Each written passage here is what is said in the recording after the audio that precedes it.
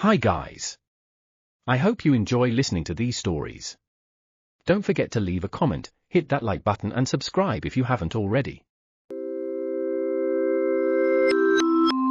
Extra, Golems love Master Desu. Golem's POV. When I open my eyes, I see a lord sleeping with huge magical power.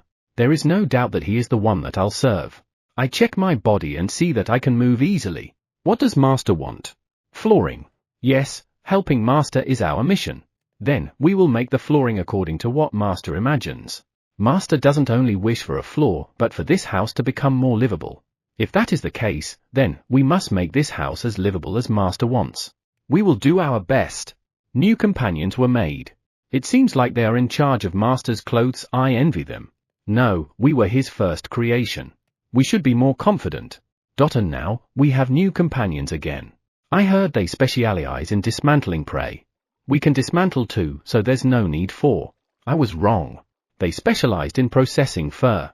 I heard that it takes a lot of time to process leather. I have no idea how to help Master in that aspect. I'm glad we have our new companions. And new companions were made again. I heard they will be in charge of handling the field to stabilize the food supply. The field is indispensable for the stable life that Master wishes. It's a very important job. However, why were they given with stones that doubled their magical power? I envy them. I'm sorry. So, our companions outside were also responsible for protecting the field from demon beasts and monsters. So that's why they were given with stones that doubled their magical power. It was Master's kindness. I need to understand more about what Master is thinking. However, Master, if you really want to help in the field, please suppress your magical power. Your magical power is affecting the growth of the crops. Our companions in the field are in trouble. Scene change. Koa-sama and Chai-sama are watching the battle of our outside companions. Please be relieved. We'll protect Master's house. Meanwhile, our outside companions are strong enough to kill those intruders in an instant using advanced magic, so you don't have to worry about safety. Scene change. When we completed the house, our workload was reduced. Will we be relieved of our duties? No, I guess not. Master taught us how to cook, clean, and do other houseworks. Then, we'll aim for perfection. We have new companions, beastkin children. They cried when they saw us, which was troubling, but Master didn't blame anyone. I guess everything is okay. Every morning, when the children wake up, they'll look for Master. This is troublesome. I want to wake Master, but how do I wake him? Master has not taught me how to wake him up. However, there is a way to wake him up according to the knowledge he bestowed me. Let's try it. It worked. Master seems to be in a bit of pain, but I feel like he's more refreshed compared to the time he wakes up normally. I'll do my best tomorrow too. Today, we will continue to work hard for our Master. We will not tolerate anyone who gets in our way. According to Master, the wine is not ready yet. You can give it back. I don't think so. It's impossible to give it back, right? Animal list. Fenrir, his lordship's POV, wolves with scary faces, with short silver hairs and are almost 2 meters tall. Koa, leader, one of the kings of the forest. Soa, Hyo, Karu, Shun, pups. Direwolf, his lordship's POV, dogs with scary faces, brown hair and are almost 2 meters tall. Chai, leader, Chaya, Chatter, Churu, Saw, Sosa, Sami, Kisa, pups. Garm, his lordship's POV, dogs with slightly better but still scary faces, ash grey hair and are around 1.5 meters tall. Ai, leader, Sora, Enye, Raki, Amy, Imuayu, Myra, pups. Phoenix, his lordship's POV, it's getting bigger, fire. It spew fire. It wears it too. Wings have red gradient color and wingspan is around 4 meters. Karen, one of the kings of the forest. Chu Aranir, his lordship's POV, spider with wings. I thought it would never use web, but it did. A spider with 2.5 meter body, 6 eyes, wings on its back, and its body is black. Bossan, one of the kings of the forest. Armiranir, his lordship's POV, my heart's pounding thinking how big it will grow. Everyone has black body and 6 eyes. Some have wings, some don't. Have variety of sizes. However, there are those who don't have wings that can use web. Their size is around 160 centimeters and they look like spiders. A lot, indistinguishable. And for Fermi, his lordship's POV, giant ant with scary jaw. Looks like a red ant with big jaws on its 2 meter body. Shuri, Affirming his lordship's POV. My heart's pounding thinking how big it will grow. Red body and various sizes. Looks like ants. A lot. Indistinguishable. Ratatosk his lordship's POV. There are horns, but they're my healer. Green squirrels with small horns on the forehead. Indistinguishable. Water dragon his lordship's POV. I want to ask why it looks like that during childhood. Mischievous. A round creature with wings with deep blue body. Lizard with light blue scales. Dragon with shiny light blue scales, about 2 m big. Size has grown to 10 m. Unknown, Fluffy, one of the kings of the forest. Earth dragon his lordship's POV. The most behaved dragon. It's like the father of the dragons. Lizard with wings. Dragon with shiny earth-colored scales, about 2 m big. Size has grown to 10 m. Unknown, Flying lizard, one of the kings of the forest. Ice dragon his lordship's POV. I want to know why it looks like a lump of snow during its childhood. Loves to have fun if there are snow around. A lump of pure white round snow. Lizard with white scales. Dragon with shiny white scales, about 2 m big. Size has grown to 10 m. Unknown, Marshmallow, one of the kings of the forest. Fire dragon his lordship's POV. Bright red. It lies in a volcano. Bright red ball of fluff. Dragon with shiny red scales, about 2 m big. Size has grown to 10 m. Unknown, Fluffball, one of the kings of the forest. Wind dragon his lordship's POV. I'm worried about its unrestrained magical power. Is it mischievous? Lizard with light blue scales. Dragon with shiny light scales, about 2 m big. Size has grown to 10 m. Unknown, Light blue, one of the kings of the forest. Water spirit transparent blue amoeba, size up to 1.5 m. Ice spirit transparent white amoeba, up to 1.0 m in size. Earth spirit transparent brown amoeba, up to 1.5 m in size. Fire spirit transparent red amoeba, size up to 1.0 m. Wind spirit transparent light blue amoeba, size up to 2.5 m. His lordship's POV. They are multiplying. How much will they increase? Swasoa his lordship's POV. A little scary. Looks like silkworms. People list. In the forest. God, a man that looks like a hermit. Kuhi, Beast Boy. USA, Beast Girl. Emperor's Kingdom. First Night Order. Commander, male. Ganmers. Vice Commander, male. Atir. Second Night Order. Commander, male. Artrog. Vice Commander, male. Bisrog. Third Night Order. Commander, male. Virtua. Vice Commander, male. Krubiavis. Fourth Night Order. Commander, male. Miserost. Prime Minister. Gaji ex-slaves, the leader of the ex-slaves. Nobles. Duke Gihard fled to Totros. Marquis Kyofri Bigwig of Totros. Enter Kingdom. King Esmeruit. First Night Order. Commander, male. Garfa. Second Night Order. Commander, male. Malfora. Third Night Order. Commander, male. Dadavis. Vice Commander, male. Kimir. Adjutant, male. Kafaret. Ex-slave. Kaju. Died in Volume 1. Emperor's Kingdom. King. Chief Mage. Mags. Everyone from the Fifth Night Order. Chapter 1. Volcano? Season of birth. The forest I can see from my house has changed. I wonder if this is the result of being freed from that thing called Evil Eye. If that is the case, I think this is too much change. In any case, I'm worried about that thing that seems to be spewing fire from a distance.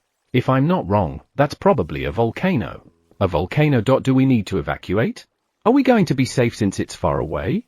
Good morning. Tea. Thank you. USA brought me some tea. Before I learn their language, they are learning more and more Japanese. Should I think of a way to learn the language of this world without relying on God? Who would teach me? That's also a problem. No matter what I say, there's a language barrier. I can only imagine me nodding in the end. Let's just wait a little longer for God. Salvation by faith?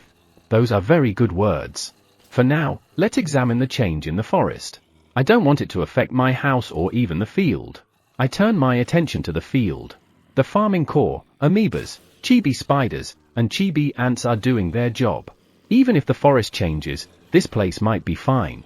I have a feeling that if there was a problem, they would already be working on it. So, my job is to look at them. Scene change. The wolves and dogs seem to have given birth safely this year. Since a lot of things happened this spring, I noticed their pregnancy too late, but everything seems to be okay. In the square, the pups are playing with their mothers. What a very healing scene. USA and Kuhi are with the pups. Since they are having fun, Everything's okay. The One-Eyes are building new huts. They are building them in the square above the underground space where Marshmallow's group were. They seemed very motivated, so I left them alone. Do your best. The squirrels seem to have given birth. They came to show me their babies, but I couldn't tell them apart, and there's so many of them. Anyway, I'm glad they are safe. Boss-san and Shuri did not ask me to do something with their eggs this year. Do they think their numbers are enough? Then, I found them. They placed them in front of Iko. The Nanofushes seem to be taking care of them. What about pouring magical power? I guess they have their own plans. I'm a little sad. I was a little hopeful that the dragons would have a baby. I thought it would be great to have Fluffy's children fly around. Unfortunately, Fluffy did not give birth. The other dragons are the same. Let's look forward to them next time. Chapter 2, Volcano. Inside it. It's really a volcano. I asked Shin to let me ride him and bring me closer to the volcano. I've only seen something like this on TV in Japan. I'm still a long way from there, but I can already feel the heat. Ooh, this is a real volcano. And this is big. The top of the volcano is protruding above the clouds. It looks small when I'm looking at it from my house, but it's gigantic. It's probably around the size of Mount Fuji. But I don't know how big Mount Fuji is. Speaking of which, magma is flowing. Why didn't I hear the sound of an eruption? Is it because the volcano is so far away that I didn't notice? Considering the amount of magma, I'd say it's a pretty big eruption. What's going on? Magma is hot, isn't it? I saw a video in Japan of a forest burning due to the high temperature of magma. What is going on? Trees are almost within the magma path. But they aren't affected at all. Does that mean that the magma here isn't hot? Is this the norm of this world? I don't get it. This kind of situation is something my little sister was talking about. I don't really understand what she said, but convenient things always happen when it comes to the main character. The main character this time is the forest? Since no one got hurt, it's good. Yeah, if that's not the case, it means it's the norm of this world. Let's put it that way. We follow the flowing magma through the forest and into the cave. And that's all we can tell from up here. I recognize the cave where the magma went in. That's the big, wide cave. Has it always been a magma path? I guess it is. Come to think of it, we found an amoeba there too. However, as we got closer, I confirmed that there's a huge amount of magical power from this volcano. Given how the magical power feels, I think I have an idea who it is. No, seriously? There's a dragon in the volcano. And this magical power. Fluffball? I thought it was a fire dragon, but right, the magical power I feel from this volcano is similar to Fluffball's magical power. It's coming out. I'm right. It was Fluffball. It's amazing that it's safe even if it's in the middle of a volcano. Yeah. Let's cool down a bit. I'm afraid something bad will happen to me if you rub against me like you always do. Hello, I'm on Shin and it moves its face close to me. When I patted it, it squinted its eyes as if it was feeling good, and I thought it was cute. You were in a volcano, isn't it hot? It's a fire dragon, so perhaps it is resistant to fire and heat. Is that an amoeba? Can amoebas live in magma too? It looks like they are swimming in magma. Wow. It looks like they are looking at me. I can't go there though. I'm just a normal human. No, I'm not. I'm not even human, aren't I? Even so, there's no way I'll be fine in magma. I only came here to check out the volcano, and I was shocked with what I discovered. I had no idea that there were creatures that could withstand magma. As expected of another world. Fluffball returns into the volcano. Its bright red color made me think of fire, and I was right. Then, Marshmallow needed snow, a snow mountain? I looked around, but I couldn't find any snow-covered mountains. I wonder if a snow-covered mountain will show up in the future. Even a volcano suddenly appeared before I noticed it. I'm looking forward to see a snow-covered mountain. Chapter 3, River's Magical Power. Amoeba's Nest. Today, I'm riding Soa's back. Along with her, I'm being accompanied by 2 of her pups. Lately, whenever I try to travel around, they'll compete on who's going to carry me. Is there a reason for this? I don't know, but I have to keep in mind that I'm not getting much exercise. I don't want to suddenly notice that I have a flabby stomach. I rubbed my stomach to check its condition. It should still be fine. The forest is still changing. However, the ever-extending river seems to have stopped. Wherever I look in the forest, I can find rivers flowing. I even found a new lake. However, there's something more interesting about the river. The water in the river contains magical power. I've noticed it recently, and for some reason, the magical power of the water is similar to mine. Why is that? I thought about it a lot, but I couldn't come up with an answer.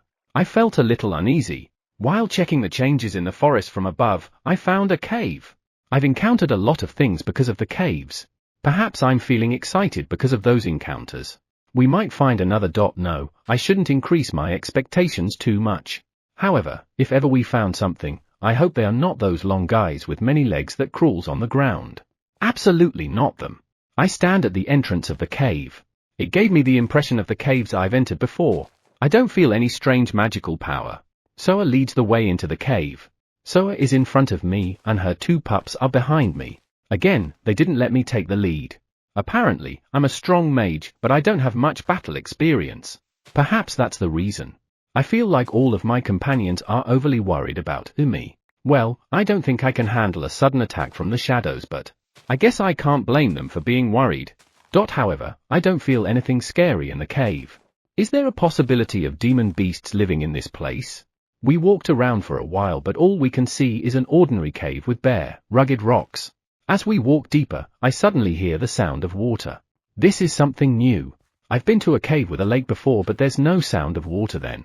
I felt a little nervous. As we walk further, the sound gets louder. Eventually, we found a large space with a lake. And then, is this an amoeba's nest? From a distance, I didn't notice anything and thought it was just splashing water. However, when we approached the lake, I could confirm their existence. Small amoebas were playing in the water. They were small, around the size of my palm. Given how their magical power feels, they should be water amoebas. As I approached the lake, the amoebas moved deeper into the lake. I put my hand on the lake for a moment. It feels nice and cold. The next thing I knew, there were already amoebas around my hand in the water. Lots of them. I have never seen so many amoebas in my entire life. I was scared. They're not doing anything to me, but looking at them, I'm used to seeing big amoebas. However, hundreds of small amoebas surrounding my hand is kind of scary. I gently pull my hand out of the lake so I won't irritate them. A few of them were stuck on my hand. What should I do with them? I bring them before my eyes. I think they are cute if there are only 3 of them like this and not hundreds. The amoebas of the lake are already rampaging. I don't want to see them like that. Okay, let's get out of this cave. I tried to gently guide the amoebas that were stuck on my hand back to the lake. I smile and wave to the amoebas in the lake and try to go as slowly as possible as I make my way out of the cave. I don't care if my smile is twitching or not. I don't care if I started walking a little fast. I step out of the cave. All the strength of my body was drained. That's scary. I was honestly scared. Each of them was small, but thinking of their number. If all of them rampaged and got stuck in my hand, that would be bad. I don't like being inundated by small things. Chapter 4, A Nightmare. Reckless idea. I woke up just as I was about to sink, buried in small amoebas. The way I awaken is bad. The one eye who came to wake me up was surprised. Since I was a boy, whenever I was shocked by something, I would dream of it. I wonder if this can be cured. Good morning. The one eye seemed to be shocked. What's wrong? It walked out of my room while shaking its little head, looking a little lonely. What's wrong with it? The one eye's a perfectionist. Was it shocked because I woke up before it woke me up? I wake up on my own at least a few times a year. That one eye's duty is waking me up. Alright? Does that mean that it's my fault? I'll try my best to wake up before I get woken up again tomorrow. Perhaps it will get used to it. Scene change. After eating, I left my house and went to Eco. It was much warmer now. I look around the field and see that the forest has changed a bit again. I wonder how long this would last. My heart faltered a little. In front of Eco, I found Boss-san and Shuri's eggs. It was cute to see how hard the Nanofushes were working to take care of them. Today, I felt a bit of unusual magic from the eggs. Will they hatch soon? Come to think of it, Boss-san and Shuri bringing eggs to me means they are female, right? Where's the male? No, there are some species where males are being taken care of. Are they like that? I looked around casually, but there's no way I could tell, so I gave up. I waited for a while, but although I felt magic, no change occurred with the eggs. As I stared at the white round balls, they reminded me of Japanese eggs. I want to eat eggs. I haven't eaten eggs since I came to this world. I have flour, so if I have eggs too, I can make pancakes. Honestly speaking, I love pancakes. After remembering it, now I want to eat pancakes so bad.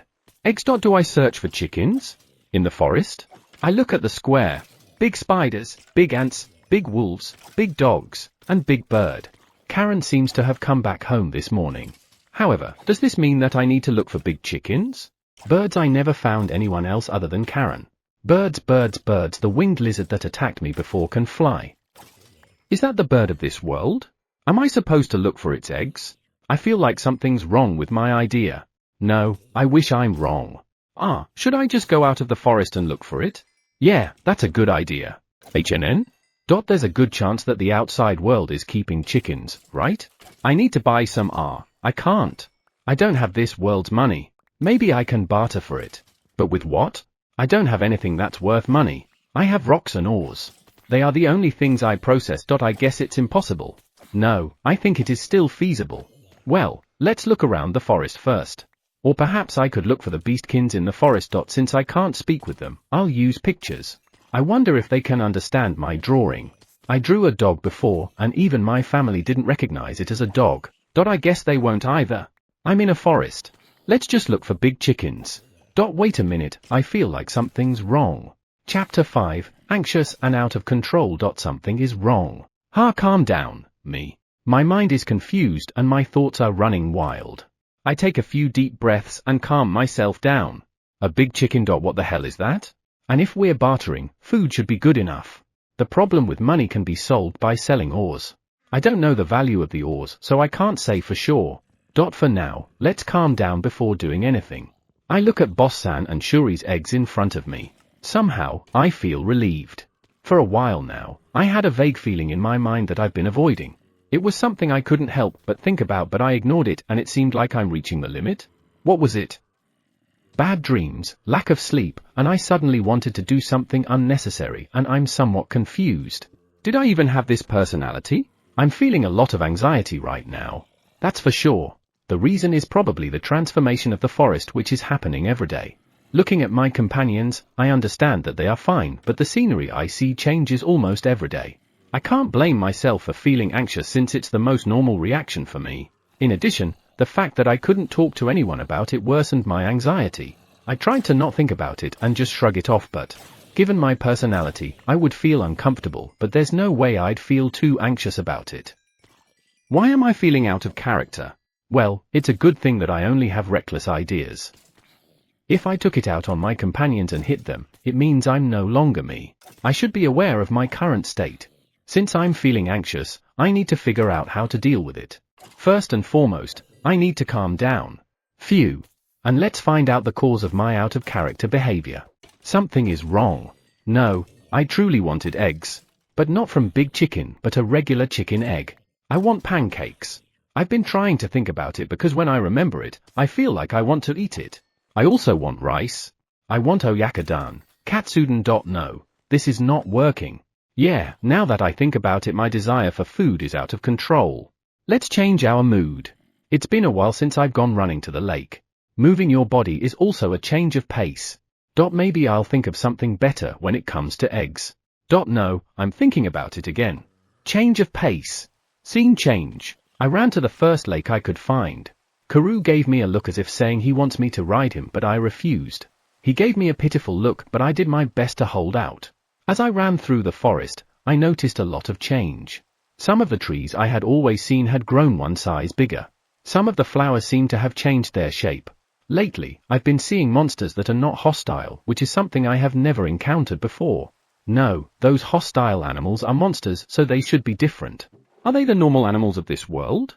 I mean, what's the definition of a monster in the first place? I don't know. I stopped once and looked around my surroundings.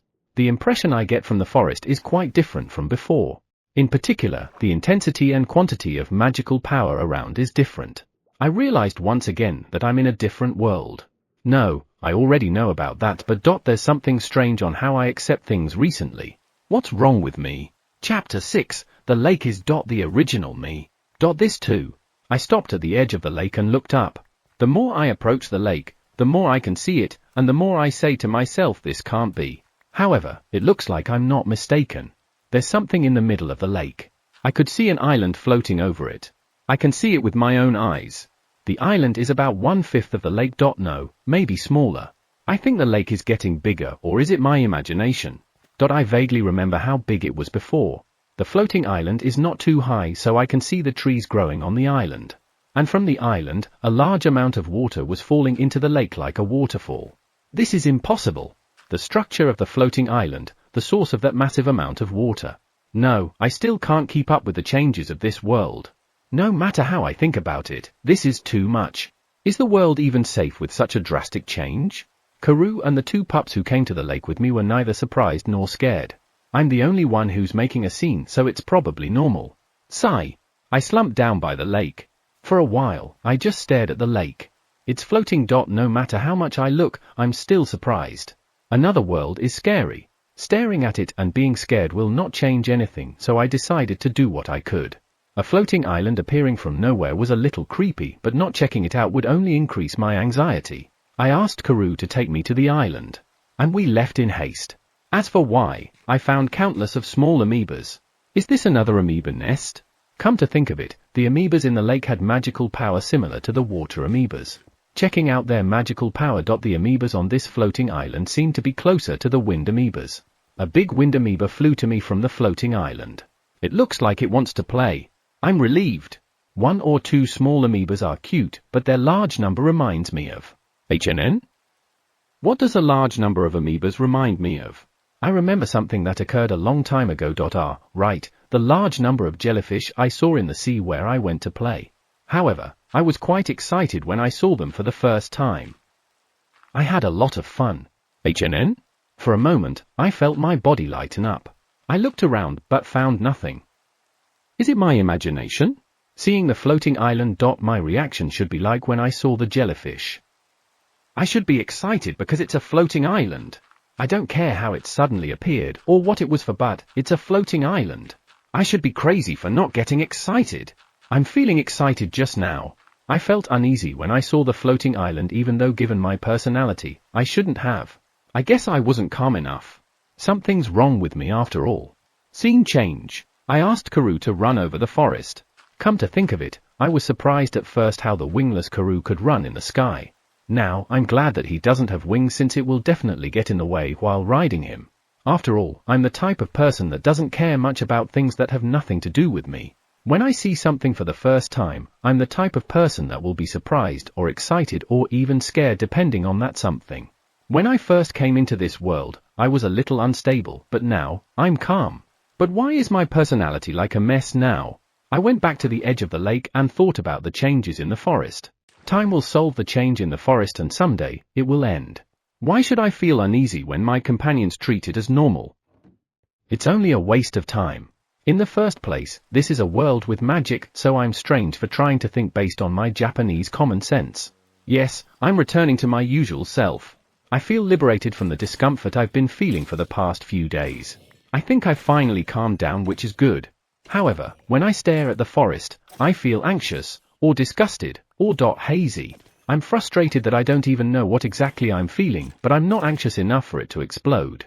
I'm the type of person who really doesn't like to spend time thinking about things I don't understand.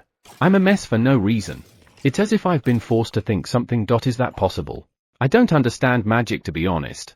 Even though I don't, I've done a lot of things using magic.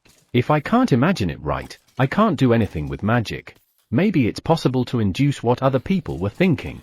I don't like the idea of inducing someone's mind. Thinking and looking at the forest. Certainly, I suddenly felt uneasy and disgusted at the same time. However, I'm calmer compared to what I'm feeling these past few days. Has something changed in me? I still don't understand magic, but I think I'm not being swallowed by that feeling anymore. Is the cause in the forest? The thing called evil I should have been solved. That's what God told me. So, does that mean there's something else going on? The forest is full of problems. Well, that's expected given who made it. Chapter 7, Emperor's Kingdom's First Night Order Commander. Emperor's Kingdom's First Night Order Commander's POV. I confirm the final report from Eligali City. The death toll, 847 including former slaves. The number of missing person, 141 including former slaves. Many are injured. I lifted my gaze from the report while holding back a sigh. In front of me are the Second Night Order Commander, Ultrog, and his Vice Commander, Bisrog. Thank you for your hard work. That must have been quite a strenuous journey and you must be tired. No, we're fine. What are you planning to do with the situation in Elegali City? It is already spreading to other towns and villages. Nothing. I know it's cowardly, but I can't think of any solution right now. Understood. Commander Ultrog, please get some rest. For the sake of your men. Okay. The Vice Commander looked relieved upon hearing that. If I don't tell him to do so, Commander Ultrog will immediately go on to another work and will forget to have his men rest. It's not that he forgets, it's just that he thinks his men are fine since he's fine himself. His men are not happy. They even cried out to him before when they were in the same situation. I can still see the bitter smile on the Vice Commander's face. I watched them leave the room and let out a big sigh. Right now, the Emperor's kingdom is in the midst of chaos. One of the most chaotic places is the city of Elegali. The city had collapsed due to a dispute between the citizens and the former slaves. What the Second Night Order saw when they arrived at Elegali was that the city was in flames. My subordinates informed me that there were conflicts in the city, so I asked the Second Night Order to move immediately, but they weren't able to make it in time. In just 2 days, a city was burnt to the ground. The former slaves were forced to work behind the scenes to support the towns and villages. It could be said that they knew the best way to destroy towns and villages. There was no way those who spent their lives without hardship could win in a fight against them. Since the outcome was obvious from the beginning, the members of the First Night Order were sent to towns and villages to persuade the lords. However, without sacrifices, they would never understand. But there were too many sacrifices. There are voices of opposition to the liberation of slaves in various places of this kingdom now. However, given what happened to Elegali, perhaps those voices will calm down for a moment. Given the present situation, if we don't do something about it, more damage will be done. What should we do? Scene change. The entrance of the room opens with a bang. When I look at who it is in surprise, I found the Third Night Order Vice Commander, Krubiavis. The magic stone. A part of the magic stone was stolen. I gulped upon hearing what he said. I had asked the Third Night Order to guard the magic stone in case something happened. I'm sorry. The commander is. Virtua, the Third Night Order commander, is certainly someone I don't trust that much. However, because of the lack of manpower, I turned blind eye to it. I'm sorry. I made a mistake. The Third Night Order was split into 2 groups. One was under the commander, and the other one was under the vice commander. The vice commander understands the importance of freeing the slaves, but the commander was. According to the vice commander, nearly half of the Third Night Order disappeared along with some of the stolen magic stones. The vice commander repeatedly apologizes to me with a heartbreaking expression. Calm down. This is something that I should have anticipated. That's right. There were few pro-slavery groups among the knights, but there were a certain number of them. The First, Second, and Fourth Night Order have seen the slaves being protected by something in the castle. Even if they hadn't seen it themselves, they had heard rumors about the consequences of those who had messed with the slaves. It's horrible for a knight to have his memory and knowledge taken away. That's basically losing everything. Those who felt the horror became proactive in freeing the slaves. However, the Third Night Order had been dispatched to various villages back then, so they haven't felt the horror firsthand. That difference has become a major dividing line here. Chapter 8, Snow Mountain. A towering snow mountain is in front of me. I've been waiting for this. I'm kind of excited.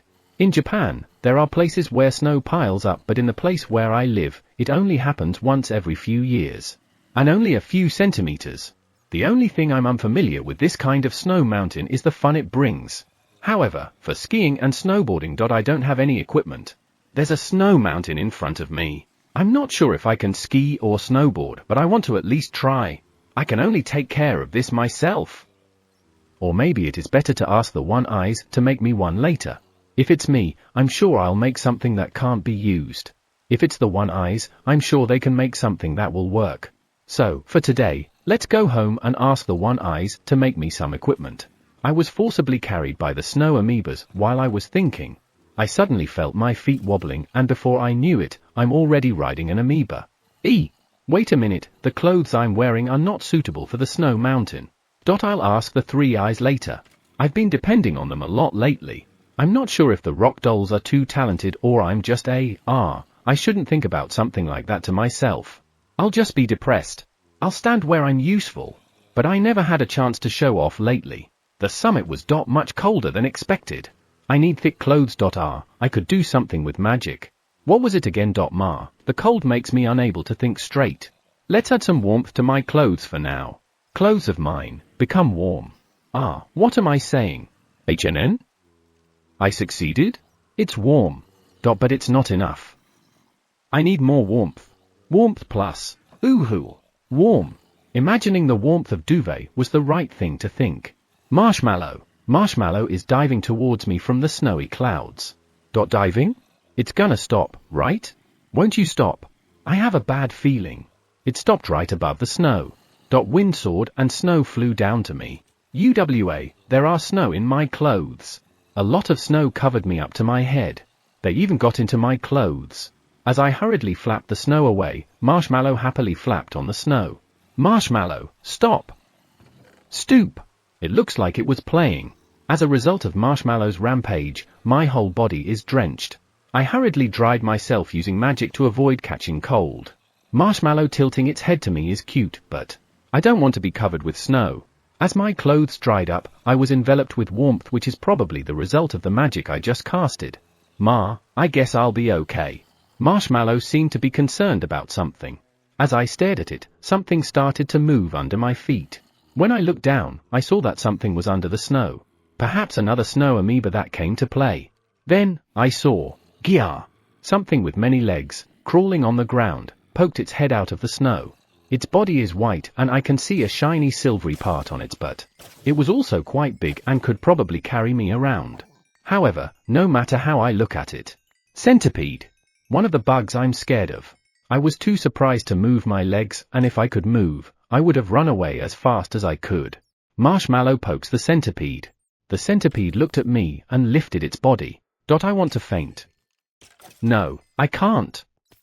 I don't have the guts to faint. Or perhaps I just can't. My head is a mess. The centipede lifted its head, faced me, and tilted its head. Marshmallow, who's watching on the side, tilted its head too. What's this? What does Marshmallow want to do? Let's see. I also tilted my head. Once again, Marshmallow poked the centipede.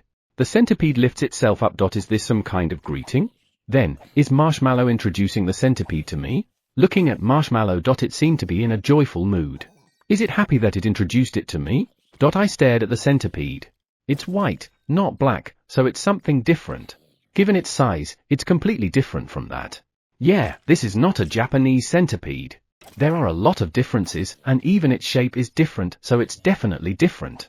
No matter how I look at it, it's a giant centipede.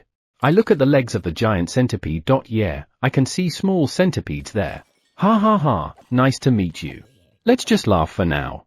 Chapter 9, it's a different creature. It's impossible to stop immediately. Now I've done it. The giant centipede in front of me seems to have noticed my reaction and has become depressed. It's now trying to hide in the snow, taking a distance from me. Wait! As expected, my attitude was too bad. This little one is different from Japanese centipedes. I've never been greeted by a Japanese centipede before. In the middle of the night, one appeared in my futon, and that's one scary memory. Even so, the depressed centipede looks cute. I never thought there would come a day where I would say centipedes are cute. From being depressed, it regained its calmness. When I looked at it again, I found that its body is pure white and is reflecting light beautifully. Moreover, I can see that it has shiny silver scales too. Scale? The silver part near its tail looks like scales, but I'm not sure. Looking at the silver part closely, they look like scales, but at the same time, they don't look like scales. When I tried touching it, it felt soft but hard. The feeling is mysterious and I can't describe it accurately. The giant centipede twisted its body and looked at me from behind. I'm not a fan of centipedes, but this one no longer scares me, and I even find it charming. When I pat its silver part, its body shook a little. It doesn't seem to dislike it, so I assume it's okay. Should I name it? It looks like a centipede, but no, I should think of something else. It doesn't mean that it looks like a centipede, so I'll name it centipede.r. How about Moo? TN, centipede in Japanese is umukade. It looks like a centipede, so I'll name it with just a part of it. Is something wrong with my head? Well, it seems to like Moo, so let's leave it that way. The little centipedes. I can't even distinguish their sizes, so I'll give up. Scene change. I took Kihon, USA to the snow mountain. For some reason, Our companions are Ari's group. Do they want to play in the snow mountain too? I also brought a sled that the one eye's made from wood. Speaking of snow, the first thing you'll think is to slide. According to Simpleton, but I don't care if I'm one of them today. I want to try sliding on the snow at least once. I explained to Kuhi and USA how to use a sled. They were both confused at first, but when I took them with me to slide down the snow, they became so happy that they were laughing out loud. They became a little fidgety and restless. It looks like they want to try it on their own. When I gave them the sled, they got on immediately. Ari rides behind them and slides down. He wants to slide after all. Should I have the one eye's made sleds for Ari and the others? I was poked from behind. When I looked back, I found Moo showing her back to me. Do you want me to pat you? I patted it, but it protested. What do you want? Moo looked at the two kids sliding down their sled. And looked at me and looked at its back. You want me to ride you? Ooh-wah! I'm sliding down from the top of the snow mountain while riding Moo. Moo, you're amazing. I can't believe how fast I'm going. The speed is beyond imagination, but this is a must for roller coaster lovers. Moreover, I can only grab on Moo's back. Honestly, I feel like I'm going to be blown away. It's both exciting and thrilling. It's a roller coaster with no safety equipment. HNN? What will happen if we suddenly stop? I forgot about it. When Moo stopped, I was blown away. I'm glad that the snow is fluffy. It's so cute how Moo rushes over to me in a panic. However, this is so much fun. HNN? Kuhi and USA are looking at us. It will be dangerous if they imitate us, isn't it? I'd like to try again, but I better not. Moo, thank you. That was fun. What's that? Fluffy is sliding down, imitating Moo. Towards me. I can already see what will happen. I was buried with a huge amount of snow. Moo rused to drag me out of the snow. Thank you. I slide down the snow using the Fluffy ride. It was sulking because I'm only having fun with Marshmallow in the snow mountain. Chapter 10, Forest's Problem. Koa's incident. I can still remember how I played on the snow mountain these last few days. We went out to play day after day and enjoyed it to the fullest. Looking at the forest. I think I had enough fun. I have to look at the problem in front of us. The problem now is that, no matter when or where I look at the forest, I feel a deep sense of anxiety coming over me. It no longer swallows me like it used to though. I don't think this is a problem that can be left unattended. I have to figure out something as soon as possible. Looking at the vast forest, I escaped reality a little. Looking at the forest. Looking at this transformed forest, I don't think my memories of it will be any useful. I didn't expect the caves to increase or disappear. However, looking away from it will not solve anything. So, I should do something. Is there a thing that gives me that sense of anxiety? Or is there more than one thing? It would have been easier if I could see the whole forest, scrape it, and examine it. That won't work, won't it? I guess not. Scene change. In order to not miss the problem, I decided to look around the forest in a clockwise direction from home. This is a lot of work, but I feel that it's necessary. Perhaps you can call it my intuition. When I decided to investigate the forest to the earnest, I naturally thought that I can't afford to cut corners. It was a little strange, but I don't feel uncomfortable when my mind is being influenced by something, or am I convincing myself that I don't? I think my intuition is getting better and better since I came to this world. Whenever I try to do something, I find that I naturally choose things that will lead to good results. This time, I decided to trust myself because I think it's applicable to what's happening. When I left my house, I found Koa waiting for me. Was she going to escort me this time? Something's different. Chai, who's standing next to her, is also puzzled. When I looked Koa closely, I noticed that she's shaking her head incessantly. I'm not sure what's going on here. It looks like she's trying to shake something off. Koa looks at me and snarls, but immediately after that, she starts shaking her head again. I was surprised. She has never snarled at me since our first encounter. But why? Koa is trying to shake something off. Looking at her reminded me of the time when I was trying to shake off my anxiety. Could it be? When I check Koa, she still looks like she's trying to shake something off. Is her consciousness about to be taken over? Calm down. Me. Yeah, the most important thing to do right now is to calm down. I'm upset seeing Koa like that. I gave out a long exhale to calm myself down. I have to protect Koa. My companion started to gather, seeing the strange situation. Yes, there's a possibility that my companions are experiencing the same thing. I have to protect my companions. Koa's growl grows louder. Honestly speaking, I'm scared. Calm down. Eto, when I was experiencing the same, my thoughts were being induced by something which fueled my anxiety. Koa looked at me and growled. Was she being induced to attack me? How can I prevent this? Mind-inducing magic? Should I just strengthen the barrier? There, Koa snarls and approaches me. Chai steps between me and Koa, threatening her. At the same time, Boss-san put several layers of string on Koa so that she couldn't move. Koa's unable to move, but she's shaking her head around a lot. I took a deep breath and started imagining. I can't tell if the problem this time is a curse or not. Damn it. Don't be impatient. The curse is a black shadow. This time, let's imagine it as a white light. It enters the body. No, something more. Like water seeping into soil. Yeah, I imagine it as something that seeps into the body and starts trying to control it without sound or being noticed. The way to prevent this is to use a magic membrane that has no holes or gaps. It will use my magical power. If the magical membrane was hit. What will be its reaction? Should I do the same thing I did when I was dealing with the evil eye? However, I've been checking the forest for the source of what's inducing me and couldn't find or even feel anything. If it is cleverly hidden, there might be a problem if I use the return to cast a magic. Then, let's just absorb it. Is that possible? Koa's growl turns into a voice of pain. It seems like Boss-san's web is digging through her body as she was rampaging. I'll do it. I'm going to make sure that my imagination is solid and all my companions will be covered by it. Barrier. Koa's pain voice resonates. A mysterious colored light surrounded Koa, Boss-san, and me. Our bodies were somewhat filled with warm light and the light was absorbed. I was a little surprised because I didn't expect it to disappear into my body. I wondered if I had succeeded, and when I turned my gaze to Koa, she had a very surprised expression. When I met her gaze, she looked apologetic. It looks like she has come to her senses, which is good. However, was Koa's mind taken over because she investigated the forest? If that's the case, we might need to do something about it. If a large number of monsters in the forest were induced. Chapter 11, Emperor's Kingdom's First Night Order Commander 2. Emperor's Kingdom's First Night Order Commander's POV. We found him. The one who barged into my room without knocking and even shouting was my good friend, the commander of the Fourth Night Order, Miserost. Please, knock. I said that while holding my sword. Things have calmed down, but we never know if we'll be attacked. I almost accidentally pulled out my sword. Ah, sorry. Eto, we found the leader of the Third Night Order and Duke Gihard. Where are they? They're with the Lord of Totras, the closest city to the forest. The nearest city to the forest? That place should have known what's happening to the forest the most. It is the city furthest from the royal capital. Was the slave liberation and the forest incidents not connected? By the way, the first city where trouble sparked was close to the forest too. Changing the words that describe them, they are the cities furthest to the capital.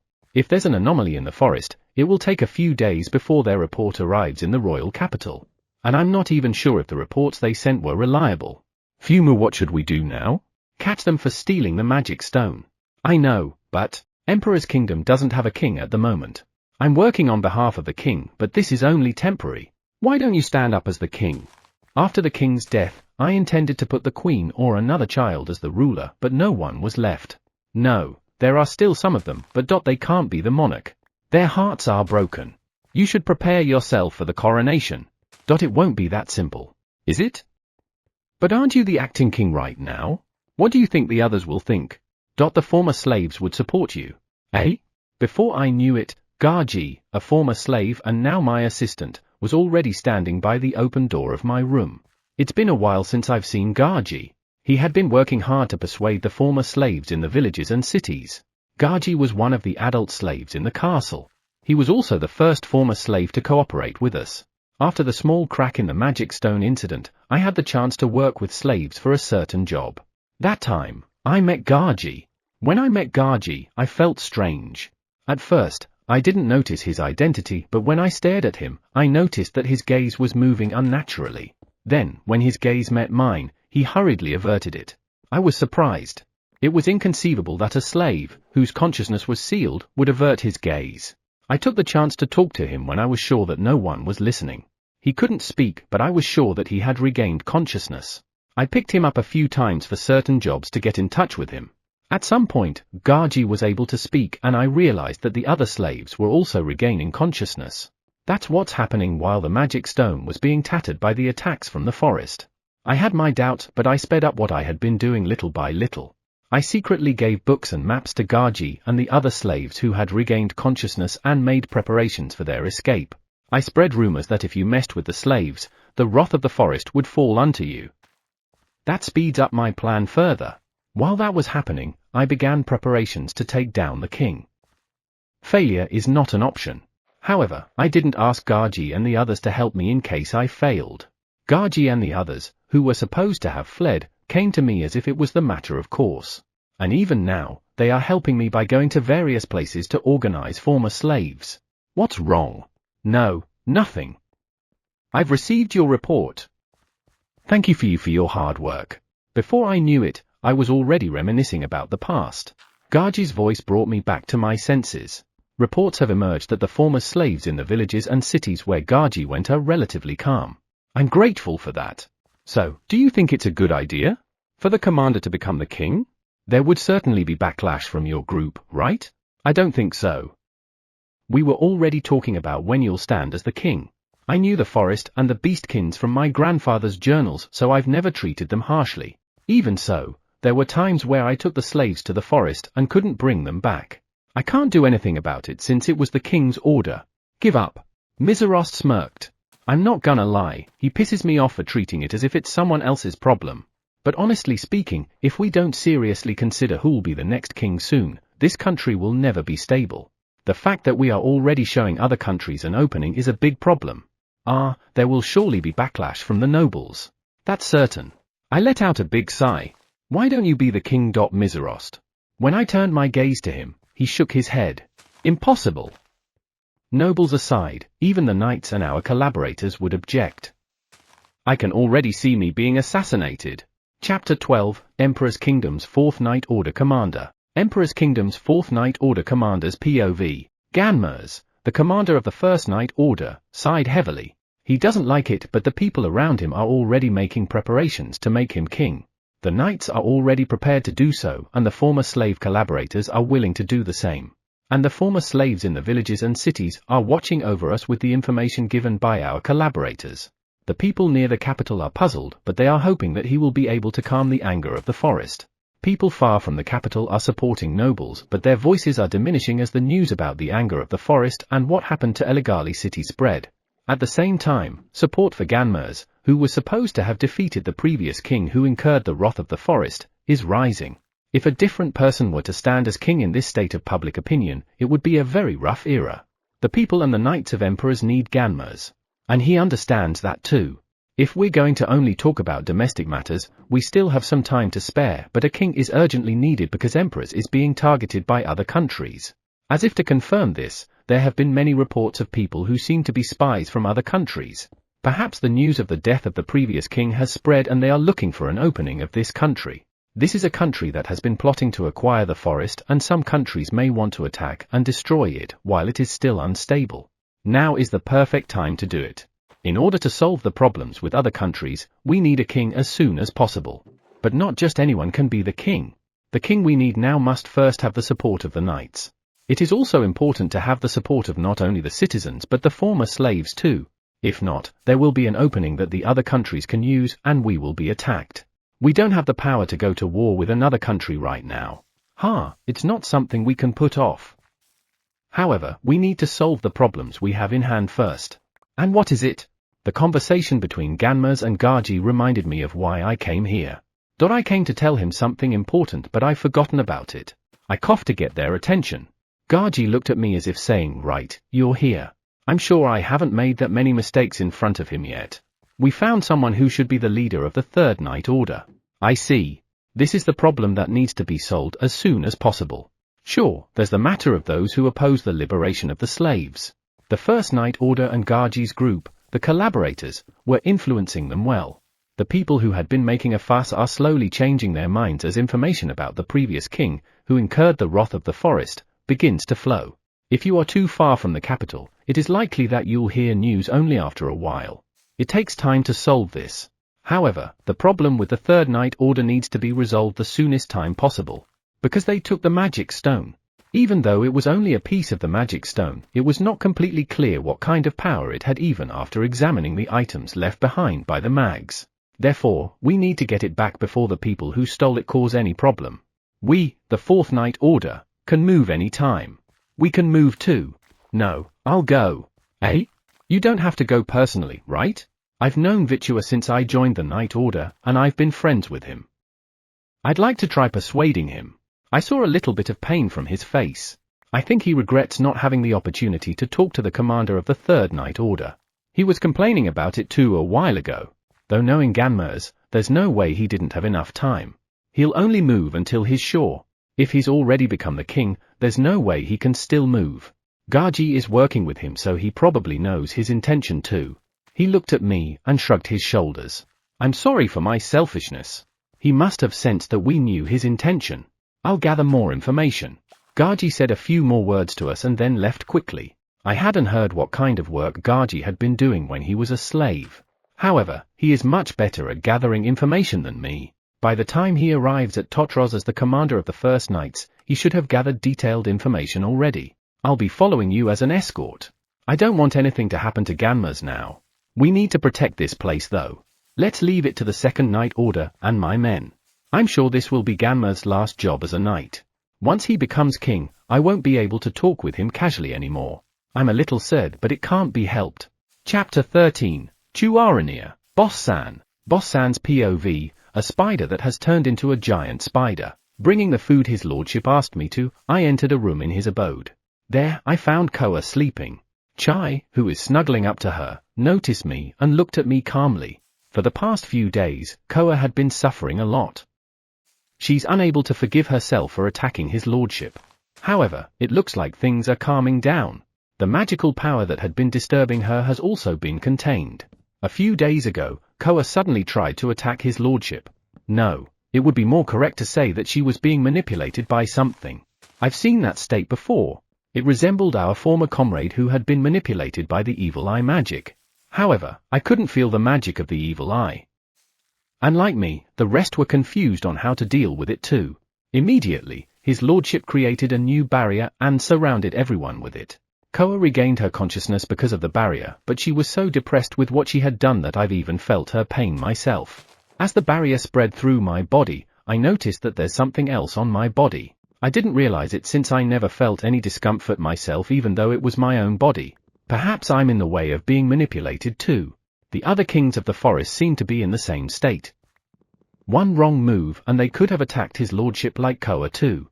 It's not like we were careless, but what was that? The uncomfortable feeling I felt was erased by the barrier in an instant, so I wasn't able to examine it, but it didn't feel like the magic from the evil eye. However, I was able to sense, albeit faintly, something that I have felt somewhere before. Unfortunately, I can't remember where it was. Phew, useless memory of mine. His lordship seemed to be quite worried about Koa's state, but when he finds out that Koa is starting to calm down, he would be a little less worried. Even so, as long as we don't know what's going on, we can't rest easy. I had my children investigate the changes in the forest, but so far, we haven't found the cause. I hope nothing will happen that will make his lordship uneasy. Speaking of which, his lordship has been thinking about something for the past few days. I hope he won't do anything rash. Scene change? My children who had gone to the forest have returned. They didn't seem to find any problem with the magic flowing through the forest. However, it seems like 10 monsters of different species formed a group and were heading to his lordship's abode. It was impossible for monsters of different species to gather together. It seems like my children found it strange, so they killed them before they managed to reach this place. However, they felt the need to investigate and reported that they had captured one of them alive. That was a good decision, my children. After we finished listening to the report, we hurriedly moved to the captured monster. Shuri and the Fenris who were listening to the report with me came with us too. There was a killer log wrapped by web and was rolling around. I stood in front of it and instead of being frightened, it even tried to intimidate me. Fluffy sensed something wrong and came down from the sky. Even though it was already before a dragon, it still tried to intimidate Fluffy. This one is mad. Fluffy was surprised that it tried to intimidate it. Who wouldn't? Killer logs are weak monsters in this forest. This kind of monster would naturally feel the dragon's majesty and should have been terrified and shiver. However, this killer log even wants to attack us. It's definitely being manipulated. I can't feel the evil eye magic from it or even any other magical power. Despite being obviously manipulated, Even Fluffy can't feel any strange magical power from it aside from its inherent magical power as a killer log. If it was affected by some other power, we should be able to feel it. I looked at Shuri and the Fenris, but they didn't feel anything else too. I swung my leg to finish off the killer log that was still trying to attack us. Its body collapsed as it was wrapped in fire, and soon after, it was reduced to ashes. I don't want anyone to be like that. I'm frustrated because I don't know what's causing it. However, if all the monsters in the forest are being controlled, things will be a bit troublesome. We need to do something about it as soon as possible. We have to find the cause no matter what. But how are we going to do that if we can't even perceive what kind of magic it is? Chapter 14, Small Foreign Object. Enormous magical power. I looked at my companions for a while and it looks like the barrier I made for them is working well. Looking back, the barrier I made before were made while I'm slightly confused. When I realized that, I was worried that the barrier would break, but it seems like it was working fine. Thank goodness. But this time, Koa has fallen deep into depression. She seemed to be really shocked for trying to attack me. I guess it can't be helped since she was being induced by something. Chai is always with her, so she should be okay, but it might take a while for her to recover. Even so, there's something hidden in the forest. And that something has that kind of effect. I tried to scan the entire forest using magic several times, but I couldn't grasp the magic power that caused that incident. It should be highly concealed. I'll have to find it as soon as possible. Scene change. I never thought that Koa would still be like that after 10 days. The sight of Koa shrinking as soon as she saw me was most excruciating. I'll definitely find out the cause. I turned my gaze to the forest. I've been thinking about it for the past few days, but I still can't deal with the large number of induced monsters. It's almost like mind control. Or even brainwashing. Either way, I have to do something about it before it takes control of the entire forest. I can't protect all creatures of the forest with barriers. The best thing I could do is to identify the source of that inducement and destroy or seal it, but I can't even detect the strange magical power. Last night, I cast a search spell on the forest to see if I could use it to investigate, but I couldn't find anything. Since we don't know the source of the problem, we have to look for other methods. I think I have a good idea. When I made the barrier that absorbs that inducing magic, I imagined it in some way. I should be able to figure out something since I managed to make a magic that absorbs it, right? That barrier. I should still have it on me, right? When I close my eyes and try to feel the barrier, I notice that there's a high concentration of magic membrane around me. Amazing, so this is the barrier? The membrane enveloping my body is moving along with my body. I'm a bit surprised. This is amazing. I should look for the absorbed inducing magic. I should look for something different from this magic membrane. As I examined the magic membrane, I was able to see a lot of small, really small, different kind of magical power. They were around 2 millimeters big. Is this it? Can such small things affect your thoughts and feelings? I tried to collect those small magical powers, but I don't feel anything. Perhaps because it's so small that I don't feel uncomfortable. Is this really the cause? I examined the magic membrane again, but I couldn't find any problem except for the small magical power in front of me. And in that short period of time, magical power of that size was absorbed again. Is it designed to act like dust? The magical power entering someone in such a small size won't feel like foreign object. Then, they will accumulate and affect us. Is that what's happening? Thinking about it, that explained how my anxiety gradually increased and even my character has changed without me noticing it. Reducing magical power to the point it doesn't feel foreign. Whoever thought of it really has evil intentions. However, I'm sure now that the cause is these small foreign objects. The question is how to deal with it. The forest is probably infested with this already. I want to purge this little foreign object from the whole forest. No, I think I'll gather them. If I gather more, I should be able to recognize it clearly. I close my eyes and imagine a membrane of magical power covering the whole forest. I imagine the membrane catching small foreign objects as it covers the whole forest.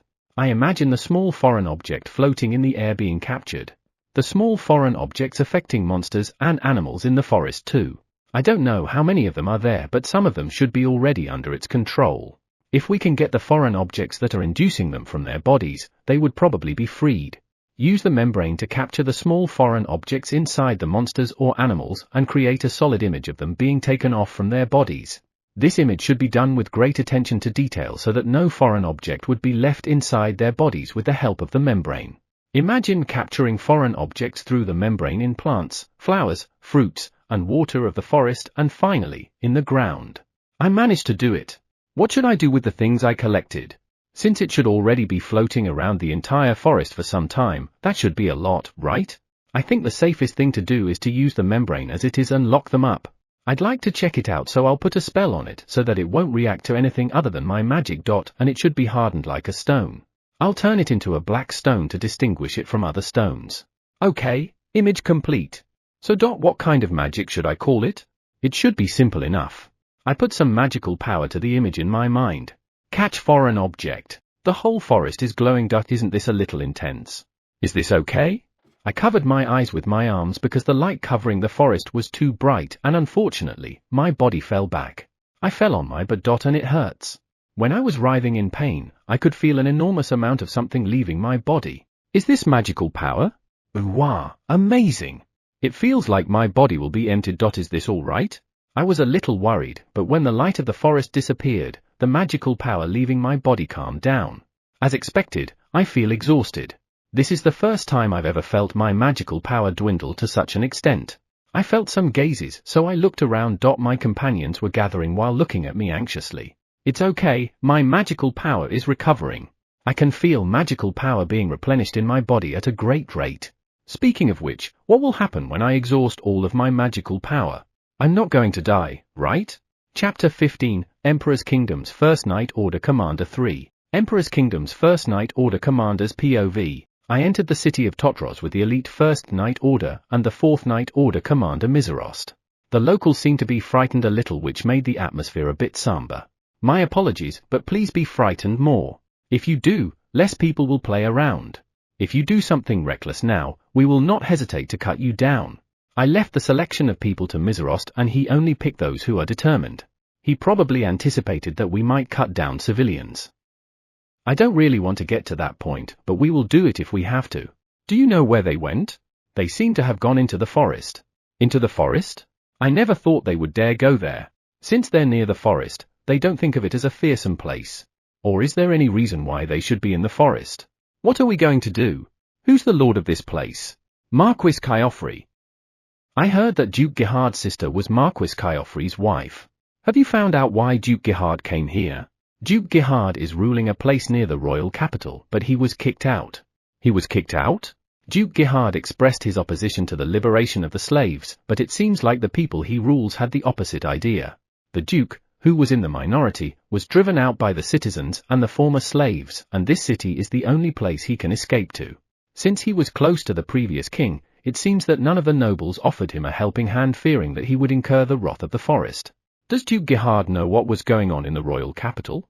If he does, that means he has some secret plan to blatantly oppose the liberation of the slaves, right? Or is he simply too stupid to understand reality? I'm also curious by the fact that they chose to run away into the forest. Are they confident that they wouldn't incur the wrath of the forest? Considering that they stole a piece of the magic stone, perhaps they'll come up with something using magic. Has Virtua's group entered the forest too? Yeah, Garji told me that. I heard they are currently tracking him. Okay, let's go to the forest too. No, that's dangerous. Commander, that is. The members of the First Night also voiced their opposition. However, we can't afford to not go. And we can't afford to be in a stalemate either. We need to resolve this quickly. By the time we got here, we saw several people who seemed to be spies. They probably got the information that the First Night Order Commander was going to be the next king. The spies probably appeared on purpose.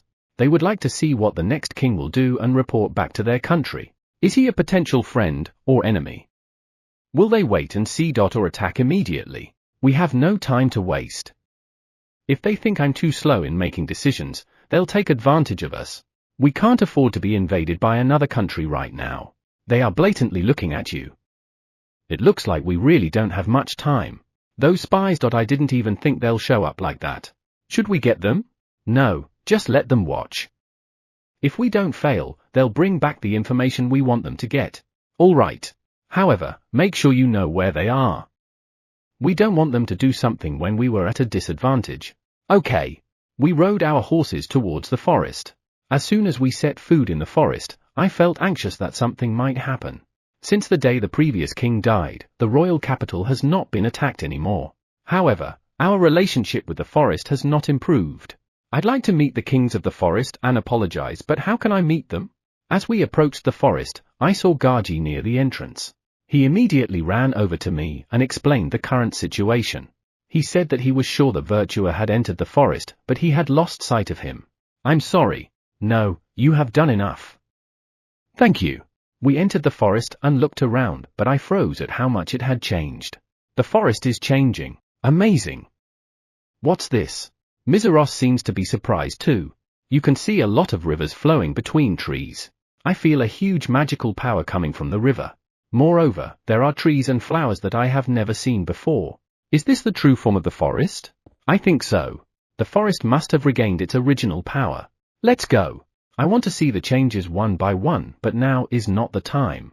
First of all, we have a problem to solve. Mizuros and Gaji, keep your eye around.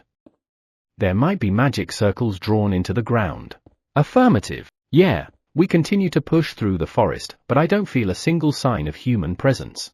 Something is wrong. I felt uncomfortable and stopped. I checked around. I have a bad feeling. Get back. It is better to turn back at this point. At my order, my men hurriedly tried to head out of the forest. Where are you going? I was surprised by a presence I hadn't felt earlier. I turned around and checked where the voice was coming from. I was surprised to see Virtua appearing from behind a tree. I didn't feel his presence. What does this mean? Everyone became more alert as Virtua slowly approached us and threw what he had in his hand at us. Evacuate! It was too late. The next moment, the ground where we were lit up and a magic circle appeared.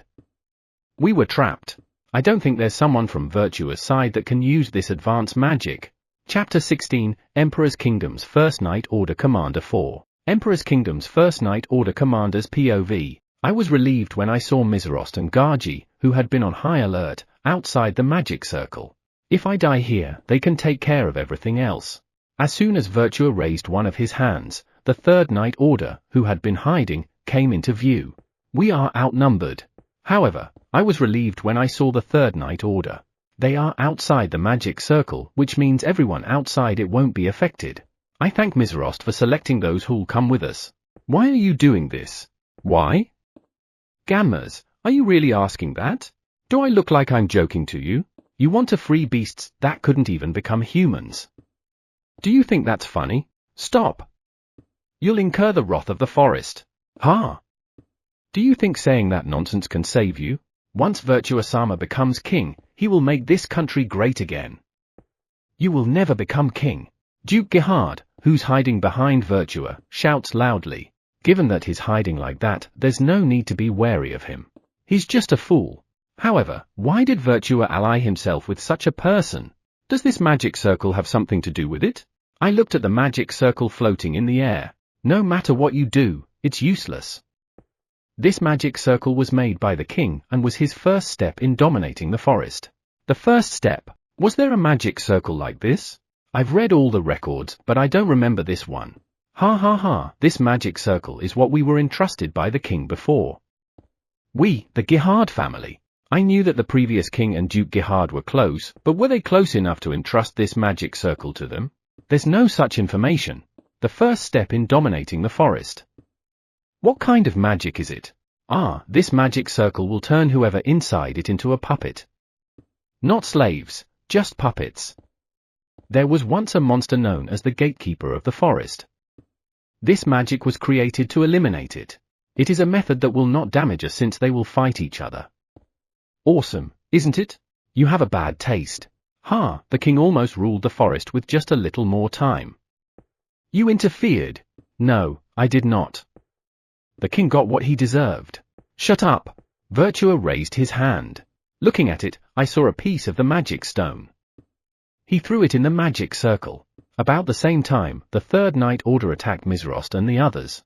When the magic stone touched the magic circle, it released its magic power. A black shadow was created from the magic circle. It is probably in response to that magic power. The black shadow clings to the bodies of those who were inside the magic circle as if covering them. Their purpose is to make us fight each other, but that's not going to happen.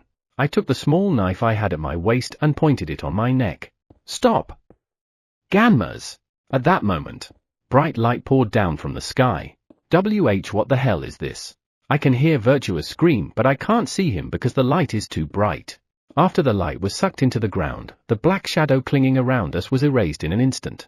When the light all subsided, I looked around and found that the magic circle was gone. What happened? Miserost and the other looked around stunned. There was no damage. Other than the black shadow and the magic circle disappearing, nothing had changed. When I looked at Virtua, he was just standing there with a stunned expression on his face. Duke Gihard had collapsed with his white eyes wide open. The members of the Third Night Order saw the power of the forest with their own eyes for the first time. They were trembling in fright given the sheer amount of magical power. Are you okay? Miserost approached me fast. Behind him is Gargi. I raised one of my hands and asked the condition of the First Night Order. Some seemed to have been slightly injured, but none seemed to have fallen. You were saved by the forest, Ganmas. Yeah, I was surprised. But that magical power is more powerful than ever. Was it because we were in the forest? Maybe, we have more important things to do. Let's capture Duke Gihard and the Third Night Order. Gihard is unconscious, so he was carried out of the forest. The Third Night Order is listening to orders obediently. Perhaps because they realized the threat of the forest, so they want to get out of it the soonest time possible. I approached the stunned Virtua and called out to him. What? What happened? That's the power of the King of the World. He used it to help the slaves before, and now, he used it to help me for some reason. There's no way he could have destroyed that magic circle. I even used the magic stone, but for the King of the World, it can be erased in an instant. That's about it. I left the forest with a saggy Virtua. In a place that was almost outside the forest, we felt another strong magical power. That made everyone a little confused. Calm down. Miserost's voice echoed through the forest. Ah, that is. One of the knights yells as he points to the sky. When I looked up, I saw a red dragon, which is said to be one of the kings of the forest. It stopped right above us, and everyone could tell that it's looking at us. A sense of tension drifted around us. After a while, the red dragon went back into the forest. Amazing! That's a dragon. What an overpowering aura. What kind of magical power is that? The First Night Order must have been excited about seeing a dragon for the first time, and they were talking with each other full of energy. On the other hand, the Third Night Order was trembling in fear. It seems like it doubled their fears. Some slumped on the ground, some were clutching their heads in fear, and some were begging the gods for forgiveness. Virtua slumped at the ground too, while staring at the sky where the dragon had disappeared. Chapter 17, Fire Dragon Fluffball. Fire Dragon Fluffball, who's living in a volcano's POV. His lordship gave me a strange-sounding name, Fluffball. I liked the sound of it so much that when he tried to call me with other names, I didn't give in. I think that's a good-sounding name. I don't know what it means though. As I was bathing in the volcano's magical power, the turbid magical power of Koa, the Fenrir king, ran through the forest. I hurriedly lifted my body lying in magma and looked around. The spirits seem to have noticed it too, and they are making a lot of noise. What happened? From Koa's magical power, I felt various things like anxiety, irritation, confusion, fear, etc. Realizing that the anomaly was happening from his lordship's abode, I hurriedly flew through the sky. On the way, Marshmallow, the ice dragon, and Light Blue, the wind dragon joined me. It seems like many wind spirits are also following us. In the forest, I can see the water dragon Fluffy and the river spirit swimming in the river. When we arrived at his lordship's abode, the sight made me stop moving. Koa, his lordship's most trusted, bared her fangs and was about to attack his lordship. I don't know what's going on, but I was suddenly filled with anger. How dare she do that to his lordship? Just as I was about to attack Koa. Stop! The earth dragon, Flying Lizard, got in my way as those Armyrania, who can use web, tied me up. The Armyrania are tying me with web while Flying Lizard is restraining me. Why? Stay calm. You are being induced. As soon as my head cooled down, his lordship's magic spread throughout his abode. It was gentle, powerful, and above all, pure. I felt that magic covered my entire body and that a new barrier was created. The next moment, I was astonished by the feeling that something different from my own magical power, disappeared from my body. I hadn't felt anything until now, but was there something foreign in my body? Why hadn't I noticed it? If this was what made Koa do that, it means she's not willingly attacking his lordship. I didn't feel any evil eye magic. My friends agreed with me. web was removed from my body. When I look at his lordship, I see him patting Koa's head. Koa's magical power is still fluctuating unsteadily, but it's not as cloudy as I felt earlier. Perhaps the attack on his lordship had shocked her to the extent that she became unstable. The Chuaranir boss-san instructed her Amiranir to examine the forest. The wind dragon light blue seems to have made the wind spirits to examine the forest. His lordship is checking everyone who has gathered. His lordship comes in front of me and slowly pats my head. Gentle and calm magic flows into my body. I rub my face against his lordship's hand and he smiles happily at me. The rest of the group seems to be getting a little spoiled as well. Fluffball, can you take care of the underground? Of course. I agreed. The Amphifermi Shuri and her Abifermis will check the underground near the surface. I'm going to look into deeper places. I can channel my magical power into the magma flow, so I should be able to find anomalies if there's any. Scene change. I received word that the condition of the Fenrir King Koa has stabilized. I'm glad to hear that since her depression was so severe. I'm gazing at the forest from the top of the volcano. For the past few days, me and the fire spirits have been checking the underground, but we can't find anything. It seems like the others are also combing the entire forest, but there are no reports of finding the cause. I can't believe we don't know what's going on here. What in the world is happening? I wish I could find something even a little. I want to see his lordship. Immediately after I tried to leave and go to his lordship's abode, his lordship's magical power covered the entire forest. Enormous magical power, something not comparable to what his lordship has used so far, was released. The magical power that covered the entire forest slowly descends. I was stunned by the overwhelming magical power, but as soon as it passed through my body, I flew to his lordship's abode at full speed. How could he use that much magical power at once? His lordship might even die. What happened? By the time I arrived at his lordship's abode, his lordship's magic had disappeared as if it were sucked underground. I soon found his lordship surrounded by our companions, but his magical power was quite exhausted and only a little was left. I tried to get down immediately, but I felt something at the entrance of the forest. It seems like the others have sensed it too. I'll go. I said that and flew to the place where I felt something strange. As I arrived there, I found a large number of humans. They seemed to be leaving the forest. However, when I approached them, they stopped and looked around for some reason. When I stopped above them to check what's going on, they looked up and froze. After watching them for a while, I decided that they were harmless and returned to his lordship's abode. Right now, I'm more concerned with his lordship's condition than them. Besides, the wind spirits and water spirits are watching them. If there are any problems, they will be reported immediately. As I approached his lordship's abode, I felt his magical power. What is happening? Losing an enormous amount of magical power can't be easily replenished. Chapter 18, Fenrir King Koa. Koa's POV, who was mistaken for a wolf. I felt his lordship's unprecedentedly enormous magical power covering the forest, and when I left my dwelling, I saw a membrane of his lordship's magic slowly descending from the sky. As I rushed to find his lordship, I came upon him just as he fell backwards. Your lordship! I rushed over to him, but he was checking his body with a somewhat surprised expression. While that was happening, his lordship continued to release an inordinate amount of magical power. If he loses all his magical power, he will die. I put my paws lightly on the leg of his lordship who's sitting on the ground and shook him. However, he never stopped his magic and I felt frustrated. As the magic that had covered the forest disappeared into the depths of the earth, the release of magical power stopped. However, his lordship seemed to have been exhausted as he looked very pale. When he saw us around him, he looked a little troubled. But from the way he immediately smiled and nodded, I guess he was okay. But is he really okay? Even though I'm just beside his lordship, I can faintly feel any magical power from him. If you lose a huge amount of magical power, it will take a few days to recover it. When I met his lordship, the magical power inside my body was less than 10% and it took me almost a year to get everything back. However, the time I recovered my magical power could be called extremely fast because his lordship bestows us with a huge amount of magical power every day. His lordship's magical power is close to zero. How many years will it take for his magical power to return to normal? If I give him my magical power, won't it add up a little? When I looked at our companions around, it seemed like they reached the same conclusion. Just as I was about to channel my magical power to his lordship, I noticed that his lordship's magical power increased all at once. Something impossible happened in front of me that made me fall back. Moreover, the magical power still continued to increase. Your lordship, are you okay? The Gamai rubbed his face against his lordship's waist. His lordship smiles a little and pats his head, and after that, he checks his own body. Is he checking if his magical power has returned? Could it be that he knew that his magical power would return?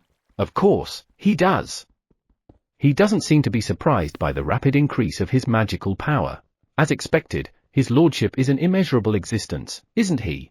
The fire dragon Fluffball, which had gone to investigate the anomalies in the forest, returned. I knew it given his approaching magical power.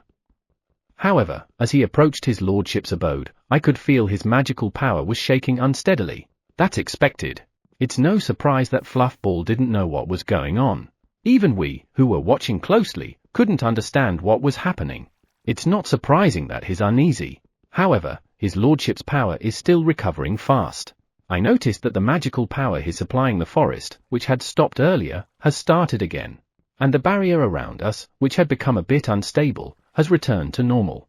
I didn't expect his lordship to stabilize his magical power in such a short time. His lordship is amazing. My husband, the direwolf Chai, comes next to me. It's more than amazing, but it was his lordship, so I guess it's normal. Even so, I can't help but agree with him. However, what did he do with that much magical power? Your lordship, where are you going? I stopped his lordship, who was about to go to the forest. His lordship, who looks a little troubled, seems to be going to the forest, but we can't let him do that today. His lordship changed direction while thinking a little. Thank goodness. Is there something he needs to do in the forest? Scene change. Koa. What's up, boss-san? I got a report that the monsters have returned to normal. When? Just after his lordship used his magic with enormous magical power. So, he did that to protect the forest? Yeah, and we couldn't even help his lordship. We have always been the ones who received his protection. I can only sigh. I am called as one of the kings of the forest, but I'm powerless. It is the same for all of us. No, I'm different from all of you. I attacked his lordship. No. No one noticed that our bodies have already been invaded. If it wasn't you, someone else would have done it. Did his lordship attempted to enter the forest because the cause is in the forest? His lordship has never been wrong before. My companions have examined the forest with their own powers, but never found anything unusual. I was beginning to think that the cause might not be in the forest, but if his lordship is going to check the forest, then the cause must be in the forest. There's nothing I can do but to be with him. Well, that's all I want to do. I agree. His lordship is kind. He will keep me next to him like before. I have to be careful to not make any more blunders. Chapter 19, Monster Core. It's them. What should I do? I don't think it's possible to examine the whole forest to look for the source of that foreign substance. Moreover, my companions are all looking at me. If I use the magic I casted earlier again, I will be able to stop it from spreading. However, even now, I'm sure that the minute foreign object is still being produced somewhere. What should I do? I can't think of anything. As I sipped my tea on the wood deck, I turned my gaze to the field. The farming corps is working hard as usual. Come to think of it, it seems like the harvest season for fruit-bearing crops this early spring has already ended before I knew it. I didn't notice. I feel like I've been in a flurry of emotions for the past month. I know what the problem is, but I don't know how to solve it. Well, I need to do something about it, but what should I do? Sigh. While I'm worrying about that, my pants were pulled. When I looked at who's tugging my pants, I saw a farming corps member with a monster core on its body. What's wrong? The farming corps member holds out something to me. It was a transparent monster core. It's a stone that amplifies magic by accumulating magic power. I don't get what it's trying to do, but I received the monster core, and after that, it went back to work as if satisfied. What was that? On my hand is a transparent monster core. A stone that increases magic power. Using this, I can catch foreign objects without using too much magical power. I look at the monster core in my hand. It's transparent. It's a stone that I really don't know what's the use. I'm not sure why the farming core gave me this. Does this mean that I need it now? The rock dolls are so smart that I can't believe I made them. I'll believe in them. Okay, now that I've decided to believe them, let's try it out. First of all, let's remember the power I felt from the foreign object. Where were the foreign objects collected? Well, I gathered them, but come to think of it, I didn't imagine any specific destination. Perhaps it is underground? I poured magical power to the ground. When I did so, everyone around started to make noise, but I said it was okay and continued what I was doing. I'm sure I've wrapped it up, so why can't I find it? There it is. It's very deep. Come. I grabbed it and pulled it in. Of course, I'm imagining a hand grabbing it towards me. It was bigger than I imagined it would be, so I hurriedly held it with both hands. It's about the size of an ostrich egg and looks like an ink black stone. I put it down, stroke it, and tap it. Are the foreign objects gathered inside? I let my magical power flow through the black stone-like thing to examine its inside. Ah! I felt the same barrier power that had trapped Koa and the other in the forest the moment I could clearly grasp the power that had been uncertain until now. Comparing what I just felt now and the power of the barrier in my memory, they seemed to be the same. Seriously? Godsama said everything was over, so I never considered the possibility that it's them, but are those three idiots behind this? It's possible that they have done something to the forest, right? I mean, what did Godsama find out earlier? Did he miss something? I lost my strength and sat down on the spot. At that moment, my companions all panic. I'm okay. I pat Shuri, who was closest to me, on the head. Don't tell me I'm going to be pushed around by those three again? My head hurts just thinking about what they are planning to do this time. No, but didn't Godsama say that they turned into insects or something in some other world? Yeah, maybe they were pretty smart and put up some precautionary measures. No, if they were really smart, they wouldn't make stupid mistakes in the first place. Either way, I have to do something as soon as possible. If it is related to those three. When I leaned on Shuri's head, my irritation cooled down and I felt better. I looked over at Kuhi and USA, who looked worried. I'm fine, don't worry. Aimfa? Yes, I'm fine. Kuhi is learning Japanese quickly. I still can't understand a word in this world though. I stroked their heads and their tails wagged. They are expressing more and more emotions. It's those three idiots' fault that these kids became slaves, right? That really pisses me off. Okay, I'm going to erase all their traces from this world. Thanks for worrying about me, I'm fine. I shouted a little louder so that everyone could hear me. I stood up and stretched. Now I know the cause of the problem. I will find it and I will destroy it. I don't care where they are hiding it, but I'll find it. No matter which world they currently are, they made Koa like this. No, not just her. Somehow, all of my companions were affected. I'll repay that debt. I remembered the power I had felt earlier. That power, it's not magic. What is it then? Well, whatever it is, I don't care. Anyway, all I need to do is to look for the power in the forest. Should I gather them into the black stone-like thing? I held the monster core. They are god apprentices, right? Then, it's divine power. Right, if it's divine power, that explains everything. Gather all divine power that springs up in the forest and have the black stone-like thing absorb them. Imagination starts.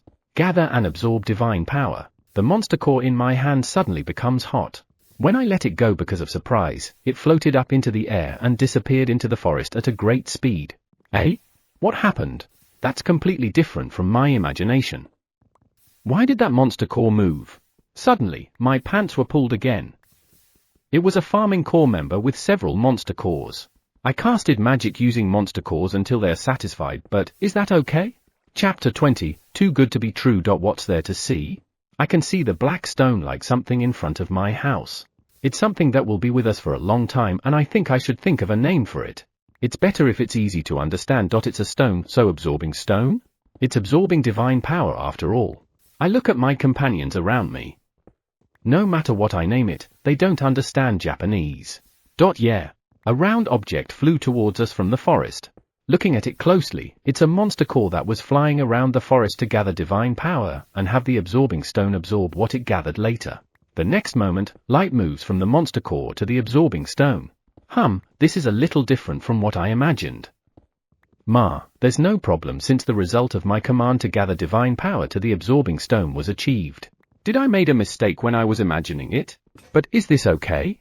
The absorbing stone and the monster cores that are flying around are being managed by the rock dolls before I knew it.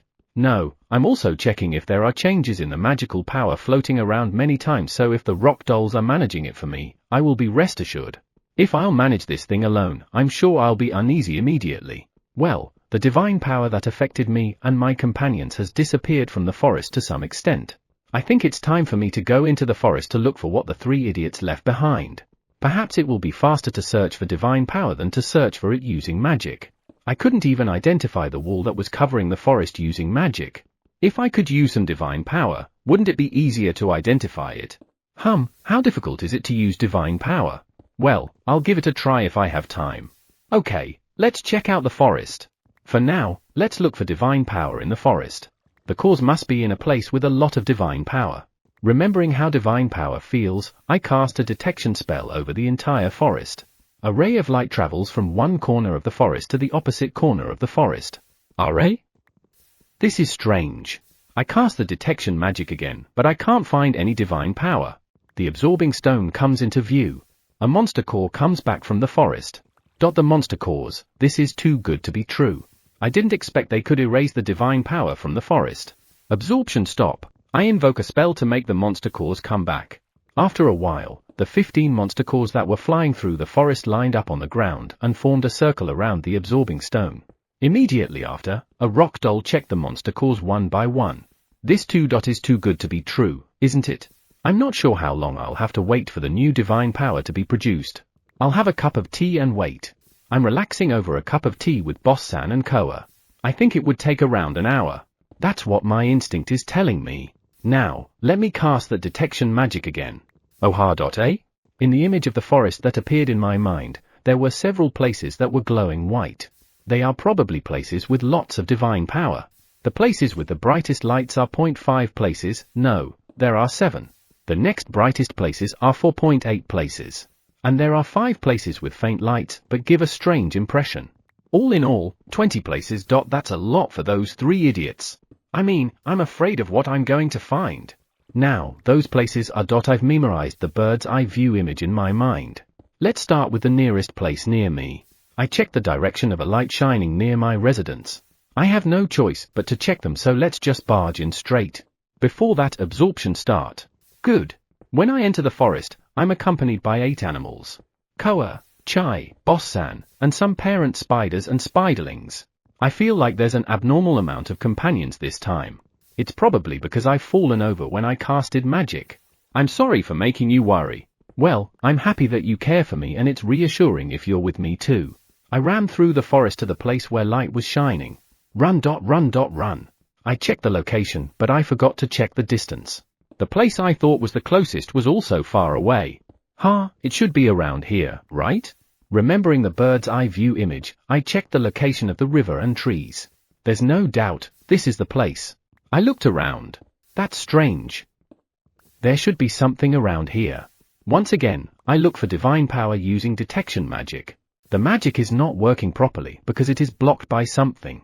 This is the second time I was blocked by something after the forest barrier. This is definitely the work of those 3 idiots. What are they trying to hide? I don't know what I'll do if it's something really bad. Well, more importantly, how do we find it? I should give up on using magic and just explore this place. As we were about to start walking, a monster core came flying out of nowhere. I looked at it and it flew off in a few circles over a place a little far from where we were. There it is. I headed to the place where the monster core had circled. How did the monster core know where it was? I'll have to check this out later. I see a hole in a cliff. A cave? As I get closer, I feel a little strange. I wonder why? As Chai approached the hole, he was flung away with a bang. Gah! Chai! I ran over to Chai to see if he was hurt. A barrier seemed to have deflected him, so there's no injuries, but he was surprised. Koa rubs her face against his to calm him down. Chai shook his head a few times and calmed down. Good. I tried to get closer to the hole. Boss-san clicks her fang to alert me. I pat her head a few times to calm her too. It's probably a barrier.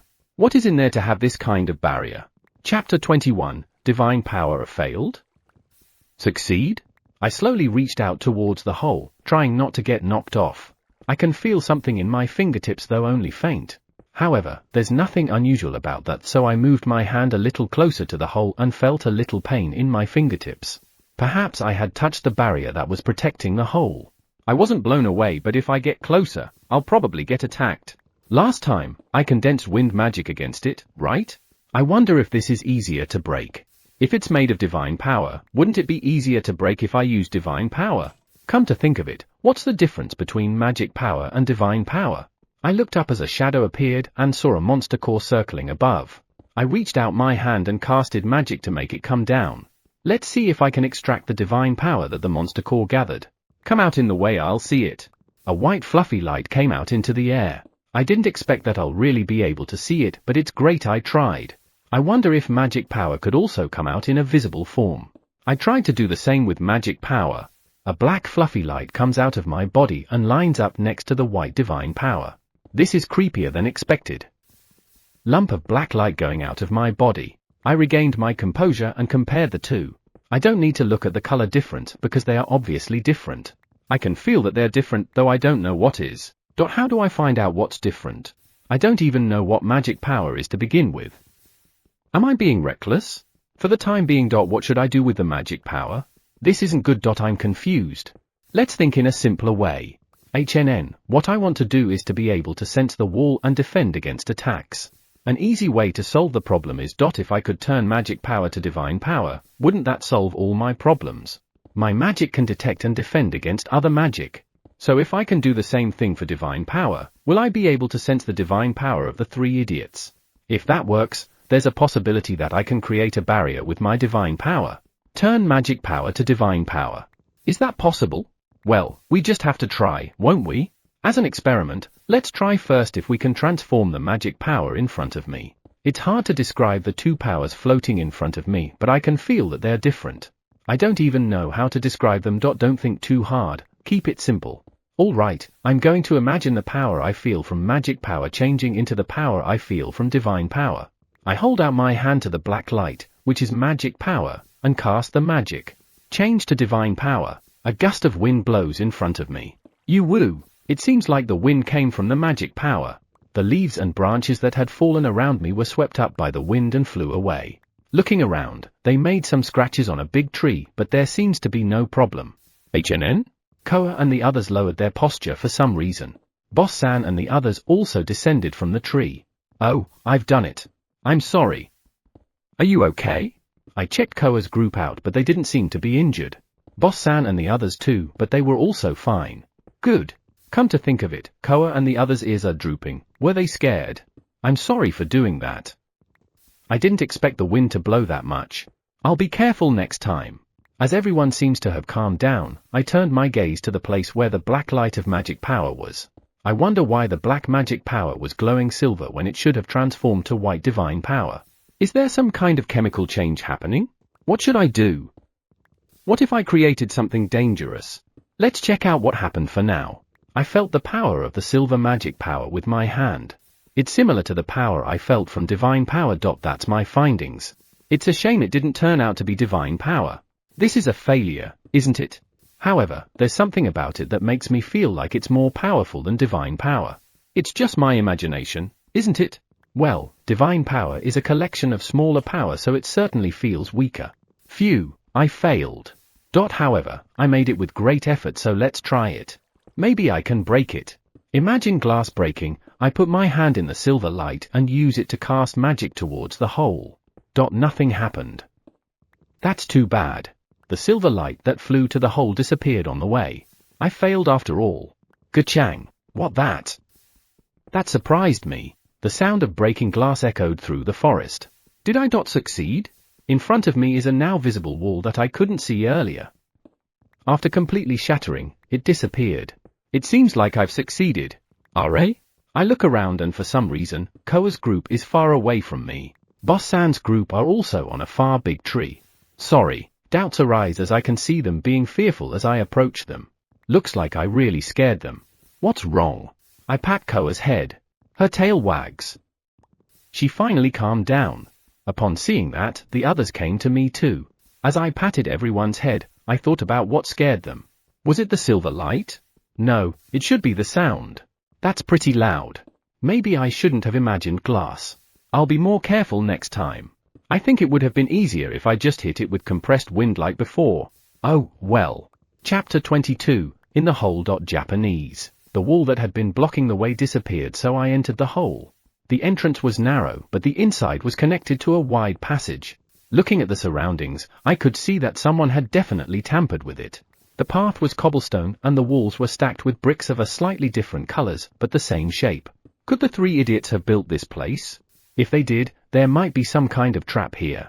I turned around to my companions who had come into the hole with me. Attacks using divine power couldn't be prevented by magical power. I have to think of a way to defend against it. Could the silver power that shattered the wall defend against it? I don't even know what that power is, but if it's useful, I should use it. Can I make a barrier using it? Should I make another barrier on top of my magic barrier in case it fails? Let's give it a try. I wrapped myself with magic power and was about to change that magic power the same way as I did earlier. However, if a gust of wind occurs again, it will be a disaster. What could have caused that wind? Is it the power of change? For the time being, I'll imagine something else and make the power transformation as slow as possible. Change to silver power. The magical power around me slowly changes into silvery glowing power. Strong wind broke out, but not that much. I made sure that all of it completely changed first. Barrier. I often use defensive barriers, so I don't even need to imagine it that much. My imagination about it seems to be saved up in my mind, so I only need to cast it. Strong wind came up and the silver power disappeared. I checked to see if it is working, and I could feel that there's a new layer of barrier outside my magic barrier. I succeeded. I moved my body around a bit to make sure that there were no problems and then applied the silver power barriers around my companions. Now, no matter what happens after this, we will be okay.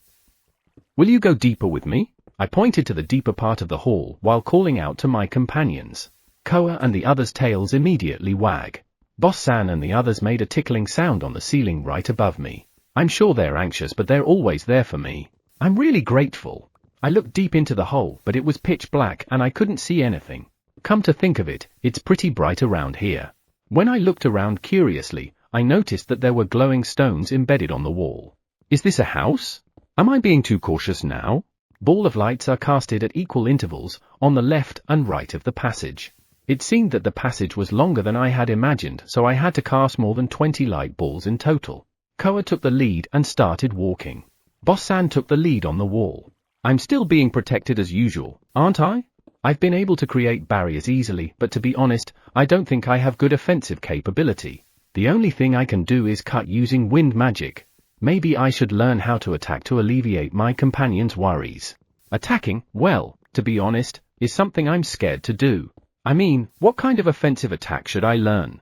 Is it a good choice to increase the number of offensive magic I can cast? Come to think of it, some of the beastkins I've seen before were equipped with swords on their hips. Then, should I learn swordsmanship? No, I don't think so. I can't imagine myself wielding a sword at all. I'm not going to waste time learning too. In my case, offensive magic is the best choice. While I was thinking about that, it seems like we have reached the end of the passage. Before I learn how to attack, I better learn how to stay alert. No, concentration comes first. I regained my composure and shot out a ball of light from the passage into the pitch black space. This space seemed to be quite large, and I increased the number of light balls until the entire space was illuminated. Seriously. As the space was illuminated by the light, I could see bone-like objects piling up by the wall. When I approached a little, I saw the skull. That means they are human bones. What the hell is this place?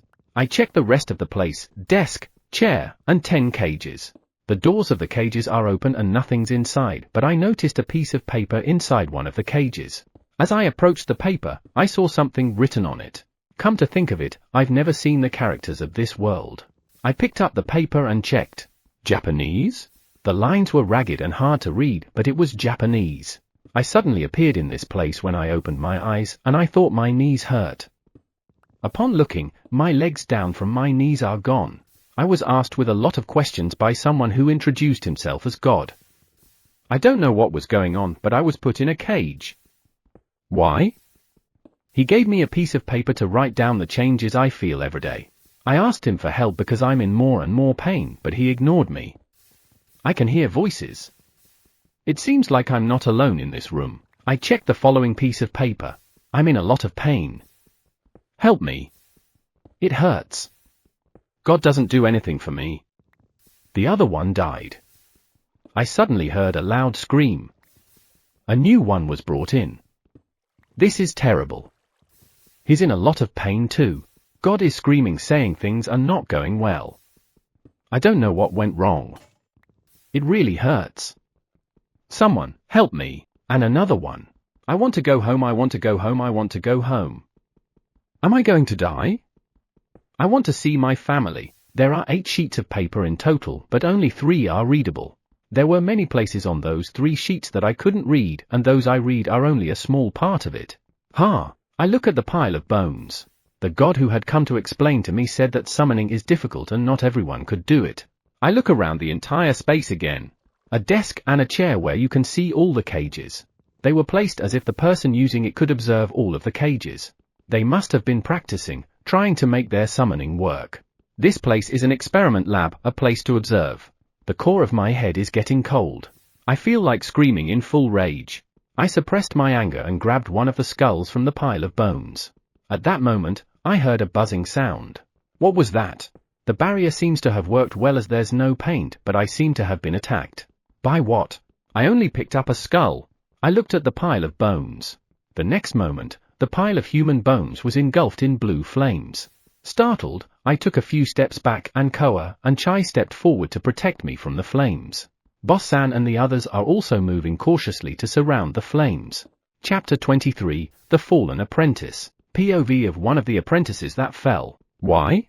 How did this happen? I was the most powerful of all the apprentices and the closest to godhood. And yet, I can't be a god? What do you know about me if you're just a lesser god? I'll never forgive them. They're just low-ranking gods who can only manage planets. I was able to bring a planet into existence. And I almost succeeded with the summoning technique that only greater gods can do. And yet, you get in the way. Lesser gods, do you think I'm just going to sit here in silence forever? I suppressed my anger with a big exhale. In order to break through my current situation, divine power is necessary. Before I fell, they took my divine power away and even the core that stores it, but I was able to protect a hidden core. I examined the divine power store in that core. It had about half the power I needed. Damn, only half full. Calm down, I can't afford to make any mistakes at this point. If my little brother was here, he would have said endure a little longer. I was able to accumulate half of it, so I only need to be a little more patient. I remembered the planet that I had created with my own hands. That planet must be gathering divine power for me right now. Once the divine power is accumulated to a certain extent, each magic circle will start working. It hurts that the forest barrier was broken, but it is unlikely that the dragons will leave the forest. The same can be said for the other monsters. Surely, by now, the magic circles should be working and are on the way for the next step. Even if a god came over to be the watcher of that world, it would only be a low-level god. I should be able to manipulate that new god with my power. The more he was involved with that planet, the more it would slowly erode him. There's no way a lesser god could find it out. Once the core is filled with divine power and all the magic circles are filled with divine power, the teleportation magic will be activated. If that happens, I can return to the planet. Once I'm there, it will be easy to regain my power. I've made preparations for that. I'm almost there. Yes, just a little more. Once I regain my true power, I'll erase those that threw me. Fu, calm down. There's no point in venting my anger here now. I've been warned by my little brother to not get too heated. For now, I'll just wait and imagine the scene of the planet gathering divine power. I'm sure the things in the forest are also waiting for my presence. Speaking of which, the person I dropped with the summoning technique is still alive. I'm not really sure what happened to him. I mean, why is he still alive? No matter how many times I asked, I was never answered. Yes, why was that thing still alive? Based on my many experiences with summoning, he should have died when we threw him there. Even if he didn't die, there's no way he reached that planet with complete body parts. The summoning technique is a slightly time-consuming technique that requires you to guide each body part to reassemble themselves on the planet. How much time was wasted because I didn't know about it? It was a bittersweet experience for me when everyone I summoned has parts missing from them. And yet, that one had no missing part. For some reason, I felt uncomfortable. Yeah, I felt uncomfortable because of the existence of that earthling. No, I shouldn't bother with him. If he's on that planet, it means he's already my minion. I'm sure of it. So, it's okay. POV of another apprentice that fell. Will elder brother be okay? He has a lot of pride, so I hope he doesn't do anything rash. The other one is probably done for. That one had the weakest heart of the 3 of us. The summoning kept failing, he became quite impatient. Yeah, if he didn't make a fuss like a fool, we wouldn't have failed when we summoned a hero and we shouldn't have been discovered. We were found out because he made a fuss. Sure, I was frustrated too because we kept on failing, but I don't think that's enough reason to make a fuss. Everything happened because he made a fuss. If he's not dead, I'll find him and erase him. Still, it was utterly disgusting to be thrown as a low-level species. What kind of stupid decisions did these lesser gods made? They must have made the decision on their own. Otherwise, my older brother and I won't fall into this kind of predicament. If a greater god happens to hear about us, I'm sure it will be them who'll be thrown away. I examine the divine power stored in my body. It's almost half full. I'm doing better than I thought. My older brother said it wouldn't be a problem, but I'm glad I took precautions just in case. I'm worried about the progress of the preparation on the planet, so I made sure everything's perfect. I'm sure things will go as planned. I just need to wait here and get ready. We will be teleported on that planet soon. There's just something that's bothering me. The summoning technique should have failed, but that person is still alive. We let go of him halfway through the process and dropped him all the way to the planet, but somehow, he survived. How did he survive? I don't know how that could have happened. Both hero summoning and normal summoning failed when we let them go. There's no way he could be alive. Phew, even if I think about it, can I get the answer? Well, he's probably working as our miner now. Once we get back to that planet, I could just look it up. My elder brother is surely curious about him too. If we can figure out what happened to him, I'm sure we can perfect the summoning technique. Then, I'll become a greater god. That time, my elder brother and I will throw out those who have wrongfully judged us. Chapter 24, Curse. Power Change. Looking at the blue flames, I felt as if I wanted to escape from this place. As I was thinking about how Koa retreated and bumped into me, I looked at Koa in surprise, and she looked at me too. Next to her, Chai is stepping backwards too. I looked around and saw that the pups were retreating as they stared at the flames. Something is wrong. Are we being manipulated? In my mind, I imagined strings controlling a puppet and imagined the strings being cut by the silver power. Control rejection. As a fluffy breeze passed by, the bodies of my companions jolted in an instant. Everyone's eyes wandered around. It seems like they have returned to normal. Thank goodness. However, I already covered everyone with an additional divine power barrier. Does that mean that it can't prevent that thing? Or is this blue flame special? Come to think of it, is magic called magic because it uses magic power? How about divine power then divine law? Should I really be worrying about that kind of thing now? In the first place, divine power isn't something that I can't use without permission. I don't even know whether it's really divine power. In addition, can magic power be even converted to divine power like what I'm doing? Also, it became silver power, which is different from the two. Let's just think about it later. I got distracted again. Let's just approach that pile of bones. Then, blue flame's intensity increased.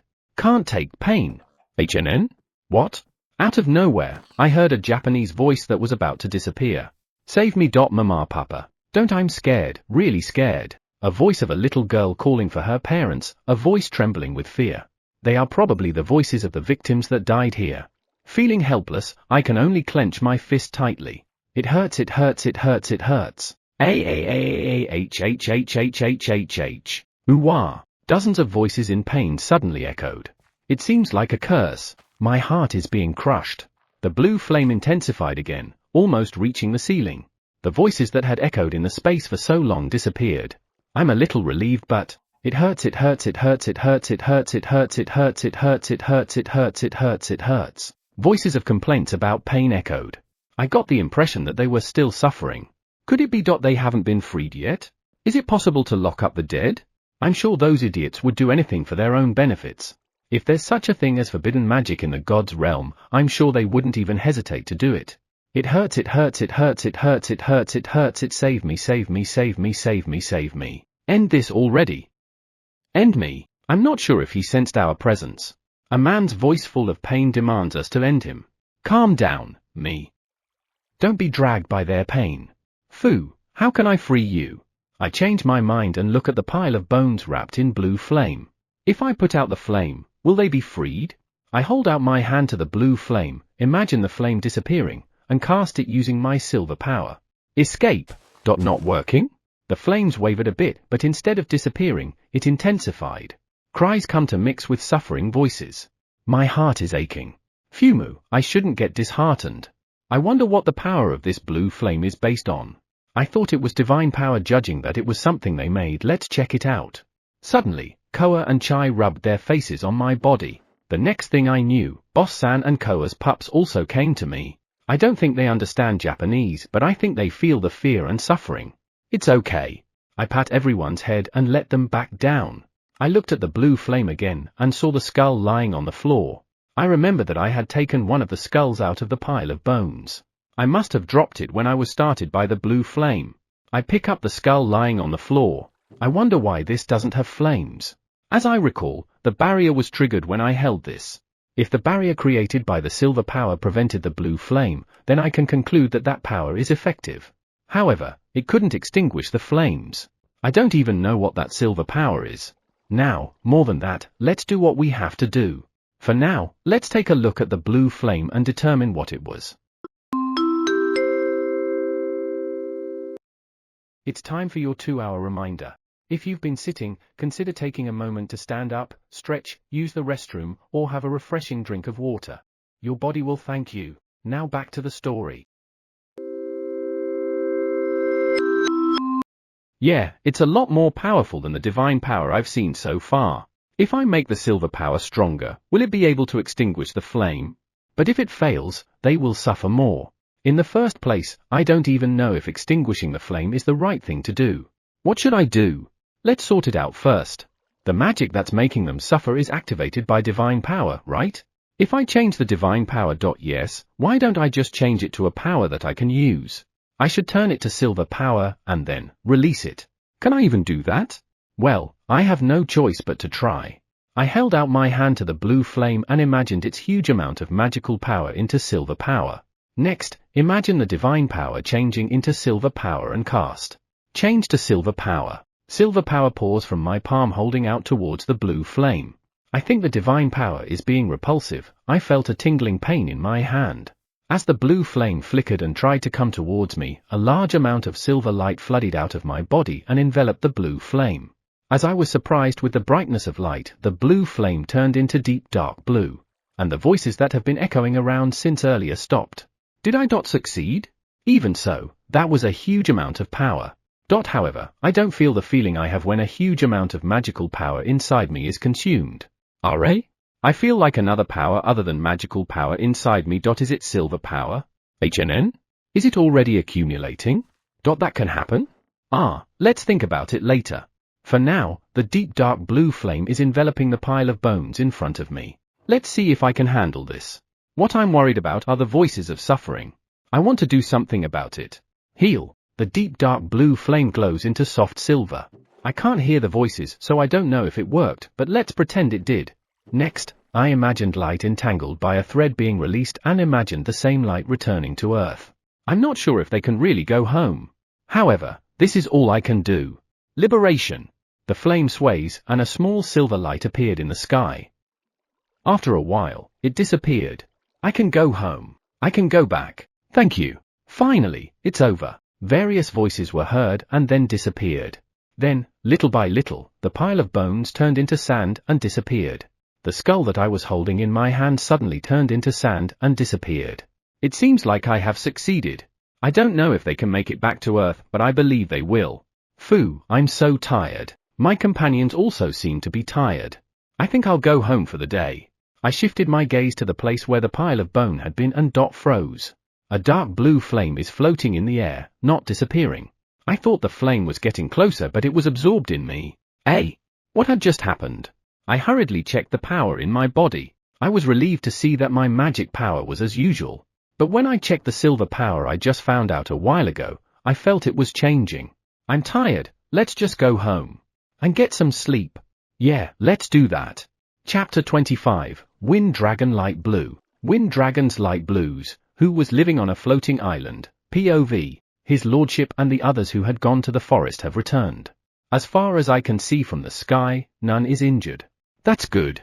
I was worried because of everything that has happened recently. His lordship said he was fine and had gone to the forest, but something might happen. His lordship's barrier is powerful and it should be enough to prevent anything from happening. Still, when I think of what might happen, I can't help but worry. I kept circling around my dwelling place. I made my body smaller and approached his lordship, but I felt something strange. I feel 2 types of power in his lordship's body. That's weird. How is that possible? I'm pretty sure that one of the 0.2 types is the magical power I always felt from his lordship. There's no mistaking that vast amount of magical power. I'm sure I'm right about that, but I can also feel another kind of power. There's no doubt about it. It feels like divine power but something different. I don't feel any arrogance of a divine power. It feels more calm and gentle. I didn't feel that kind of power from his lordship this morning. I knew it. Something had happened in the forest. I should have gone with him. Is this the effect of his lordship's new power? His lordship looks a little tired. However, it's normal for him to get tired, right? In addition to his enormous magical power, he now possesses a new power. And that new power is considerably vast too. I hope it won't cause any problem to his lordship's body. I'll discuss this to everyone later. First of all, we have to welcome his lordship. Ah, Karen beat me to it. Scene change. Koa, Chai. What's with his lordship's new power? I don't know. Eh? Weren't you with him in the forest? What were you doing? I asked Koa, Chai, and Boss-san, who were with his lordship, but they all shook their heads. What do you mean? Why don't you know? Light blue, calm down a little bit. How can I calm down? There is an unknown, enormous amount of power in his lordship's body. I know where you're coming from, but acting like that won't solve anything. Hearing the earth dragon flying lizard's words, I calmed myself down. Or at least I tried, but I can't. I'm too worried about his lordship to calm down. HMP. First thing first, explain everything that happened. Koa nodded to Flying Lizard. She told us that those idiots who stole and locked us had left their magic behind. To stop them, his lordship had to create a new kind of power. Surprisingly, the new power had undergone a transformation. Divine power is a special kind of power. Not only is it a power controlled by gods, but it is unaffected by other kinds of power. Even the purest and most concentrated magical power will be dispelled by it. It is the power that protects the planet since it can't be affected by anything else. Considering that, it is not easy to create a power that can affect divine power. But his lordship made it. Does this mean everything's alright? Are you sure that it's a power that can affect divine power? Yeah, I witnessed it with my own eyes. It broke through the law of life. I also saw him healing those unfortunate souls who were wounded by divine power. I'm pretty sure that any power related to life is forbidden. His lordship dabbled with that? However, his lordship's power broke it. That's simply amazing. And he also healed wounded souls? Wasn't that something that only gods could do? And his lordship did that. Is simply amazing. As I was admiring his lordship, someone's voice reached my ears. Is his lordship okay? He looks pretty tired. That's what worries me. When I saw his lordship earlier, he had a tired look on his face. What if it was the effect of the power? I think it's okay. Chai said that, and everyone who accompanied his lordship earlier agreed. How can you be so sure? Are you sure he's okay? New power means changes, right? I'm worried. It must be hard to create a new kind of power. I can't believe his lordship just transformed his power like that. He should be affected by it too. I have to admit, before we return here, I was a little nervous. Boss-san was nervous after all.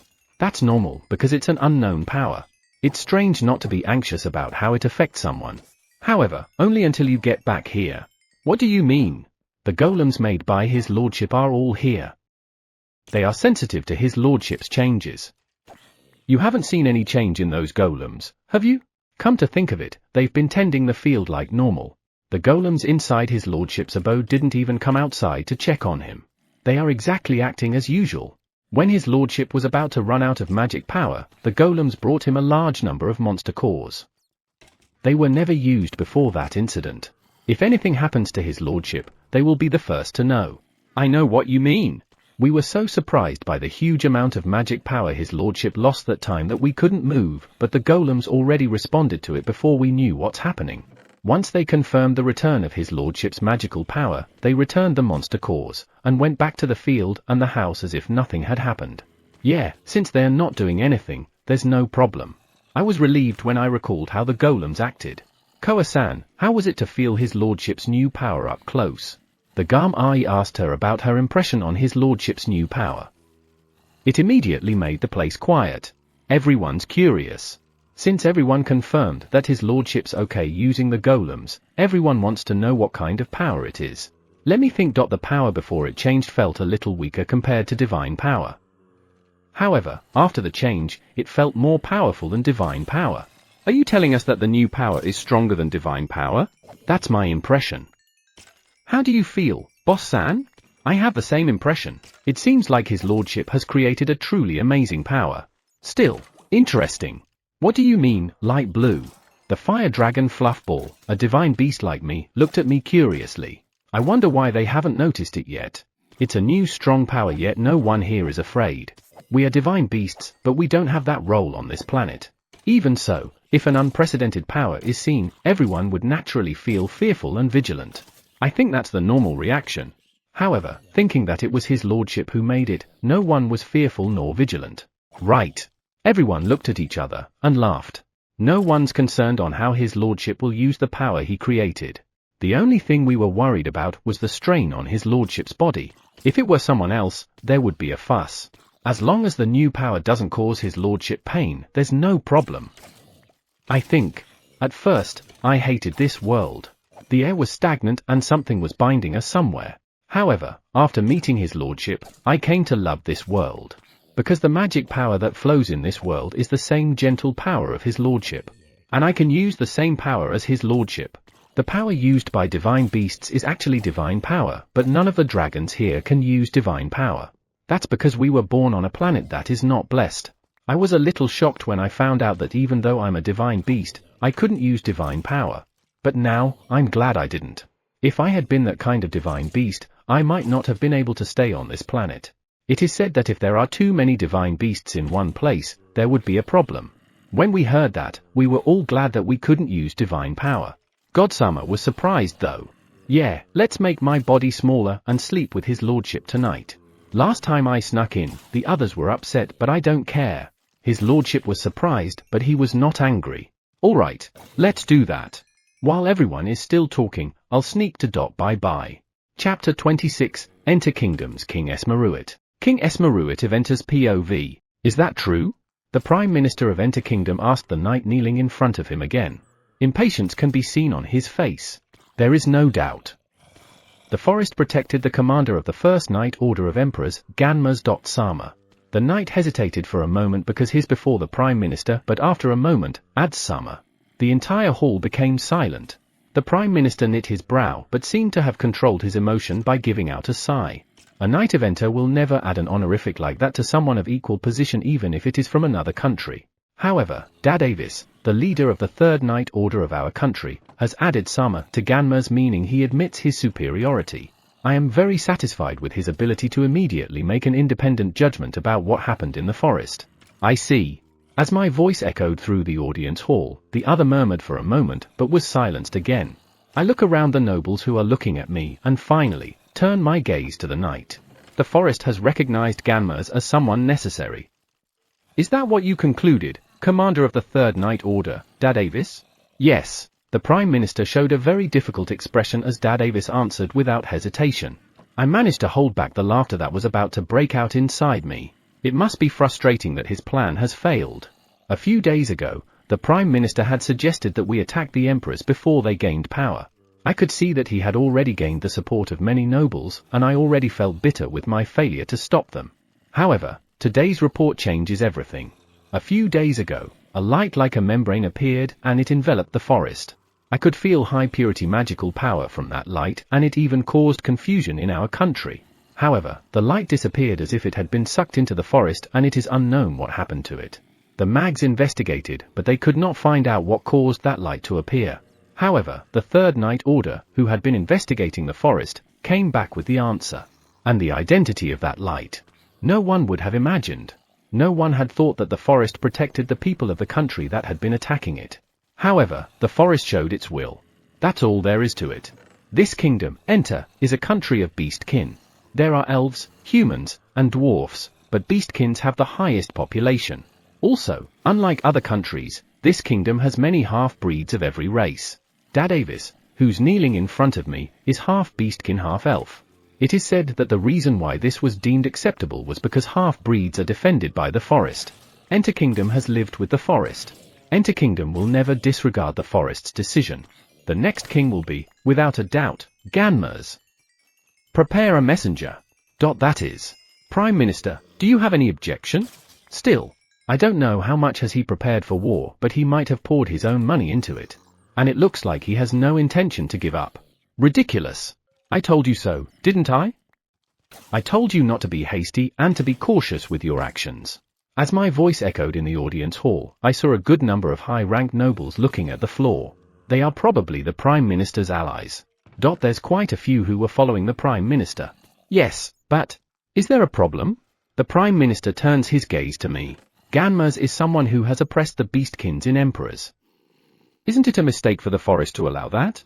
The shoulder of the vice commander next to Dadavis shook a little. That's probably true. The Prime Minister is complaining about the commander's report. He did that even though he reported that he had actually seen the light enveloping the forest with his own eyes. Denying the report of the commander at this moment means you are picking a fight against every third Night Order on duty. Do you understand that? Then, are you saying that the Knight's report is a lie? But we also have information that he killed beastkins. True, then, what? Eh? I also heard that he killed beastkins. I'm asking you what about it? You approve of a man who kills beastkins? Prime Minister, he is a Knight of Emperors. You can never escape doing something harsh if you want to gain rank.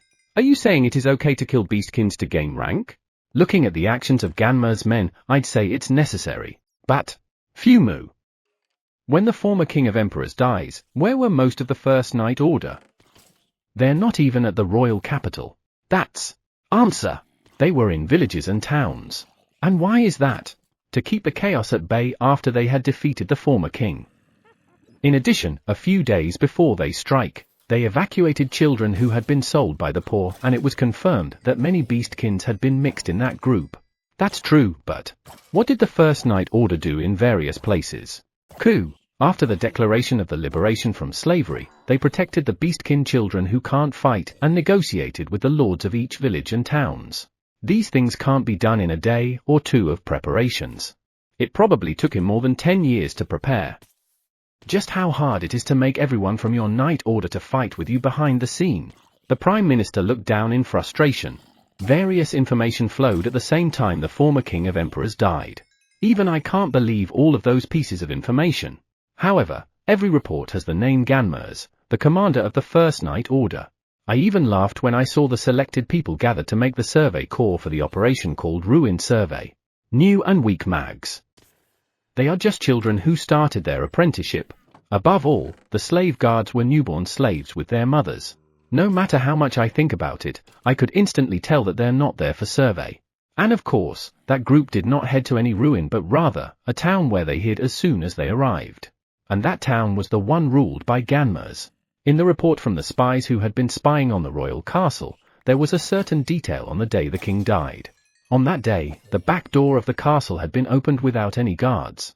As soon as the light attacked, the beastkins ran out of the castle while being protected by knights. The crest on the knights was that of the First Order. They went into a warehouse near the castle, and when they came out, they were already dressed differently. As if waiting for them, people appeared from all over the place, divided them into several groups, and immediately started moving. From the reports from other towns and villages, we could see that everything had been planned. I wonder how much time was spent on all the preparations. That is something impossible to do in just 1 or 2 years. In that country, Ganmer's opinion must have been in the minority. How hard it would be to find companions who felt the same way. He probably had been making preparations little by little, going through the eyes of not only the spies of other countries but also those of his own country. If he only needed to change his country, he would have ignored the beastkins. However, it is obvious that he has prepared to free the beastkin slaves at the same time. Dadavis. Yes. Thank you for your hard work. Yeah, our country respects the will of the forest, and given what happened, we will strive to have a friendly relationship once Ganmers become the king. I made that declaration and left the audience hall. The commander of the First Night Order followed me behind. Gaffer. Yes. Can you do what Ganmers did? Please don't be absurd. Ha ha ha, indeed. Even I can't do that. If I do something similar, can I do it? I can't even imagine. Such a person will be the king. There's no way our country can choose another path but be his friend. Chapter 27, New Power, Hot. Leisurely. I woke up due to the discomfort around my chest. My body is already awake, but I feel like my body is too heavy. Do I have a cold? There's no cold medicine here. I put my hand on my forehead and I don't seem to have a fever. I wonder which body part of mine is hot. This is weird. Cold, is it? Can I heal it using magic? Heal. A fluffy white light, dark blue light, and a silver light enveloped my body in turn and disappeared. What was that? My body feels lighter, but what is that strange power? Until yesterday, I only saw black light when using magic. But now. Why are there dark blue and silver light? Ah, yes, I remember. I've got a new power since yesterday. Perhaps what just happened is its influence. I'm hungry. I'll think about it later. I have to eat first. I was mentally exhausted yesterday, so I couldn't eat much. I went downstairs and entered the living room. Kuhi and USA looked surprised. Well, I guess I would normally wake up later. Somehow, I feel like I'm a failure as an adult here. However, how do you learn to wake up before them? I don't even have an alarm clock. No, I wouldn't wake up early even if I had an alarm clock. Good morning, Kuhi, USA. Good morning. You have a nice smile in the morning. You have come to smile quite naturally, haven't you? I look at the wood deck from the living room. Koa and Chai are sunbathing together. Those two are always flirting. Since they're getting along, there's no problem. Dust is rising from the square. Is anyone training? It looks like someone just got blown away. The pups have grown so much they can easily throw each other. Come to think of it, I was thinking about if I should learn how to attack. Looking at the square, another one got blown away. Shuri's child? This time it was Boss-san's child who was blown away. They were participating in that training? There's no way, right? I looked at the side a little and I saw the pups attacking each other with magic. Shuri participated. I turned my gaze to the sky. It's a beautiful day, all right. A beautiful blue sky with no clouds. This is going to be a pleasant day. I'm not going to worry about the sparks, dust, and roars from a distance. I should be able to learn how to attack in a different way even if I don't need to participate in that. In the blue sky, I suddenly saw a spiderling being blown away. Boss-san is joining too. Breakfast is ready. I moved my gaze to USA, who said those words, and found freshly baked bread and salad on the table. And hot tea too. The one eyes are really reliable. Itadakimasu. By the way, USA and Kuhi's Japanese has improved a lot. They seem to understand the meaning of the word sensibly. I guess they're smart. Compared to them, I listen to their conversation while eating. I still can't understand the language of this world. I wonder why.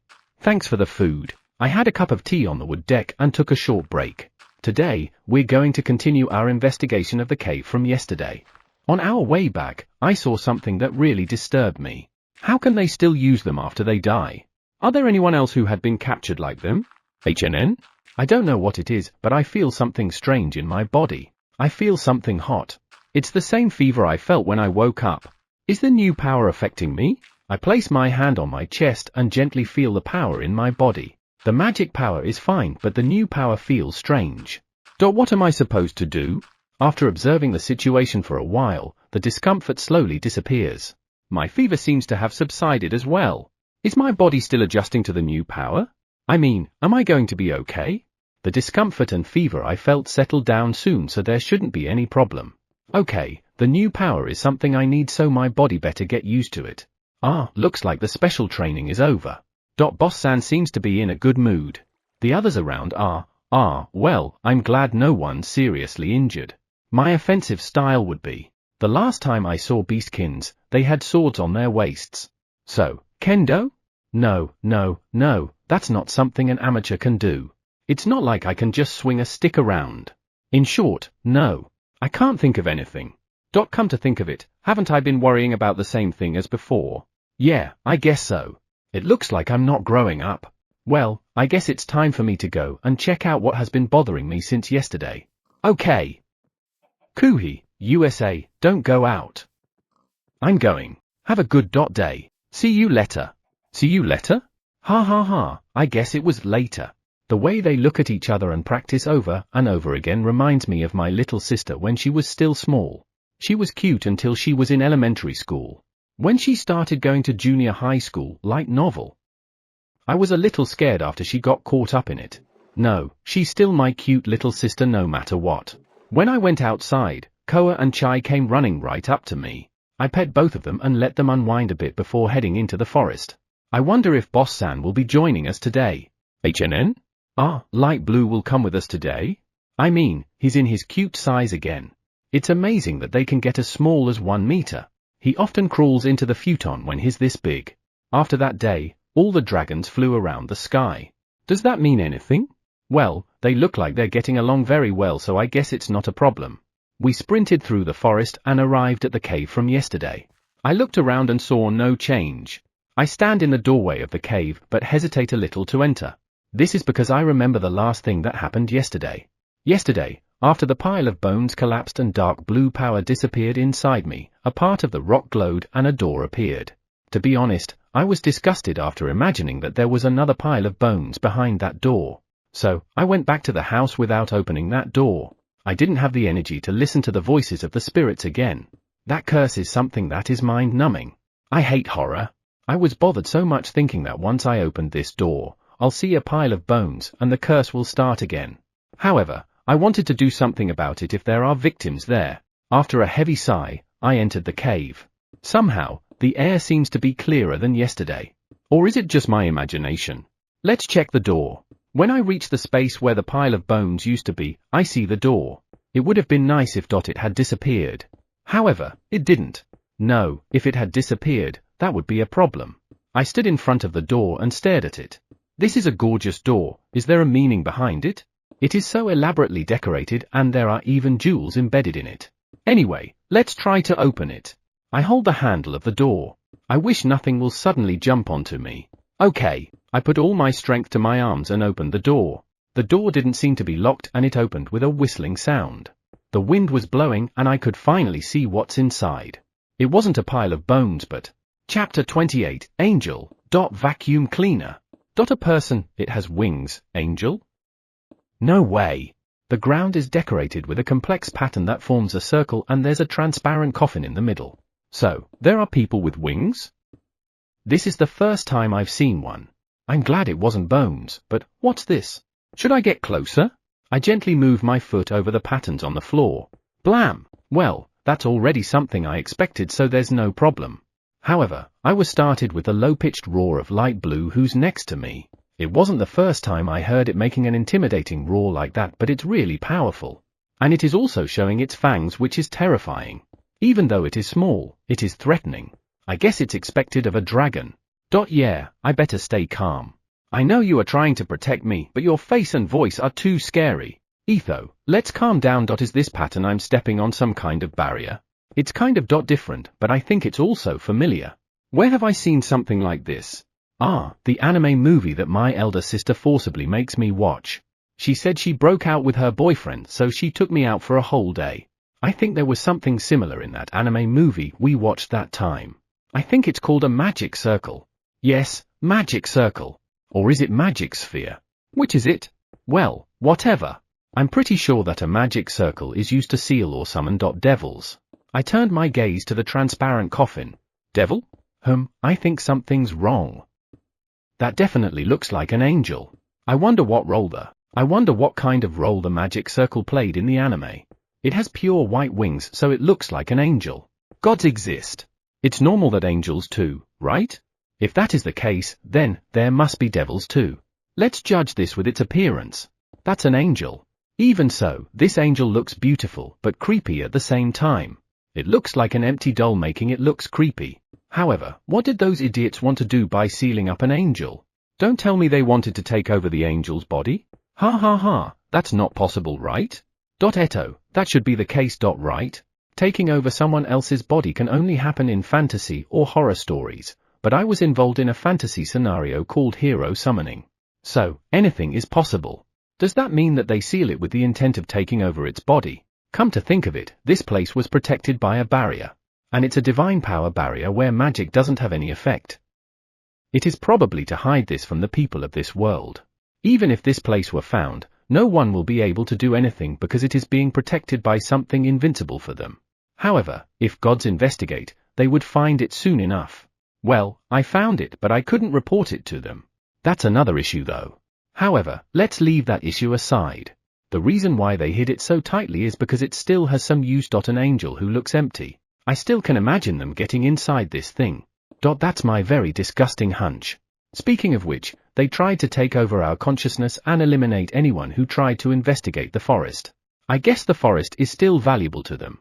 By the way, it is said that they have now been reduced to the lowest level of existence. However, their memories are still intact. With those memories, they'll probably try to change the current situation. It is possible they have prepared something for each of the places where there is divine power.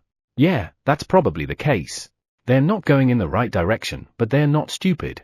They are even smart enough to create a world like this. Maybe they have a way to return to this world. Okay, let's destroy this magic circle right now. I'm sure that's a good idea. I gently move my hand to the magic circle. I need to examine the magic circle first.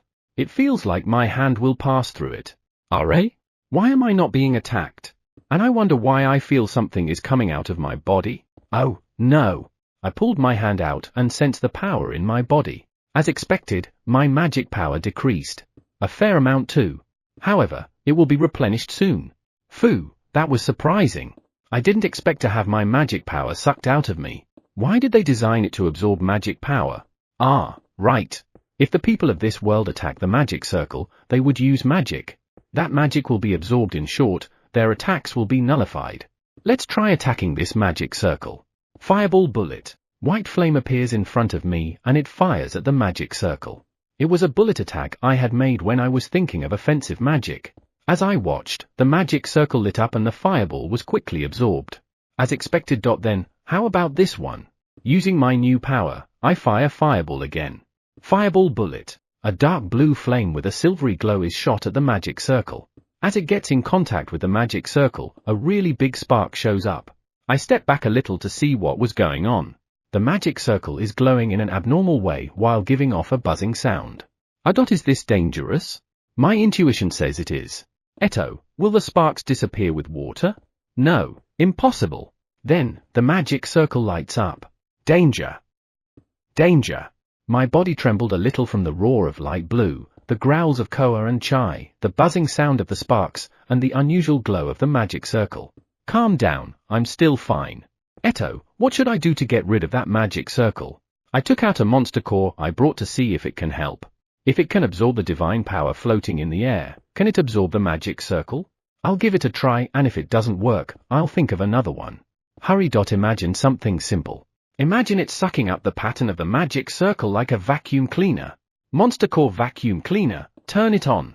Absorb. Since it will just be sucked up if it is magic power, I activated the magic on the monster core using my new power. As the monster core floats, it moves toward the magic circle. Amidst the buzzing sound, silvery light floods the entire space and it's coming from the monster core. It was so bright that closing my eyes tightly is not enough, so I covered them with my arm. After a while, I heard a strange sucking sound.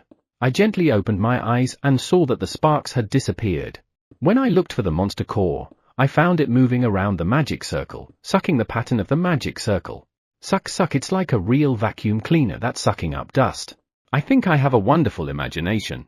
I find it funny how it sucks the magic circle. The monster core flies back into my hand as soon as it finished sucking everything up. The stone had transformed into something that was glowing brightly. When I examine it, I found out that it has divine power with considerably high purity. It's amazing. Just looking at it on my hand is already making me tingle. Monster core is amazing, isn't it? And there's a pile of them in my room, so I don't appreciate it that much. And it also increases every day. That said, nowadays, I'm thankful for these monster cores. Thank you. Somehow, I hold up the monster core a little high and praise it. Come to think of it, what happened to the magic circle? The only thing in front of me now is the transparent coffin. Nothing was left from the magic circle. That's great, but I'm not sure if that can be called the best solution. I walked closer and checked inside. Yeah, it's still beautiful and creepy. Should I open this coffin? Since it's closed, I want to open it, but is that okay? Chapter 29, Weakness. Collapse. Considering what I've done so far, I don't think it will open that easily. However, just to make sure, I put my hand on the lid of the coffin and pushed it. Will it open? The lid shifted sideways without a sound. I didn't think it would open, so I didn't even use that much strength. I remember the barrier and the mechanism that absorbs magical power in this place. This will be the last. I should be pleased, but somehow, I felt betrayed. Such a selfish thought, right? I guess they thought that no one could get to this point. Certainly, if you were someone from this world, there's no way you could even get in. The entrance is already an impossible task. The barrier was made of divine power that can't be broken through by magic. Come to think of it, the dragons are said to be divine beasts. But they can't use divine power. Well, if they can use it, will they even follow me? I stare at Light Blue, who's next to me. Light Blue is staring at the angel. Could it be that it knows something about this angel? However, I can't communicate with it, so I can't ask it to tell me what it knows. God-sama, please, come back soon. With that, my language problem will finally be solved. I look at the angel in front of me. Right, since it's an angel, shouldn't it be able to understand Japanese? According to my knowledge, an angel is a messenger of God. It might be able to teach me a lot about magic. Okay, let's wake it up. How exactly should I do that? The cover is open, but there's no sign of the angel waking up. However, this is really creepy. Is it because its face is too neat? Male? Female? Or are angels asexual? I don't really care. For now, let's try to open the cover completely. The cover moved without resistance and even fell down because I used too much force. The moment it hits the ground, it shatters with a high-pitched, crispy, breaking sound. Whoa! While I was surprised by that, the coffin began to glow. It seems like I've done something wrong again. What am I supposed to do in the first place? The light became brighter and brighter, and I protected my eyes again with my arms from too much brightness. I closed my eyes tightly and even covered them with my arms, but tears began to flow from them. The brightness continued for a while, and when the crispy sound turned into a crunchy sound, the light calmed down. I blinked my eyes a few times and shook off my blurry view. Now that everything was calm, I looked around to check what was going on. My companion seemed to be still having trouble seeing. Sorry. I'm trying to be careful, but every time I do something, I feel like I'm causing trouble for those around me. I should think more before I act. No, I'm already thinking before doing anything. Then, what should I do in this case? I regained my composure and looked at the coffin. The transparent coffin had many small cracks and looked like it was about to break. I hurriedly checked the inside. Seriously? I blink a few times, not wanting to believe it. Reality doesn't change. You're really trying to disappoint me, are you? Yeah, I already expected this. I was really expecting that if I had an angel, I could do something with my language problem. That's the main reason I woke it up. It shouldn't be bad. And yet, here we are. No, you could say that I've succeeded. Because we managed to stare at each other. However, I didn't expect it to turn out like this. I really don't know where I should pour my anger and frustration after being betrayed by my expectations. Foo. I've been thinking about it for a while. I've been trying not to think about it, but what kind of idiots the gods are to miss something this big? I mean, they know how to manage and create worlds, so why didn't they go into more detail? How could they have missed this cave or the magic circle where even I could feel the divine power? It's impossible. God-sama looks like a hermit, and apparently, he seems to be one. It's really annoying to be something that he looks like. I heard that the gods were angry because of those stupid apprentices, but why are they letting them off the hook? It's true that I don't know how apprentices are trained to be gods. However, an apprentice is a student of gods, right? If that is the case, shouldn't they watch over them closely? They are still half-mortals, and they are already running wild. In fact, they let them run amok for hundreds of years. I think it's God's fault for letting that happen for so long. Look at what they've done here. The next time he comes back, I'll just leave him alone. Damn it. Enough is enough. Give my hopes back. Abusive words are going around my head. I sighed heavily once again and faced the reality in front of me. Inside the breaking coffin, there's an angel. It has wings on its back and has a dull look in its eyes. The angel was about 2 years old and very cute. When I saw the coffin, the angel was an adult. However, after I broke the cover and light flooded in, it turned into a child angel. It was a child angel, or perhaps calling it an infant angel will be much better. Then, No matter how much I think about it, I can't find any meaningful words. My strength was drained from my body and I sat down on the floor. I really don't care what's going to happen anymore. As I was sitting on the floor, I felt a wobbling vibration. I hurriedly stood up and picked up the angel from the coffin. As I looked around, I saw that there were large cracks in the walls and other parts of the cave. No, this place is going to collapse. Everyone, get out of here. I called out to my friends and ran towards the exit of the cave. When I looked behind me, I could see everyone who came with me. Great, they are following me obediently. I exit the cave and check on my companions. It seemed that everyone had evacuated safely. Just as I was feeling relieved, the entrance to the cave collapsed with a bang. That was close. Then the next moment, the sky became unusually bright. Oh, what is it this time? I asked Koa to take me to the sky. There, I saw 5 magic circles surrounding the place I was. The magic circles were connected by lines. Pentagram? As I looked at them, the lines collapsed and the magic circles turned into light and gathered in one place. We're a little far from that light, but the power I felt from it was pure divine power.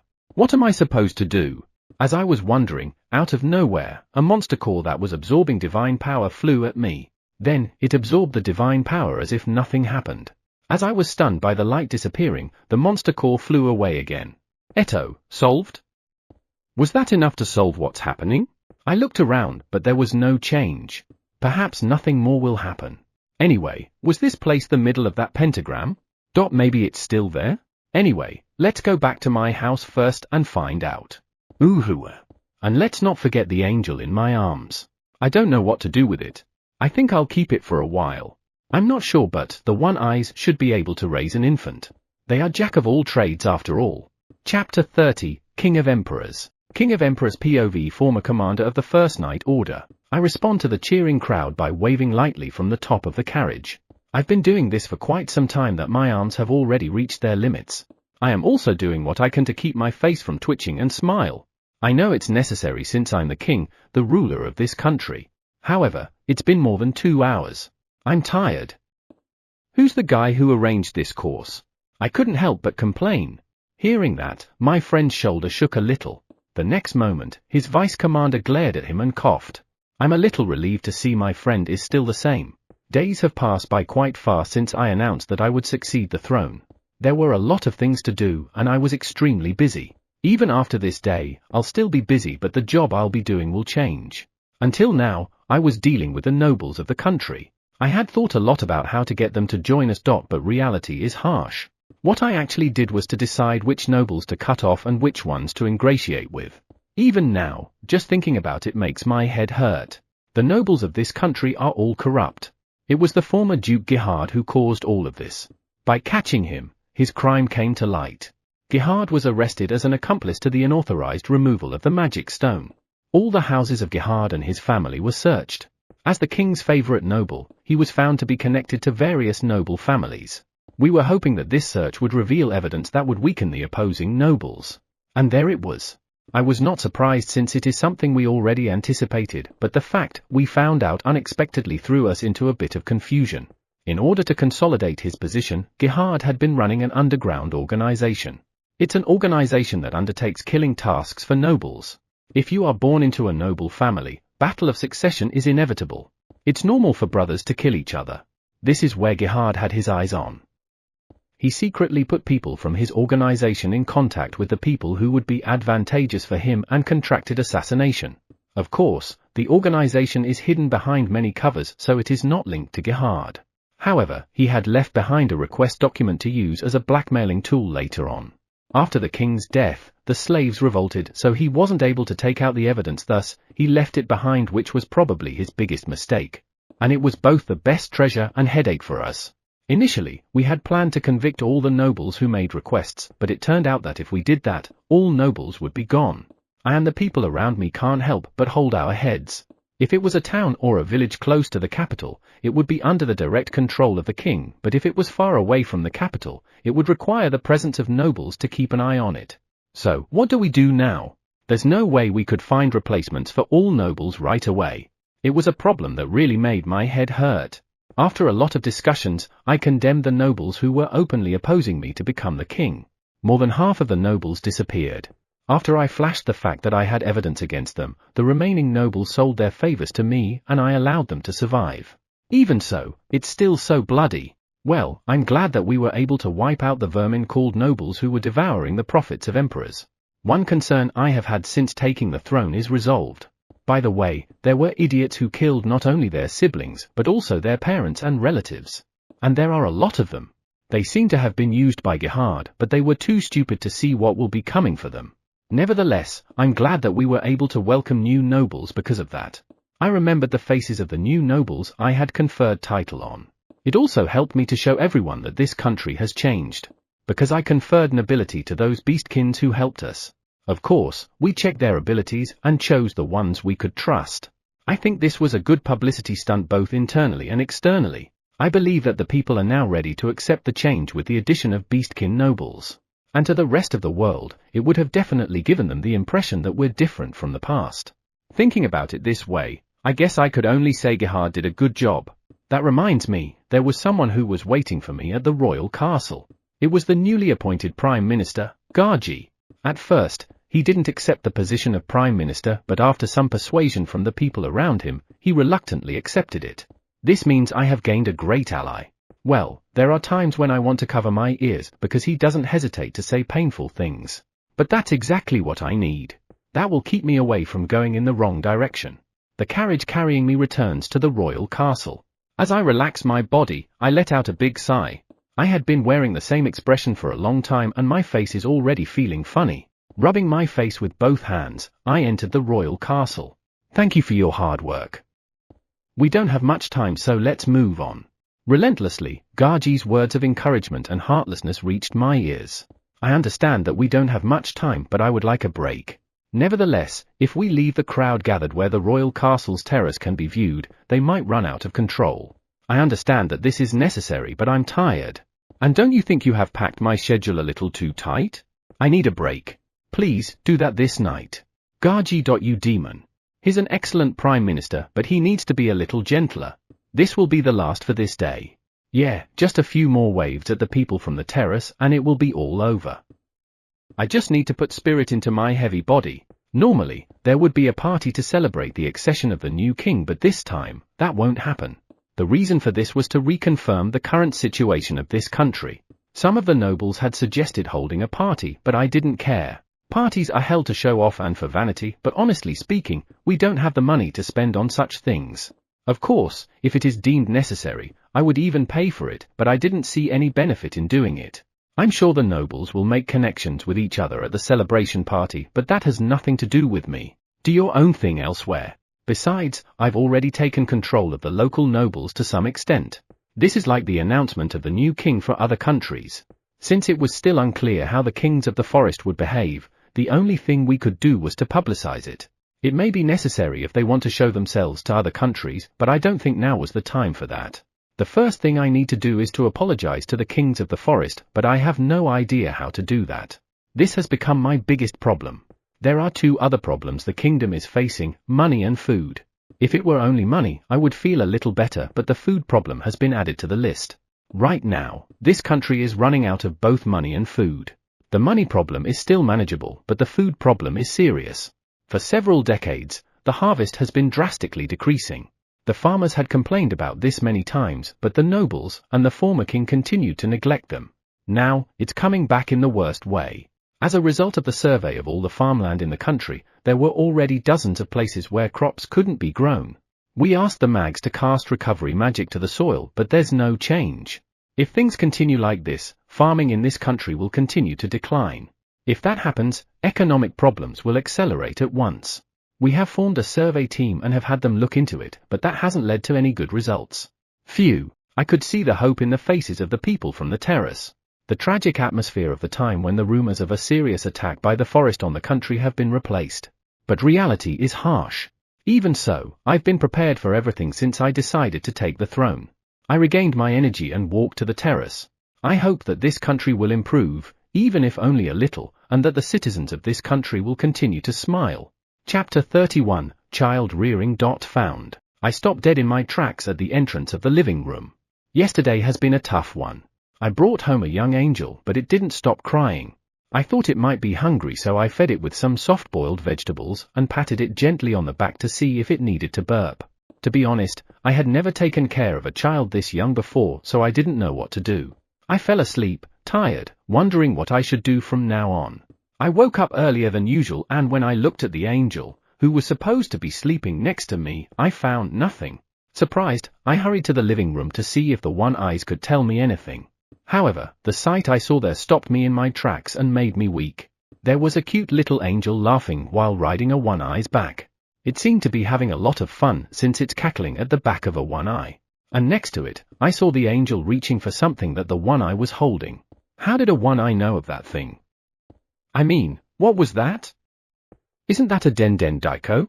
The light sound of the drum echoed in the living room, making my face twitch a little. But really, where did the one eye get the knowledge about drums? It also sounds good. I thought it would be a good idea to ask the one eye. However, I decided not to because there's no point in knowing whether it has prior knowledge or not. Perhaps I'm still too naive. Good morning. When I greeted the one eye, the 4 one eyes in the living room bowed at me a little to greet me back.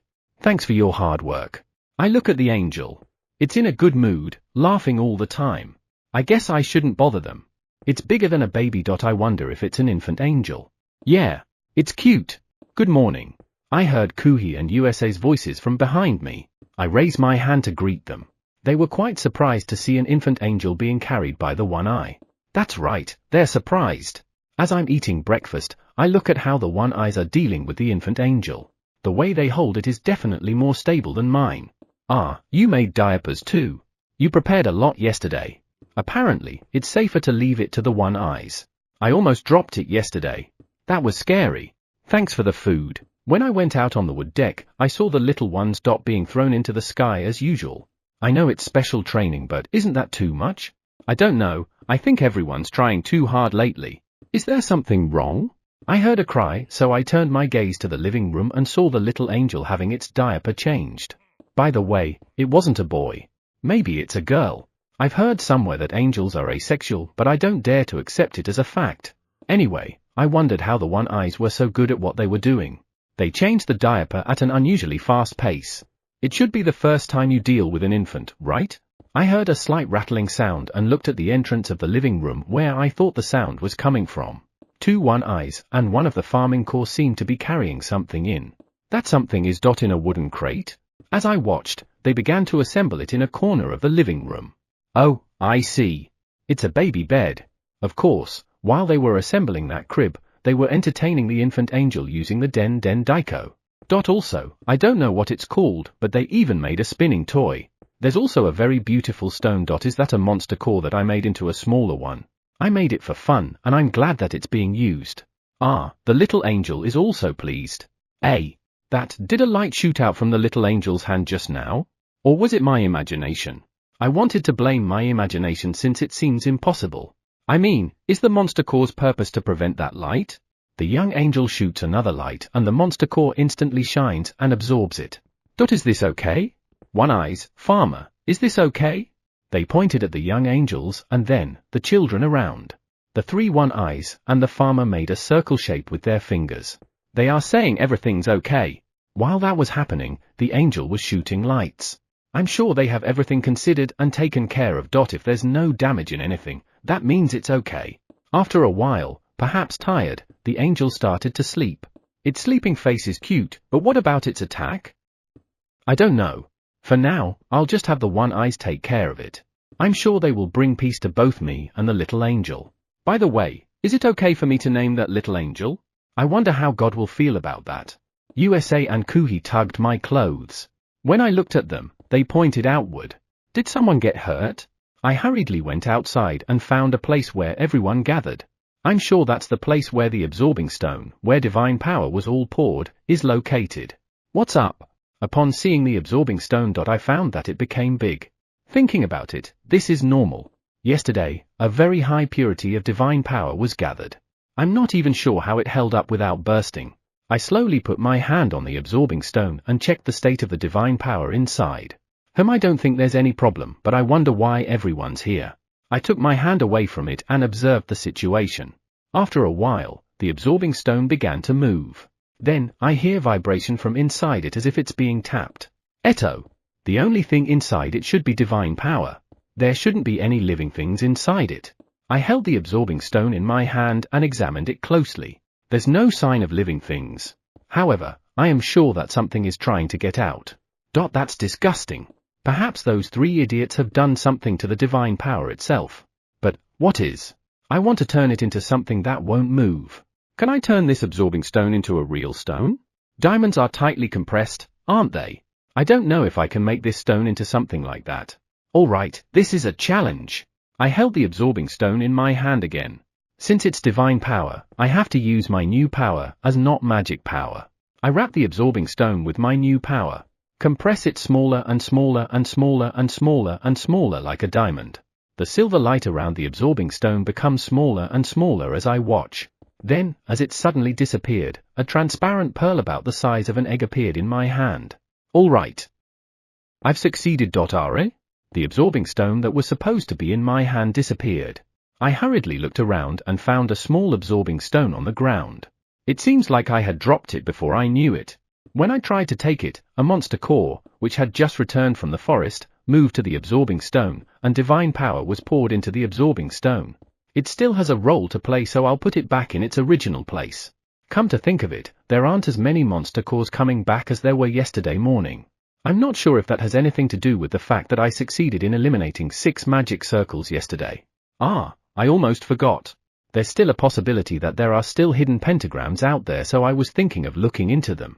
The image of the forest I had memorized a few days ago showed up again. I checked where the lights were gathering. That. It should be another one. I found one, a pentagram. I also confirmed that there was a gathering of light in the center of the pentagram. It's a little far from here. That means I need to work harder. Even so, what's with a pentagram? Does it have something to do with gods? It's a symbol used both in East and West, isn't it? According to what I read, it has an effect to ward off evil. I'm also sure that I've read something that it has charm effect. That doesn't seem to have anything to do with it. Other than that. I think there was a small space or hole or something. No. I shouldn't be bothered with what it means. Whether it has a meaning or not, I'm going to destroy it. I'll destroy it thoroughly. Maybe there's another bone barrier again. I better be ready. Chapter 32, It wasn't. How the door appears. It should be around here. I'm supposed to be in the center of the pentagram I found on the map, but I'm moving my hands around, trying to find the barrier, but still can't find it. I remember the area around the glowing place, but I'm not really sure where to look since I can only see similar trees. I might even be wrong. Yeah, let's just wait for the monster core. The monster core has a high-performance detection function. After a while, I saw a monster core flying around the forest. I felt a sense of confidence as soon as it appeared. Using my new power, I should be able to sense divine power, right? Well, it's okay. I guess checking if the monster core is functioning properly is a good thing. I don't think it's necessary, but maybe it is. Yeah, I'm sure it is. Besides, it's important to check everything. The monster core is flying around in an area a little farther away. Too bad. It looks like I've been a little off. As the core flew away, I surveyed the area again. As I walked with my hands ahead of me, I felt a tingling pain. Ouch! It's here. I rubbed my sore fingertips. It seems I've plunged into the barrier more than I thought. It's painful. There's no other way, so there is a way. With my new power, I should be able to find the barrier without touching it. It's too bad I already touched it before I can remember. Anyway, I'm shocked, but let's think about it later. Right now, we have a problem at hand to solve. Wall barrier, break. I've casted magic using divine power to break the barrier. Gachang. I forgot about it. The sound of breaking glass echoes through the forest. I was thinking of changing my imagination because it was too noisy. And it's even worse today. I'm shocked. Probably because I've been through a lot mentally. Yeah, that should be the case. Okay, let's explore the cave. Now, thinking about what I should expect inside, I'm already depressed. Okay, let's just explore the cave. There's no point in self-pity. Get distracted. Explore. The cave is also well maintained. I almost sigh as I imagine the pile of bones ahead of me. I wish I could free them, but I don't want to hear their haunting voices. Those curse words are so haunting. Trying to change my darkened mind, I look at my today's companions, Boss-san, Ari, and Fluffball. What a strange combination. Come to think of it, Ari has calmed down quite a bit.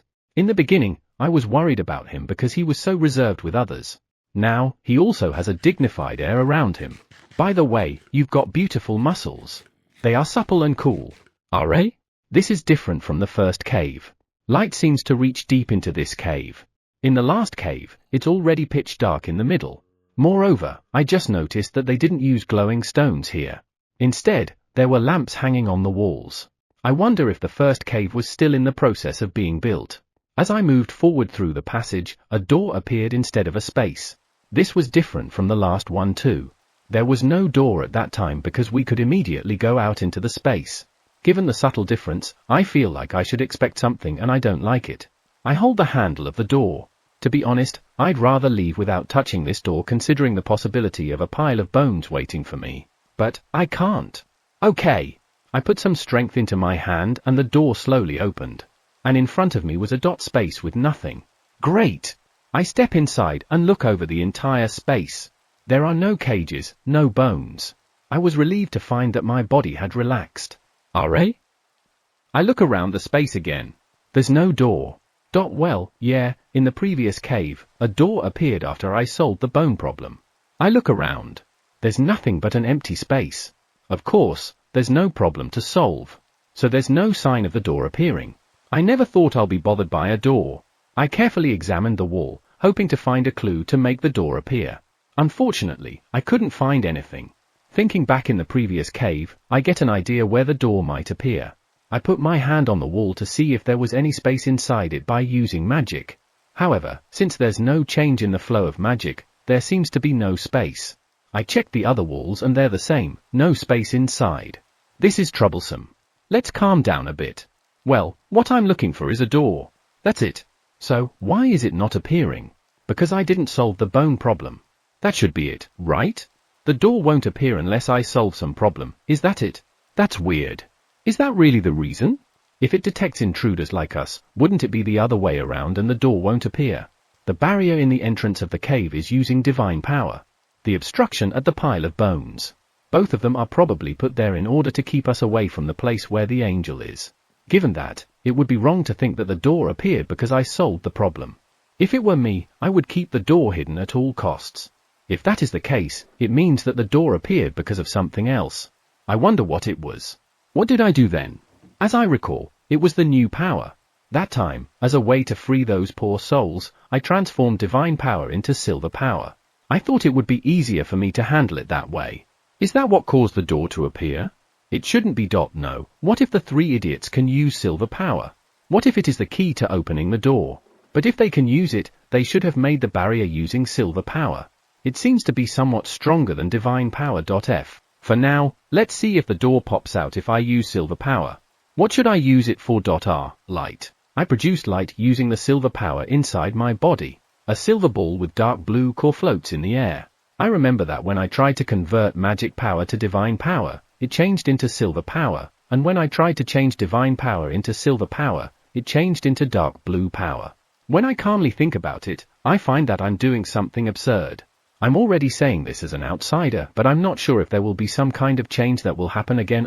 No way. That's impossible. No, maybe it's not. Even so, the new power is very beautiful. Moreover, it is considerably stronger than magic. I'm sure that change will be fine. As I stare at the light, I see a part of the wall glow in the corner of my eye. When I turned my gaze in that direction, I saw that a door had appeared. Does it mean that the three idiots can use this power? No, that's not the issue right now. There's no point in thinking about those who were not even here. Let's just remember that maybe they can use it. I can remember this. Right? Seriously, I'm more worried about my memory than what's happening outside or whatever power I have. The door that appeared looks luxuriously built too. The design is a little different from the first door though. The first door was more luxurious, but this one seemed more delicate. I grabbed the handle of the door and put my strength into it. The door opens without sound. A transparent coffin with an angel appeared before us. There seems to be no difference here. However, the angel inside the coffin looks different. This one looks younger than the previous one. I don't think this is going to be an angel younger than that one. No, maybe it will open its eyes and stay as an adult. Futile expectations will just shock me later, but I'm free to think about what I want. It's more of a wish though. Alright, let's erase the magic circle for the time being. For now, I created a small ball of magic power and shot it into the magic circle.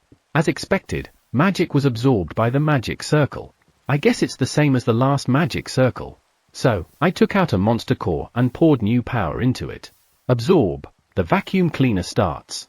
I originally wanted to imagine something else since it looks like it was losing power, but I couldn't think of a more suitable object. The sound of suck suck suck echoed through the space. It's an indescribable magic as expected. Well, as long as the magic circle disappears, that's nothing. For a while, I watched the scene of a monster core moving around the coffin with an angel in it. After absorbing the last part of the magic circle, the monster core came back to me. It's like a cleaning robot. It goes back to its charger on itself though. Chapter 33, Sprinting One-Eye. What's a beastkin? In front of me is a transparent coffin that has an angel inside. It would be a great help if it would wake up just like this. In a lot of ways. However, it still looks younger than the first angel. When I opened the cover, it transformed into an angel that looked like a year-old infant. 1-year-old infant. This is something I've prepared for. Even though I've said I've prepared for it, okay, let's not just waste time thinking about it or I'll run away. Just open it. I push the cover slowly but surely so as to not drop it like before. It slips to the side. And fell. Why? My high-toned scream echoed. I'm sure I pushed it slowly. How can it fall even though I'm doing my best to be careful? I felt like I had failed big time. It's so frustrating. Anyway, the angel infant is. That's right, it looked so young, right? However, I shouldn't be down because of it. So, it has all come to this. I wonder how old it is. The last infant looked around 2 years old. This one looked around 1 year old. Looking at it, it seems to be okay to pick up. I slowly lift the infant angel from the coffin. The wings on its back are smaller than that previous angel. It's cute. The little wings on its back are flapping. However, it's not safe to continue doing this at this place. Just like the previous one, this cave could collapse anytime. Now, let's retreat. One-Eye, please. The One-Eye came to me and checked the infant angel. Yes, after my experience last time, I decided to take a One-Eye with me. There were a few chilling moments on our way home during our last expedition. I never thought it would be that difficult to run while holding an infant. That experience from last time was enough for me to learn. Thus, I brought along an experienced babysitter. This is a relief. The One-Eye quickly took out a string, looked at the angel again and again, and did something with the string. As for why, I don't know. After watching for a while, it tied up the knotted string on the angel and carried it using that knotted string. That was quite fast. Okay, let's get out of here. I let the One-Eye run first and then run after it. If something happens, I'll be able to deal with it right away. As I started to run, the ground began to shake. Hurry up! I was even thinking of running with the One-Eye in my arms if something happened. But the One-Eye was running faster than I had imagined. How can it run that fast while carrying a child? I don't know why, but the back of the One-Eye seems to be getting smaller and smaller. Well, that's a One-Eye for you. As soon as everyone had safely evacuated outside the cave, the doorway collapsed. I looked at the infant angel and saw that it was sleeping peacefully in the arms of the One-Eye. Looking at its face, I could tell that it was at ease. The last infant I had carried in my arms would start to flail every time I tried to run. Maybe it was just uneasy. I looked up and saw that the sky was getting brighter. The pentagram must have appeared. After a while, I saw a monster core flying through the sky. It must have been absorbing divine power that will be poured later to the absorbing stone. I guess that's all for this place. Let's go home.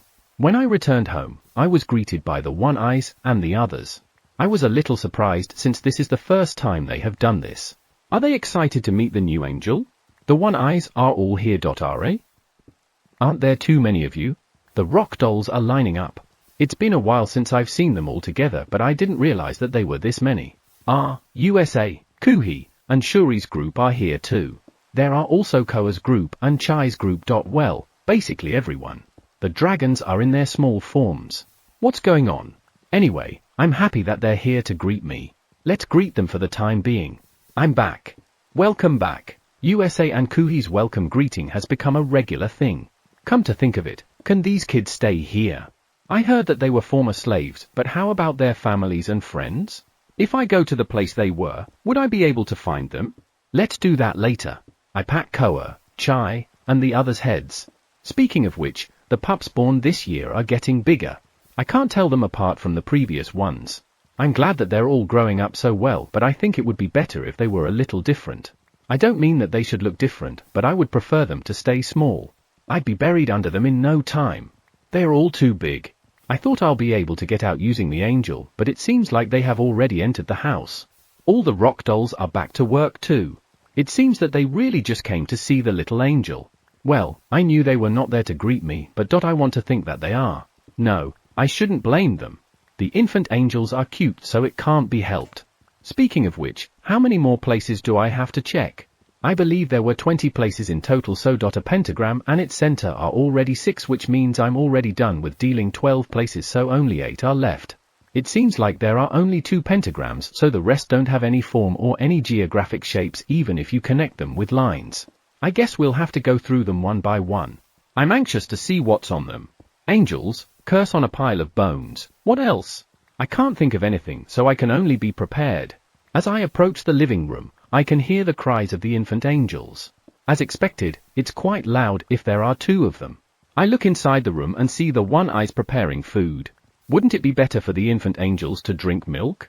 But there's no milk here. Since we need it, we'll have to do something about it. The one eye's prepared a soft stew of the potato-like crop. The 2 little angels were eating it normally. Given how they look, they seem to be doing fine. However, I need to get some milk soon. To be honest, I also want eggs. I'll have to find a way to get them after all. Cow and goat for milk. Eggs from chicken, quail. Ostrich. Come to think of it, are there any animals in this world that look like the ones in Japan? The only thing I met in the forest were big monsters. Are there even small monsters here? Ah, there are those squirrels, but they have horns. Are squirrels monsters? Or are they animals? I'm not even sure if there are animals in this world in the first place. I look at USA and Kuhi. By chance, are the beastkins the animals of this world? What is a beastkin in the first place? They have dog ears. Are these kids going to transform into dogs when they grow up? Thinking about it that way, even if I find a cow. I won't be able to get milk. I would be tagged as a pervert if I did. I think I'll go take a look around some village or town. If I do that, I might be able to find out what a beastkin is. By the way, I think my little sister also said something about beastkins. What was it? I think it was Kemamimi. Beastkin is the best.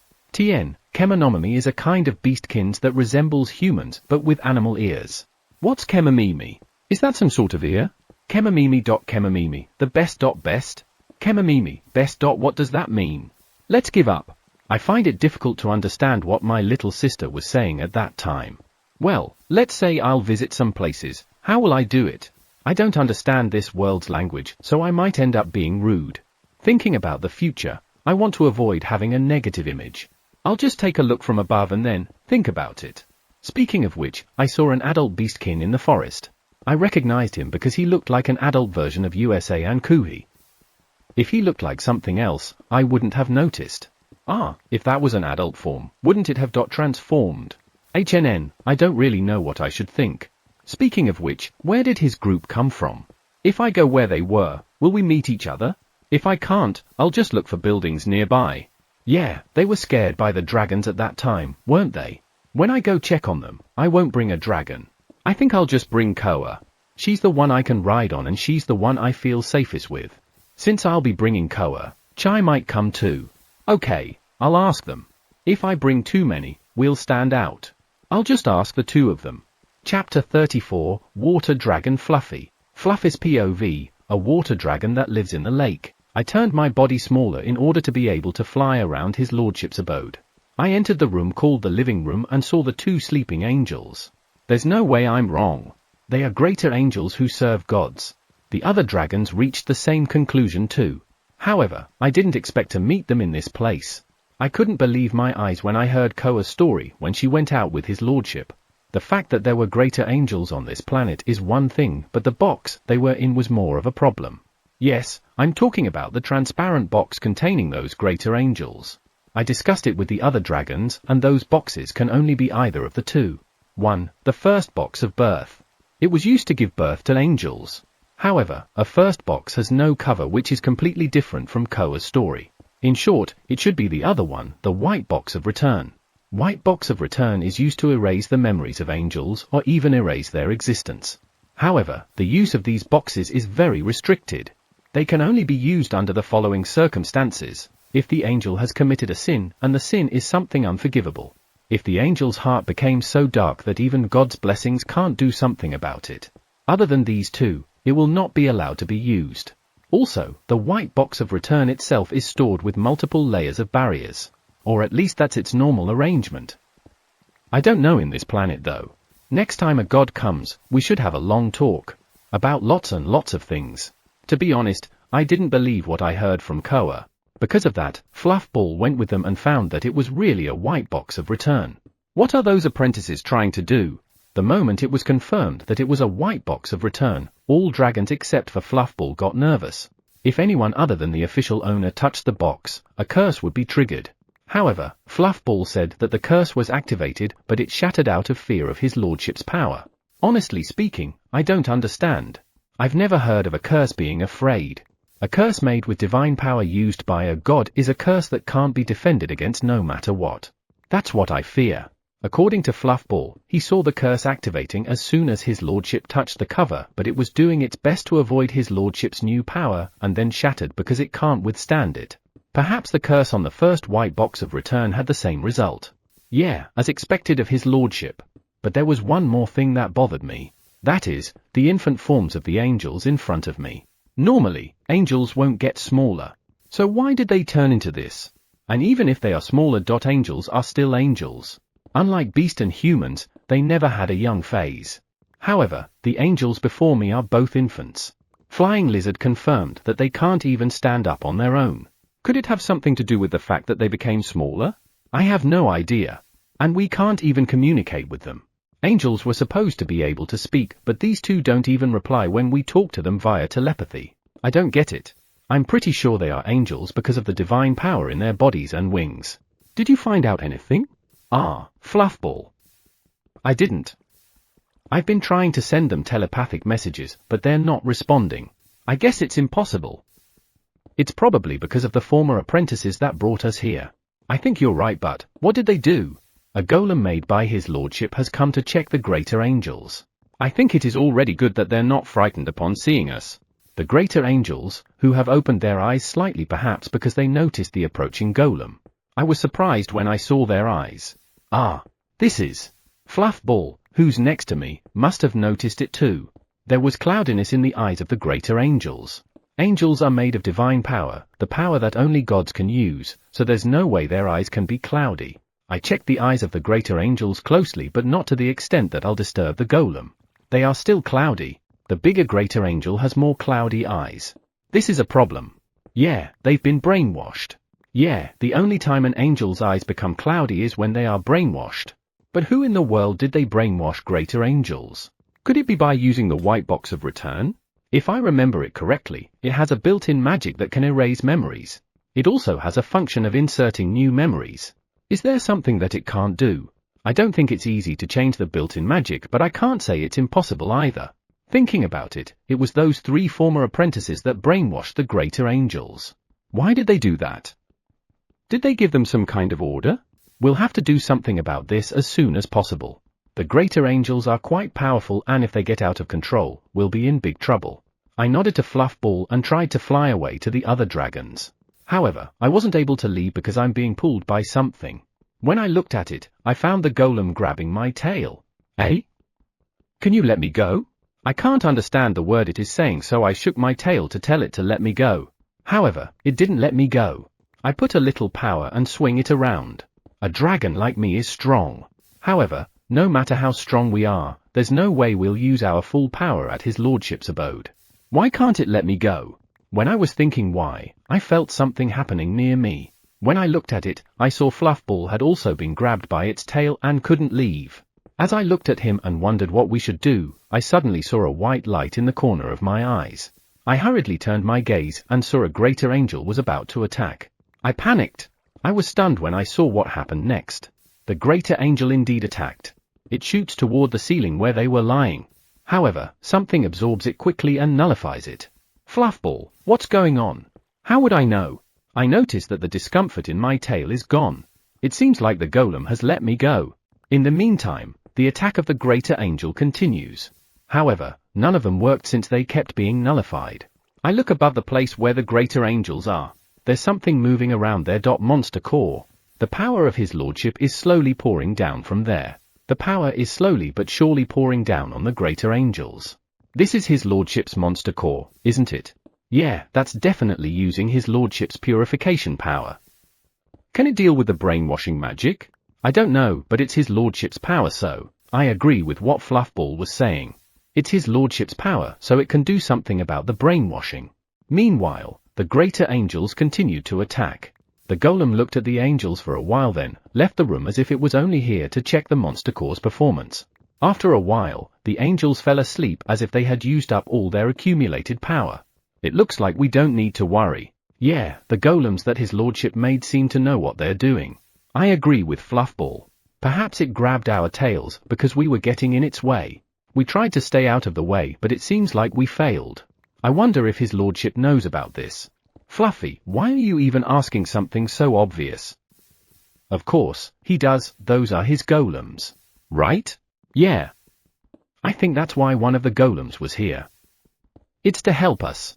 Come to think of it, his lordship took a golem with you last time. Yeah, given what's happening, it's for the sake of the greater angel. As expected of his lordship. His power knows no bound. I turn my attention to my surroundings. I can see that his lordship's new power is enveloping me. I feel warm and gentle. This is my favorite sign of his lordship. Fluffy, let's go. The others are probably worried. Let's report the result as soon as possible to let them feel at ease. Yeah, you're right. His lordship is amazing. Chapter 35, Enter Kingdom's Third Night Order Commander. Enter Kingdom's Third Night Order Commander's POV. Ha, Commander, you are being annoying. Please give up. Those cold words are from my Vice Commander, Kimia. However, that's not the issue right now. Give up? Ha ha ha, how can I give up? Why should it be me? Shouldn't the First Night Order Commander Garfa be a better choice? If not, there's even the Second Night Order Commander Malfora. Do you think I'm fit to be the messenger? You can't for sure. No, excuse me. I mean, you'll be fine. This guy is secretly laughing at me while saying words of assurance. Are you really my Vice Commander? No, yeah, why don't I be the Vice Commander? Commander, I know what you are thinking. If you ask me, no, nothing. Adjutant Kafaret, why are you humiliating me? I'm their superior. Weird. However, why do I have to go to emperors as an emissary of the Enter Kingdom? I'm not that polite in both how I act and talk. No, if I want to, I can do it. I should be able to do it, I'm sure. Probably. Hey, can I be polite? The king should have a big heart. My vice commander is already laughing.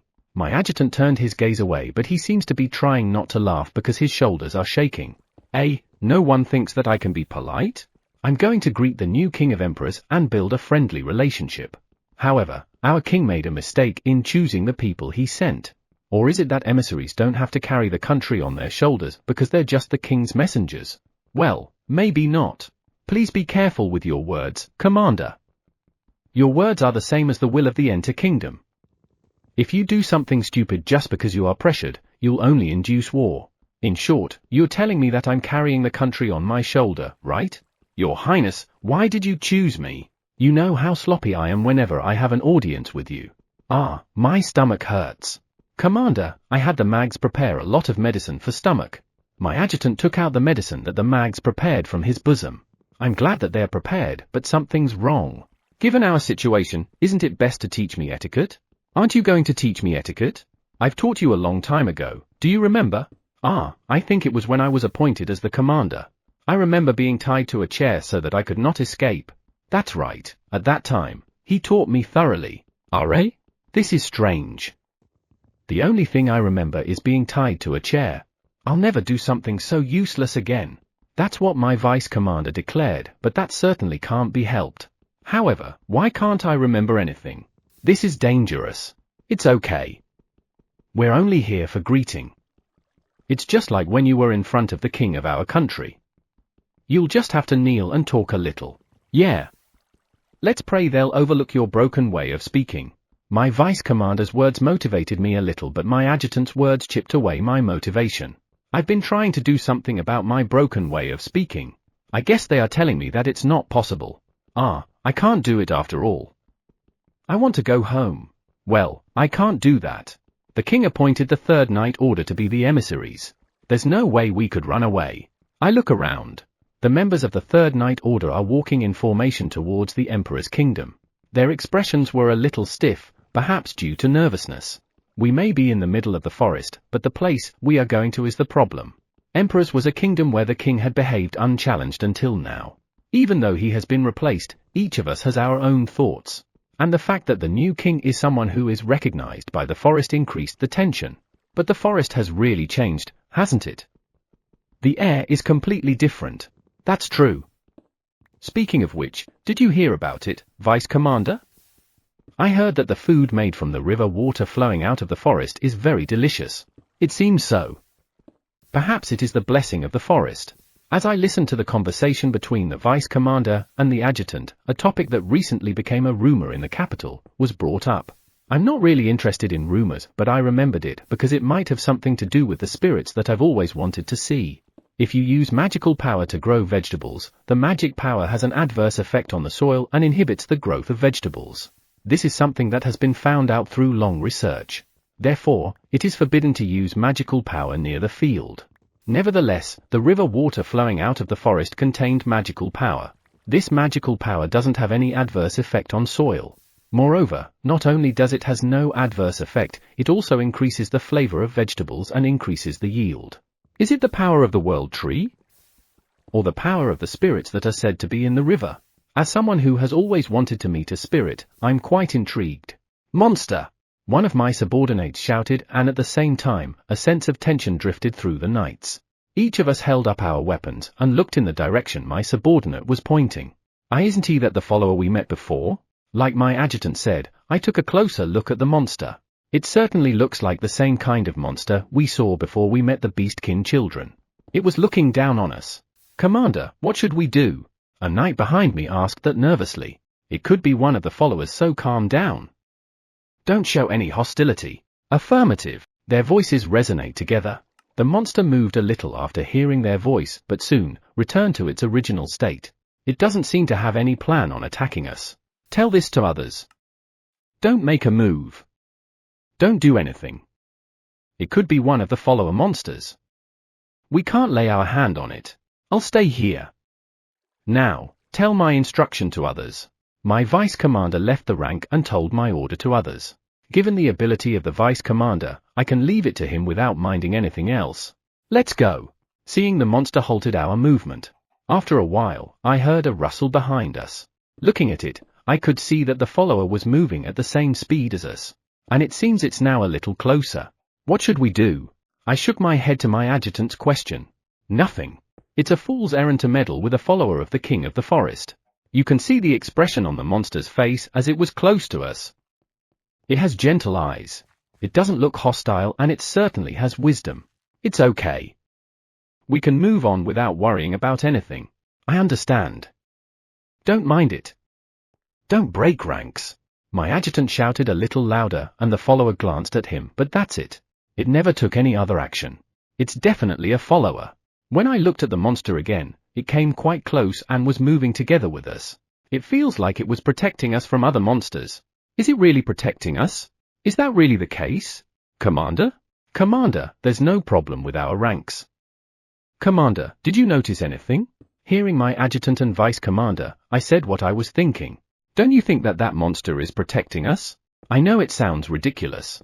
However, when I see it following us while checking around from time to time, that's the only thing I can think of. It certainly looks like that. If that is the case, it's amazing, right, Commander? What is? I mean, it's a follower of the kings of the forest, right? Don't you think it's pretty amazing to be protected by it? Ah, right. It is certainly a follower of the king of the forest. And being protected by it is amazing. I glanced at it and the monster met my gaze. Apparently, it was looking at us. I'm not sure how to react. Should I thank it? Hey, I need some stomach medicine. Chapter 36, Enter Kingdom's Third Night Order Commander 2. Enter Kingdom's Third Night Order Commander's POV. It was only in the forest, huh? As my vice commander said that, I looked back. Right, there's no longer any sign of any follower monster. The members of our group, who felt sad about it, looked back again and again with traces of disappointment on their faces. The follower monsters stayed with us until we left the forest. Thanks to them, we were able to reach Emperors without being attacked by monsters even though we traversed the forest for 8 days. There are some very strong monsters in the forest. To avoid encountering them, we walked in the open part of the forest. It is a place where strong monsters were less likely to appear. However, the forest is the forest after all. Just because there is a low possibility of encountering them doesn't mean we will surely not encounter strong monsters. In the past, there used to be a path that neighboring countries of the forest could use as it was being guarded by the follower monsters. However, due to the curse that covered the forest, the path disappeared and even the followers of the kings of the forest disappeared. Over the past few hundred years, the forest had turned into a dangerous place with monsters. When I was a young boy, I read about follower monsters in books and yearned for them as much as meeting spirits. I wanted to increase my magic power as meet the spirits. I want to walk in the forest and meet follower monsters. I worked hard to increase my magic power, but I had given up the idea of meeting followers. I never thought it would come true now. If I'm not the commander, I would have been grinning all over. But that was amazing, wasn't it? That roar. The moment I heard it, my whole body trembled. The words of my adjutant made me remember what happened 3 days ago. 3 days ago, the followers threatened monsters that we encountered into running away. 3 nights ago, we encountered 8 monsters. We immediately took up our weapons and prepared to fight. The moment 8 monsters all ran towards us, a heavy bass sound echoed through the forest. It was the roar of a follower. Its power made not only us, but even the 8 monsters, unable to move. We were also surprised that the follower is not alone. There were 2 of them and they both have threatening magical power. The appearance of their backs were so majestic that it was burned into our eyes. The monsters couldn't help but run away with tails between their legs. I can still vividly remember that roar and how their backs look. I guess my teammates also remember them since they are still talking about them even if we are already out of the forest. However, we can't do that forever. We are already in Emperors. Pull yourself together. We are already at Emperors. Affirmative. My men quickly formed a line and began a beautiful march. I'd like to thank my vice commander in this area. He's the one who trained us. When I turned my gaze a little farther away, I saw a group of knights with this kingdom's flags. It's the welcome party. I agreed with what my vice commander said and looked at my men who were lining up behind me. Their excitement earlier can no longer be seen as if it has faded completely. Good. Let's go. Hearing my command, the march became a little faster.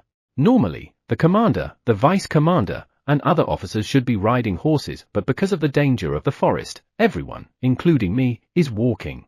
There's a chance that they might make a fool of us because of this. Well, if they really do that, all I can say is they're a fool. It looks like you're having fun. But please don't act like an idiot. I felt discouraged by my vice commander's words.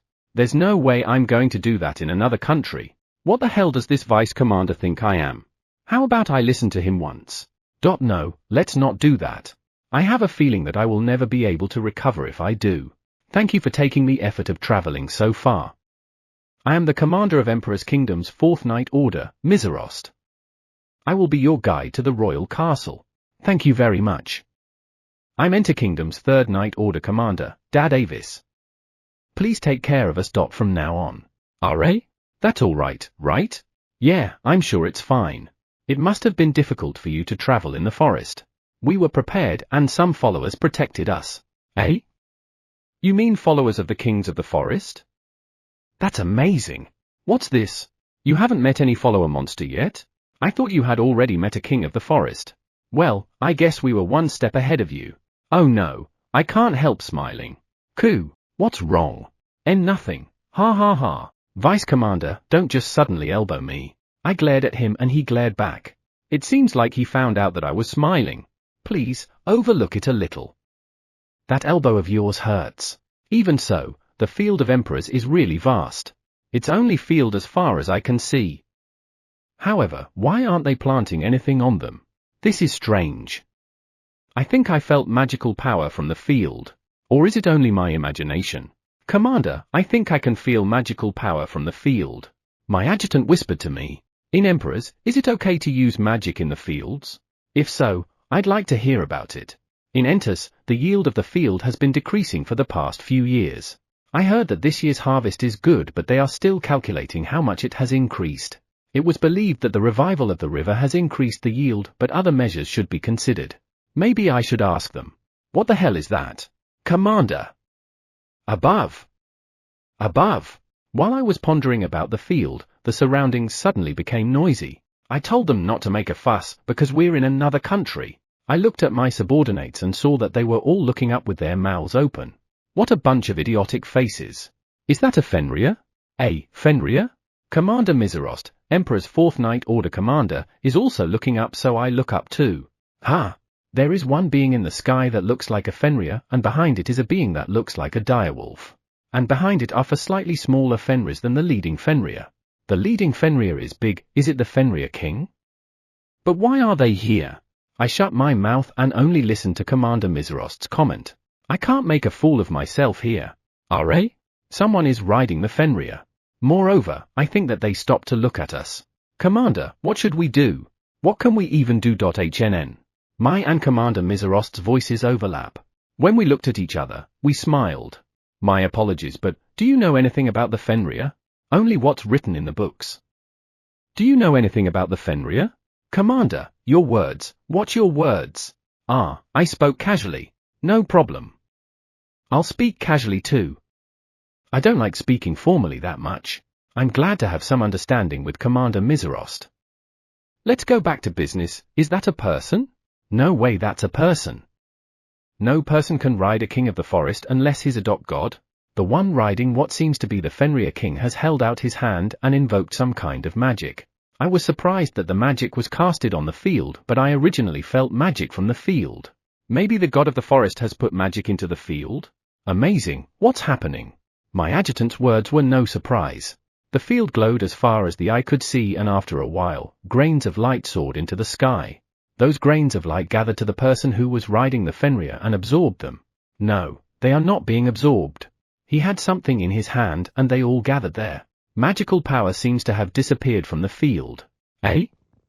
Oh, it's true. Hearing the words of my stunned vice commander, I turned my gaze to the field. It's true, the magic I felt a while ago is completely gone. What's going on? Why? Commander Miserost was looking at the field in daze. I'm not even sure what's their reason for applying magic to the field. In this country, do crops grow without problems if there are magical power in the field? What do you mean? What do you mean? What do I mean? If the soil contains magical power, the crops will not grow well and eventually, nothing will grow at all. Isn't that the same here? I don't know. I think the previous king ordered to pour magical power into the field. So that's how it is. After seeing how Commander Miserost was convinced about something, he turned his gaze to the sky. However, the figure of the Fenrir's group and the person who seemed to be the god of the forest are no longer there. I'm glad I became the emissary. I never thought I'd meet the god of the forest. Chapter 37, King of Emperors 2. King of Emperors POV. Are you certain? Yes. The commander of the 4th Night Order, Miserost, has heard it from the envoy of Enter. He said that when soil contains magic, it will affect the crops. If it's been affected by magic for a long period of time, nothing will grow at all. I let out a small sigh hearing Prime Minister Gaji's words. That's something I never thought of. According to the records left behind by the former king, supplying magic power to the field was one of the major projects undertaken by the entire country. It was supposed to stabilize the yield of the crops. However, the result was the opposite.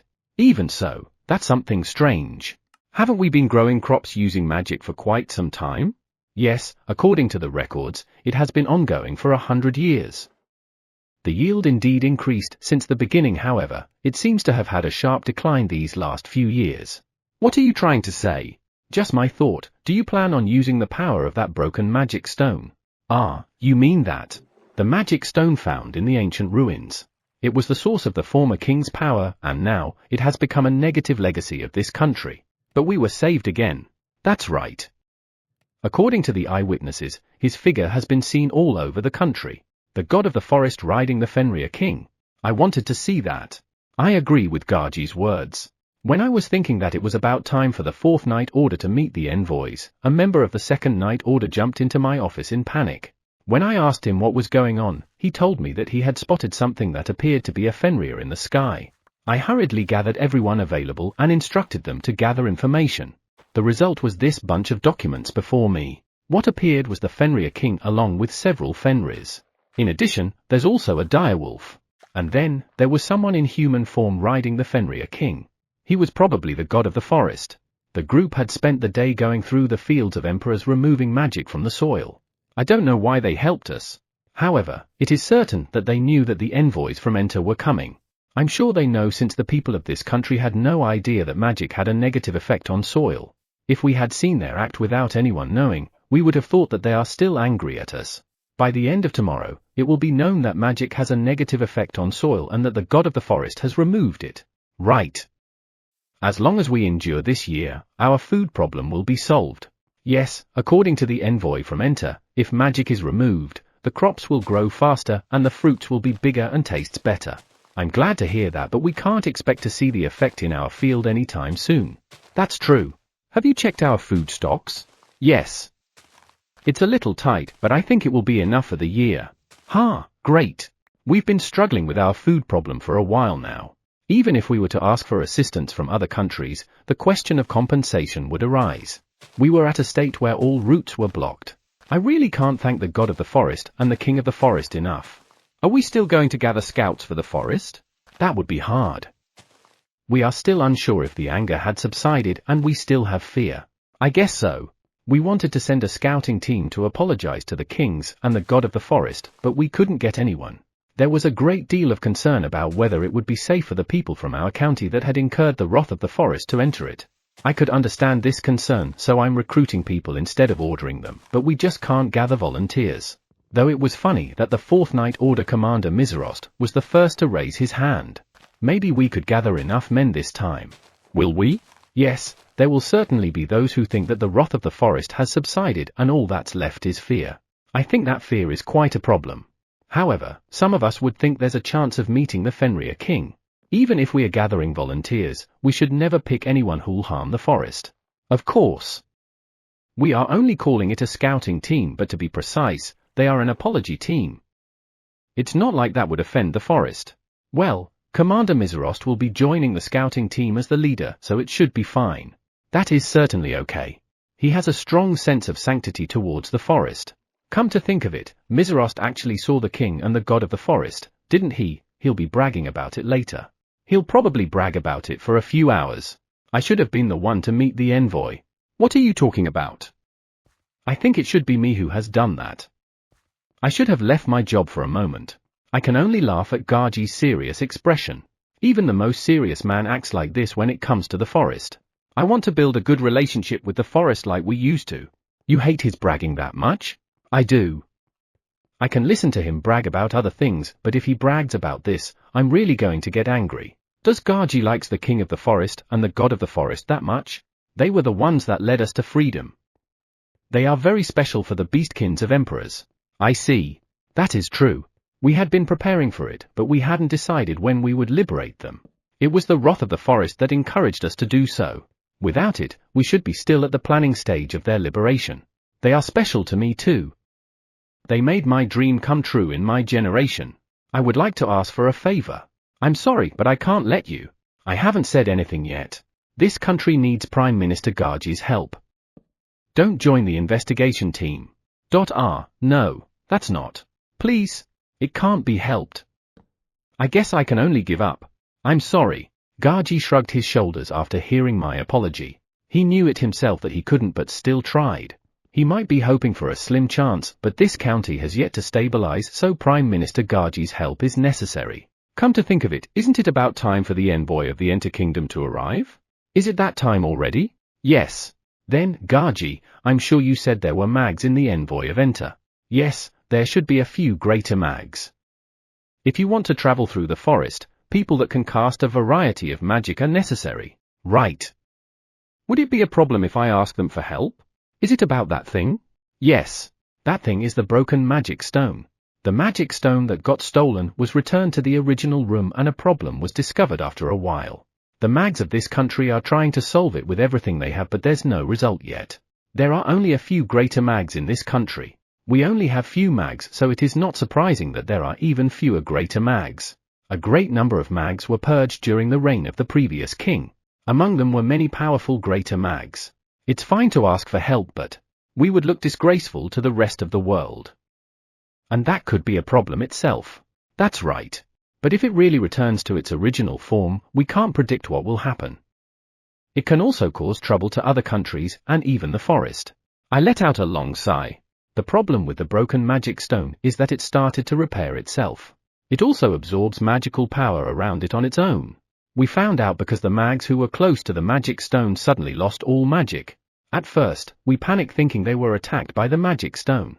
I immediately ordered the greater mags to prioritize investigating what happened, and it was found out that the magical power absorbed was used to repair itself. We immediately put up multiple barriers around it to prevent it from absorbing magical power, but after a few days, the inner barriers were destroyed, which was concluded to be the magic stone's fault. Even the magical power contained in the barriers was absorbed. Every day, we try to set up a new barrier to prevent it from breaking through, but it breaks them each day too. We are in a state of continuous anxiety. Moreover, because it absorbs magical power, we can't even examine the magic stone. Yes, that might solve our trouble, but there will be an immediate trouble after that. Yes, the next problem will be that this county will be at war with other countries. Enter Kingdom has sent us an envoy, which means they are friendly, but the other two remain silent. Even so, I still want to ask their mage opinions. Ask them to be present at the audience. I understand.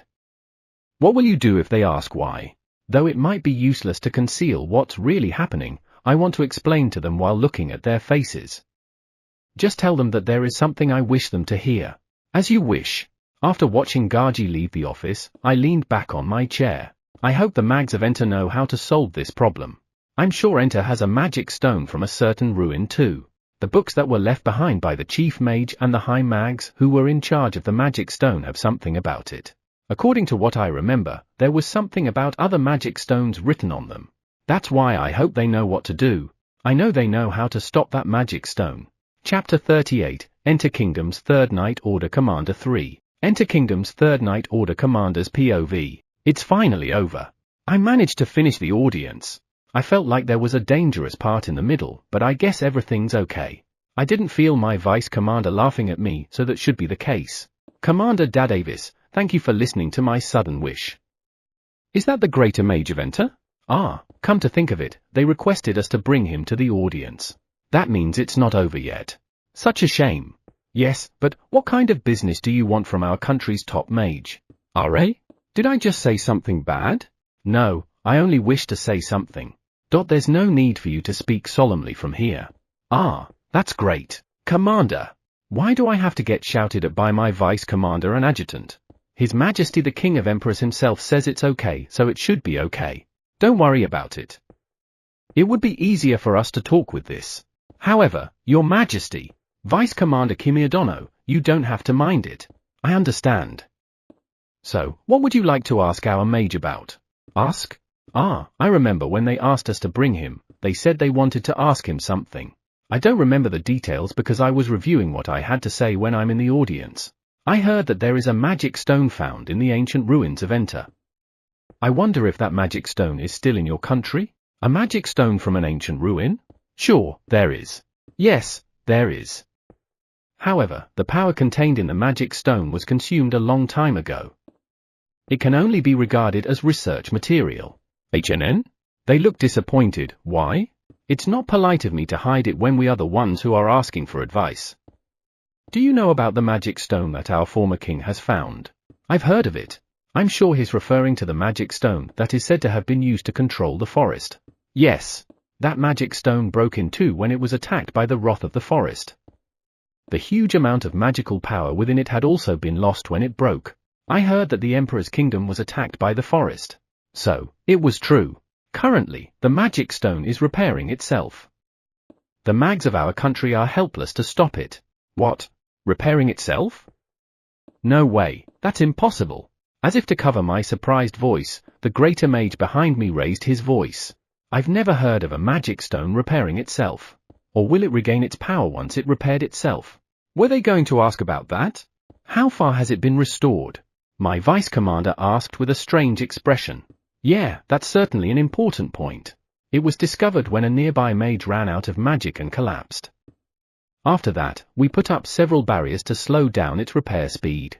However, it was able to break the barrier by absorbing the magic power of the barrier.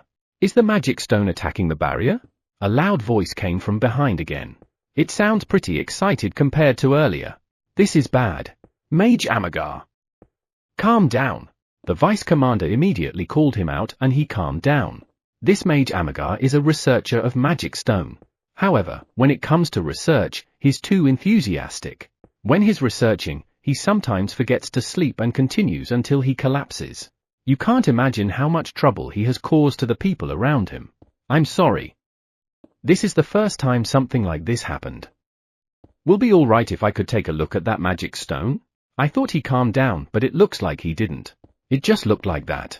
I can already smell trouble. My apologies, Your Majesty. Mage Amagar, you can't see it and you need to calm down. The Vice Commander called out again as if he was tired. It seems that he's gone so far since the Vice Commander's tone is already strong. You'll get lectured later. I'm sorry for your loss. Thank you, Vice Commander Kimir. If you promise to not approach the magic stone, I'll let you see it. Eh? That's what everyone from our country said. Even Mage Amagar was surprised by the unexpected answer. He just asked for it and there's that. I thought it was impossible, but I guess his feelings reached the king.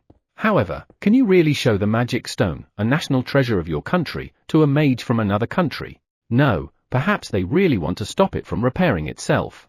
That's how much of a threat the magic stone is, or at least that's what I think. Can I ask you about the magic stone, Your Majesty? I heard rumors that it has the power to attack the forest. Is it true? It's true. The magic stone in question is what triggered the evil eye magic that attacked the forest. I heard that it also has the power to amplify power. The magic stone was also used to strengthen the slave crest binding the slaves. It also prolonged the life of the king as well as several mags. Aside from those, the magic stone has also been used for other miserations. I've never heard of a magic stone with that much power. I looked at the sorcerer behind me and he was lost in thought. Mage Amagar, what do you think? I've never seen or heard of a magic stone that could hold that much power and cast something that massive. The forest alone is vast. It should be impossible for the magic eye to cover the whole forest. As for the amplification of power, it's true that the magic stone has that power, but there's a limit to it. Mage Amagar is a passionate researcher and his knowledge level is one of the best in our country.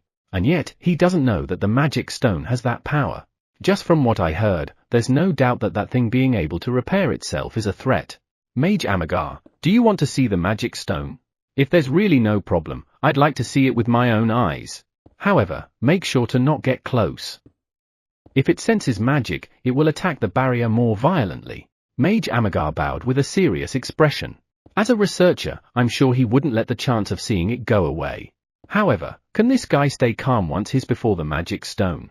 In the past, he hugged a dangerous magic stone even though he was warned not to touch it, and he also acted stupidly in front of the king after seeing a magic stone offered to the king. Kafaret, if Mage Amagar does something stupid, stop him even if you have to beat him up. Affirmative. As expected of the Vice Commander, making sure that troubles will be dealt with as soon as possible.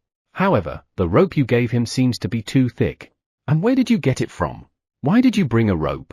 When it was decided that we will bring Mage Amagar, I thought we would need it. Well, you thought it was necessary after remembering the things he has done in the past? You respect how knowledgeable he is, but you are careful with his attitude regarding to research. I'll leave dealing with Mage Amagar to you. Leave it to me. His Majesty the King was surprised when he saw the rope. Normally, you wouldn't bring something like a rope to an audience. He probably can't think of a reason what's that for. Please, don't do something stupid. Scene change. This way, please. It is the Prime Minister, Gaji Dono, who guided us towards the magic stone.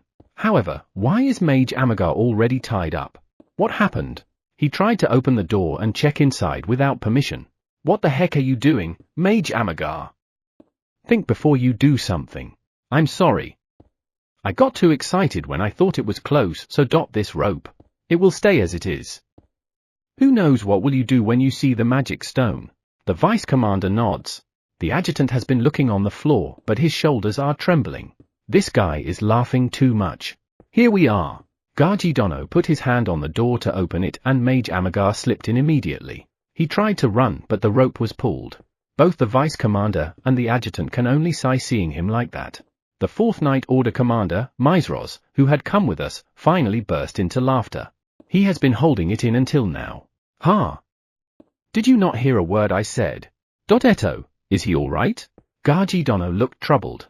And the reason was a mage from our country running wild. I'm very sorry. No. I guess he likes magic stone that much. I don't think it's on the level of like.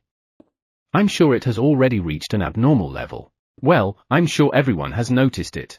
Ha! Voices of Gaji Dono and my voice commander overlap as Mage Amagar rolls around on the floor. I never thought he would do that here. Did he forget where we were? Vice Commander, you'd better calm down a bit. It's okay. I'm calm. However, we should do something before he does any more abomination. Yeah, I agree. I wonder if he doesn't notice what he has been doing. Anyway, let's look at the magic stone. We followed Mage Amagar into the room as if we were being dragged. This is big. There were many rumors about the magic stone, but I never heard of its size. I never thought it would be this big. However, I can feel something evil in the air. I heard strange voices next to me. It came from Mage Amagar, but I ignored him. The people of Emperors are also pretending he's not here. Chapter 39, Emperor's Kingdom's 4th Night Order Commander 2. Emperor's Kingdom's 4th Night Order Commander's POV. Commander Maizros, my apologies, but can I ask you to take care of it? Prime Minister Gaji asks while looking in the room where the magic stone is with a troubled expression. At the end of his gaze is Mage Amagar walking around the magic stone. In addition to that, he's still wrapped with a rope. Looking at the excitement of the man, everyone can conclude that he doesn't care at all. Vice Commander Kimir is trying to calm him down, but it doesn't seem very effective.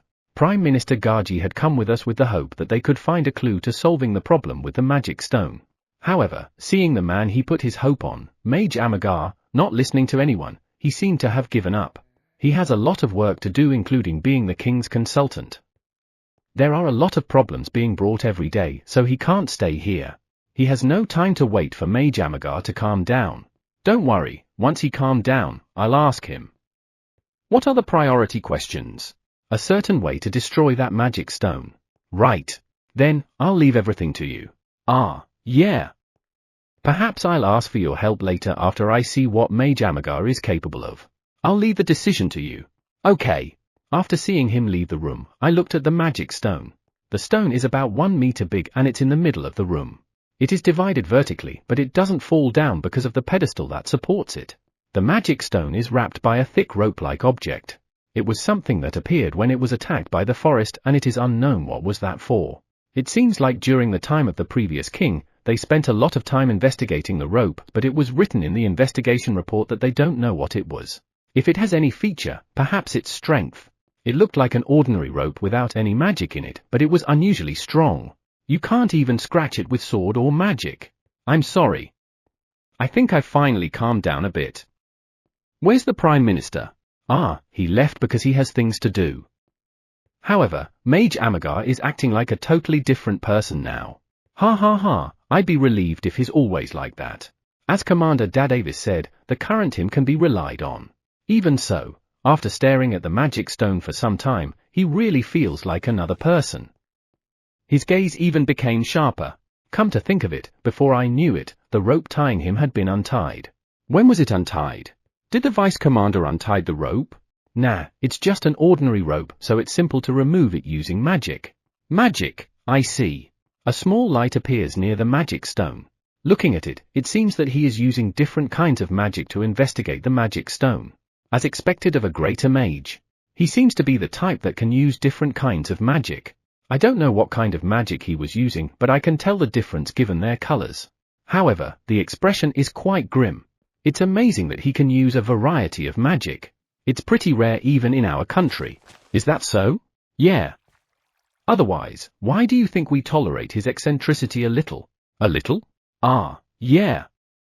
Oh, it looks like he's done looking at it. However, it looks like he didn't get the result he wanted. Looking at Mage Amagar, I saw him giving out a long sigh. His expression is quite grim. Even Vice Commander Kimir seemed to be a little puzzled with his expression. It's unusual for him to be like that. Is that so? As expected, it's not easy even for him. Now, how can I get him to cooperate with us? HNN? Is there something wrong? You look pretty serious. Is that magic stone that much trouble? Yeah, a big trouble. Commander Davis was slightly surprised with my reply. Countries often conceal things about their magic stones.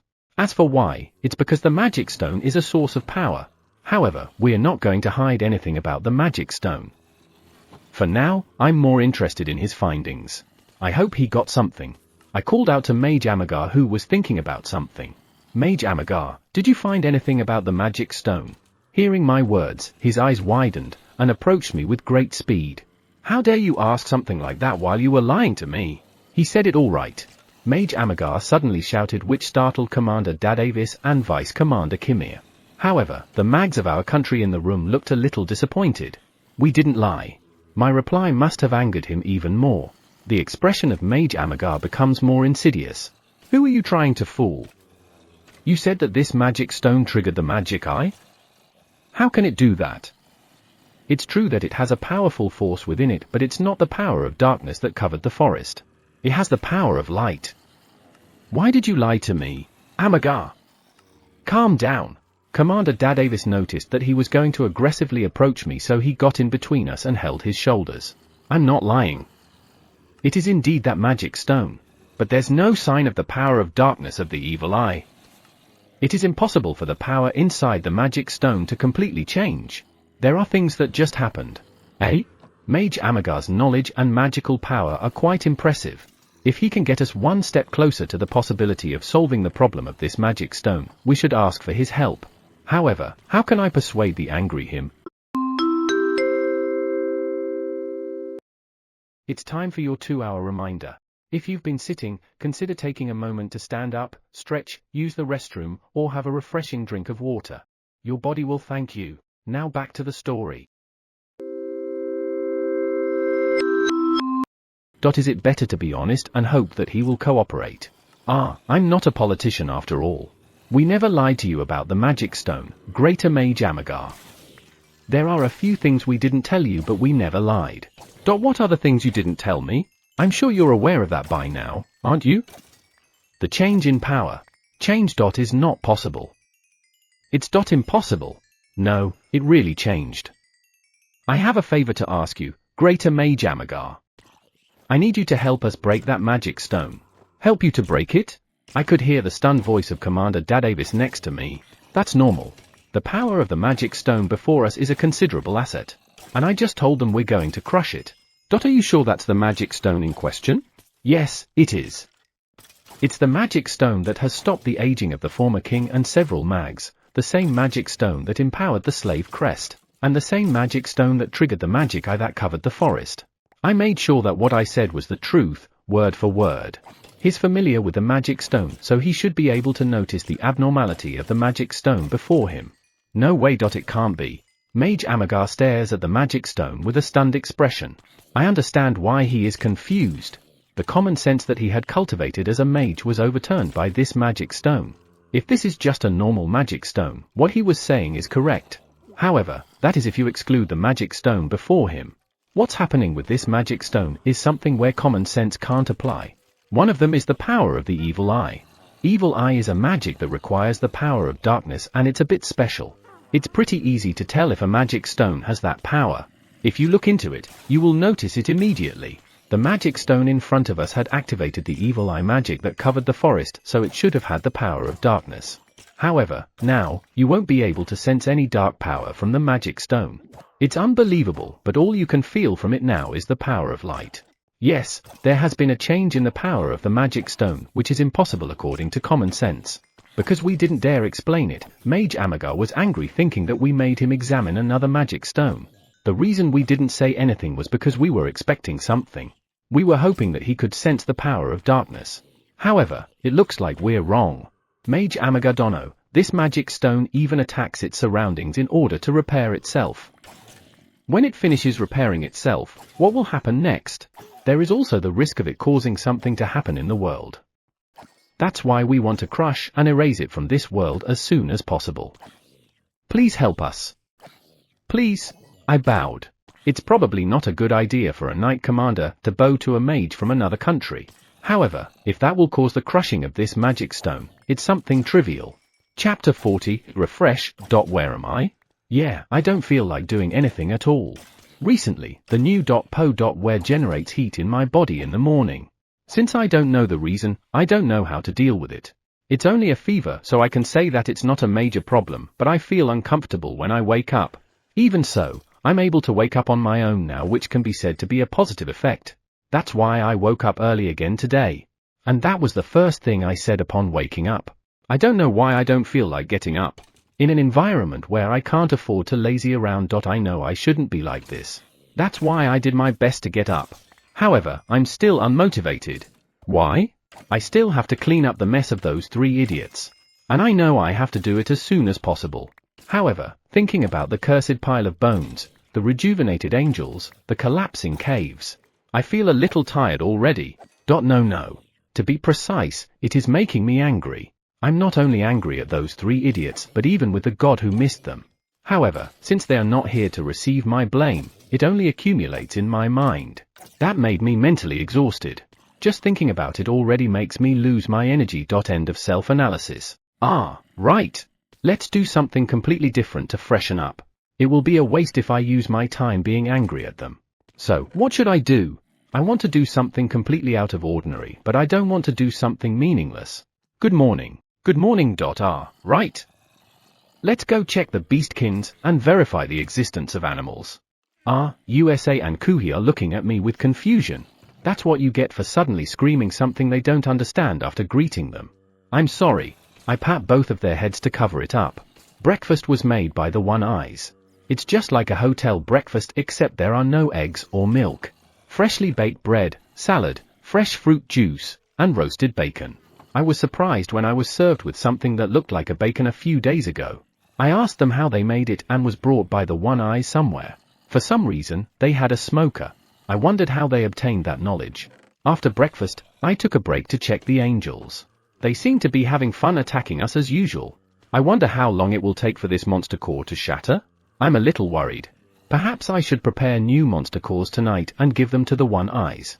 If the one the angels are shooting shattered, we'll be in trouble. Even so, why aren't they walking?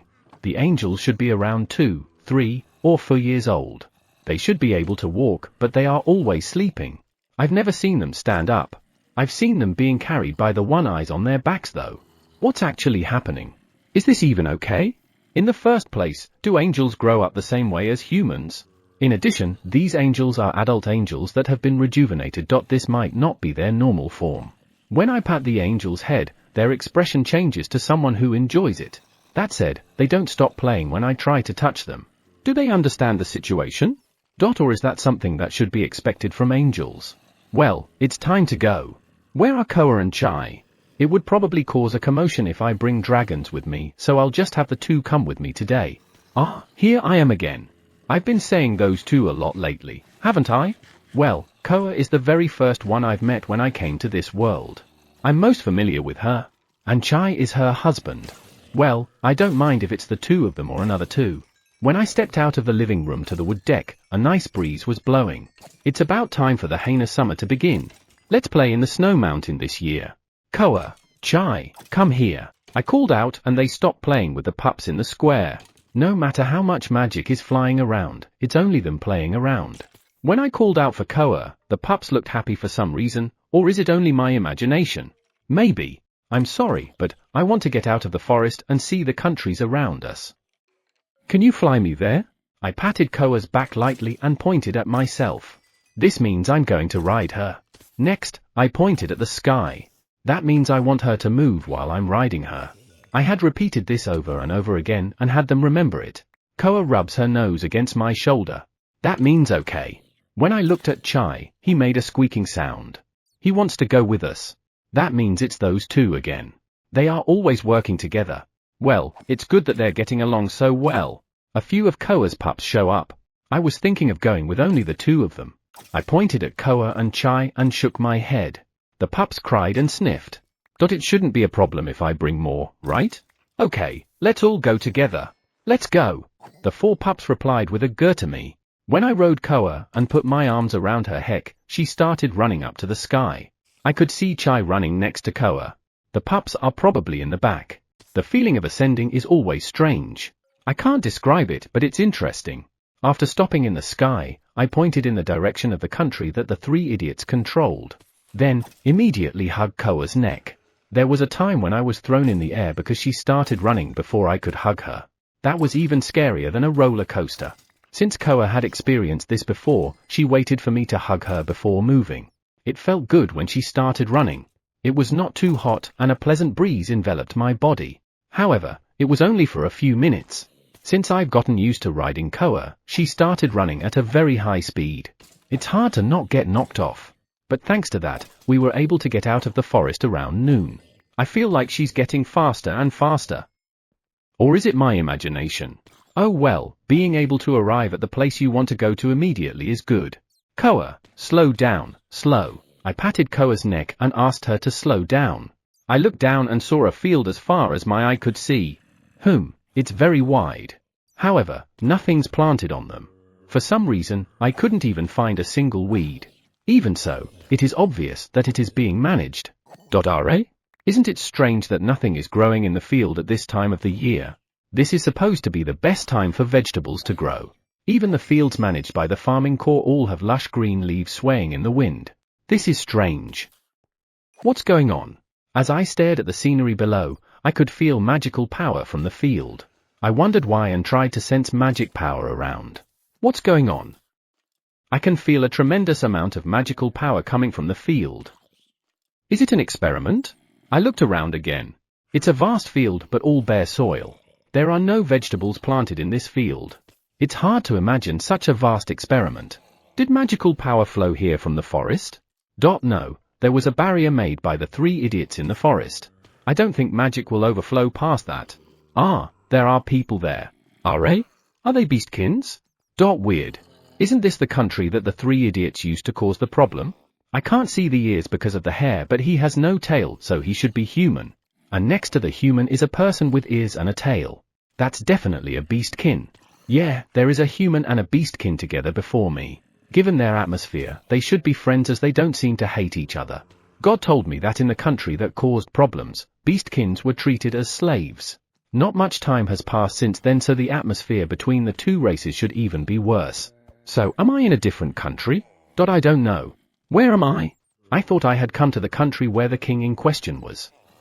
It looks like they found me. They look a little flustered. I wonder why? Perhaps they thought I crossed the border without permission? Going into another country without permission is an obvious crime. I can't just say that I don't know the laws of this world. So, what should I do? Once again, I look at the situation below. They are still making a commotion. Are they from an institution that cracked down crimes in this world? Come to think of it, the beastkins I've seen before were wearing the same uniform and have swords on their waists. They looked like knights. Should we run? Will that give them a bad impression? I'm thinking of getting involved with others little by little from now on. If I remove the magic from the field, their impression of me would be better, right? The field is in a state where even grass can't grow because of too much magical power. If they can't grow crops, there's a possibility of them suffering from famine. Alright, let's get rid of the magic on the field to have them forgive me for crossing the border. I took out a monster core that I had somehow brought with me. Then, I cast a spell on the core so that it will absorb the magical power accumulated by the field. The monster core glowed lightly and began absorbing magical power. I asked Koa to move slowly so that the core can fully absorb the magical power on the field. I'm not sure how far this field goes. It's field as far as my eye could see. I never thought that I would use my day absorbing magical power. Chapter 41, Villages and Towns. Me. I no longer feel any magical power from the vast field below. I'm relieved. In the first place, I don't even know what caused it, so I thought magical power will return after some time. However, it seems like I'm only thinking too much. Currently, I'm in the sky over the vast field outside the forest. Yesterday, I spent the day trying to get rid of magical power, so I smuggled myself in again today. I have no knowledge about this world after all. Since I don't speak their language, the only thing I can do is to learn things visually. When I realized that, I was blown away. I'm always overthinking things, so I wasn't able to think about something that simple. Because of that, I decided to check out the surrounding countries. I was concerned about the fact that I couldn't even get their cooperation since I couldn't even speak their language. However, it can't be helped, so I gave up. Once humans make a breakthrough, they will be strengthened. That's why I'm going to break through their airspace again. If they have any problem with that, they just have to look for me in the future. I'm sure I can do something with more knowledge. Probably. And today is the day I'm going to find out if the beastkins and animals are the same creatures. I came here with great enthusiasm, but how can I find that out? I thought of a lot of things, but I couldn't come up with anything. This is troublesome. Anyway, I was tired of looking at the fields, so I decided to go to the town. Maybe I'll come up with something there. From the sky, I could see a lot of densely packed, scattered houses. That's probably a town. I feel that the number of houses is too few, but I couldn't tell from here. Let's go and check it out. I pointed in the direction of the town and asked Koa to move. There are houses around the field, but I think they are villages. I'm a little excited about going to my first town in this world. Chai, who's next to Koa, has started running. Other than them, we are also accompanied by Chai's friends, Chatter and Charu. I can't tell the pups apart, but I can somehow tell the parents apart. Maybe because their names are suitable for them. Ah, the people who were working in the fields noticed us and bowed. Perhaps this was because we removed the magical power in the field. I'm glad they appreciate it. With Koa's speed, we arrived at our target town in no time. This is more of a village than a town, isn't it? There were even fewer houses than what I think it has from afar. This is not the world I had imagined. I was aware that I'm in a different world, but I guess I was being too positive. Somehow, I thought this world is similar to Japan. But the houses I'm currently seeing were the same as the houses built in the villages I passed through. Was it not a village house, but the normal house in this world? Earthen walls and roof made of straw-like things. This should be similar to ancient Japanese countryside, right? Not exactly the same, but that's the impression it is giving me. Or would it be different if we went to a town with a higher population? We took a look around the village. There were about 50 houses. The houses are basically one-story buildings. Looking around, there were only two-story houses. And I can see really far. They can just produce water using magic. Why are there wells? This is strange. Aside from those, I also noticed that there are only wagons here instead of cars. Come to think of it, I can't find a car at all. Maybe they don't exist in this world. I'm kind of shocked. The animal pulling that carriage is not a horse. It looks like a horse, but why does it have 6 legs? And what's that? 3 eyes? Could it be a monster?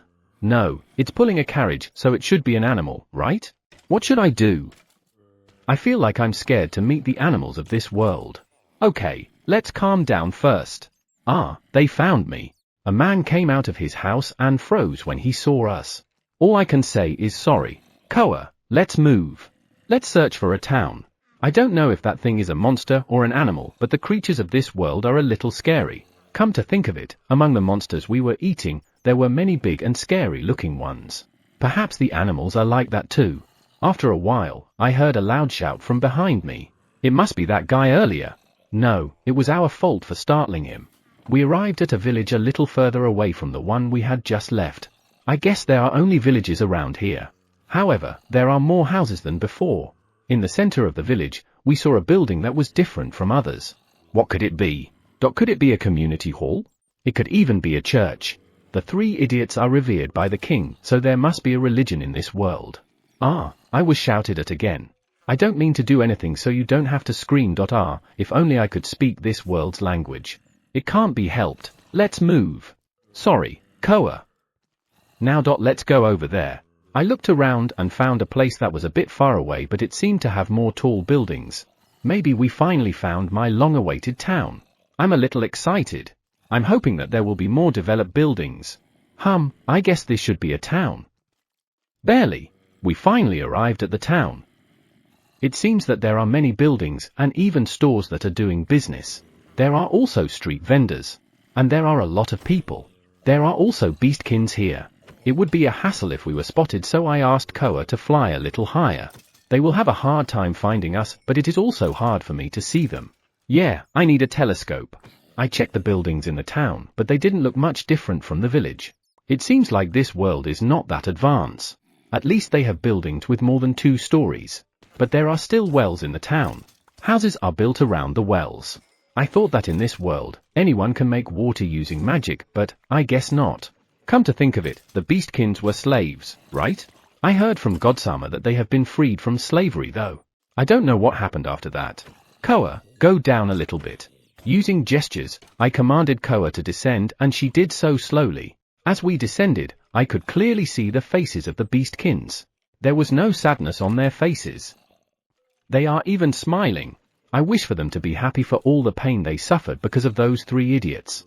However, what I found were adult beastkins. They look like humans but with ears and tails. They're similar to USA and Kuhi. I can't tell any more difference other than that given our distance. HNN? It seems like we've been spotted. A lot of people are shouting as soon as they see us. Dangerous. Koa, let's go. I pointed to the right and urged Koa to move. Koa looked around, then rose up and ran in the direction I pointed as if nothing had happened. Why did she look around? Is something wrong?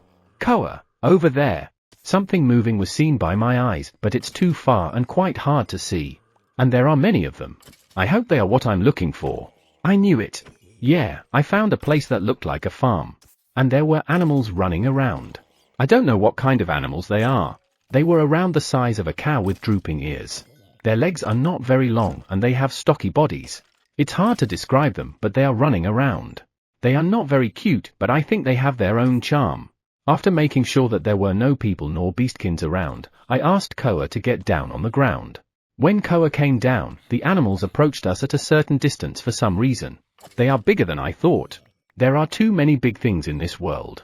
Come to think of it, the people and beastkins I saw a little while ago are also big. Maybe I'm the midget of this world. Ooh-wah. I haven't confirmed the height of the beastkins I found until now since I've only been looking at them from above. Even so, that's quite shocking.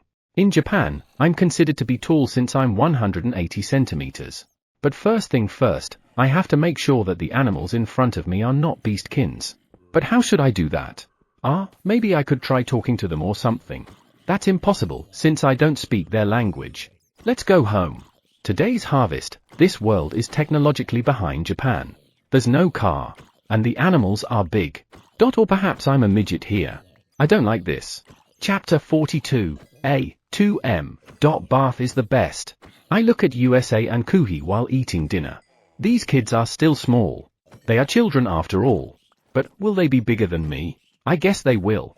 In fact, before I came back home, I was so worried that I couldn't help but check them out. The height and build of humans and beastkins of this world. I wish I shouldn't have done it, but now, it's too late for regrets. Why do they have to be so muscular? I am dismayed as I recall it. The commoners of this world even cooperated with me to confirm that. To be exact, I suddenly disturbed them from the sky. On my way out of the town, I saw humans and beastkins together, so I tried to get closer and even get on the ground. Up close, I found that they were much bigger than I expected. I'm already riding Koa, but our eyes are on the same level. I even need to look up at some of them. They are more than 2m in height. While being in a state of shock, I compared the humans with the beastkin. Beastkin seem to have better bodies than humans, but it might depend on the species of the beastkin. Overall, the beastkins are taller, but how muscular they are differs from what kind of beastkin they are. In some cases, humans were even more muscular than others. Women were more slender than men, but they are also much taller than me. There were no female beastkin, so I'm not so sure about them, but given the height of male beastkins, I don't think they are smaller than me. No, maybe there are some species that are shorter than others. Some people may be shorter than average. Though I don't know if they are shorter than me. I no longer want to get my hopes up. Their eyes widened and froze when we suddenly appeared. I feel bad about what I did, but it was something I needed to do. I can't communicate in words, but I sincerely apologize to them. I believe they understood my feelings. Still, I'm shocked. This shocked me more than anything else that has happened to me. I've been through a lot since I came to this world. I have a lot of things I want to complain to those three idiots. However, this is something I'd like to complain about them the most. Why do people in this world have to be 2m tall? I think I'm more shocked now compared to when I was informed that I'm no longer human. If I had learned about it before seeing the fact, I might have been less shocked. By the way, does that mean that I'm a shorty by this world's standard? When I was in the lower grades of elementary school, I was shorter than those around me. That was my dark history since I was teased a lot because of it. My height has become a complex in my mind since then. I wonder if I can grow taller from now on. Maybe I should start doing exercises that can increase my height like what I did in the past. No matter how much I convince myself, I know it is impossible. You okay? Kuhi and USA are looking at me anxiously. Now I've done it. What kind of adult am I to make children worry? What's with the height? What's with being muscular? Point 3 idiot F** curs. I'm okay, thanks. While I was thinking deeply, dinner was over before I knew it.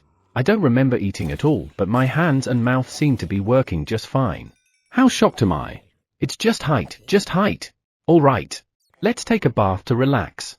USA, Kuhi, Let's take a bath to relax, and after that, let's go to bed. Bath, bath, bath. Hearing their energetic voices lightens my mood. I cleaned up the head of the two and went to the bath with them. Behind them, Light Blue and Fluffball in small form follow. Dragons can freely change their size. I envy them. You guys really like baths, don't you? Except for Marshmallow, the other dragons like to bathe. They often enjoy bathing together with me. These two, in particular, enjoy it a lot. In the beginning, they were a bit confused with the concept of bathing. But when they saw me taking a bath, they started soaking in the bath with me. Fluffy was the first to get into the hot water. That time, I was so surprised that I even panicked. The bath during those times was just a small bath similar to a Japanese public bathhouse. It was indeed too small for dragons who are around 2m big to enter. When the dragon started taking baths, I hurriedly remodeled the bath. Now it has been remodeled 3 times, so it's quite a big bath. It's even big enough to accommodate 5 dragons. And there is a step in this bath. One is deep enough for the dragons to soak their bodies to, and the other is big enough for us to sit and soak our bodies to. The depth of the part where the dragons soak is around 3 meters. The depth was decided after consultation. Is 3m the size that dragons find easy to transform to? Given how many times we remodeled it, it is roughly as big as a house. It's great that my residence is spacious. I clean my body with purification magic and take a hot bath after. I also casted purification magic on USA and Kuhi. The dragons can do it themselves. To be honest, I don't need to take a bath because of magic, but I guess this is the Japanese way. Japanese want to soak in hot water. Perhaps because I take a bath every day that USA and Kuhi have come to like it too.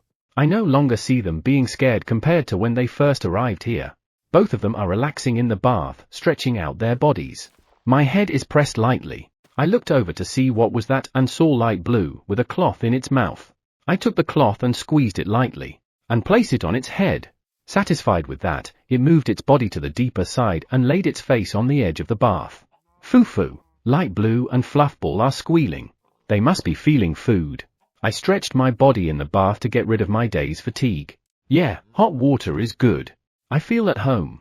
I should get to work to solve the problems left by the 3 idiots. It's a hassle, but I feel it would be for the best if I do it faster. I'll do my best. Chapter 43, King of Emperors 3, King of Emperors POV. So, did you catch them? Yeah. When the knights found them, for some reason everyone was sitting down on the ground. It seems like they were caught without resistance because of that. I can't help but knit my brows hearing what Miseros said. Sitting on the ground? Why are they doing that? The door is opened after a few knocks. It was Gaji, who seemed to be panicking, who had entered. I heard you found him, is it true? Yes, it is. We were able to retrieve Ace safely. He's with a few more beastkins too. Gaji exhales loudly after hearing Miseros. Ace is his lifesaver. I know he's been worried about him for a long time, so I'm also relieved that we finally found him. Thank you. Ace is a feline beastkin who was in the same slave cage as Gaji. He was one of the people Gaji introduced me to during the days when we were just starting. He was quite wary of me in the beginning, but each time we met, he opened up more and more. And he had a special skill. He could tell the true nature of a person just by conversing with them a few times. He couldn't see everything, but he could tell friend from foe. Thanks to him, we could safely say that we found more trusty allies. However, he has been missing since the day before the previous king's death. The reason for this is magic. I didn't realize it either, but he was able to use magic. And it was one of those special kind of magic, brainwashing magic. Gaji said, it is possible that Ace himself was unaware that he could use magic. How did it become known then? It was because Gaji was almost killed by a guard. At the time, there were rumors circulating in the royal castle that messing with the slaves would incur the wrath of the forest. The foolish guard tried to confirm the truth by killing Gaji. To stop him, Ace unknowingly invoked his magic.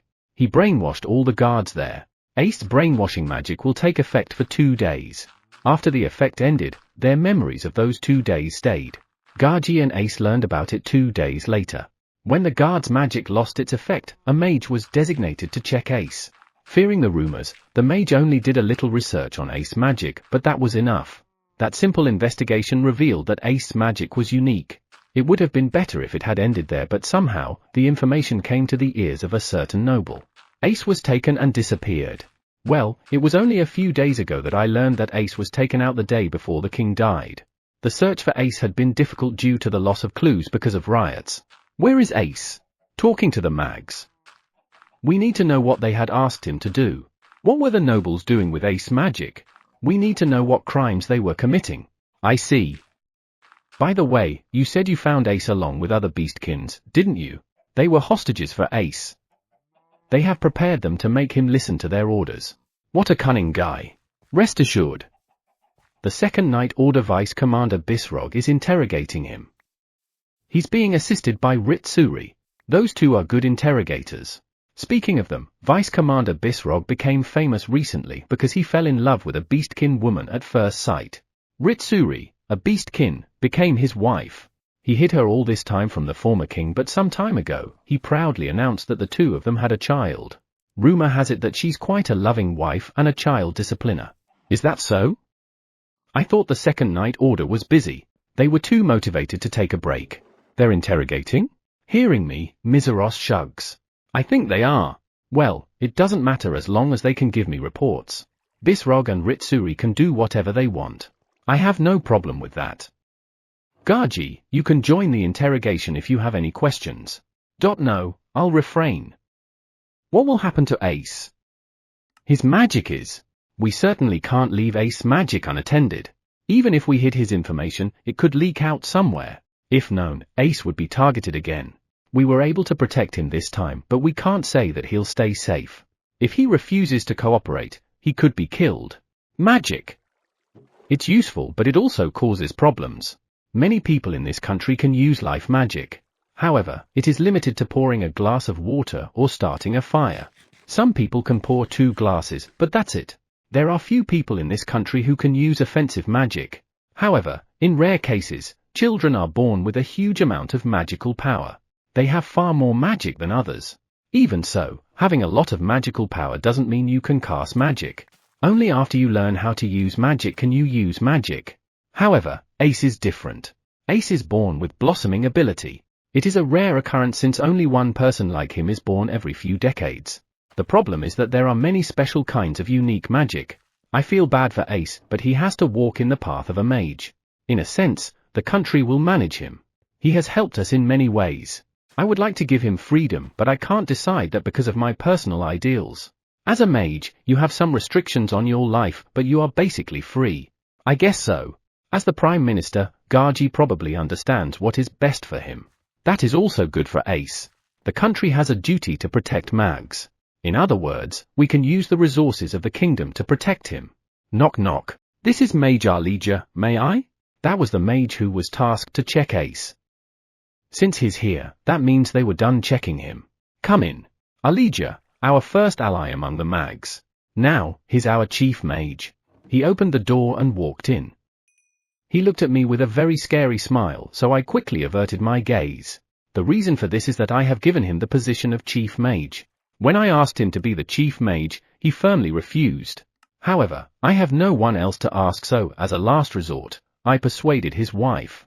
It worked out well, but even now, months later, his anger is still ongoing. Isn't it about time to forgive him? Miserost speaks out. I immediately wanted to agree with him, but I suppressed my urge to nod. If I nodded, it would prolong his anger. I'm done asking several things to Ace Dono and the other beastkins. You worked hard. How about the nobles? I have to check them a little more. Also, the victims. I see. Speaking of which, what happened to them to all sit on the ground? After hearing it from Miserost, I've been wondering why. Something must have happened, but I can't think of anything. It was incredible.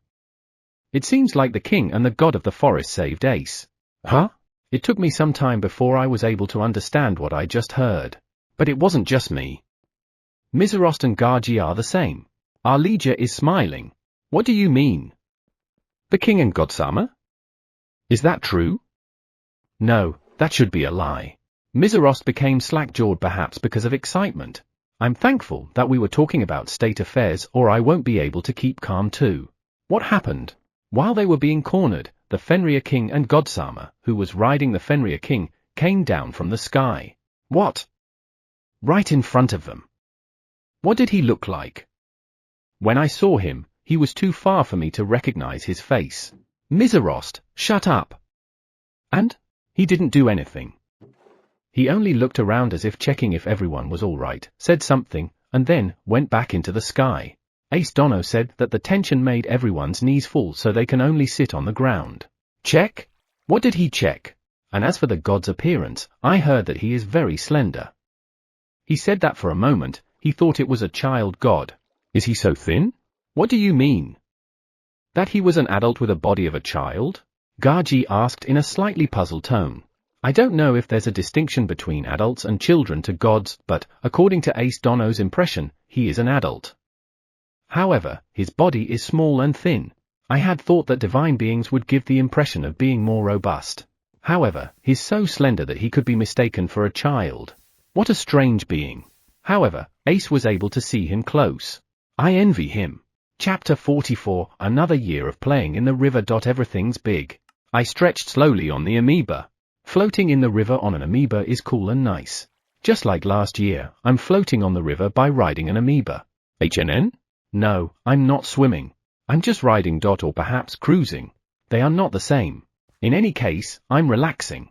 I was depressed with the astonishing revelation in this world, and I can only give up. I even thought of using magic to make myself taller, but I was terrified with the thought and stopped. It's so frightening that a man could think of something like that. I'm glad that I came to my senses. And then, I remembered that giving up is also a part of life. A good saying. Well, it took me 5 days to fully recover, but thinking about it now, it sounds amusing. Temperature rose quickly and it got hot, so I thought it should be summer again. If it's the same as last year, I think the heat will probably settle down in a week or so, but I don't really know the exact time. After all, this is only my second year in this world. It will be my second year. 2 years. It has been a very intense year, so I didn't even notice it. I think it was spring last year when I met Koa's group. Ah, speaking of which, what does the calendar of this world look like? It was still a little cold. Japan and this world may be a bit similar. There is spring, summer, fall, and winter, but the length is different. Thinking about it in terms of temperature, spring is the longest. Summer goes very quick and there are days when it gets quite hot. Fall is probably the shortest. Winter was somewhat long too. Splash splash. When I turned my gaze to the source of the sound, I found Ari's companions, Nea and Raki. These two are very dexterous swimmers. I was surprised when they dove. Beside them, USA and Kuhi are showing off their subtle swimming skills.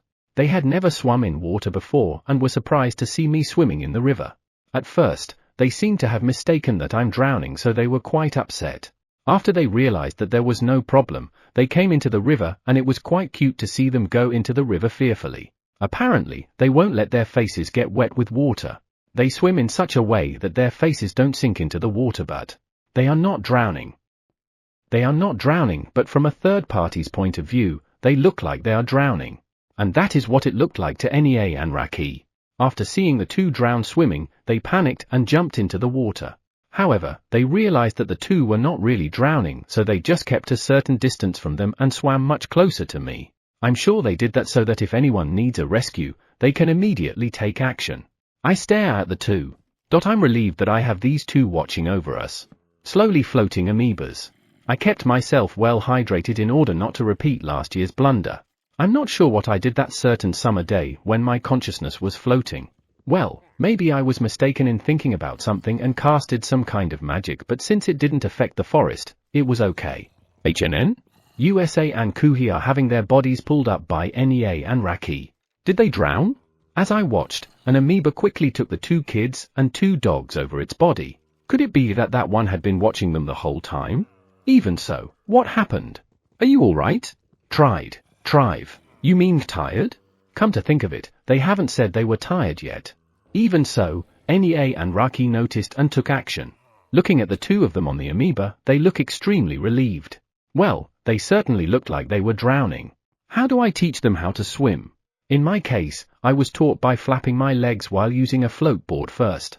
Can I substitute something to a float board? How about a wooden board? That would be too heavy. Can I use magic to turn a wooden board into something like a float board? Can I make it water repellent so that it will repel water and float? Well, I guess I'll give it a try. Let's make it tonight. A group of one-eyes appears by the river. They have drinks prepared on a tray. It seems like it is time to rehydrate. It looks like the amoebas notice, so we are slowly approaching the one eyes. No way I'll get tired. I feel like I'm getting spoiled more and more. USA, Kuhi, let's drink. Thank the one eyes too.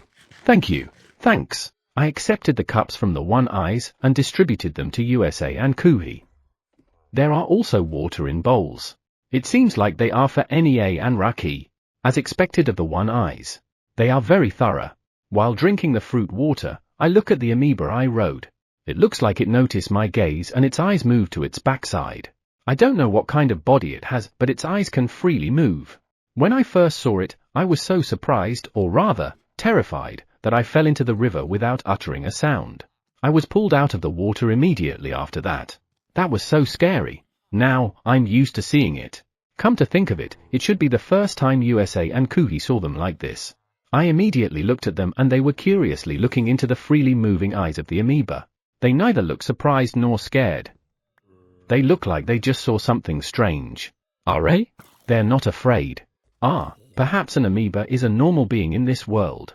If so, it's not surprising that they know that their eyes can freely move, right? No, if that is the case, they wouldn't look at it like that. What is it then? Well, since they're not scared, it's not a problem, is it? After returning the cups to the one eyes, the amoeba started moving slowly again. The amoeba carrying USA and Kuhi also seems to follow. I slowly lay down on the amoeba and close my eyes. The sound of water is making me feel sleepy. Sleepy, Kuhi lays his body down on the amoeba. Next to him, USA is playing with the water of the river. After a while, Raki gets on my amoeba. I was a little surprised, so I looked at him. Then, he lay down near me and closed his eyes. I looked at the other amoeba and saw USA, Kuhi, and NEA lying down on top of the amoeba. They all fell asleep and seemed to have taken a lot of space. Raki, you were kicked out? Quoo. I heard a slightly pitiful whine. I smiled and patted his head and he squinted his eyes in comfort. The slightly strong sun suddenly turns into shades. It seems like we have entered the fruit forest. It is hard to believe that it only existed since last year, but this is a magnificent forest. Well, it's not really the first or second year of these trees since they have been transferred here. Nevertheless, harvesting them is hard work. There are quite a lot of berries. It will definitely be more bountiful than last year. Moreover, the one eyes have already completed the harvest. They completed it while I was doing some other things. I'm sorry. What I'm more concerned about is the growth rate and size of the vegetables and fruits. They seem to be growing faster than last year. Moreover, I checked the harvested fruits and vegetables and they are all one size bigger compared to last year. I'm glad since our family is growing and we need a lot of food. I don't mind if they grow faster as long as there's no problem. However, there is a problem, their size. There is a tree in front of me that is bearing fruits that look like oranges. They are ripe and delicious looking, however, no matter how I look at them, they are about the size of my head. No, they look even bigger. Peeling and eating it would give you the feeling of eating oranges, but it takes a lot of effort to do that since the skin is thick. Recently, the one eyes will peel them off before bringing them to me. If they were a little smaller, I could peel them too. Everything in this world is big. Still, when the sun goes down, the breeze feels nice. My slightly burning body cools down. Sleepy. Chapter 45, Float. Increased. There is no change in the scenery that can be seen from the wood deck. Or at least that's what I want to say. I try blinking several times. There is no doubt. There's an angel floating around. A little further out from the wood deck, near the place where everyone's training, there's an angel.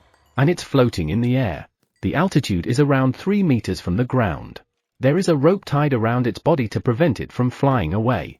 The end of the rope seems to be firmly held by a one-eye kite flying, but with a real angel. I unintentionally said what I'm thinking.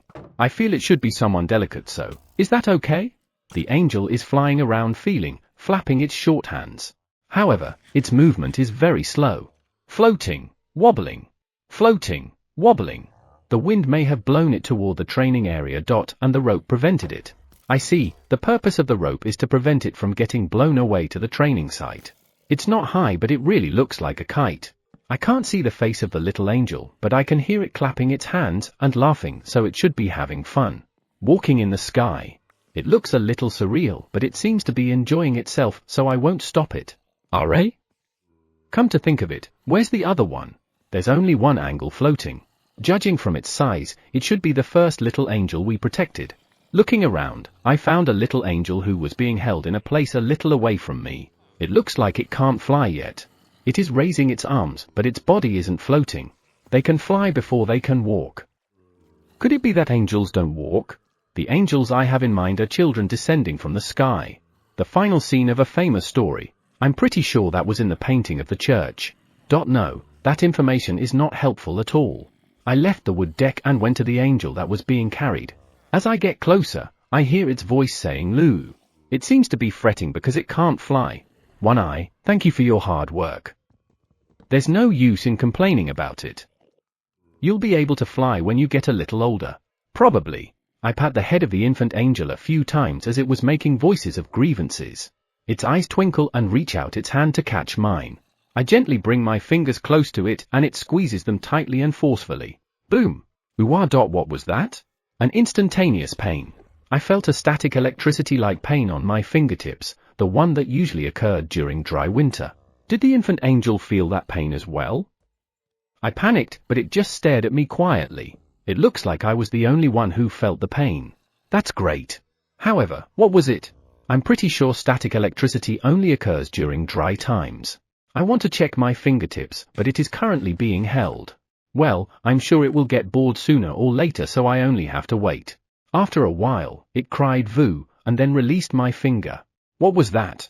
Wondering, I checked my fingertip where I felt the pain, but there's nothing. No burns or scars. Was it really static electricity? Well, I don't seem to be injured, so I guess that shouldn't bother me. As I was checking my fingertips, I heard a voice above me that seemed to be in a good mood. When I looked up, I saw the little angel floating. Looking at it closer, I noticed that its wings had grown a little. Maybe that's why it could fly now. The wings on its back are flapping. Its arms are flapping too. I don't know what it is, but I feel a tremendous sense of healing there. It looked like it was drowning, but in midair. Cute things are cute. After about 5 minutes, the floating little angel slowly returned to the arms of the One Eye as if tired. The other infant angel is sleeping. It seems that the morning walk is over and the angels have returned to the living room, accompanied by the One Eyes. Still, it is interesting to see how angels grow. For me, it would be the best if they suddenly grew up and started talking to me like a miracle. I don't think that's ever gonna happen though. Well, let's hope that they'll grow up slowly and healthily. Well, it's time for me to start cleaning up what the 3 idiots left behind. I've spent the last few days relaxing because of everything that's been going on. I was about to go a little out of control because of anger, so I did something different but experienced some mental shock. Let's see, there should be 8 places left, right? I can't remember where they were. I'll have to look at them again. But first, absorption stop. I casted magic to stop the movement of the monster cores that are flying around to absorb divine power. They were so good that I wouldn't be able to check the location while they were working. Last time, as I recall, I had to wait for around an hour before I could look it up. I guess we'll have to wait that long this time too. Come to think of it, the absorbed divine power is supposed to be transferred to the absorbing stone. Let's go check to see how much has been collected. While keeping my eyes on the monster cores that were coming back from the forest, I went to the absorbing stone. As usual, the field managed by the farming core is beautiful. There were weeds, but they seemed to be well managed too. I have heard that vegetables taste better when you put a lot of work into them, and I think it's true. The vegetables grown by farmers are very delicious. I think this forest itself is excellent too. My father told me that the tastes of vegetables depend on the soil. I guess that means the soil in this forest was suitable for growing vegetables. We arrived at the absorbing stone, which had grown a little bigger. However, it's not as big as when it absorbed the divine power of the pentagram. That one had swelled up so much that it seemed to burst at the slightest shock. Holding the absorbing stone in my hand, I examine it for scratches. If there's a scratch, it might break from there. No problem. So, should I take out the divine power and compress it? When the divine power in the absorbing stone is compressed and hardened, it will produce a pearl. An egg-shaped transparent pearl. I have already created 2 of them, so this will be the 3rd one. It's not as big as when it gathered the divine power of the pentagram, so it's a little smaller this time. It is very beautiful, but it has been neglected because we don't know its use. It's not a good idea to use something that contains a huge amount of divine power. When God comes, I'll ask him to take it with him. I look around the house. The area around is kept in a really clean condition because the farming core cleans too. The One Eyes and the farming core are both mysterious. I made them though. It has been a while since I went around the house. Well, let's sense divine power now. Perception magic activate. An image of the forest floated in my mind. The forest is too big to see the whole picture, but I can see that there are several white glowing areas. 1, 2, 9 places. Let's count again. 1, 2.9. It increased. Seriously? No matter how many times I look at it, there are 9 white glowing places. According to the number of places when I first checked, there should only be 8 places left. I guess it can't be helped. Let's just do what we can. Where's the nearest place, or where was the brightest glow? Come to think of it, there was a light that gave off an odd feeling. Last time, there were 5 locations, 3 locations. I have dealt with the 2. Good. HNN? There's one place where the glow is distinctly different from last time. And it's a bit oddly glowing. Let's check it out. I check the area around the light. We need to find something that we can use as a marking. Oh, it's near a volcano. It's an easy to find place. Volcano. It's hot, but it can't be helped. We'll just have to use magic to protect ourselves. Chapter 46, Several Unique Individuals. Egg. Now, what kind of magic should I use to have complete protection against volcanoes? Volcanoes are hot because of magma, right? In other words, protection against heat. For now, let's use perfect heat protection. I imagine being able to walk freely in magma and casted the magic. I wouldn't walk on magma though. Just thinking of it makes me shiver. Am I ready? I'm going to a place where the 3 idiots made a mess. I guess it will take me an hour to get there from here even if I run. Good day. Have a good day. After waving to USA and Kuhi, we head out from the wood deck into the forest. I wave to the farming corps as they stop working and look at me. Then, the ants, spiders, and earth amoebas that are helping in the fields respond to us. It is somewhat a peaceful scenery. Boss-san is flying over the field. Come to think of it, she has wings. Originally, Boss-san had wings, so it is easy to distinguish which one is she, but her wings seem to have grown too big. Well, I can't say anything about it because I don't even know what their species originally looked like. These days, I'm even seeing some unique little ones among Shuri's kids. Can spiders and ants change that easily? Well, I don't see any problem since they are all growing well. Change was something supposed to undergo if it is necessary. Does that mean that they need to change given their way of living? In their life with me? Then, it should be my fault. I don't know the cause though. I guess I'll have to wait and see. I look around and continue a little further to the forest. Today's companions are Boss-san and 5 parent spiders. TN, presently, the only spider and ant known to be laying eggs are Boss-san and Shuri. Parent is a size. Chibi ant spider, and spiderling, parent. And 5 parent ants. There's an antling with big sickles. This is the first time I've seen it. Or rather, what's with those very sharp-looking sickles? Are they necessary? Well, I don't think they need that with their current life. To cut down trees? When I stared at the antling with the sickle, for some reason, it made a gesture of holding the sickle up to its chest. I think it's showing off, but do you really need to do that? I'm extremely curious. I'll take a closer look when I have time. For now, I think I'll cast magma protection spell on everyone. Perfect heat protection. A faint glow covered everyone, but it disappeared immediately. Probably because it's a defensive magic. Boss-san is curiously looking around her body. Is there something wrong? I look at her too, but I can't find any problem. I'll take that as a sign that everything's okay. Now, let's go. I put all my power into my legs and sprinted through the forest.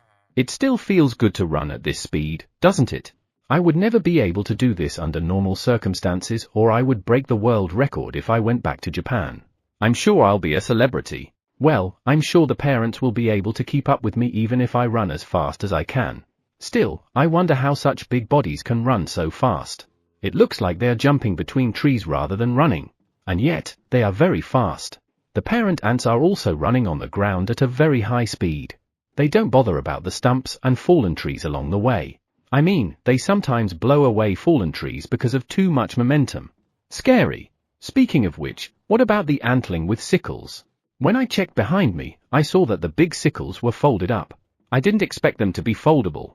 How convenient. And it can run fast even without using the sickle part. It doesn't even look like it is losing something. It should be somewhere around here. After about an hour, we arrived near our destination. Even though we are near a volcano, many places look similar, so we took a closer look around to see if we can find something unusual.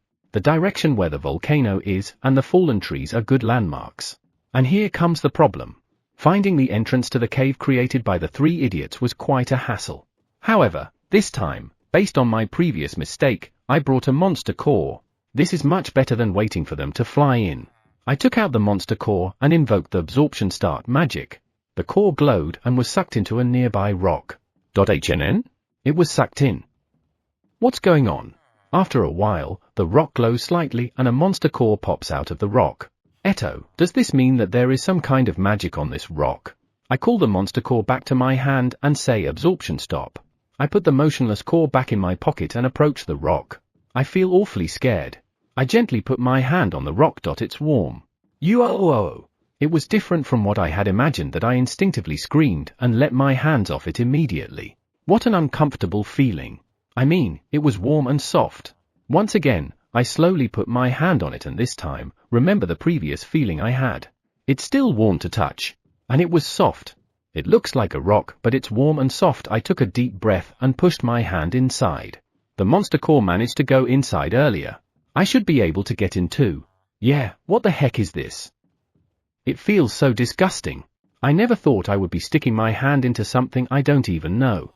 It was indescribably weird and eerie. I want to run away. However, I have to figure this out. I put a little more force into it and felt my hand break through something. It is hollow inside? Can't I check what's inside using magic? I'm an idiot. I pulled my arm out of the rock and took a look. I don't feel any injury or discomfort. Good. I would faint if I suddenly saw my hand covered in blood. Now, it looks like a rock, but it's not. So, what the heck is this? I put my hand on the rock and try to channel magical power, but it seems to reject magical power since I feel the magical power I poured in it being pushed back. I should try my new kind of divine power. When I changed the power I was channeling, the power seeped into the rock, as expected of the new power.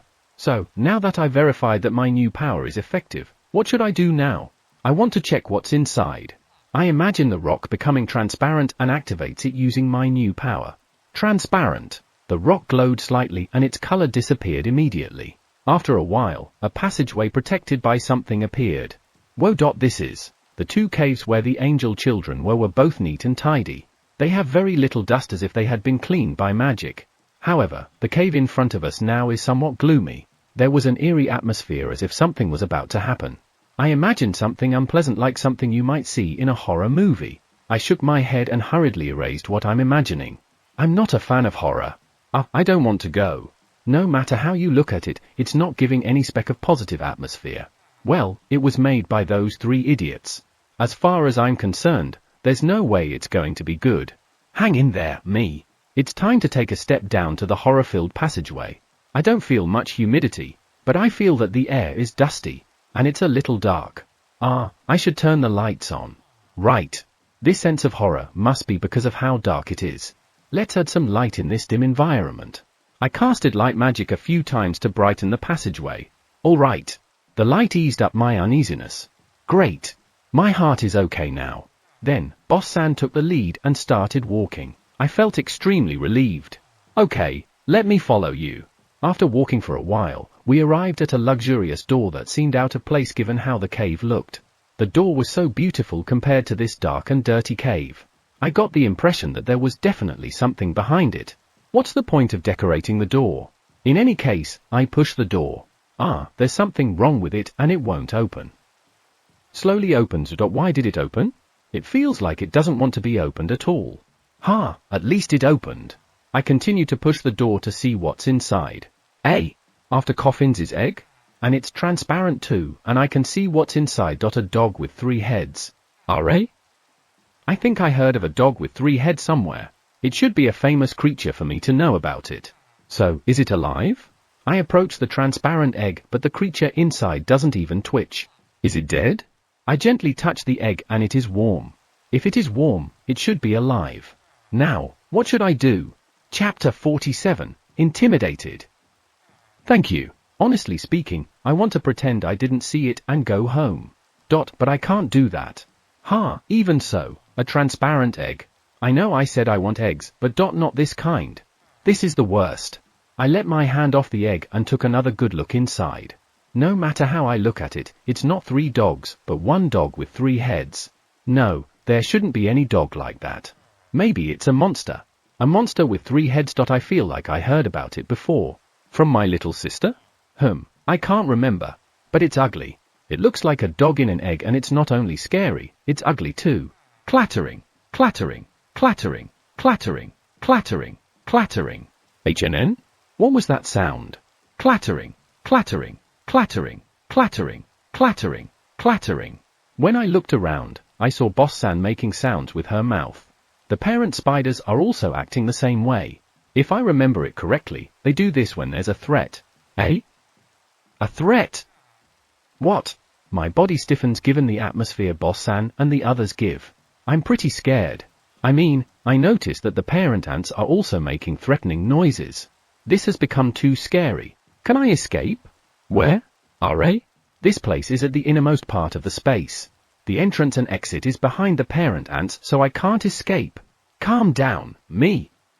How many times have I experienced something like this since coming to this world? I guess I'll just have to assess the situation for now. Now, why are the big guys being threatened? It seems like they're doing it to me. HNN? Not me, but the egg?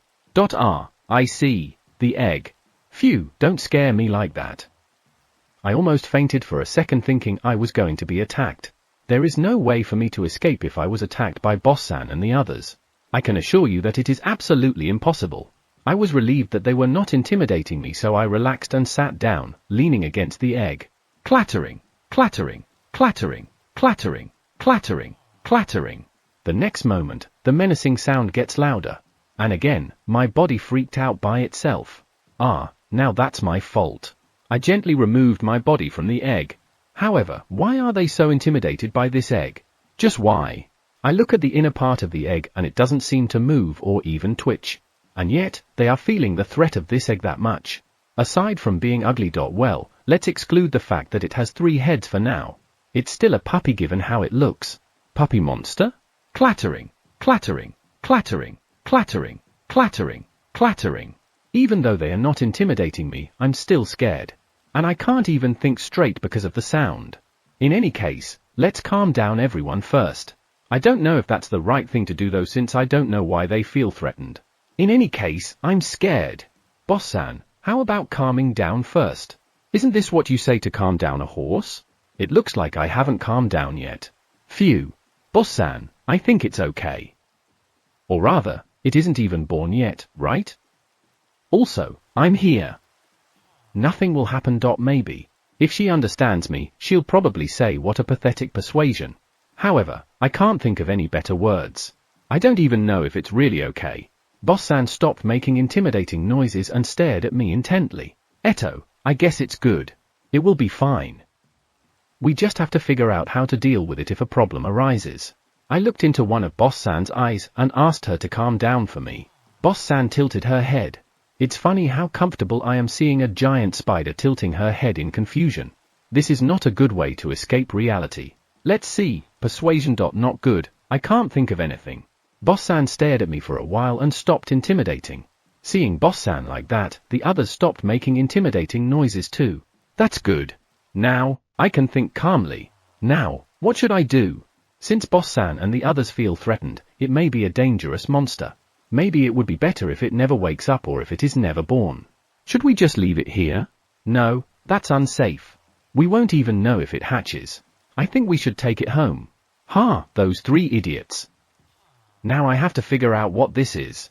I wonder what's its purpose. Is there anything else here? I looked around the entire space where the egg was placed. I can't find any furniture like a desk, but I found a box. Maybe there's something in there. As I approached the box, I saw that it could easily be opened. I'm a little nervous, but I opened its lid. Not again. Inside the box are bones. The moment I saw it, I remembered the curse and my body trembled. However, it doesn't appear to be human bones. Even so, they are bones. Those bastards! I lift the bones from the box. They look like bones of an animal or monster. The skeleton is different from that of the dog in the egg, so it must be from a different creature. It looks like a horse bone I saw on TV before, but horses didn't have horns, right? The skull has a horn on its forehead. Since we have found it, should we bring it back home with us? I don't want to waste time thinking about it, so let's just take them all back. A box and a transparent egg. We should take the egg home first, right? Can Boss-san take the wooden box back? I pointed the box to Boss-san. Can you carry it back home for me? Well, it looks like she didn't get what I was saying. I brought the wooden box in front of Boss-san. Then, I bowed and looked at her. This is a gesture of a request. Or am I asking too much? After staring at her for a while, 2 of her 8 legs moved and placed the box on her body. She got it. I took a guts pose. It is very difficult to communicate with others, so I'm quite happy when I get through them like this one. Thanks for your help. She nodded. Let's believe she got what I'm saying. I lifted the egg gently using both of my hands and felt how heavy it was. It's heavier than I imagined. I must be careful not to drop and break it. At the corner of my eye, I saw that the parent ants nearby had taken an alert position. It's all right. I'm holding it using both of my hands so I won't drop it. I can't run back home. Let's walk slowly. Holding the egg, I head outside. The faintly warm egg seems to have no problem being moved. I see no change. Come to think of it, there were no tricks when I took the egg. Is this egg not that important to the 3 idiots? The only trick in this place is the entrance of this cave. Come to think of it, the passageway is also rough. However, when I tried to sense divine power the first time, it was hidden or no light appeared. Isn't that because they didn't want us to find this egg? I have no idea. It's useless to think about it. In any case, let's just say I'm glad there's nothing going on. The question is, where should I put this egg? In the room where I sleep? What if it hatches while I was sleeping? In the living room? No. Wood deck? Clutter clutter. That doesn't sound to be an intimidating sound. Who is it? The moment I step outside, a sound lighter than their intimidating sound earlier reaches my ears. I look and see one of the parent spiders making that sound right next to me. It's not a big parent spider, but it's grown up a lot. Clutter clutter. I'm sure it's trying to tell me something, but what? Anyway, we stared at each other. I wonder how easier my life would be if I could transmit my thoughts to them. The parent spider gently moves its 2 legs closer to me and quickly snatches the egg away. I follow the egg with my eyes, and it is secured by a web on the parent spider's back. Was this one of those spiders that can use web? Still, to think it was intimidating the egg earlier. Is it okay? Are you sure? Clutter. I use the word okay so often that they are starting to get what it means.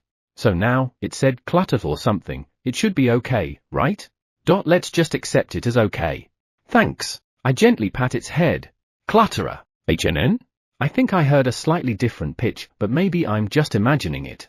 When I looked at the spider, for some reason, it was swaying its body from side to side. It seems that it was checking if the egg is fixed or not by shaking its body. After shaking its body for a while, it looked at me and nodded. Apparently, it was a signal that the egg was ready. I see. Then, let's go home. Boss-san started running while holding the box with her legs. She's very dexterous. I ran after her. It seems that we can run the same speed on the way back as we did on the way here. That's good. I'm tired from all the threatening noises, so I can't wait to get home and take a good rest. But still, egg. Are we going to find eggs in other places too? I hope I won't find any cursed bones or eggs.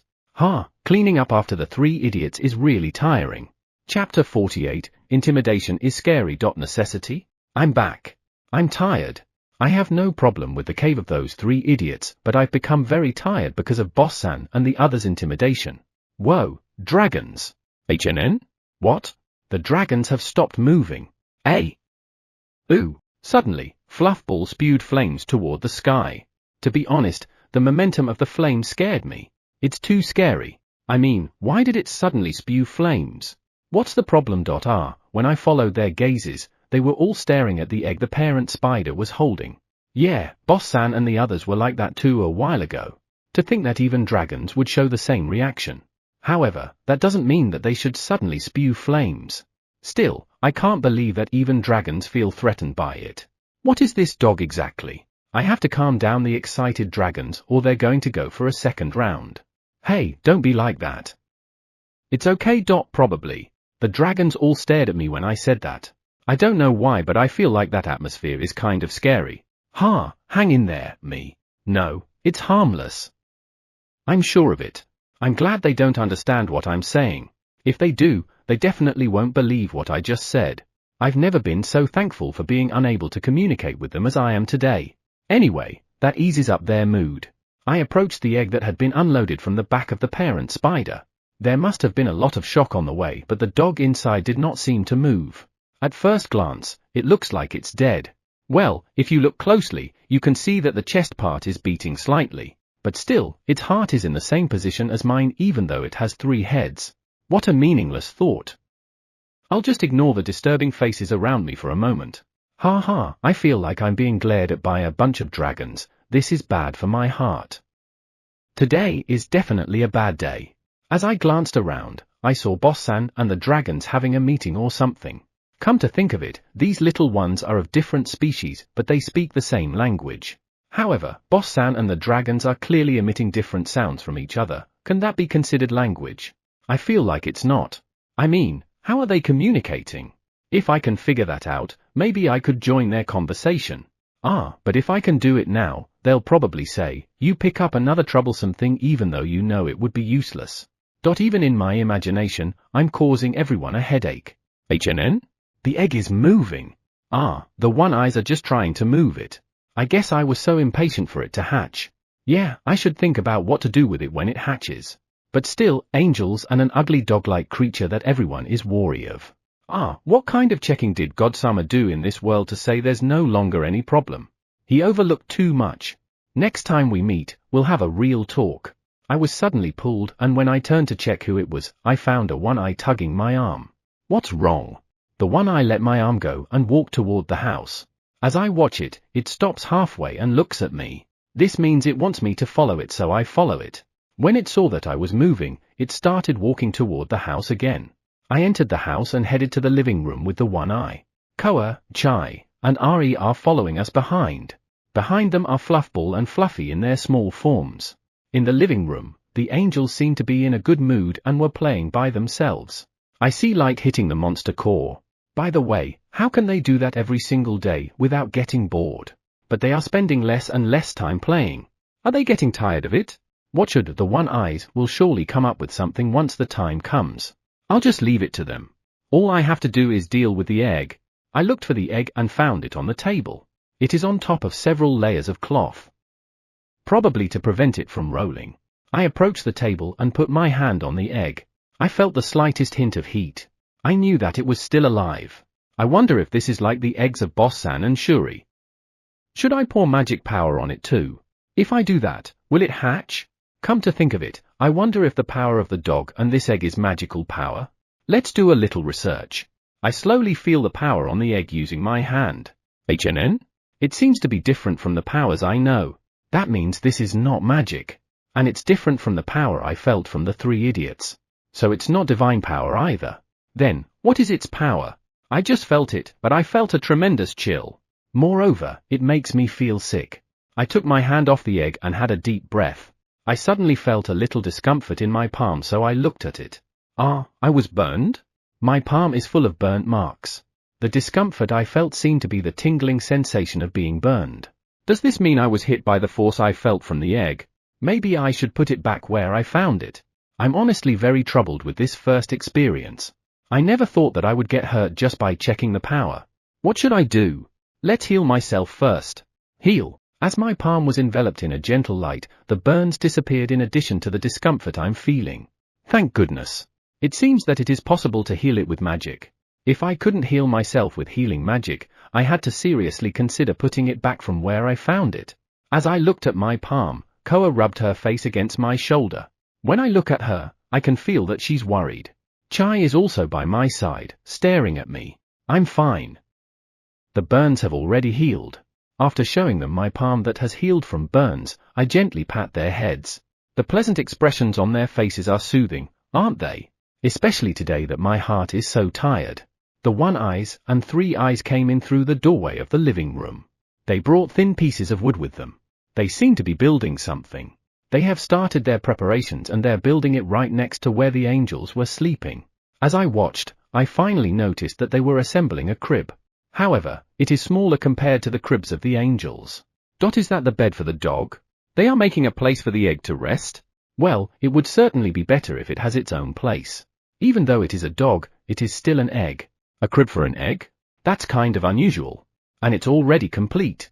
There's a new smaller crib right next to the infant angel's cribs. And one of the one-eyes took the egg and laid it on the crib. And a circling monster core toy was put on it. I don't think it needs that one. Perhaps it's not a toy but has another purpose? I stared at the monster core as it was installed. It was a colorful one unlike the angels. Those above the angels are transparent monster cores. On top of the egg is a monster core of all colors. Does it have any meaning? It's something new. It's just that I don't have enough knowledge. By the way, the rock dolls were not afraid of that egg. On the other hand, Fluffball and Fluffy seem to be still wary of it. Is it possible that they don't know what that egg is because I'm the one who made them? I usually don't get scared of things I don't understand. It looks like they're done. They even beautifully arrange the bed. I don't think the egg needs it. Well, since the one-eyes look satisfied, I guess it's okay. And if anything goes wrong, they'll be able to notice it immediately. Come to think of it, I just checked the power of the egg. I had completely forgotten about it. I mean, it's not magic, it's also not divine power, and it's not similar to the power I made too. What is it? Egg power? What a cliched word. But it's a power that can injure you just by contact. Even so, it's something that is powerful. I'm just a normal Japanese, so there's no way I'll know. Don't you want to know? Ask me and I'll say it's useless knowledge. Even so, I'm tired. Too much mental fatigue these days. The things that the 3 idiots left behind are hitting me mentally. Many of them don't even make sense. There are still 8 places left. Maybe I should just escape. Chapter 49, Rampaging Power. Special Training. I suddenly woke up. And my body is hot. I'd gotten used to this since it happens every day. Though I don't think this is someone anyone should get used to. I feel like I'm getting hotter and hotter. I'm beginning to get anxious. I sometimes think of it a little bit. I think my power is rampaging. It seems that I was able to survive in this world because I was constantly releasing power and sometimes using an enormous amount of power. According to Godsama, it has already stopped, but I don't think I can rely on his words. Currently, I never had any opportunity to use a vast amount of power. There is a possibility that extra power has built up inside me and it is running out of control. If that is the case, I suppose I could release some power, but how much should I release? Besides, that wasted power might affect the world. I can't think of any other way. I think we're still good to go for now. And it's not like it has already been decided. We'll just have to wait and see. But I guess we should prepare a little too. In the meantime, I guess I'll have to deal with those 3 idiots again. To be honest, I don't want to do it. I really don't like cleaning up their mess. I wish for those 3 idiots to be brought into this world. Then, I will abuse them from the bottom of my heart with everything I got. Or rather, next time that Godsama comes, I'll definitely yell at him. I want to hibernate even though it's summer. What a stupid idea. I guess when people have to deal with something they really don't like, they'll think of useless things in an attempt to avoid it. Another useless thought. There's no point in running away. I'll just have to toughen up myself. Can I even do that? I have no choice but to do so. I'm so annoyed. My lines are getting more and more enthusiastic. Hang in there, me. I'm a little embarrassed. I look around. No one's here. Great. I dragged my little heavy body and headed for the living room. When I entered the living room, I saw the infant angels flying around. Right, both of them can fly now. That's dangerous. Why are they going round and round in circles? Are they chasing each other? The angel being chased is holding something in its hand. Is that bread? You can eat bread now? So why are they fighting over a loaf of bread? I look at the desk. There is a freshly baked bread there. It looks delicious. Are that bread and the bread that the angel has in hand not the same type of bread? After watching them at the entrance of the living room for some time, a one-eye comes out of the kitchen with a piece of bread. The chasing angel quickly approached the one-eye, received the bread, and flew to the crib. What on earth just happened? I approach the crib to see what's going on. The angel bits into the piece of bread. It's soothing in some aspects. There's something in there. Given the color, is that honey? There is a flower here that produces honey-like sweet nectar. Was that bread something with honey? I see.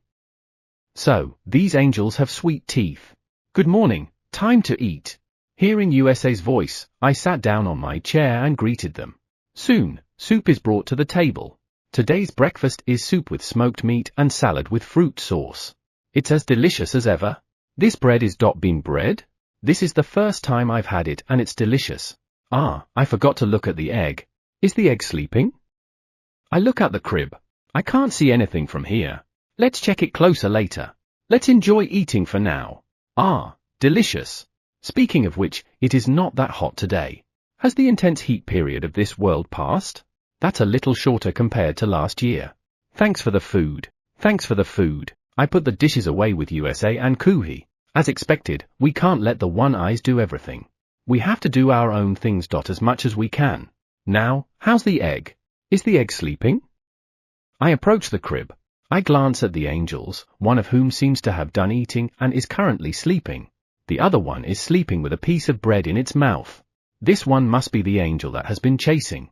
Apparently, she was trying too hard. The bread looks like it's in its way, so I tried to take it.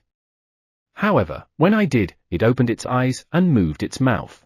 You're going to continue eating it? That's great.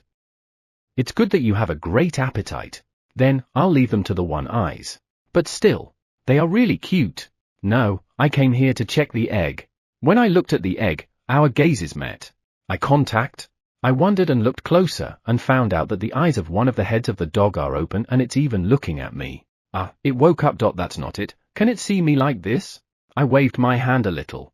Its eyes moved along with it. It can see. The egg is transparent so it can see outside. I mean, well, are you going to hatch? As I was thinking about what to do, the eyes that had been staring at me closed. Then, it stopped moving. It looks like it went to sleep. Great. I'm confident that if it hatches now, I would panic. Well, I hope it stays like this for a little longer. At least until all the problems left behind by the three idiots are dealt with. For now, just sleep a little longer. I slowly stroked the egg. HNN? Did it shake a little? I mean, how can an egg shake? Even so, even when awake, it was still ugly. I shouldn't expect it to be a little cuter. I don't know, maybe it's because its eyes are so narrow and are upturned? Or probably because its mouth is so big that it looks like a big slit. The balance of everything is a bit disappointing. Come to think of it, the eyes were bright red. Even though it is still a puppy, it has tremendous eye power. I felt some kind of fear when our eyes met for a moment. For some reason, the square that can be viewed from the wood deck was occupied by dragons. Come to think of it, this is the first time I've seen the dragons training. Did they have some kind of change of heart? Even so, they are really powerful. It's like a reproduction of the monster war that I saw on TV. In addition, their magic is very powerful. There's a pillar of fire. An ice spear suddenly popped out from the ground. I didn't know that lightning can be created from thin air. Well, I can't see what they're doing because there's currently an ongoing blizzard at their training place. However, given the sound from that place, I'm sure they're having an epic battle. In any case, let's never make the dragons angry. They're nice to me, but I have to be careful to not get carried away. But still, I wonder if they're hurt or something. Sometimes, spiderlings and antlings get injured in training. They won't have any life-threatening injuries, won't they? The blizzard stopped. As the white view clears up, I can see that the dragons are okay. It's great that no one's hurt. It seems like their training is over. I felt the barrier covering the square disappear. Come to think of it, who was in charge of the barrier? That's some amazing barrier to be able to control the magic of dragons. Looking around the square, it seemed that almost everyone had watched the training. And as expected, no one seemed to be fierce enough to rush into the training of dragons. Whoa, is that Koa and Boss-san? I felt that the two of them had just used magic. Perhaps they were the ones who put up the barrier. The dragons, who are in their 3M forms, came flying to the wood deck. They all seem a bit wobbly. Are you okay? When I called out to them, they all nodded. Everyone knows the word okay, so there shouldn't be any problem. Now, there are 8 more problem spots left by the 3 idiots. Come to think of it, 4 of them are very far away. My residence is almost at the center of the forest and the 4 sites are on the outskirts of the forest. There was a reaction from them just before I got out of the forest. Moreover, if you connect those 4 places, it will form a square. I found this out when I was looking at the pentagram. I wondered if there's a meaning to that as well. Kuruan. Chai rubs his face against my arm. When I look at him, he has a worried expression on his face. It seems that I worried him because I was thinking too deep. I'm okay. Chai is so sweet. I pat his head to the fullest. He looks like he's enjoying it, but I think I'm using too much force. I put my strength into my body so that I won't wobble. The act of petting is also a full body workout. It's nice to pamper, but it's harder than it looks. Chai, let's go to the place. He's about to be knocked back. Let's stop before he does. Kuru. Chai gently snuggles up to Koa as he moves away from me. They really get along. Now, let's start dealing with the closest first. I made sure to make the location last night. It's right across the lake with the floating island. I pray in my heart that it's not a cursed bone, an angel, or an egg. I didn't want to pray to God emotionally, so I prayed to the sacred tree near my house that was said to be 2,600 years old. It's an old camphor tree and famous for being a sacred tree. I think that's more reliable than God. Chapter 50, even on a day like this. Let's play. There's more? And it even got bigger. However, that glowing has crossed the line of what I'm able to comprehend. Which one should I go to first? Or rather, I should stop being surprised when dealing with things related to those three idiots. When we arrived at the lake, we found that it wasn't the only floating island. There were 2 more floating islands in addition to the original one. So, there are now 3 islands on the lake. Will there be more? Until how much it will increase? I don't think they'll just increase infinitely, will they? I'm getting a little nervous since this world was created by those 3 idiots. In addition, the first floating island got bigger given how it looked. And most importantly, the entire island is glowing with a faint green light. I think they packed too many things into that floating island. Well, neither Koa nor Chai were bothered, and the magic we feel from it is from the amoebas. Just ignore them and go on with our lives. Let's assume nothing's unusual and move on. I have a lot of things in my mind right now, but my highest priority is to deal with those 3 idiots first. Let's hope I won't see more upsetting scenes. Please? With the 3 floating islands by our side, we move to the place where I detected divine power. No matter how much I look around, I can only see trees, and they are even hard to tell apart. I took out a monster core from my pocket and poured power into it. Divine power, search. The monster core in my hand emitted a pale light and floated in the air. It then spun around the area and after a while, flew away through the forest. I followed it, but it's a little too fast. Slow down. I desperately chase after the core, which now moves a little slower, as if it listened to me. There's room for improvement as long as you imagine the right thing when you cast magic. Too fast. After a while, the core stopped moving in midair. Somehow, we managed not to lose sight of it. Still, I was tired. This is the first time I felt my breathing become erratic. While breathing heavily, I looked around and saw a stone statue. It is a stone statue of a person, but it looks very well dressed. Who could it be? Come to think of it, I've never seen those 3 idiots. I only heard their voices. Could it be one of those 3 idiots? If it is, I'd crush it, but who is this guy? In any case, I hold out my hand and examine its power. It was definitely the divine power I had sensed from those 3 idiots. However, why in a statue? What does this mean? Come to think of it, there was a novel I read a long time ago about a staircase appearing from under the pedestal when a statue is moved. Let's try moving it. I put my hand on the statue and put a lot of power on it. It can't be moved, can it? Too bad.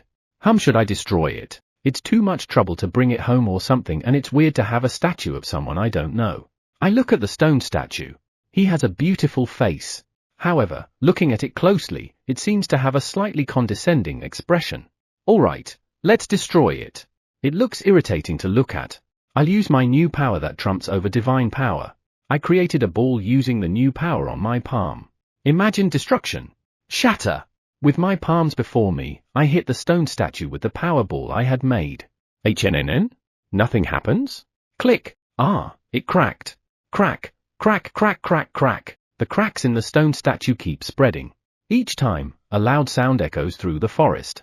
The stone statue is around 3 meters high, but why is it so loud? Maybe breaking it will trigger some kind of mechanism. I hadn't thought of that. Was I being too reckless? I should have considered it more before deciding to destroy it. Well, it's already too late now. Before me, the stone statue was smashed to pieces. Nothing's happening? The stone statue collapsed completely and only the sound of the forest could be heard around. The howls of the monsters, the sound of the flowing water of the river, the shaking of the trees. There's no other sound and no sign of anything being triggered. Was that really just a stone statue? Well, it is true that the light at this location was quite weak when I checked the divine power. There are 3 more locations like this though. Because of what has happened before, I somehow think there must be something to it. No, maybe something is about to happen. I look around vigilantly for a while. However, nothing's happening. It's just a quiet forest. I'm glad that nothing is happening, but I'm not satisfied with this. No, I guess I should be glad that nothing happened. I approach the place where the stone statue used to be and look around with caution. There's nothing but wreckage and found nothing that can cause a problem. Well, I'm glad. Yeah, finding nothing is the best, right? Yeah, let's just go with that. HNN? I sensed a faint sense of power in the wreckage that was different from divine power. What was it? It seemed to be a power I'm familiar with. What was it? Grrrr. Koa and Chai, who were just next to me, are growling. Aside from what happened yesterday, I can't think of anything that will make them freak me out like this. No, I'm sure neither of them is trying to scare me. I'm just thinking like they do. They're fine with me. I looked at where they were staring at and found that their eyes were on the wreckage. I am relieved to see that and relax my body. I get it. The power I just felt is the same power I felt from the egg. I see, so that's why they reacted like that? If I had noticed it earlier, I wouldn't have been so scared. Could it be another egg? I gently checked out the wreckage. What's this? A shiny black stone as big as a hand. It looks a little different, but is this a monster core? I held the stone with my hand and nothing happened. Go? Koa's growl changed a little. When I look at her, she's tilting her head and looking at the stone. Apparently, Koa did not expect that it was only a stone. Her surprised growl is surprisingly cute. Well, if compared to her normal growl though. So, what should I do with this? The power it has is definitely the same power the egg has. Speaking of which, are those dogs in the egg? Are they alright? Is that one? Or are they three? I'm thinking about something useless again. Well, I'm sure it's one. And I have the impression that it's a little weak. I wonder if this power will be of any use. Should I save it? Do I want it to hatch? Or not? Boss-san and the others were seriously intimidated by it.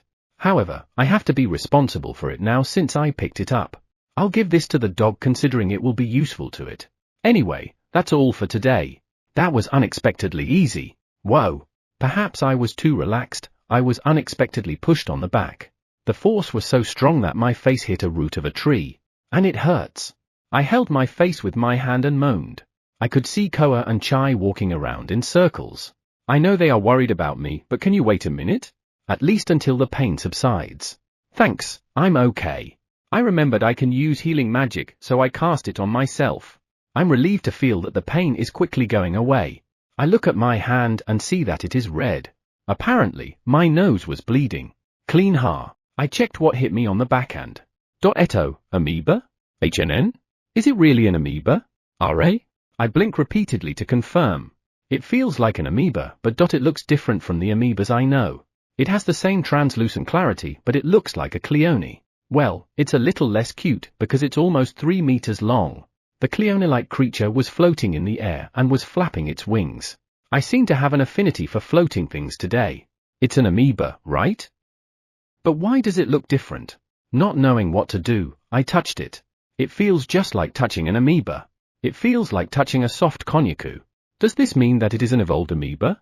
Well, I'm not sure if this can be called an evolved form. As I ponder, the Cleone in front of me collapses. RA? Wait a minute. As one would expect, I was flustered when I saw it melt and crumble before my eyes. Moreover, the way it collapsed was a little weird. While I was nervous and puzzled, I saw the melted Cleone transform. AGG. What in the world? It transformed into a transparent spider.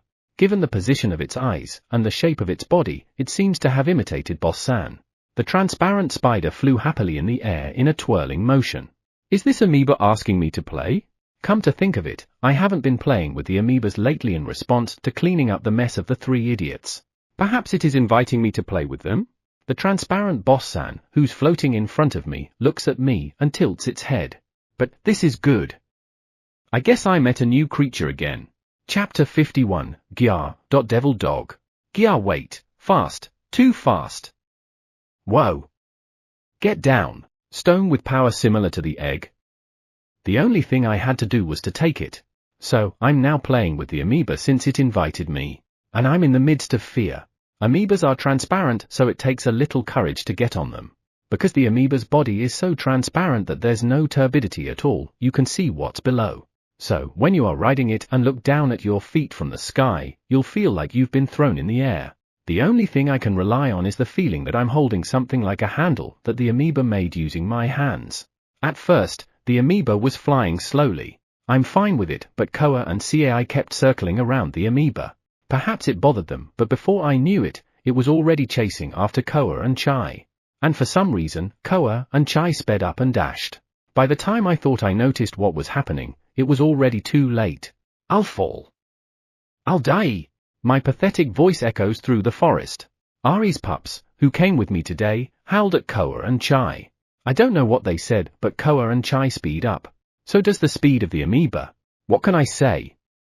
I didn't know that amoebas could fly so fast in the air. I'm really surprised. Though I didn't want to know while riding one. Woo! Wait, that didn't continue for a long time. Perhaps only 10 minutes. However, for me, it seemed like an eternity. I'm so tired, I thought I was going to die. The chase is finally over. As I landed on the ground, my entire body relaxed and collapsed on the spot. My whole body is screaming because I have been holding on to the amoeba with all my might for a long time. I'm overworked. I mean, why did I come here? To clean up the three idiots' mess. We finished early so we played with the amoeba, and this is what happened. It's those three idiots' fault. Why is it that they only put a stone statue here? Darn it! Can't we just play calmly? I still can't move. I managed to get my body up from the ground, so I tried standing up. My legs are fine, but my arms are still numb because I overused it for holding earlier. I forgot. I could use magic. Why didn't I remember that right away? Alright, heal. The numbness and pain disappeared quickly. Magic is the best. Now, let's go home. Let's go home and rest. No, I won't ride again. I'll never ride again. Just give me a break today. The expressions on the faces of the amoebas are hard to read, but if you spend enough time with them, you'll be able to read them to some extent. Their faces distort sadly every time I say no. Absolutely impossible. I can no longer do it today. If it's slow, well, and I immediately broke my words. I'm weak to sad looking. It can't be helped. Let's get into it. Good, the travel on the way home is slow. I wonder if it reflected after seeing my suffering? I would be happy if that was the case. As my house came into view, I was relieved from the bottom of my heart. The healing magic took away my numbness and fatigue, but it didn't heal my mental damage. It's like a game where you have to put your life on the line. Difficult. I enter my house and head into the living room. Should I put the thing that I picked up to the egg? Will it give the egg strength? When I entered the living room, I saw the earth dragon flying lizard lying near the egg. When I got in, it raised its face and looked at who it was, so I raised my hand and waved at it. Go. It squealed. Ra? I don't think I've ever heard dragons before. I tried to recall, but I can't remember anything. I've heard their intimidating sounds though. You can squeal? Go. It sounds like it was making a sound using its throat rather than squealing. In any case, I'm kind of glad. It's nice to be greeted back. Welcome back. Welcome back. I heard USA and Kuhi's voices behind me. Apparently, they were helping out in the fields. USA sometimes bites her words while Kuhi can talk properly. I'm back. Thanks for your hard work. Both of them tilted their heads lightly as they still couldn't understand most of what I'm saying. But at least they seemed to understand that what I said was something related to labor. Now, how is the egg? I check the crib where the egg lies. I check the expression on the faces of the three heads, but they seem to be sleeping since their eyes are closed. I took out the stone I brought back from my bag. Flying lizard lifts its face and looks at the stone with power. I knew it would react to this power. I wonder what kind of power it possesses? Magic is magical power. Divine power is the power used by God, so what else is there? Dragons are like the messengers of gods. The dragons are hostile to it. So, power of the enemies of gods. HNN? Devil? Ha ha ha, devils don't exist, but gods exist, so. I look at the puppy in the egg. Devil dog? I'm not in the right state of mind right now. I look at the stone in my hand that is emitting power. If it were a devil, would it have a deathmatch with the dragons as soon as it wakes up? That's not good. I picked up the dog, so I'm naturally responsible for it, but I value the dragon more than a dog-like creature. But it is not certain that it is a devil dog. It's hard to pretend not to see it as someone vulnerable. Let's just wait if something happens once it wakes up. What am I supposed to do with the stone in my hand? The power of the stone is the same as the power I felt from the egg. Because of that, I want to give it the power since it looks vulnerable, but who do I do that? Can I even give it the power from the stone? The stone in my hand seemed to have become a little warmer, so I looked at it. There's no change in its appearance, but it is getting a little warmer. In any case, will it react if I place it near the egg? I tried placing it on the crib. There's no change. Am I expecting too much? When I tried to remove the stone, a small black light came out from the stone. Then, it was absorbed into the egg. I didn't think it would work, but there shouldn't be any problem, right? I look at the inside of the egg, but I can't find any change. Flying Lizard, who was watching the egg, is just staring. It seems to be all right. I can't find any problem. I took the stone that emitted out black light. It's no longer warm compared to earlier. The power it has inside also seems to be gone. It looks like it really moved to the egg. I look at the egg again and notice that the clear egg became slightly cloudy white. Eto, there's no problem, right? It is still clear enough for me to see what's inside, so I check the dog inside. I could see that one of the heads had its eyes open. I wave my hand a little and our gazes meet. At that moment, something rushed up my back. A chill, or perhaps fear. Come to think of it, I felt it before when our gazes met. Perhaps it is really a devil dog. You are okay, right? I'm quite anxious, but somehow, I feel like it is already too late. Besides, this dog is looking at me, but I feel like its eyes are gentler than before. Maybe, no, I'm sure it's not my wishful thinking. I'm sure it is. After staring at each other for a while, it suddenly closed its eyes and fell asleep. It looks like it is still weak. Come to think of it, there are 3 more places similar to that one. I should hurry up and check them out. I look at the dog-like creature inside the egg. Out of the 3 heads, it is always the same one who wakes up. The other 2 are sleeping all the time and don't even open their eyes. One of those 2 seems to be breathing a little rough. It has been my concern since I was this egg, but I don't know what I can do, so I can only stare at it. I'm not sure if the power from the stone statue will solve the problem, but we'll just have to do what we can do. I'll bring you more power as soon as possible. The tail wagged for the first time as if it heard me. Is it feeling a little better? Go? Flying Lizard, who's next to me, made a sound. I look at it and see that it's knitting its brows. A dragon with knitted eyebrows. What a mismatch. But I must admit, it looks cute. Everything will be okay. I decided to believe that because I felt so when I saw the reaction of the dog-like creature just now. It's ugly, but its reaction is adorable. It's really ugly. Chapter 52, Earth Dragon Flying Lizard. Flying Lizard's POV, who is thought to be like the father of dragons by the MC because of his calmness. I look at the egg bed in front of me. Inside, a Cerberus puppy is sleeping. It's quite weak, but it seems to have recovered a little with the use of Demon World Droplet Stone that his lordship brought with him. It contains the power of the Demon World. However, I'm surprised that there is a puppy of the gatekeeper of the Demon World in this world.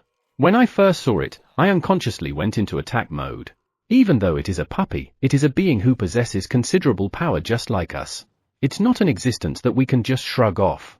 Though his lordship seemed unconcerned. Moreover, this egg bed had a strange technique applied to it.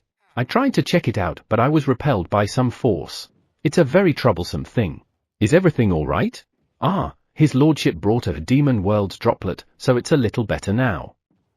Though it is still unstable. Is that alright? This is a monster from the Demon World.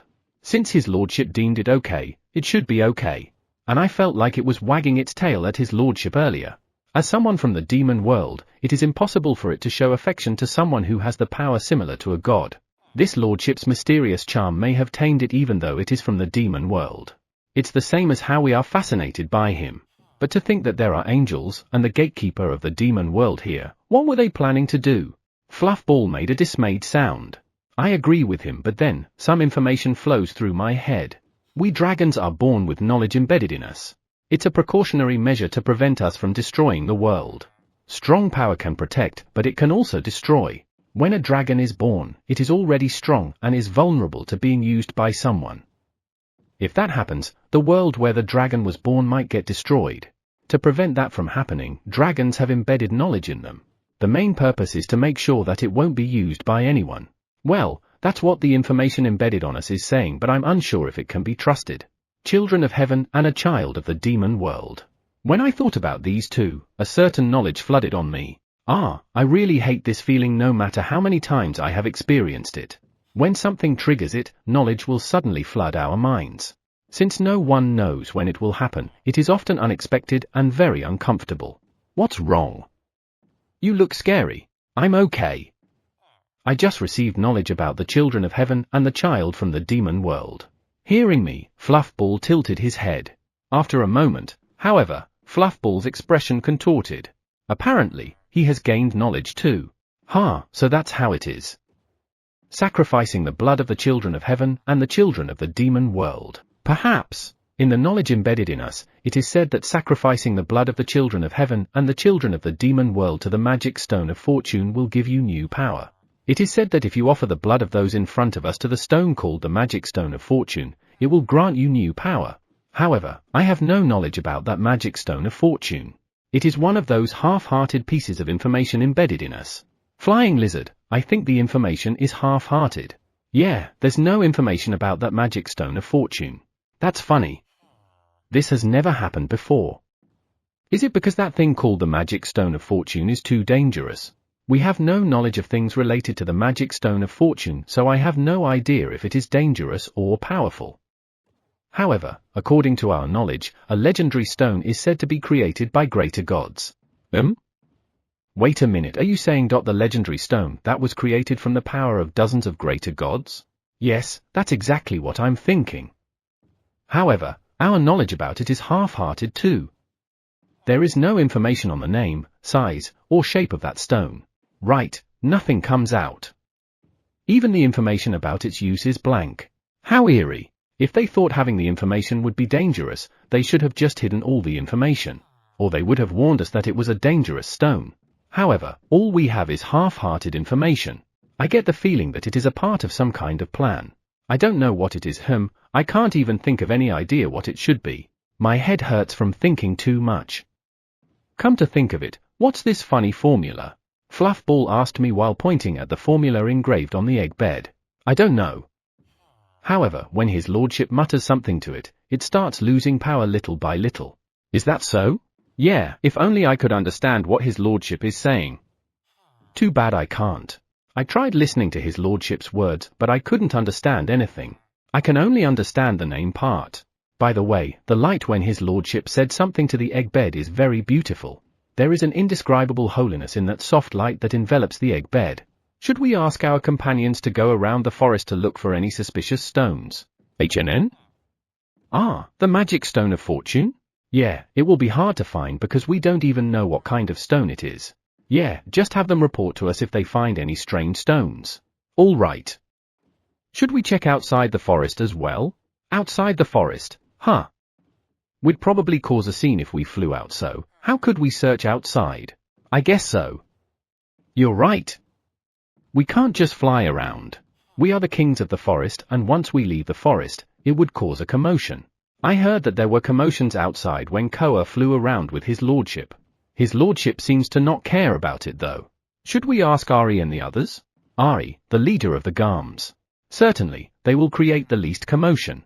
If only Ari's group will leave, his lordship will be worried. I think we should let the dire wolves and Fenris go with them. The Fenris are a family of a king of the forest. The dire wolves are also known as fierce forest dwellers. Like us, they will surely cause a fuss. Even if it is only Ari and the Garms, it will cause a fuss, right? Well, the Garms are also a power in the forest. If they run around where there are people and beasts, they will be in awe. Then, what should we do? Hey, the eyes of the child of the demon world are open. Fluffball is staring at the egg bed. Looking at it, one of its head's eyes are certainly open. That's the one that ever wakes up. The other two are only slightly moving. As I stare at them, the give of the child of the demon world moves, and our eyes meet. We somehow ended up staring at each other. Suddenly, an image slammed into my head. What is it? It's an image of a very big stone. Are you all right? What's wrong? Fluffball didn't seem to understand what had happened. In other words, the image was knocked into me alone. I'm all right. The child of the demon world sent me an image. I look inside the egg bed. The eyes of the child of the demon world who was awake are now closed.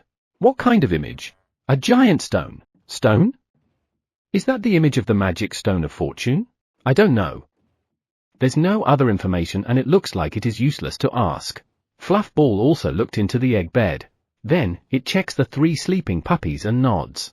Fluffball, I'm going to send you the image, ready? Yeah, please. I magically send the image given to me by the child of the demon world to Fluffball. Fluffball shook its head a few times as if it had received the message. It's quite a big stone, isn't it? Yeah. However, all that can be learned from the image is its size and color. Why did it send us information about this stone? Does this mean that this stone has a problem? Fluffball tilted its head. What is the intention of the child of the demon world to pass on this information? Maybe it is informing us about a dangerous stone, but why would it pass the information to us, its adversaries?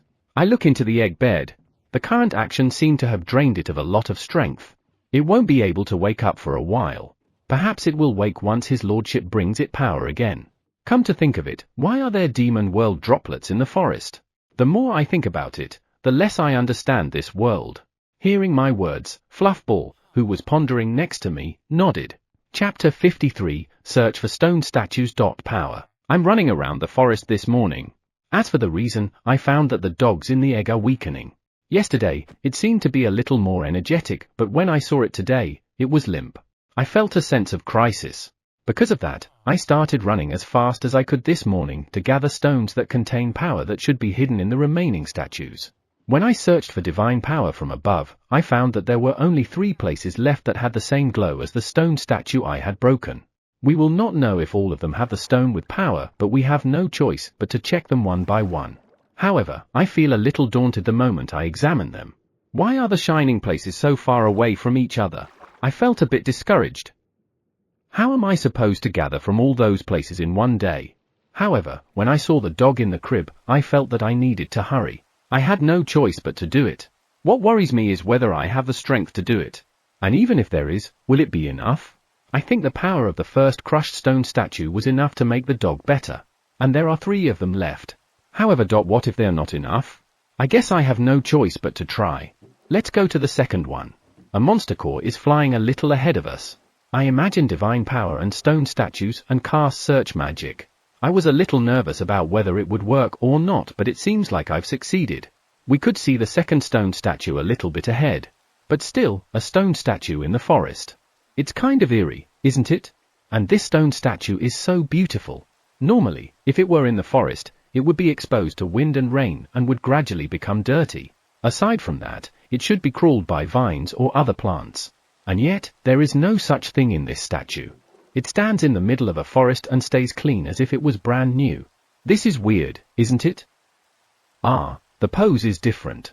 This second statue's pose is different compared to the first one I crushed. Is there a meaning to it?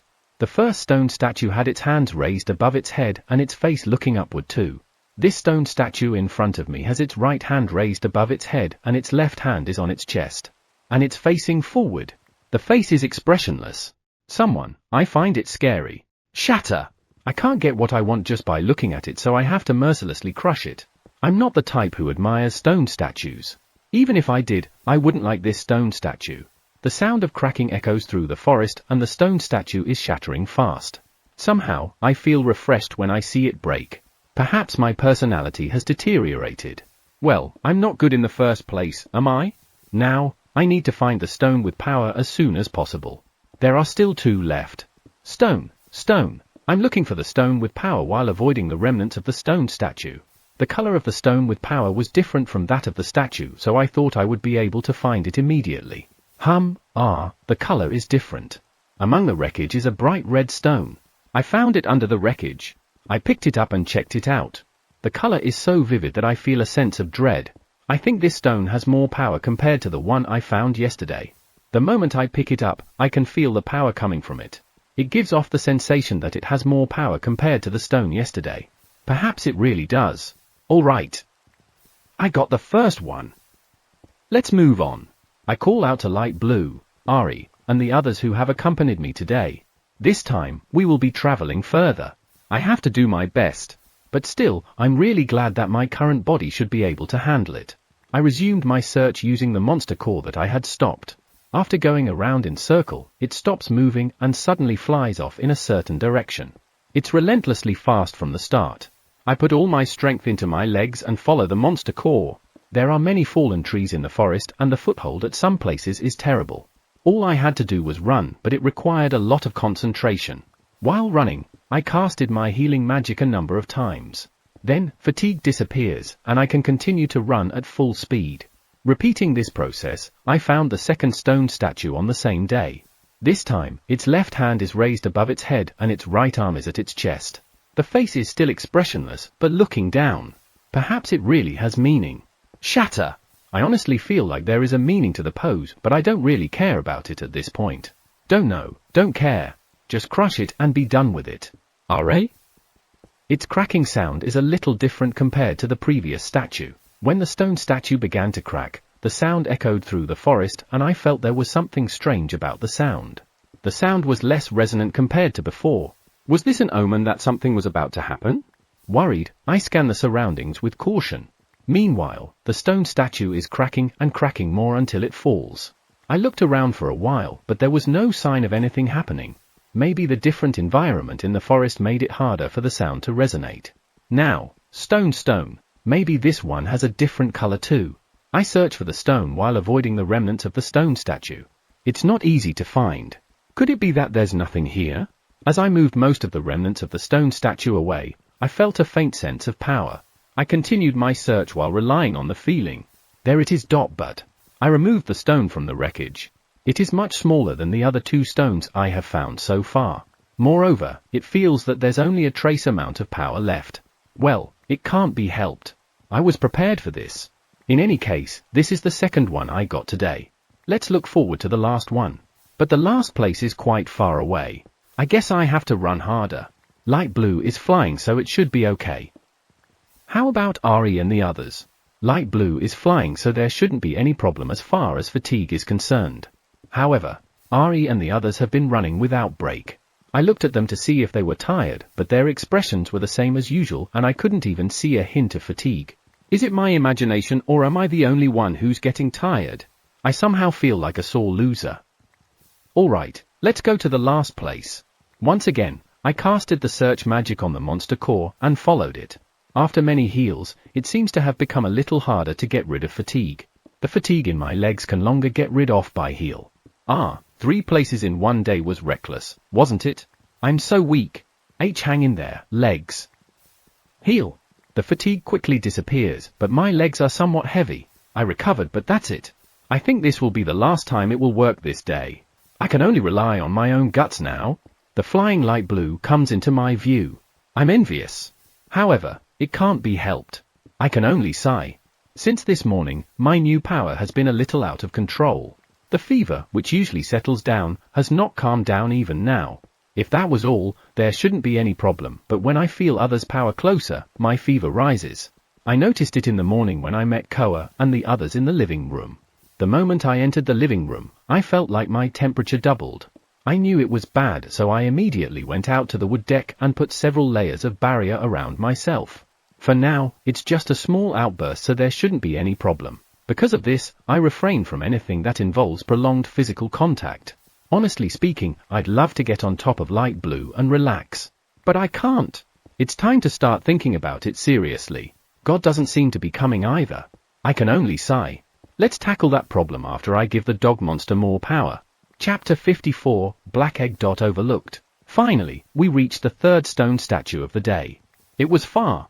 Very far. My feet were already tired and sore since my heel is no longer working. And I still have to go back. I guess this is what they call despair. That aside, I have to smash the stone statue. I at least have to crush it for making me go this far. Shatter. By the way, its poses, is it praying? Its hands are crossed over its chest. The expression on its face is holy cow. It looks expressionless, but the impression its eyes give is how do I describe it? Eerie? How can someone praying have that expression? Maybe it's not praying, maybe it's cursing? It is made by those guys, so that's possible. But still, a curse called magic eye, cursed bones, and stone statues, that's cursing. How psychotic are they? This statue will probably be the last stone statue that will shatter before me. I move my aching leg to find the third stone. The second stone was subtle, so I hope it's somehow powerful. As I moved the rubbles, I found a black stone. I know it's the one, but the blackness of the stone made me flinch a little. The first stone I found was also black, but it's shiny black. The stone before me is scary black. The type of black that seems to swallow everything in its path. A little nervous, I took the stone.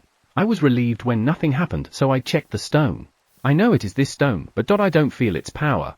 Is it something else? No, I certainly feel that it is this stone. It should be this one, right? I showed the stone to Light Blue, who's nearby.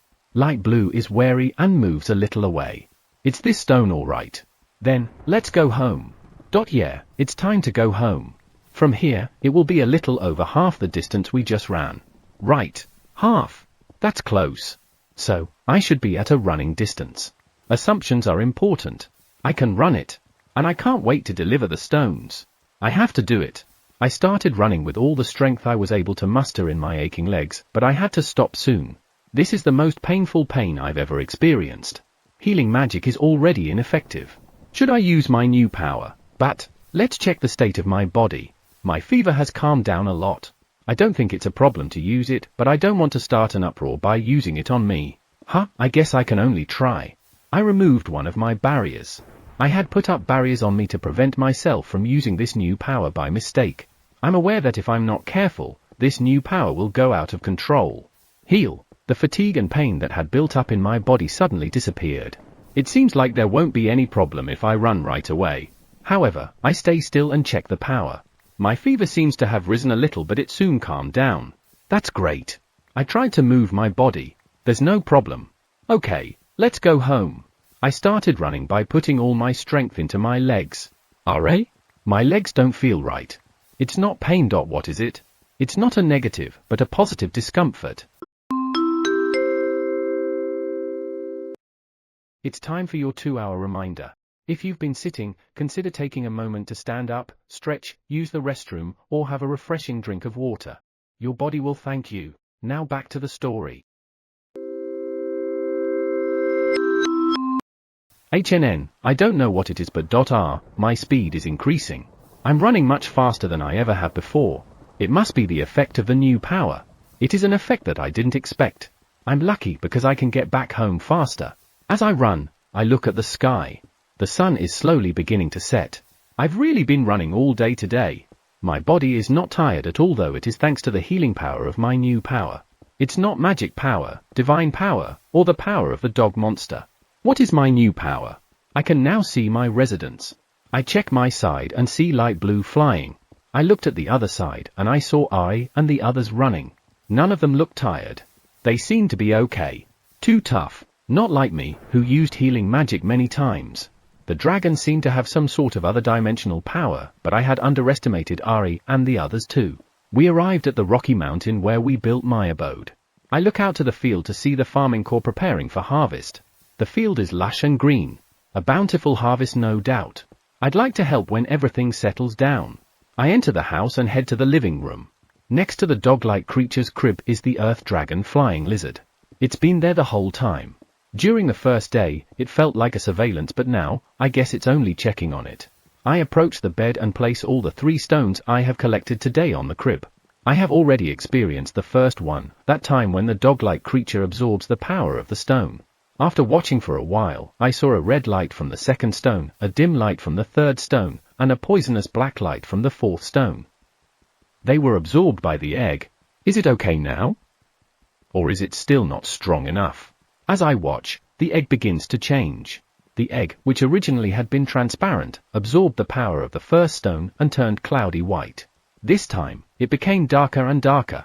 The egg is now completely black. So, is it really a devil-related dog? The expressions on the 3 faces of the dog seemed a bit calmer though. I hope what I just saw wasn't my wishful thinking. Get well. But still, I was tired. I feel better physically but not mentally. I accept the tea that Kuhi brought me and take a rest on the wood deck. After taking a break from drinking tea, I look up at the sky. Aren't there anyone watching over? Or even a visit? It has been 6 months since the day Godsama told me about this world. I'm sure of it because every morning, I drill 1 hole in a wooden plank. 6 months and 3 days. I was in a bit of a mess that day, trying to sort all the information I had heard. It was so different from the common sense I had cultivated. That's why I overlooked so many things. For example, I remember that God-sama said that the place where the fruit of the world that created this world was located at a place that only God candidates can enter. However, why would gods leave such an important thing in a place that only God candidates can enter? Usually, they wouldn't leave such an important thing in a place where only candidates can enter. Was it a misstatement? Or did they really put it in such a place so that the apprentices could steal it? Another one is that there is no God is watching over this world. What I think of gods are as someone who watches over, or someone who guides. Well, perhaps from a god's point of view, it may be the watching over worlds. Speaking of watching over, it was the same in the beginning. When the apprentices were fussing over their summoning of a hero, God-sama came to them and shouted, "Use summoning even though you're only apprentices." He shouted used, which means the summoning had already been invoked. If so, he must have known that there were beings involved in that summoning. However, no one looked for me. It was immediately after that day that I realized these things. And I was at a loss. Was the god I spoke of an ally? Or an enemy? So, for now, I'll have to stand neutral as if I don't know anything. I have to consider the possibility that I'm being watched over. God-sama also said we'll select a god to watch over this world. To be honest, I wanted God to be an ally. However, God said this world is now safe. How can I believe that? And there's also the "do you want to be a god?" It was as if asking a child. For a brief moment, I felt something uncomfortable, something close to fear. At that time, I didn't think about it too much, because I thought God is an ally. I feel like my hope that he was on my side was something being induced in my mind. And I felt that for God, this world doesn't really matter. The answer I made for myself is don't think about anything. The three apprentices are idiots and scum, but they are not stupid. They created this world and thought of a way to utilize the power of the dragons for this world to use. There's no way no god noticed what they were doing. In particular, the god that came here is certainly a superior god, because he's in a position where he can choose a god to watch over this world. He is definitely not a low-ranking god. Unfortunately, that god is not on my side. I need to gain a lot of knowledge about a lot of things. To do that, I have to keep my guard up. Ignorance, stupidity, and not thinking are the key to success. And thinking that there was a watchful eye, I had to spend my days slowly and sluggishly. It's painful to keep watching over something that doesn't change. With that, the watchful eye will get bored and watch less. Though I'm not sure if that will work against that god. I don't even know if he's really monitoring me or not. That cursed bone incident broke my heart. I wasn't acting that time. I was really sloppy. Forgive me for going against you, God-sama. However, if you ever try to destroy this world, I won't forgive you. Chapter 55, Family Creed. No way. Even if I say I won't forgive you, what can I do? I'm not very smart. And the way I do things is from the teachings my mother inculcated in me. 1. When a problem arises, don't move first. 2. Get a firm grasp of allies and enemies. 3. Recall what the other party said as much as you can. 4. Make sure you know what you're looking for first. 5. When stuck, don't think, don't overcomplicate things, and just look at them as they are. Also, don't make enemies for nothing. When it comes to doing things, 1. Make sure to find out everything you can. 2. Prepare a way out. Running away is not the same as losing. That's our family's creed. I've heard it many times since I was a child, and it has served me well. According to the elder sister, it works not only on doing things, but also for love. It has never been in use for my love life though. For now, let's just make sure I know what I can do and what I can't do. I can attack and defend with magic. I can use barrier magic and healing and relieving fatigues with magic. However, I can't fly. When I saw Koa and the others flying, I thought I could do it too, but I guess I'm wrong. Magic seems to be working, but it leaves my body for some reason. It feels as if it scatters and doesn't come together. It gives the same feeling as if I'm under restriction. Instantaneous movement was impossible too. I remembered a famous anime and my imagination was perfect, but power dissipated similar to when I tried flying. Also, words. I look at USA and Kuhi. They are speaking using this world's language and they can communicate with everyone but me. I felt a little guilty, but I decided to secretly listen to their conversation to let my ears get used to this world's language. I was happy because my friend had told me that after living in an English-speaking country for a few months, he became English-eared and was able to understand what they were saying. However, it has been almost 8 months since I met them. I still don't understand what they were saying. My ears were able to pick up the sounds, but I don't understand them. There was a time when I felt uncomfortable because I tried intensively but all I heard were noises. It is better to think that there is some kind of restriction working on the language as well. Perhaps it is to prevent me from interacting with people and beastkins of this world. But why? Even so, I don't understand their language, but I have a good relationship with USA and Kuhi. I think it could be because they are children. And this is also true for Koa and the others. They seem to understand what USA and Kuhi are saying. However, at the moment, USA and Kuhi don't seem to understand what they are saying. And the rock dolls, they, as well as USA and Kuhi, are beginning to understand what Koa and the others are saying, though not all of them. Why do I seem to be the only one who can't understand their words? I have no idea why. If they want to isolate me completely, they should have prevented me from meeting Koa in the first place. Or did they just consider sabotaging me after meeting them? No, I don't think so. I've got more and more companions as time goes by. I never felt anything interfering or disturbing us. So, is it some kind of half-hearted obstruction? I guess I'm prohibited from communicating and leaving this world. But where do I go if I leave this planet in the first place? Japan? There is no need for them to worry as I have no idea how to get home. What should I do now that I can neither communicate with anyone on this planet nor be allowed to leave this planet by force? The next problem that concerns me is my rampaging power. I've heard that the gradual increase of my power equivalent to the power of 4 heroes should no longer be a problem. No, I don't even know how much truth Godsama told me. I don't think we can trust in Godsama's words given the situation. However, the power of heroes is magical power, right? It is my new power that is rampaging. I don't know what this power is in the first place. All I know is that it is more powerful than magic or divine power. How do I stop it from going out of control? If I could only talk with the dragons about my current situation, they might have a solution. However, there's a limit to what gestures can convey. Even now, it is not always easy to get the message across. Even if it could get through, how are they supposed to tell me back? Who knows if there are restrictions on them too? There is also a chance that they are restricted from telling me what they know. HNN? A thought crosses my mind. It's something I don't want to think about even for a second. However, if that is the case, everything makes sense. What happens if I can't get out of this planet? What will happen if my power rampages while I can't leave? It's too hard to tell, but it is certainly dangerous.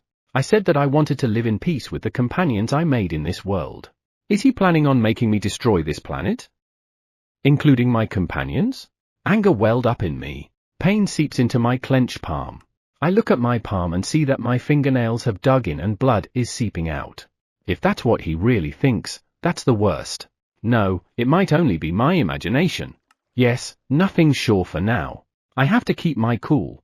I let out a long sigh to calm myself down a little. A soft, warm breeze envelops me. Surprised by this, I checked my surroundings. I found Flying Lizard in front of me. What's wrong? I was surprised. Flying Lizard is the calmest of all dragons. For me, he's like the father of the dragons. Flying Lizard is staring at me. I stare back at it. What is it? As I stare at Flying Lizard, I suddenly see something different. Eh? After blinking a few times, it disappeared from my sight. However, something appeared again. What's this? Is Flying Lizard showing me that image? But, what is it? It's kind of hard to see. There is some kind of big stone in the image. HNN? Why is that stone tied with Shimenawa? I never thought I would be seeing a Shimenawa in this world. Is it a very famous stone? When I pushed myself forward to get a better view of the image disappeared. When I looked at Flying Lizard, I found that its expression changed. Then, I look around its body. Could it be that something happened to him while showing me that image? Are you okay? He makes a sound and sticks his face to me. I slowly stroke his head. He squints his eyes and seems to feel really pleasant. RA? Somehow, he feels less powerful than usual. Perhaps it is because dragons have a huge amount of power, so I feel strong power when I touch them, but I don't feel it now. Perhaps he was drained because of that action? If so, it is dangerous to ask for cooperation from the dragons and Koa's group. In a way, it's thorough. But, what's that? A big stone? A Shimenawa? The fact that it made me see that means it should be very important. Shimenawa, it looks like the Shimenawa of the sacred tree near my house. Come to think of it, I once imagined a Shimenawa rope during the Evil Eye counterattack. I used the image of the Shimenawa on the sacred tree near our house for that too. HNN? Thinking about it, They look exactly the same. No way. In any case, it should be something important.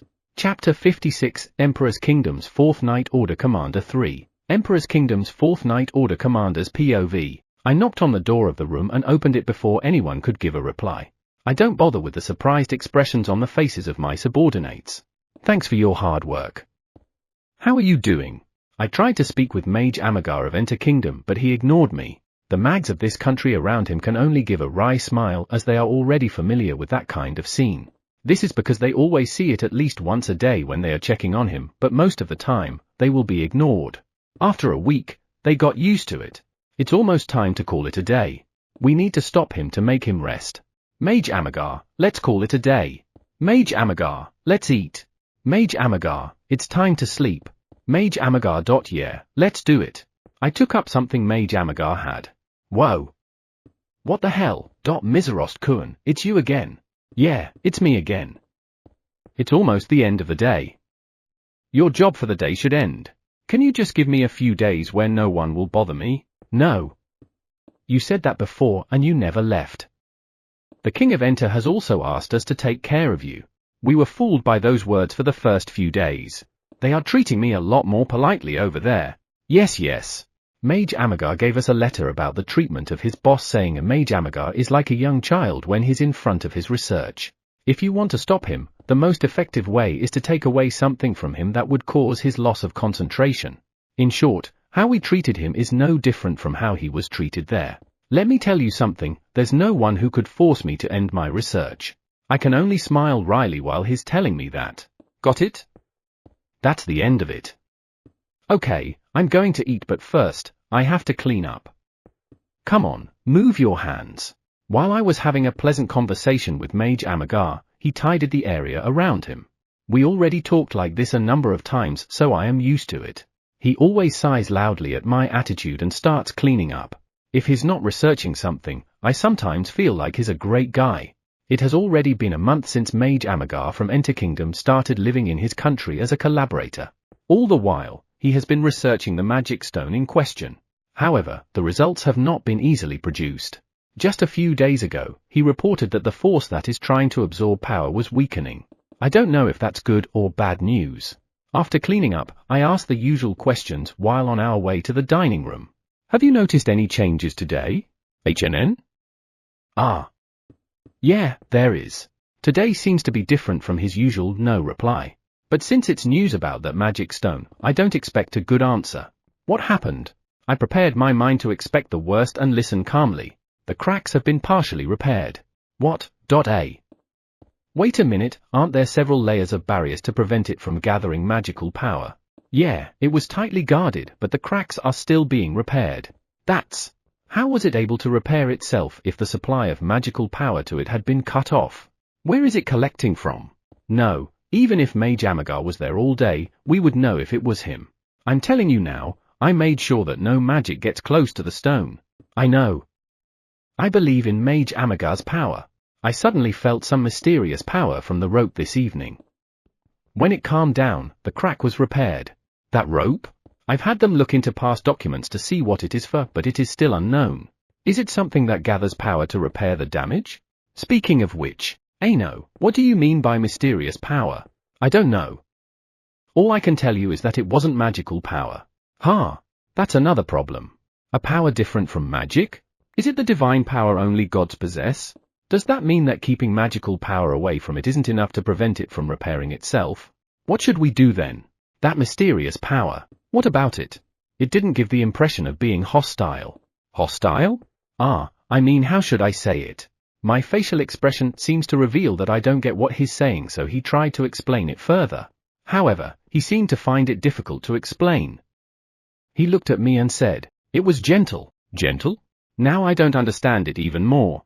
In any case, the power that repaired the crack of the magic stone is not a hostile power. That being said, as long as it tries to restore the magic stone, it is an enemy. That magic stone is no. Let's stop for now. I still don't understand it well. Mage Amagar sighs heavily and shakes his head. How am I supposed to know if he himself doesn't know? This will be another thing for Ganmas to worry about. I'm sorry. If I sense that new power again, I'll try to make contact.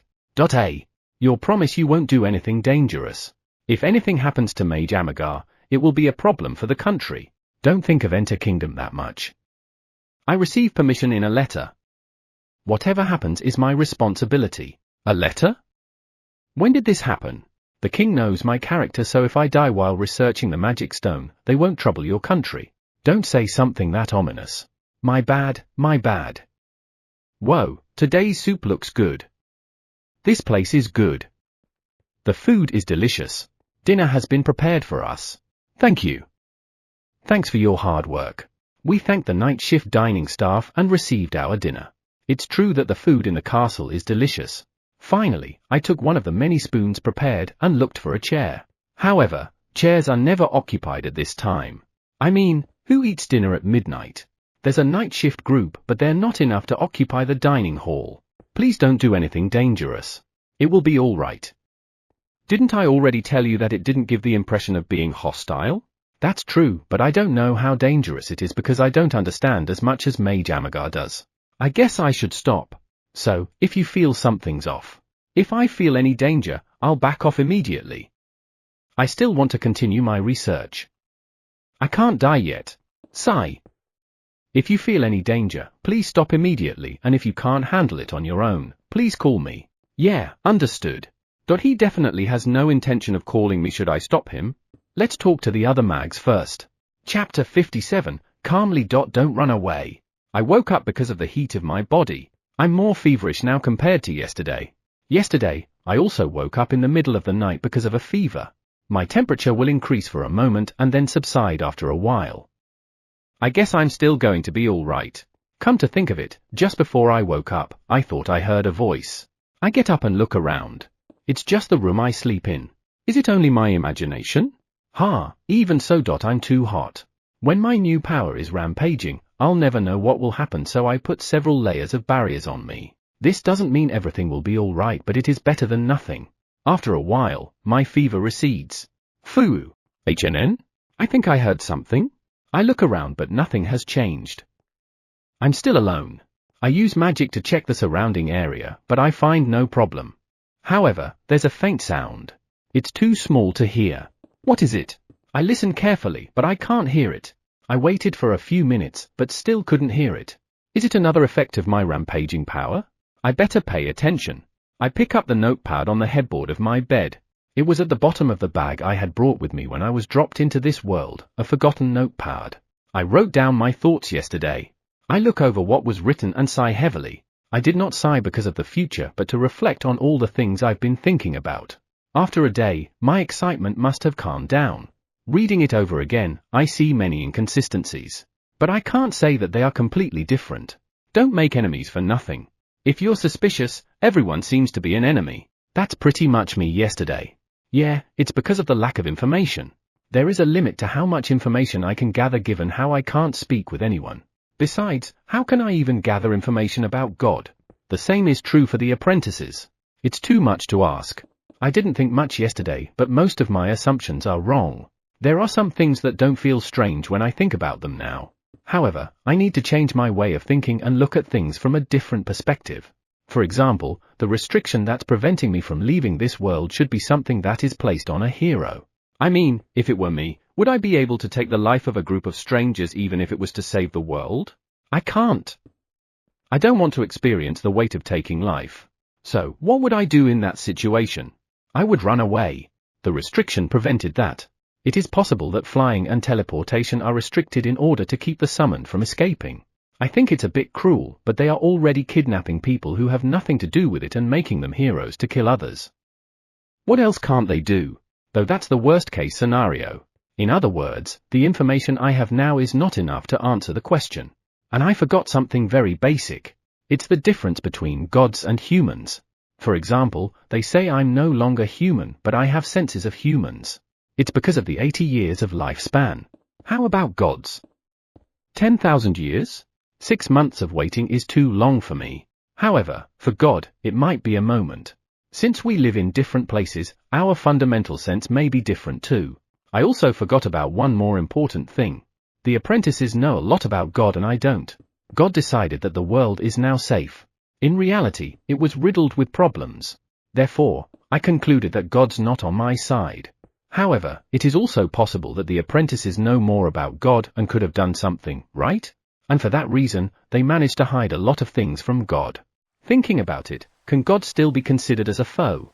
I'm too impulsive. As the outburst of my power grew stronger every day, I started to be afraid. I was afraid that I would kill my companions. So I impulsively concluded that, in order to hold him accountable, this isn't good. Instead of running away and putting the blame on others, I have to come up with a solution. By time for now. Yeah, all I have to do now is figure out how to keep my power from getting out of control. Do I just need to use the power? Use it for something? But what on earth am I supposed to use it for? Use a lot of it without causing damage. I can't think of anything. I guess I'll have to look for it. Yeah, there's no point in just waiting for something to happen. Make sure you know what you want in the first place. I don't want to die. I want to live with everyone. I'm not going to act like someone cool by saying I want to protect everyone. I simply don't want to die. So for now, let's focus on finding a way to survive.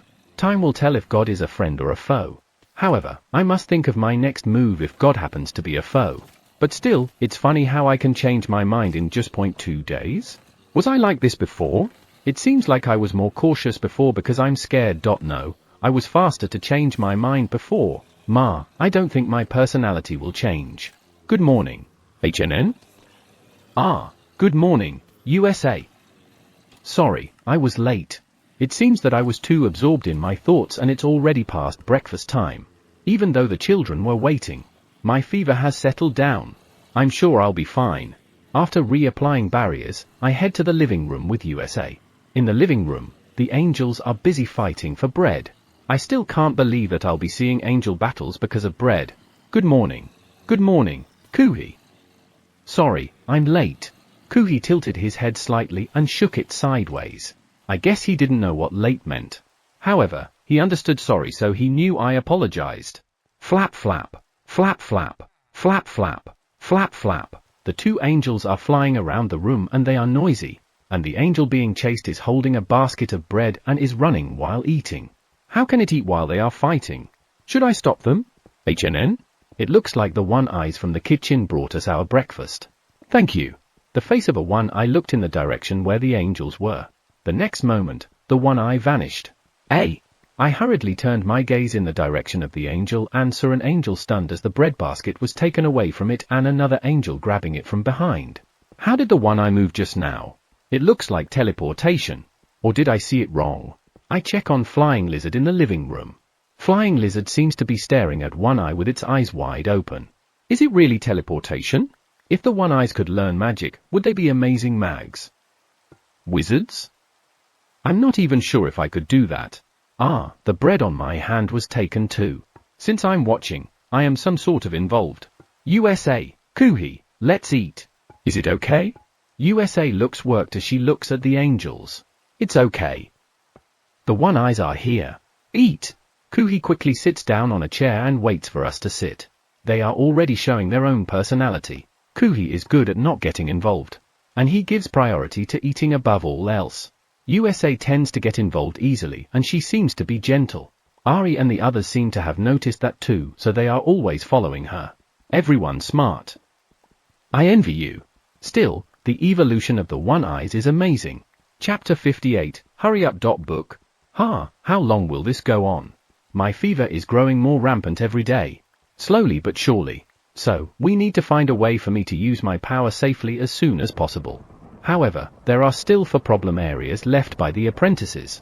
This, too, needs to be resolved quickly as we do not know what will happen. After considering the problems at hand, I came to a decision.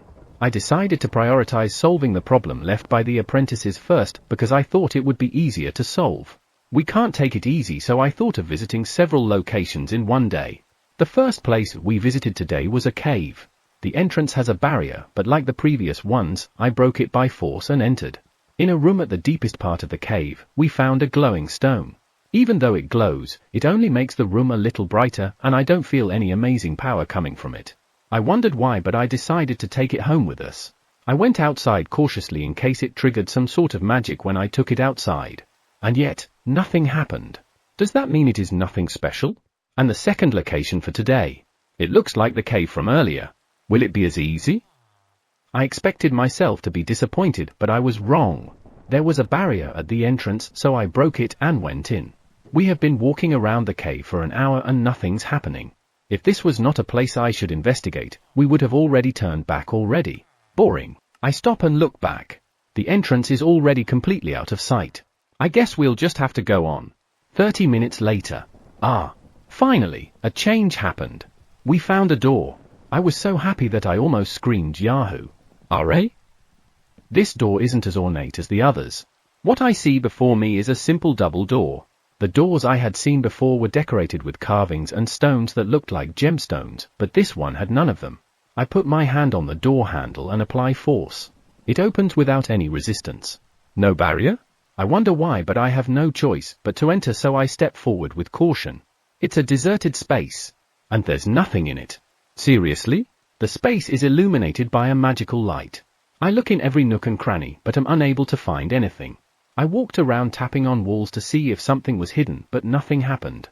All the effort and time I've put into walking all the way here is wasted. Well, I was convinced that there should be something in the places with divine power. I never thought I wouldn't find anything. I think of the long cave we passed through again. I feel like my body is losing strength. Koa, who's standing next to me, made a worried sound. I shouldn't let her worry. I'm fine. Let's move on. Well, it's good that nothing happened. Let's just be glad there are no bones, eggs, or coffins. Well, let's get out of here. It will be that long passage again. HNN? Since we are not taking anything out of here, there's no need to walk vigilantly. Right then, let's get out of here by running. Let's go. I pointed at the door and said that to Koa and the others. My companions for today are Koa and Chai. And probably Karu's children. There's a possibility that they're not because they all look the same. And Fluffy. As usual, they are positioned around as if protecting me. I run and they follow me, so I gradually increase my speed and head out. Unlike the previous time, we're fast. Just as I started to see the light from the outside in a distance, I heard a thud sound from behind. What's that? I hastily stop and look back. Then, I saw a cloud of dust approaching us from behind. Hurry up! Wall. I hastily imagined a wall and cast magic. After confirming that a wall was built, I quickly ran toward the exit. Koa and the others also started running faster, perhaps after confirming that the collapse of the cave was imminent. There's nothing there, and there's even a trap. We stopped a short distance away from the cave. Looking back, I see the entrance to the cave crumbling with a loud noise. I immediately check my surroundings and see that all of my companions that came with me are here. It's great that everyone's safe. Still, what was that? I didn't take anything out of the cave, and yet the cave collapsed. At the very least, that thing should be set up if someone were to take something from the cave. This is inexcusable. I let out a long sigh. Now, let's go to the next place. I look up at the sky. Each place is far away, and I've spent a lot of time in this place. It will be dark in 2 hours. Let's end the day at the next place. Alright, let's go.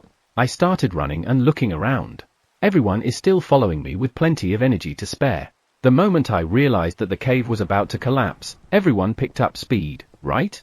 If they were to run seriously, I would never be able to catch up to them. I look at the monster core flying a little ahead of me. This guy is as capable as ever. It tells me the exact location. After running after the stone for a while, it stops in midair. It looks like we have arrived at the next location. Stop! At my words, the floating stone falls to the ground. I picked it up and felt a slight heat. I seem to have put a little too much of my new power into it. I'm trying to be careful, but it's hard to adjust. Let's use the monster core and train fine-tuning later. Now, let's move to the third location of the day. I check the place indicated by the monster core. There's nothing to see. It must have been hidden. Detection. The previous time I probed the place using my hand, but found out later that it was dangerous. Therefore, this time, I'll use something else to search for divine power by emitting a little of the new power from my body. What I imagined is tentacles of power. It was a bit spooky to imagine, but it worked. I can't see it, but there's definitely something there. We'll push through here with brute force. I imagined striking something in front of me with force. Shatter! The air shook, and the sound of something shattering echoes through the forest. I could see Koa and the others spooked and alarmed. Oops, I did it again. I'm sorry. It's okay. Koa's group tilted their heads after hearing what I said, but nodded when they saw something appearing before them. It seems like they understood that I did something as the entrance of a cave appeared because the barrier was broken. I apologize for surprising them. Another cave, huh? I'd hate it if it was another very long cave like before. Should we check? Let's go. I noticed it as soon as we entered the cave. There's something different with the atmosphere. What could it be? We proceed walking with caution. Unlike the second location, we managed to reach the door fast. Thank goodness. The door here is also undecorated. Could it be that there's nothing here too? I put my hand on the door's handle and apply force. The door opens without resistance, reminding me of the second place. I wonder if there's nothing here. The moment the door opens, a light comes out of the room. I was a little relaxed, so my body stiffened for a moment. I panicked and alerted myself, but it was just light, not any kind of offensive magic. Through the open door, I enter the room. Spread out before we were books crammed tightly against the walls. A chair and a desk. A bunch of paper is piled up on the desk. An office? I was surprised because I did not expect to find a place like this. I entered the room, picked up one of the books, and checked the content. Well, I already expected this. There's no way I could read it, can I? It's impossible for me to analyze the characters that look like dancing earthworms. I checked the stack of papers, but the same letters are written there. I hope I could figure something out, but it looks like it's impossible. In any case, let's check the bookshelf. I also looked through the pile of paper on the desk. Unfortunately, nothing is written in Japanese. Next, I open the desk drawers in turn. I feel like I'm doing something bad. HNN? Book. In the drawer, there's one book that feels very old. When I took it out, I could feel a faint sense of power. I examine it and find that it is divine power, but it's not the same as the apprentice's. Is it safe to open this book? This won't suddenly explode as soon as I open it, right? Well, that hasn't happened before, so I guess it's okay. Let's open it. Ra? I'm feeling a little uncomfortable with the way I'm thinking now. Is it my imagination? Probably. Phew, nothing happened. I felt a resisting force when I tried to open the book. I pushed it back using my new power. As it was still fighting back, I increased the intensity of my new power. Good. Boom. Eto. I succeeded in pushing back the force of the book. However, it seems like I put too much force into the book. The book burned before my eyes. To be exact, it burned and turned to ashes in an instant. Fine-tuning my new power is difficult. Let's just hope it's not an important book. Chapter 59. Somewhere in heaven. Conversation between two in a certain place. I only took my eyes off for a minute, and this is the result? I reach for the stack of papers in front of me. It contains the reports of damage caused by subordinates' failures. Read. Toss. I can't finish this all. More will come anyway. Excuse me. Don't go in. Don't add more to my workload. Get out. I refuse to do everything you just said. S.H.U.T.U.P. Yes. Those who came back a little while ago, I finally figured out where they came from. You figured it out? Yeah. Where?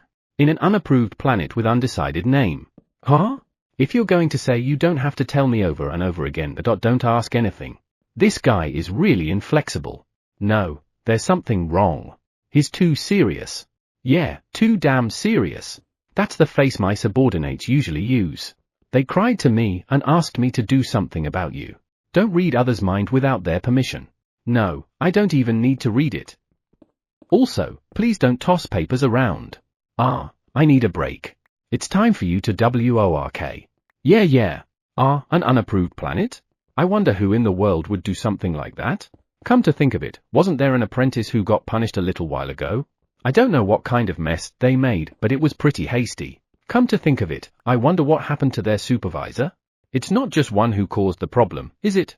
Here, another document. Why didn't they just give me a brief verbal message? If they tell you verbally later, you will say that you didn't hear them. How can you just say that as if something like that already happened? Right. I read the document. And, don't get mad.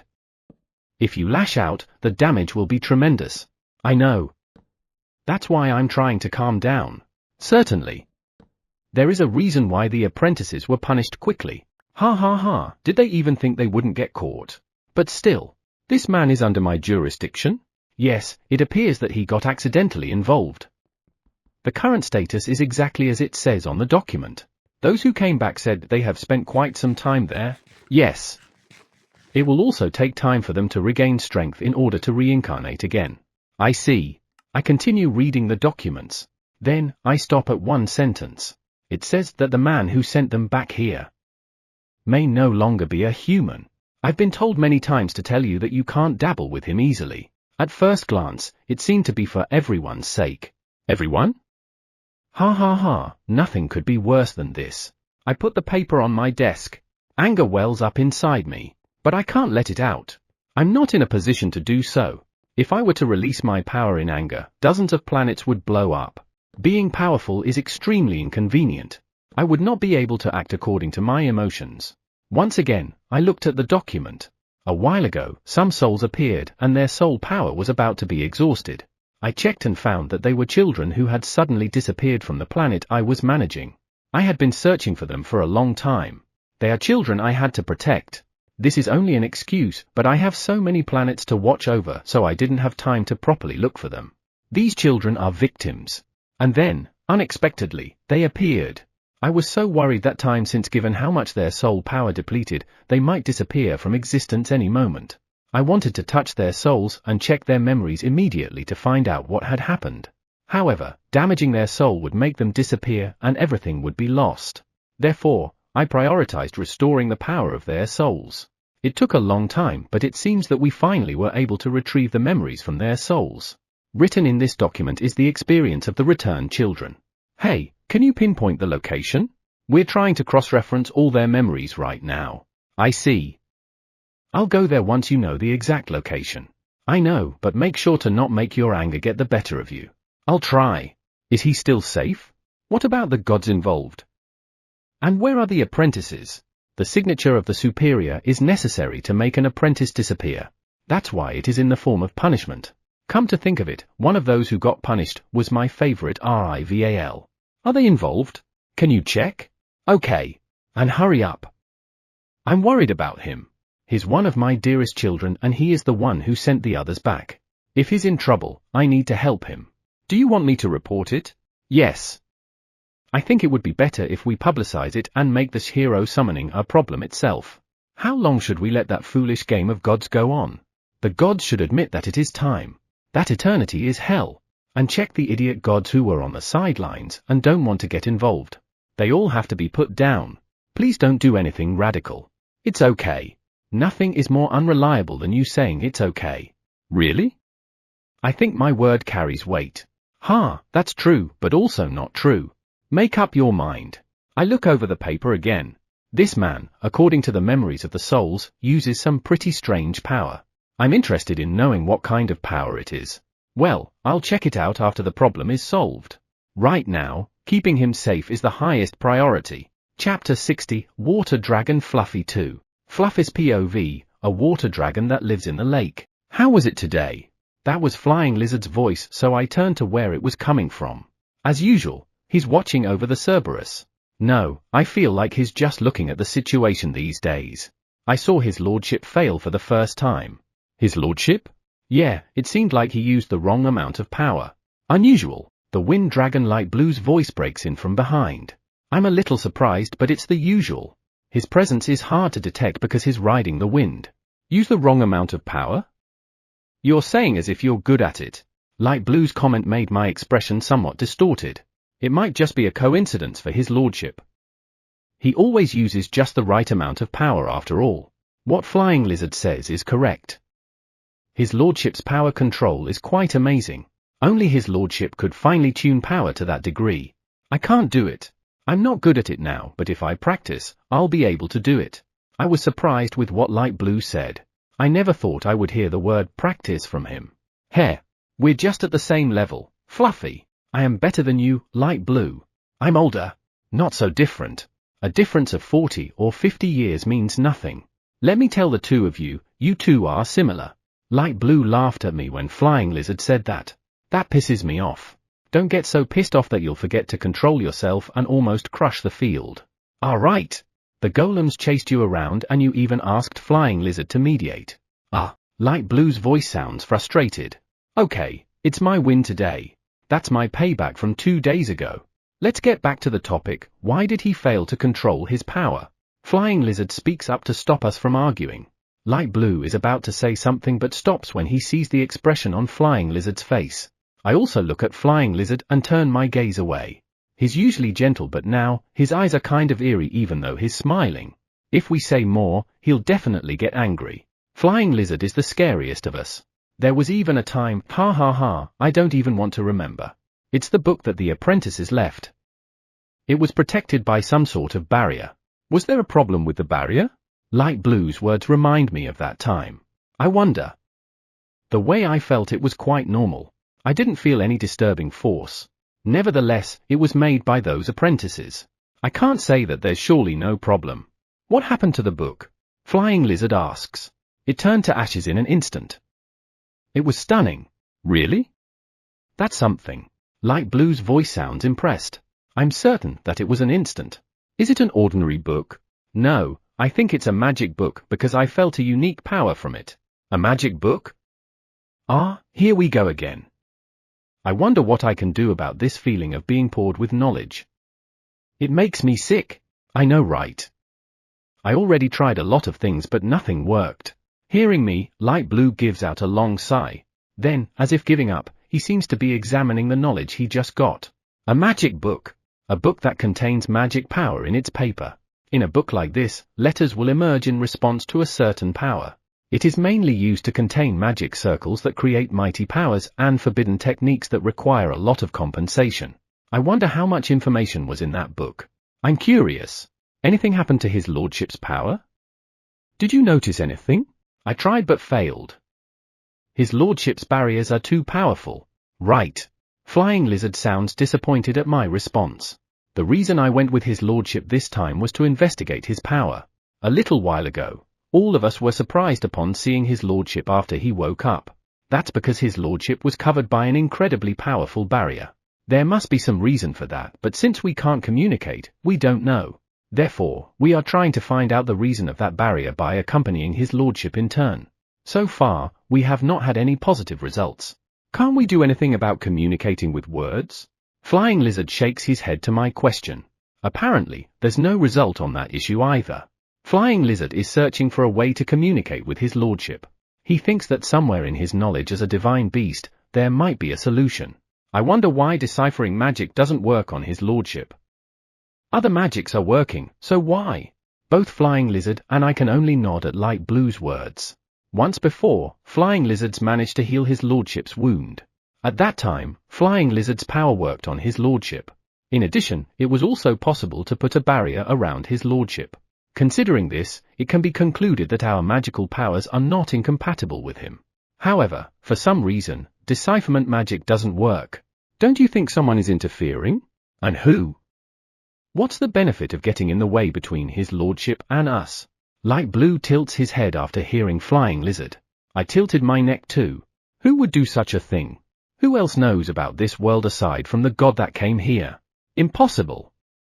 That god alone can't punish the apprentices by himself. Ah, right. Light Blue just accepted my rebuttal. Come to think of it, that god has a lot of dreams about his existence as a god, didn't he? Dreams? Is that so? Rather than dreams, it is more of ideals. Ah, come to think of it, even I had ideals of what God should be. But that's not something bad, it's normal. Yes, it's not something bad, but if you blindly pursue your ideals, it will be easier for you to make mistakes. Me and Light Blue tilt our heads to what Flying Lizard is saying. Is that so? I think it's good to pursue your ideals. Right. Flying Lizard looks at us with a bitter smile. Sorry. It's okay to pursue ideals. However, will you be able to recognize the existence of those that suddenly got in the way of your ideal? No, I probably won't. Why are we suddenly talking about recognizing existence? Are you not going to do anything about them? Ah, he can't do anything because he's a god. He is forbidden to kill. I agree with Light Blue's words, but I somehow feel uncomfortable. It is certainly forbidden for them to kill. The knowledge I have in me taught me that. However, isn't there a way to kill someone without laying a hand on him? For example, if he knows that that person needs help, he'll leave him alone. If he dies as a result, doesn't that mean that God didn't kill him? Isn't that situation? Light Blue and I became silent. Maybe he's waiting for us to die. There's a possibility. Flying Lizard's words are heavy. He'll do that because everyone here is in contrast with his ideals? Such selfishness. Well, it is still speculation. Certainly, it is as Flying Lizard says. It is still speculation. But why do I have the feeling that it is not far from the truth? That would also explain why deciphering magic doesn't work on his lordship. I agree with Light Blue. His lordship's power is enormous. With that much power, he can break through any situation. However, to borrow that power, we have to explain the situation in words. There is a limit to what can be shown with images. Since we don't understand his language, we can't ask for help. I don't want to be eliminated because of someone's ideals. Chapter 61, Behavior Last Problem. It's crazy no matter what you think. I know my personality and I know it well. I'm pathetic and I can get scared easily. I have to do a lot of research before taking action. To be honest, my lack of action is costing me a lot. And I can understand how others view me as someone indecisive. But I have already given up on this. No matter how much I tried, I wasn't able to cure my fear. I think back on my behavior since I came to this world. Strange. How can I be so judgmental, so dynamic? Yesterday was no different. Why did I start breaking the barrier of the book without investigating it first? When I was in Japan, I had never done something like this. But now, I had the feeling that it was the right thing to do. This is too unnatural. It was my decision, right? My gut is telling me that there is no possibility of anyone manipulating me. So, it should be my own decision, right? Now I'm doubting myself. I have only highlighted the problems lately and never made a solution about them. Is that something I should worry about? Currently, I'm not having any trouble because of it. Then, does that mean that it's pointless to think about it? Let's think simple. With the original me, I would be stuck every time a problem came up. I don't want that to happen. This means my change? In personality, that I don't know what caused, is a positive thing. Then, let's keep it that way. It's definitely weird, but it's not a problem. Rather, it's a positive thing. Why bother? HNN? That's okay, right?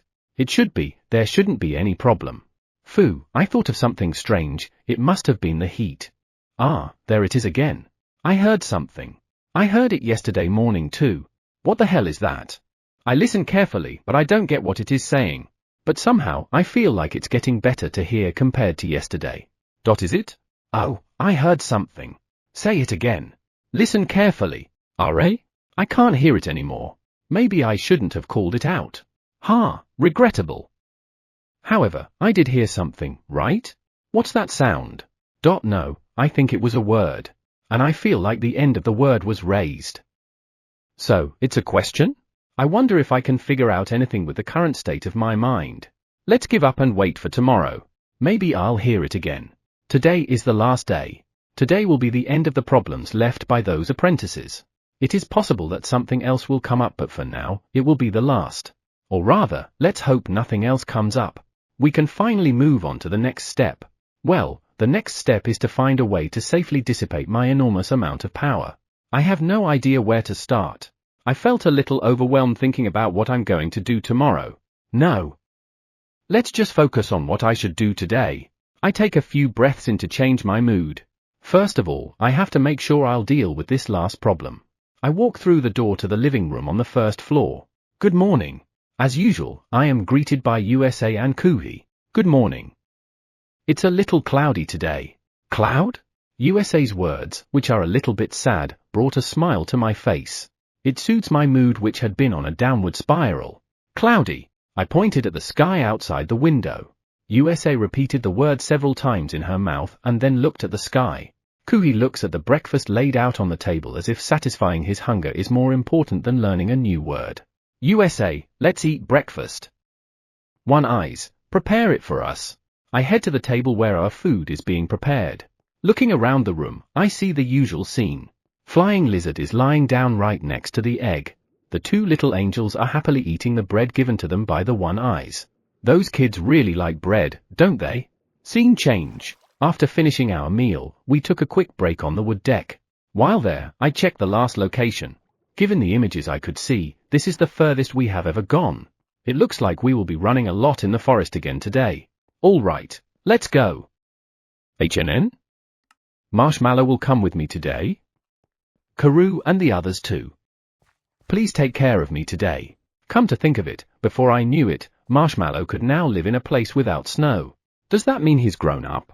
Well, it's nice that he's no longer restricted, isn't it? We're going pretty far away from home today, so hang in there, okay? I'm sure they don't understand what I'm talking about, but I'm in a mood to say so. Search. The monster core shone softly and flew into the forest. Oh, shoot! I forgot to correct my imagination. The speed at which the monster core flies is quite fast, so I usually make a slight correction to slow it down. I see the monster core flying away, but it's getting farther and farther away. I guess I'll just have to run faster. Let's hurry. I tried my best to speed up, but I couldn't catch up at all. If I'm not careful, I'll lose it immediately. Darn! I'll definitely fix it next time. Scene change. I see the flying stone in front of me slowing down. Apparently, we are now at the location. We've run quite a distance. Or rather, I ran as fast as I could for several hours.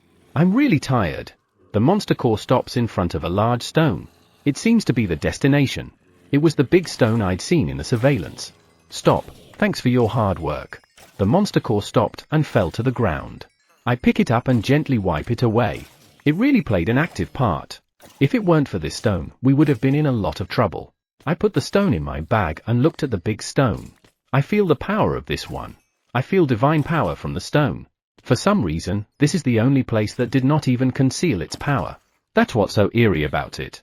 Chapter 62, Counterattack slowly absorbing. 3-4M? I tilted my head in front of the big stone. This is the first time I've been in a place that isn't protected by barriers. I wonder if this is really it, but I certainly feel strong divine power from the big stone in front of me. So, I'm sure it's right. However, what does this stone mean? Maybe they were planning to make a new stone statue. Well, whatever their reason is, it's none of my business. Let's just crush this one too. Crush it down and that's the end of it. Same as before. Imagine the stone shattering, put my palm against it, and cast the spell using my new power. Shatter! Light flooded out of my palm and enveloped the stone, and the light disappeared. Alright?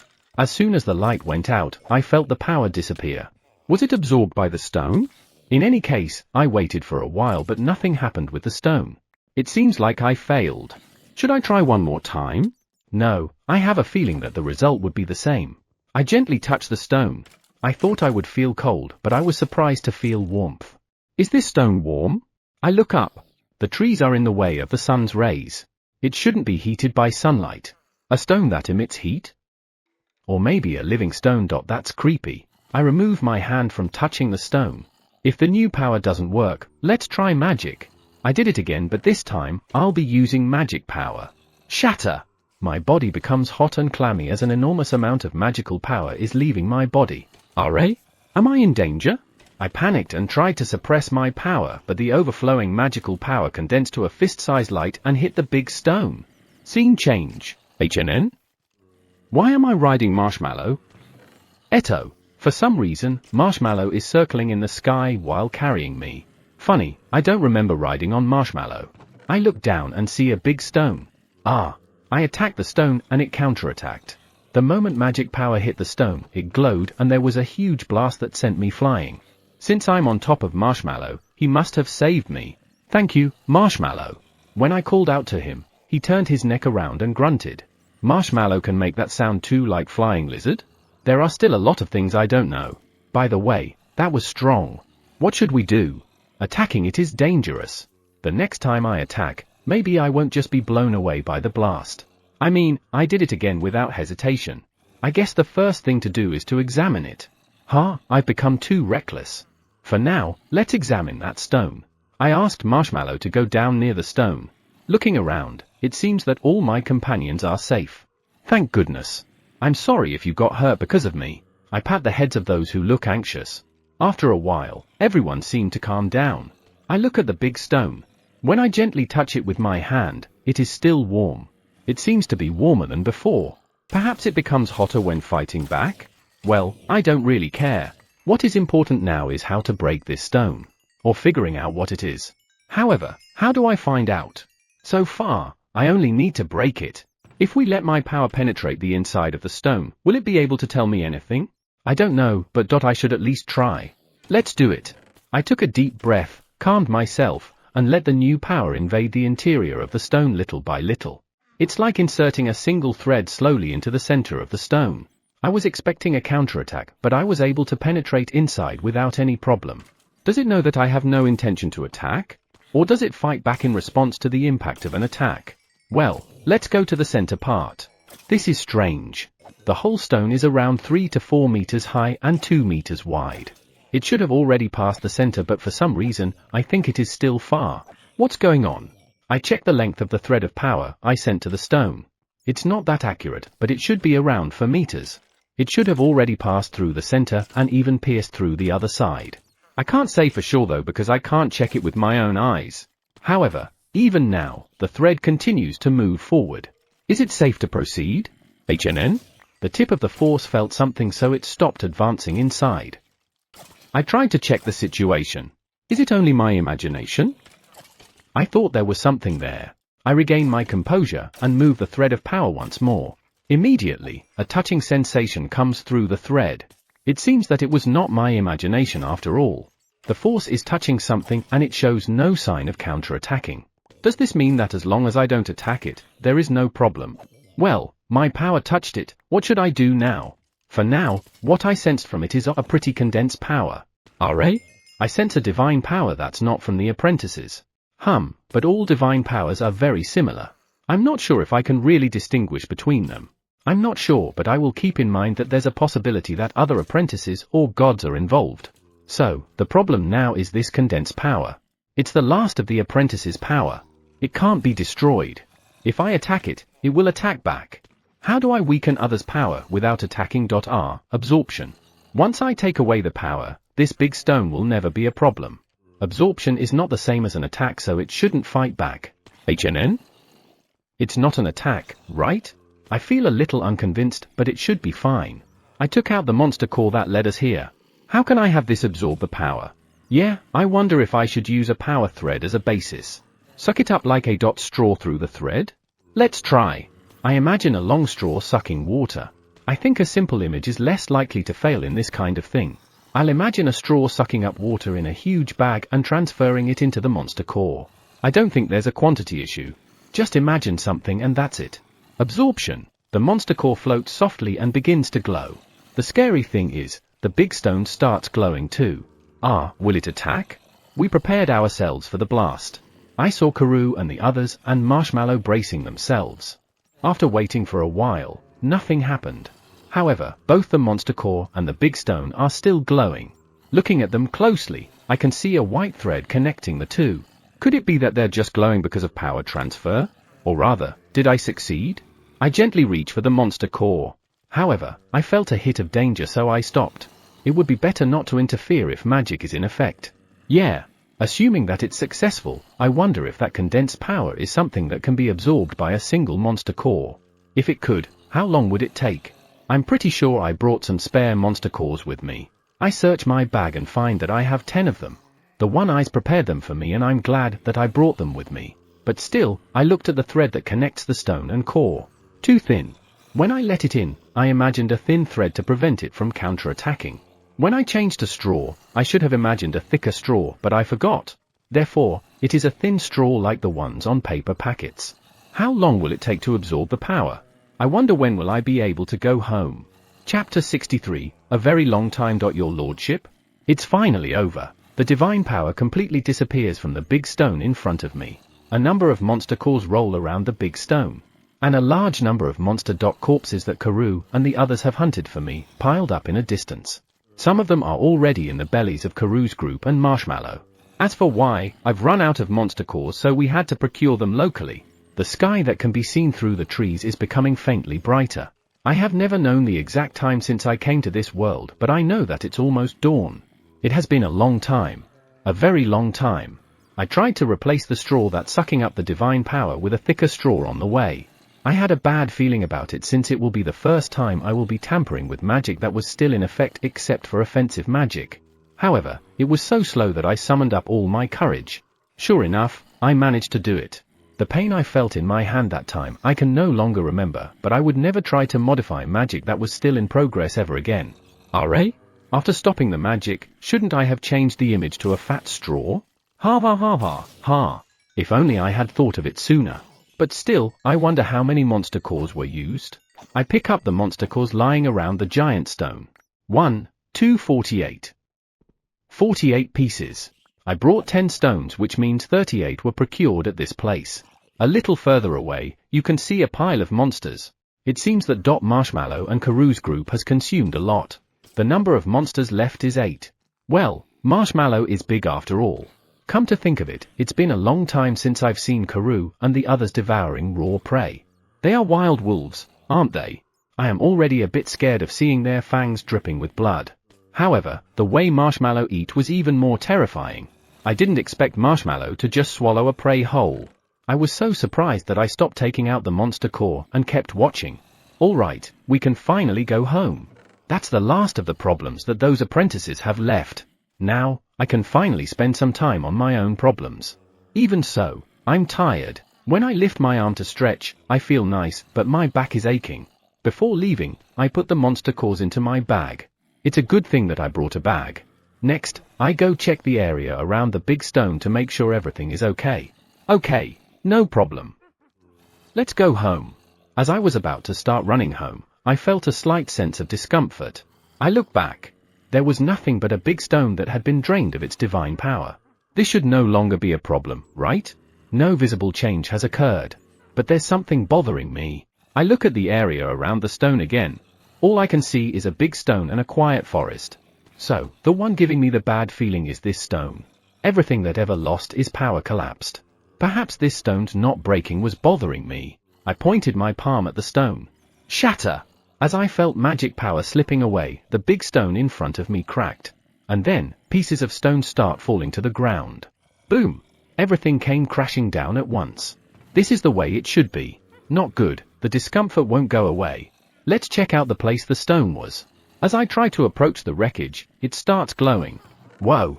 As I was still surprised by the light, wind started to pick up around the remnant of the stone. I stay low and protect my face with my arms in order to not get blown away. Strange, I don't feel any divine power at all, so how can magic be triggered? Is it magic? I don't feel magical power. The wind soon stopped and the light disappeared. Lowering my arms, I look at the stone remains again. Nothing. The should have been big amount of stone remains was gone. I looked around to see if the wind had blown it away, but all I could see were leaves and branches scattered around by the wind. There's no stone debris anywhere. Where did it go? I cast a search spell around the area where I am and look for the remnants of the stone. Nothing. Everything's gone. I stopped the magic. So, what should I do now? Well, there's nothing I can do about it since everything's gone. This feels kind of unsettling. I feel like screaming as hard as I can. If I scream, I'll worry others, so I better not. Let's go back. There's no point in staying here. I did what I could. It's just that it wasn't how I thought it would turn out. I sprinted through the forest towards my residence. I'll take a good rest today and find a safe way to use my excess power tomorrow. I'm home. Welcome home. Seeing USA and Kuhi's smiles makes me feel like I've come home. When I'm with Koa and Chai, I feel relaxed. By the way, these two are always together no matter where they go. It seems like it is time for USA and Kuhi's breakfast. Perhaps they were waiting for me. I'm sorry about that. I already told them before that they can just go ahead and eat when I'm not around, but as expected, they wouldn't get what I'm saying with just gestures. I wonder how I can make them understand. This is a very difficult problem. We had a leisurely tea after breakfast, but I was so tired that I decided to go to bed.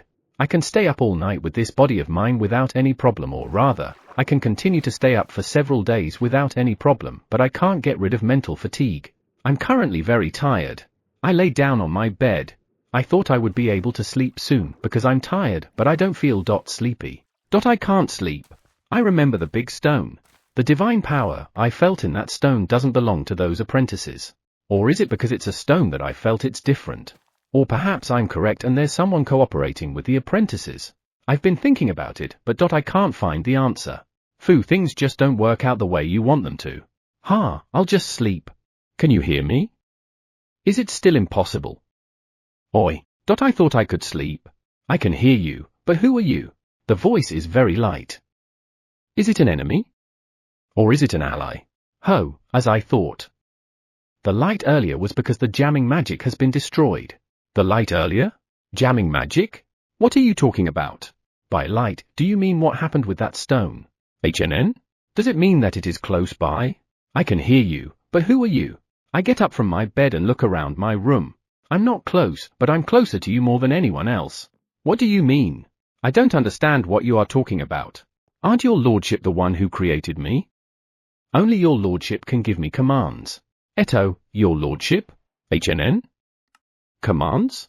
What do you mean? Chapter 64, I'm sleepy, Rare? Solution? Come to think of it, it's Japanese.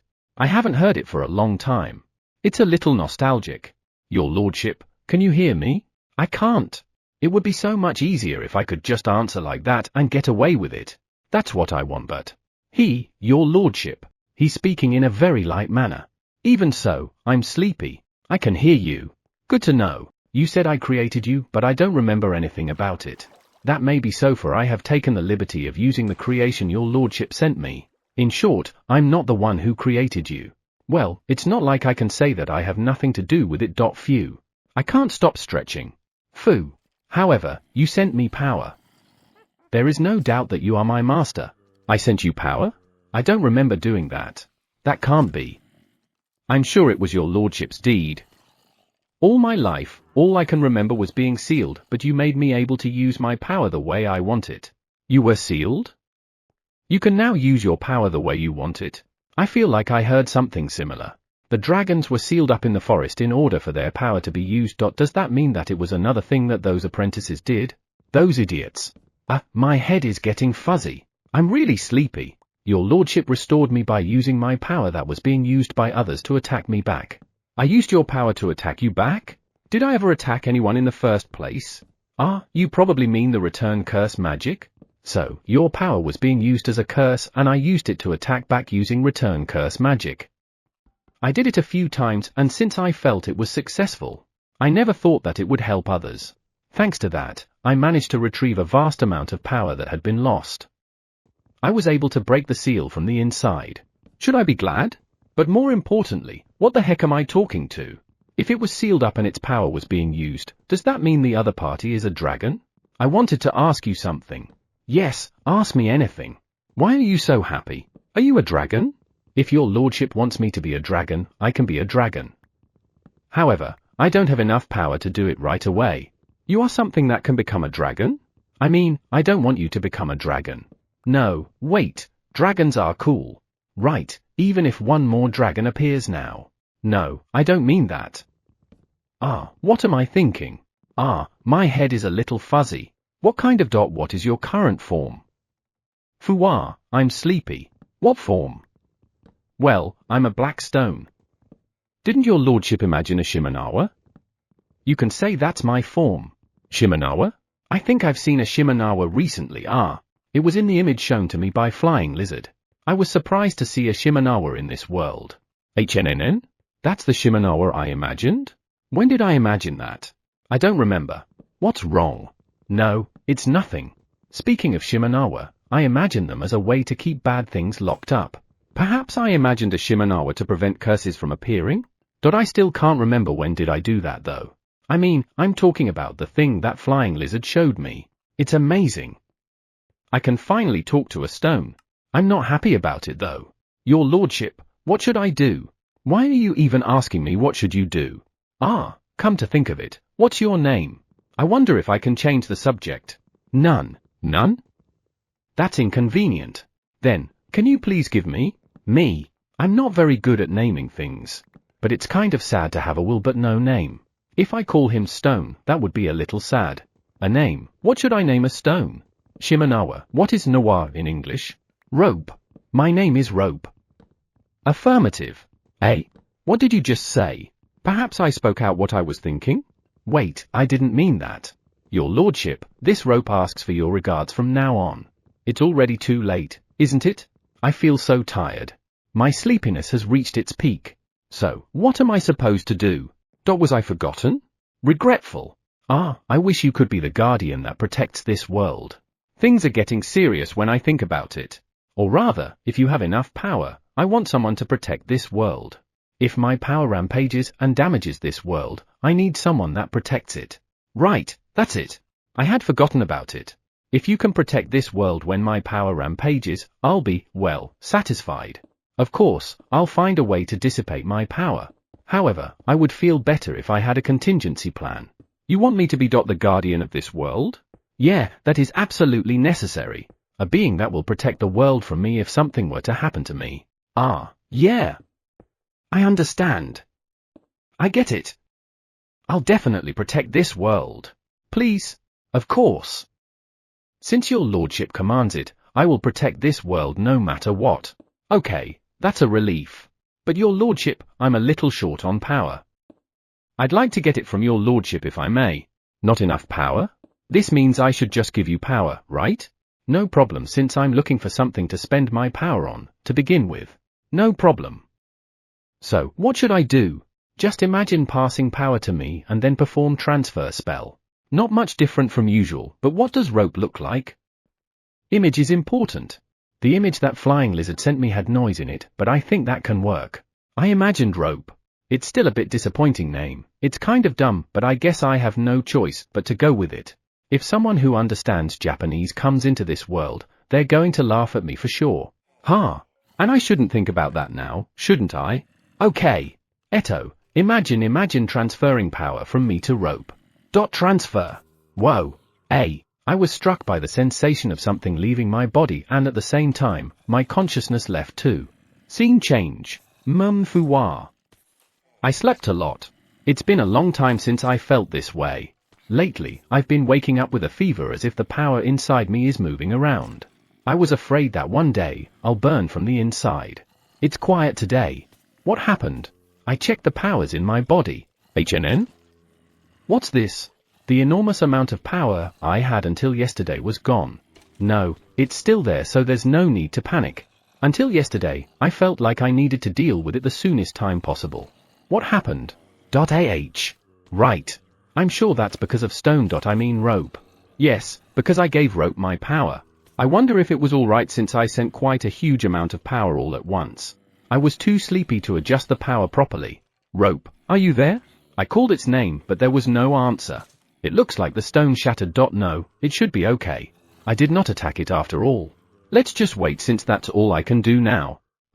By the way, what did we talk about yesterday? I think I said something important. Funny, I can't remember. Let's see, I'm pretty sure I gave it power. I don't remember it at all, but it seems like I was the one who decorated it with a Shimenawa. Can I communicate with rope? Let's listen to it again if possible. I was too hazy that time after all. Well, I guess I should start looking for something where I can vent my power today.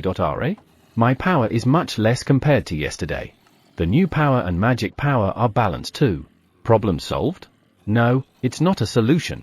However, this means I don't need to panic. I can't believe that the threat to my life has decreased and I didn't even notice it. I feel like I wanted to be more joyful. But I was defeated by sleepiness. Chapter 65 is Memory Lapse. Conversation. I'm enjoying after lunch tea on the wood deck. It has already been 2 days. Communication with rope? None. Did I miss something? Where are you? Where are you placed? I felt a little bad since I should have asked. Can't I find it using the return spell? From what Godsama has said, I think it was called Magic Stone. That means it is somewhere in the country that was the source of the problem. Come to think of it, Rope said its power is being used. In other words, it was most likely near the king who was using its power. How about now? The king is already dead and no one should be using the power of the magic stone. But it is likely won't be left as it is. For safety purposes, they should have moved it away from the new king. No, perhaps the new king might also choose to use its power. But in that case, how can Rope speak with me? No, I have too little information. By the way, why was I so sleepy that day? I can remember that we were talking about something important. But for some reason, I couldn't get rid of my sleepiness. I could have listened to the details if I had been firmer. When will we be able to communicate again? I have no choice but to wait for its call. I hope that the power I sent didn't do anything to it. No matter how you think about it, I sent too much. I'm a little nervous. But still, this character is kind of reckless. Accepting anything without prior knowledge. After all, even though I suddenly heard its voice, I was able to converse with it without any discomfort. If I was the original me, I would have thought it was a ghost when I suddenly heard a ghost and screamed everywhere like a little girl. No, I would probably faint rather than scream like a girl. Considering the degree I'm changing, I'm kind of scared. I'm not proud of it, but I really can't handle ghost-related things. Absolutely impossible. No, it's not just ghosts, ha ha ha. I suddenly felt depressed remembering how useless I am. I mean, it's amazing that I responded like it was normal. However, I feel like this character of mine is getting dangerous. What's with this character? Definitely not me. But strange enough, I don't feel uncomfortable. It's a far cry from my original character. Even so, I'm accepting it. In fact, I even think that it's part of my character. Honestly speaking, it's weird. I'm afraid that if I don't consciously think of it as another character that is different from mine, it will take over. The more I think about it, the scarier it gets. Well, when was the last time I noticed this? I don't remember. Why can't I? It had to have been very recent. Was it when we found the infant angels? No, it was a little later, I think. When we found the egg. Funny, I'm sure I have a good memory, but I can't remember. Am I being influenced by some sort of power? I mean, what is it trying to do to make me forget something I should have remembered? That would be pointless. Then, am I just getting forgetful? I don't know. I can't figure it out. At times like this, I had to think in a different direction. At least that's what a certain TV show said. Let's see, another direction. How did I notice that my character is changing? Yes, how did I notice? Thinking about it now, everything is strange. After all, while I recognize that I'm scared, my behavior was not quite right. Usually, when you get scared, you cower. But I acted immediately and destroyed things fast. I suddenly recognized that I'm not the type who'll do that and recognized that something's not right. Yes, for some reason, I felt I'm doing something unexpected. I'm sure there must have been a trigger. Can't remember that too. I'm beginning to feel uneasy about my memory. As I'm recalling in turn what happened a while ago, it suddenly becomes dark. I rush down from the wood deck to the field and look around. I saw Boss-san, Shuri, and my other companions. I looked at the sky and saw that the sun had turned black. What the .ra? From the field, USA and Kuhi came running to me while shouting something. They cling to me around my waist. It's okay. I gently stroke their heads slowly to calm them down. I'm about to tell them to go to the living room when the sound of an explosion echoes through the sky. I quickly grab them in my arms and crouch down on the ground while looking up at the sky. In the sky, light appeared everywhere, followed by a series of small explosions. After watching for a while, the entire sky was covered with a dazzling light, so I turned my gaze away and squeezed my eyes shut.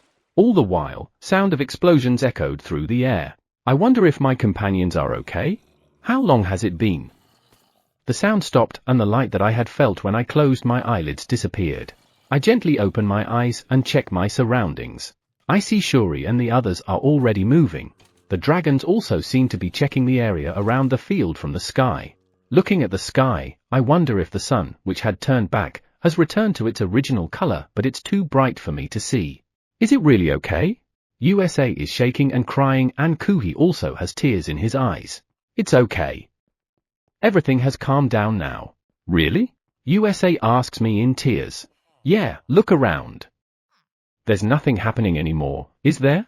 If something suddenly happens again, I'll be a liar. That made me a little nervous, but I have to calm her down somehow. Yeah, USA, it's going to be okay. His lordship is with us after all. Thank you, Kuhi. I gently stroke USA and Kuhi's heads.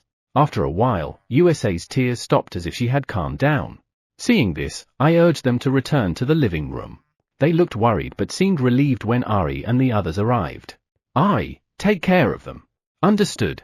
After Ari replied, 2 dogs, probably Raki and Amy, nodded. I watched them and the 3 dogs go to the living room, then went to Koa and the others who were gathered in the square. Does anyone knows what happened? Your lordship, I already asked everyone, but no one knows what's going on. Koa responded to my question and looked at the sky. Fluffy, who was flying above, came down. We can't find such phenomenon on our knowledge. Knowledge? Special knowledge that dragons were born with. I see. Does anyone have any ideas? Will something happen to the forest again? I hope it's something we can deal with. Marshmallow and Fluffball will be checking the forest from above. What should we watch out for? Fluffy asks, but I don't know what they should watch out for since I don't even know what's going on. What should I tell them? Yeah, check if there are things that were not in the forest until now. There's a possibility that the apprentices made something and it only appeared now. That means there should be a divine power source now. Detection. I cast detection magic to the entire forest to search for divine power. I feel my consciousness flowing through the forest as if it were caressing it. It's a feeling I have never felt so far. So far? What am I talking about? Well, okay. I can't feel any divine power. That means it is probably not those apprentices. What should we do? For now, check for something new from the sky. Maybe they were just hiding divine power with some kind of technique. I understand. I will take my leave. Be careful. Fluffy flies to the other dragons who were waiting in the sky for my order and checks the forest. This will tell us if anything unusual has appeared in the forest. We will check the forest from the ground. Boss-san says that and leaves the square with her children. Shuri and the others followed. If you think it's dangerous, run away as soon as you feel it. Don't do something risky. They lifted their legs in response to my words and scattered in all directions. What's going on?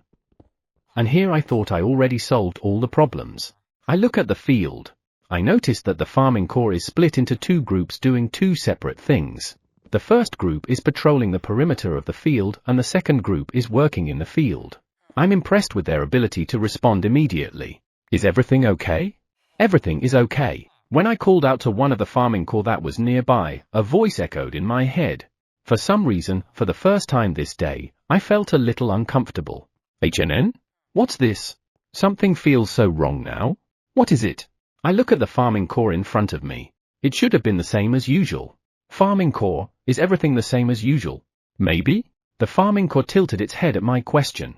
I stare at it. Is there something wrong? I look around the area with a feeling of discomfort not knowing what's wrong. Then, my gaze meets with Koa and Chai's. They both looked at me and made a g sound. Words. Yes, why are they talking to me like everything's normal? Chapter 66, Emperor's Kingdom's 4th Night Order Commander 4. Emperor's Kingdom's 4th Night Order Commander's POV. Huh? So, Mage Amagar has been up all night for the last 3 days. I'm worried about him, so please do something about it. I can't help but be surprised with the request of my subordinate. I had watched him until he entered his room, but I had no idea that he had been slipping out of the room and staying up all night while observing the magic stone. I admire your guts, but what you are doing is not acceptable. About 10 days ago, the magic stone began to change. It glows irregularly, and they say they could hear sounds from it. However, no one seems to know what that sound is. Perhaps not the lucky type. That phenomenon doesn't happen when Mage Amagar is around. I allowed him to stay up all night a few times, but I've been telling him to go back to his room for the past few days considering his physical condition. He is already over 70 years old. Even for a beastkin who is said to be physically strong, someone at that age shouldn't overdo things. However, just now, I heard that he has been staying up all night recklessly. Is that why he looked a little pale today? Probably. I understand. Thanks for the report. My subordinate leaves the room. He sits in his chair and exhales heavily. What's going on with the magic stone? We're going to have a problem sooner or later. So, let's just go to Mage Amagar for now. However, what should I say to him to stop him from staying up all night? If he's the kind of person who would listen to me if I told him, he should have already listened to me. Staying up all night?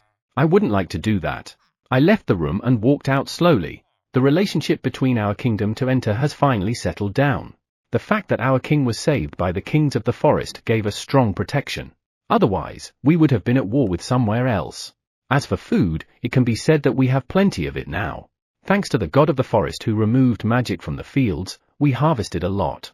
The rivers flowing out from the forest have also helped us a lot. The forest is always helping us. I want to meet the king of the forest and the god of the forest.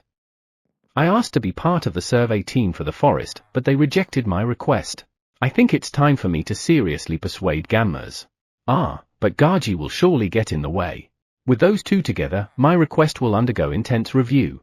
I mean, I'm confident that I can persuade Gammas but not Gaji. He never shakes his head vertically. Stubborn man. I'm walking slowly but have reached the mage building where they put the magic stone. Convincing Mage Amagar is impossible. Even if I catch him with a rope, he'll escape using magic. In case you are wondering, I have permission from Enter Kingdom to catch him with a rope. I was surprised and asked the person himself if there was really no problem, but he told me it happens all the time. His face that time was scary even though he was smiling. What on earth does Mage Amagar do in his own country? Well, I guess he's the out-of-control type. Like this time. When I approached the magic stone room, there was some kind of noise. Is it happening again? What's wrong? Ah, Commander Miserost. The magic stone started glowing again, and Mage Amagar is. My subordinate has a very pitiful expression. He's probably wondering what to say about a mage from another country. I glance around the room. Leave this to me. I have no other choice but to do so in the presence of my subordinate, but to be honest, I'd rather ask someone else to do it for me. I enter the room and watch Mage Amagar for a while. He's smiling and rubbing his cheeks against the magic stone. I didn't see anything. This is nothing but hallucinations. I guess they heard me. The mag started smiling wryly. However, it's really glowing. This light is surprising. The magic stone is covered with pale light and is making some kind of sound. However, I don't understand what kind of sound it is even though it should be audible to my ears. Mage Amagar, why don't you calm down a little? How do you expect me to be calm? Look at this. This is the same magic stone that attacked the forest with the power of the evil eye. I can see why Mage Amagar is excited. It's amazing to see the power of darkness transform into the power of light. I can even feel the power of healing from the magic stone in front of me. Healing power is a legendary power and can also be called a miracle. In some ancient texts, a magic stone with that kind of power is referred to as a guardian stone. However, what's that sound? Hearing what I said, Mage Amagar stops caressing the stone with his cheek and becomes serious. That instant change is amazing. If he has always been like this, I think I can respect him. I don't know either, that's why I called for someone. Someone? I look at the nearby mags. Ace Dono Desu. Ace? Since he can use unique magic, he has become a mage in order for him to be protected. However, why do you even want to call him? Excuse me. Ah, you finally arrive, Ace Dono. Mage Amagar runs up to Ace. It's hard to believe he's already 70. He was able to go to him in a blink of an eye. He's really a man who doesn't skimp on what he wants to know. Hi, no, well, I have something to ask you. Ace scream reaches my ear. That's normal. The serious face of Mage Amagar is scary. The scariness intensified since he sprinted to him. Listen to that sound. Eh? Ah, understood. What do you mean listen? Do you think Ace knows what it is? Ah, I was surprised by Ace's startled expression. Don't tell me he really knows. That sound, it's the same sound made by the god of the forest when he saved me. What the heck? I knew it. The word said by Mage Amagar surprised me. You knew it? Mage Amagar, please explain. As Mage Amagar tries to open his mouth, the light coming from the magic stone intensified. The light turns the entire room to stark white. The light was so bright that closing my eyes wasn't enough and I had to cover my face with my arms, but I feel like I'm still stuck in a pure white world. However, I don't feel the same fear that I felt before. I used to tremble with fear and awe when the magic stone shone. After a while, it seems to calm down. What happened? Ah, the magic stone. When I looked at the magic stone after hearing Mage Amagar's voice, I saw that the surface of the glowing magic stone was falling in tatters to the ground. For a moment, I thought it was going to shatter, but then, a faint light blue transparent magic stone appeared from within. The cracks seem to have been repaired. The cracks have disappeared and the magic stone is wonderful. Did you see it? This is so mystical. Watching it all day to see it change is worth it. It's not. Mage Amagar, it seems you were up all night yesterday and the night before that. I slept all right. You sent me back to my room, didn't you? Mage Amagar stares into my eyes for a few moments. I know it's a lie, but he still stares at me directly in the eyes and says it. This is the problem of a person who will not budge once he decides to do something. It's impossible to persuade him in this state. Well, you can stay here, so please go to sleep. If something were to happen here, you can just wake up and deal with it right away, right? Why are you asking me to sleep? Didn't you already call a doctor from Enter? Okay, if anything happens, I'll just wake up and deal with it. I'll sleep here. Okay. But still, it has come to the point where we need to call a doctor for him. I wonder who's coming. Mage Amagar's condition is kind of scary. Well, it looks like he's going to sleep for now. I'm up all night too. Can anyone replace me? Well, all my men who have taken over for a few days have cried to me saying I can't do it. I guess it's impossible. Chapter 67, What's going on? You. Why are you suddenly shouting word, your lordship? Koa and Chai ask with concern. Strange.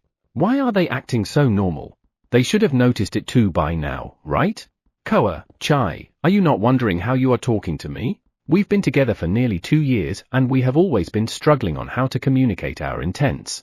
Now that I mentioned it, they should have noticed it. Talk? You mean how we're having a conversation? I don't feel anything. Is there anything wrong? What? You don't feel anything? This is Koa and I's first ever conversation, right? Your lordship, are you okay? How can this be our first ever conversation? Have you forgotten what we've been through? Excuse me? What have we been through? Do you feel the same, Chai? Yeah, I agree with Koa. Is there a problem? Were you brainwashed? The two look anxious. They don't seem to be lying given how they look. Am I the one who's remembering it wrong? No, that can't be. Then, was I brainwashed? No, that never happened to me. Fu, calm down. There's no point in being hasty. Yeah, when was the first time I spoke with her if not now? Do you remember the first time we've ever talked to each other, Koa? The first time? It should be in the forest. I'm sure I shouted at you from behind. Indeed, Koa suddenly appeared behind me when we first encountered each other in the forest.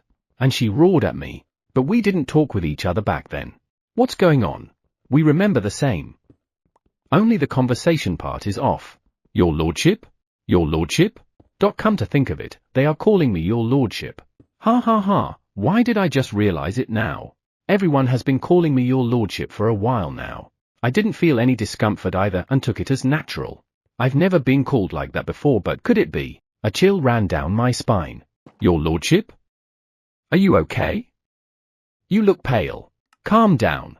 I'm fine. I'm sorry. I guess I'm just a little confused. I know something happened. There's the possibility of brainwashing, but who? Considering what I've seen so far, I don't think anyone else has any doubts about being able to speak with each other other than me. So, does this mean that something's wrong with my memory? Let's start with the problem we just had. By the way, do you know what that phenomenon was? Yes, the light and sound earlier. That must have been the cause since conversation has started after that. Did that brainwash everyone? Or was I the only one brainwashed? No, I can't just assume that it's brainwashing. I have never seen such a phenomenon before. My apologies, your lordship. Koa gets a little depressed. You don't have to worry about that. Never mind, it's not your fault, Koa. Anyone behaving a little differently now? I asked Chai, who's next to us, while patting Koa's head. HNN? Behaving differently? Anyone who looks confused. I checked everyone earlier, but everyone's the same as usual. I see. Anybody hurt? Everyone's okay too. Chai's words made me feel relieved and a little disappointed at the same time. All of my companions are safe. No one started talking crazy like me. Am I really the only one? I suppressed the urge to scream by clenching my palms tightly. That's good. A phenomenon that no one knows about. Is it a mass brainwashing or brainwashing of only certain people? Is this something those apprentices set up? No, I don't think I can calm down and think right now. I repeatedly took deep breaths to calm myself since I'm almost shaking. I can't show my disheveled attitude now. It would worry everyone. Your lordship, USA and Kuhi have calmed down. There's no longer any problem. Ari, who had gone to the living room with the children, came to report to me. I was worried about the children, so I patted Ari's head slowly with gratitude. Thank you. I'm glad you're here, Ari. Don't think about it. Don't think about the cause now. I don't need to think about it now. I'm glad to be praised by your lordship. It's eerie, but I'm glad we can communicate. In my mind, this is the very first day it happened. I step away from my companions for a moment and use my magic to check the entire forest for divine or any unknown power. Finding nothing, I'm relieved. I report my findings to the others. They, too, look relieved. Later, the dragons and Boss-san will check the forest closer. I decided to wait for their findings first. Tired, I went back to the bedroom and rolled over the bed. What is going on? If I was the only one whose memory was altered, why? The cause is definitely the light and sound that just happened. I was able to have a conversation with USA and the others the moment that thing calmed down. And at first, I didn't feel any discomfort, just like Koa and the others. It was as if having a conversation is very normal. This doesn't feel right. What's going on? That light and sound. I was unconsciously examining it, but it wasn't divine power. And it wasn't magical power either. That power, I knew it from somewhere, or at least familiar with it. RA? Isn't that power similar to mine? I put my hand on my chest and feel the new power in my body. I feel the power that flows through me. No doubt. It resembles my power. Does this mean that there is someone else who has this power aside from me, in this world? Or maybe one of the apprentices is, your lordship. I am now overseer this world. Huh? Overseer? Eto, what? Suddenly, a loud voice echoes through the room. It wasn't shouted in my ear, but my ears hurt a little. Or rather, I feel like I heard some horrible words. Well, it made me feel more depressed. I was able to take control of it easily given the power his lordship bestowed me. Thank you for giving me strength. I certainly gave you because you said you didn't have enough strength. The next day, I was surprised to find that the overflowing power I had diminished. So, I was worried, but there's no problem. That's good to hear. Your lordship, can you hear me? Yes, but what did you do with that power? You took control of this world? Ha ha ha. I don't know what you're talking about. I think I'm getting crazy. Your lordship, are you okay? There's something wrong with what you are saying. This is so funny. Eto, what do you mean? Overseeing, the ability to choose the direction that should be taken. So, you're saying you gained the power to command this world? Seriously? Oh, then, you should know what happened today, don't you? Rope, I just saw a light and a sound cover the sky earlier today. You mean that? I used your lordship's power to strip this world of the superfluous things that were hanging over it, and it was more awesome than I could have ever imagined. By the way, your lordship told me that you want to talk with your companions, right? I solved your problem for you. So you're the cause of all of this. Cause? So, I felt that the power that caused that phenomenon is familiar because it is my power. And you did that because I wanted to talk to my companions? So, you really took control of this world. Ha ha ha, I didn't expect it to be answered like this. Your lordship, are you all right? You seem to be in low spirit. Did something happen to you today? Ha ha, I'm so tired. Did you mention about stripping some superfluous things? I have to ask, but I'm so weak that I don't have the energy to ask. Chapter 68, no, too scary. Your lordship, is there anything wrong? As I sit up, my strength slips away and a voice of concern calls out to me. I feel bad for worrying you, but give me a minute. I was really feeling like I was going to lose my mind today. It was certainly nice being able to talk with others. However, how much fear have I felt seeing that I'm the only one whose memory's different? I feel that my memory is correct, but I also feel the fear of it might not be. These alternately assaulted me. If it weren't for the brave and reckless personality that emerged within me ever since I came to this world, I might have lost my mind. Well, I think I already lost my mind thinking that I have two personalities. Your lordship, have I done something superfluous by any chance? No, today, I felt the convenience of being able to converse with others. That's true, especially when something like this happens. Communication is important. Rope, thank you. I'm very happy. I've wanted to give something back to your lordship. But Rope, do you really need to alter my memory? That made me a little confused. Not really a little. Alter memory? What are you talking about? Rope's not the one who restored my memory? Etho, mine. No, not really mine. How do I ask? What's the right question? My companions and my memories are different. My companions think they have been having conversations with me ever since they met me, but the truth is, it only started today. Why are our memories different? I never casted that kind of complicated magic. I only invoked transmutation spell for his lordship to be able to speak with those whom you felt you need to converse with. That's a very rough condition. How did you even succeed in casting it? And I'm the standard? Somehow, I think that's where things went horribly wrong. As far as I can tell, it's odd that the magic would alter memories. Rope, is that all the magic you casted? Yes, it is. However, I added a condition that you wouldn't get confused once the magic is activated. So, I shouldn't be confused. Is that connected to the altered memories? If their memories have been altered, they wouldn't be surprised that they've suddenly been able to speak with me. I was surprised for a moment, but happy that we finally were able to talk, and that should have been the end of it. That's not something to be confused about. However, that idea doesn't explain how my memories were restored. Are you saying that rope wasn't the only one that did it? The power rope used was originally mine. I guess it could be possible that the power is what restored my memories. It is probably not that effective against those who possess the same power. Maybe that is its limitation. No, that's only my theory. It is still unclear what things are certain. I seem to have figured it all out, but I really don't know anything. In any case, it's true that today's phenomenon was caused by rope. The rest is still unknown. Your lordship, what should we do next? You still plan to do something? What should we do next? Rather than that, what do you mean by overseer of this world? Yeah, Rope said he had succeeded in being the overseer of this world. Overseer? That means Rope is now the leader of this world, is that it? So, you're the overseer of this world now? What is this world? This world I'm referring to is this entire planet. I see. So you're telling me that you have taken control of this planet? RA? Isn't that something big? Rope, since you said you are overseeing this planet, does that mean that you are the god of this planet? I don't think I'm similar to a god. You're not? However, I think the only one who could control a planet is a god. Your lordship asked me to protect this world, so I thought it would be easier if I'll be the overseer of this world. That way, I would be able to move it in the direction you want. To move it as you like? Isn't that already the god's domain? That may be true, but I really don't know. You don't know. Come to think of it, there's no god that watches this world yet. Somehow, things are getting more and more complicated. Your lordship, what should I do? I can't just suggest something to do or things will go badly. Since Rope has taken control of the world, that means it can do whatever it wants. Scary. I have to think about it thoroughly before talking.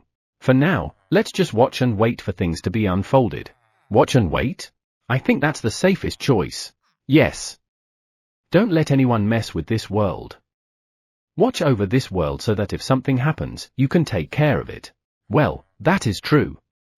This planet is still unstable. I understand. I'll keep an eye on it. HNN? What do you mean by still unstable? I should ask, right? No, I shouldn't add more to my problems. But it could become my problem later on. I have no choice but to ask. Your lordship, I need to prepare to watch over this world, so I have to take my leave.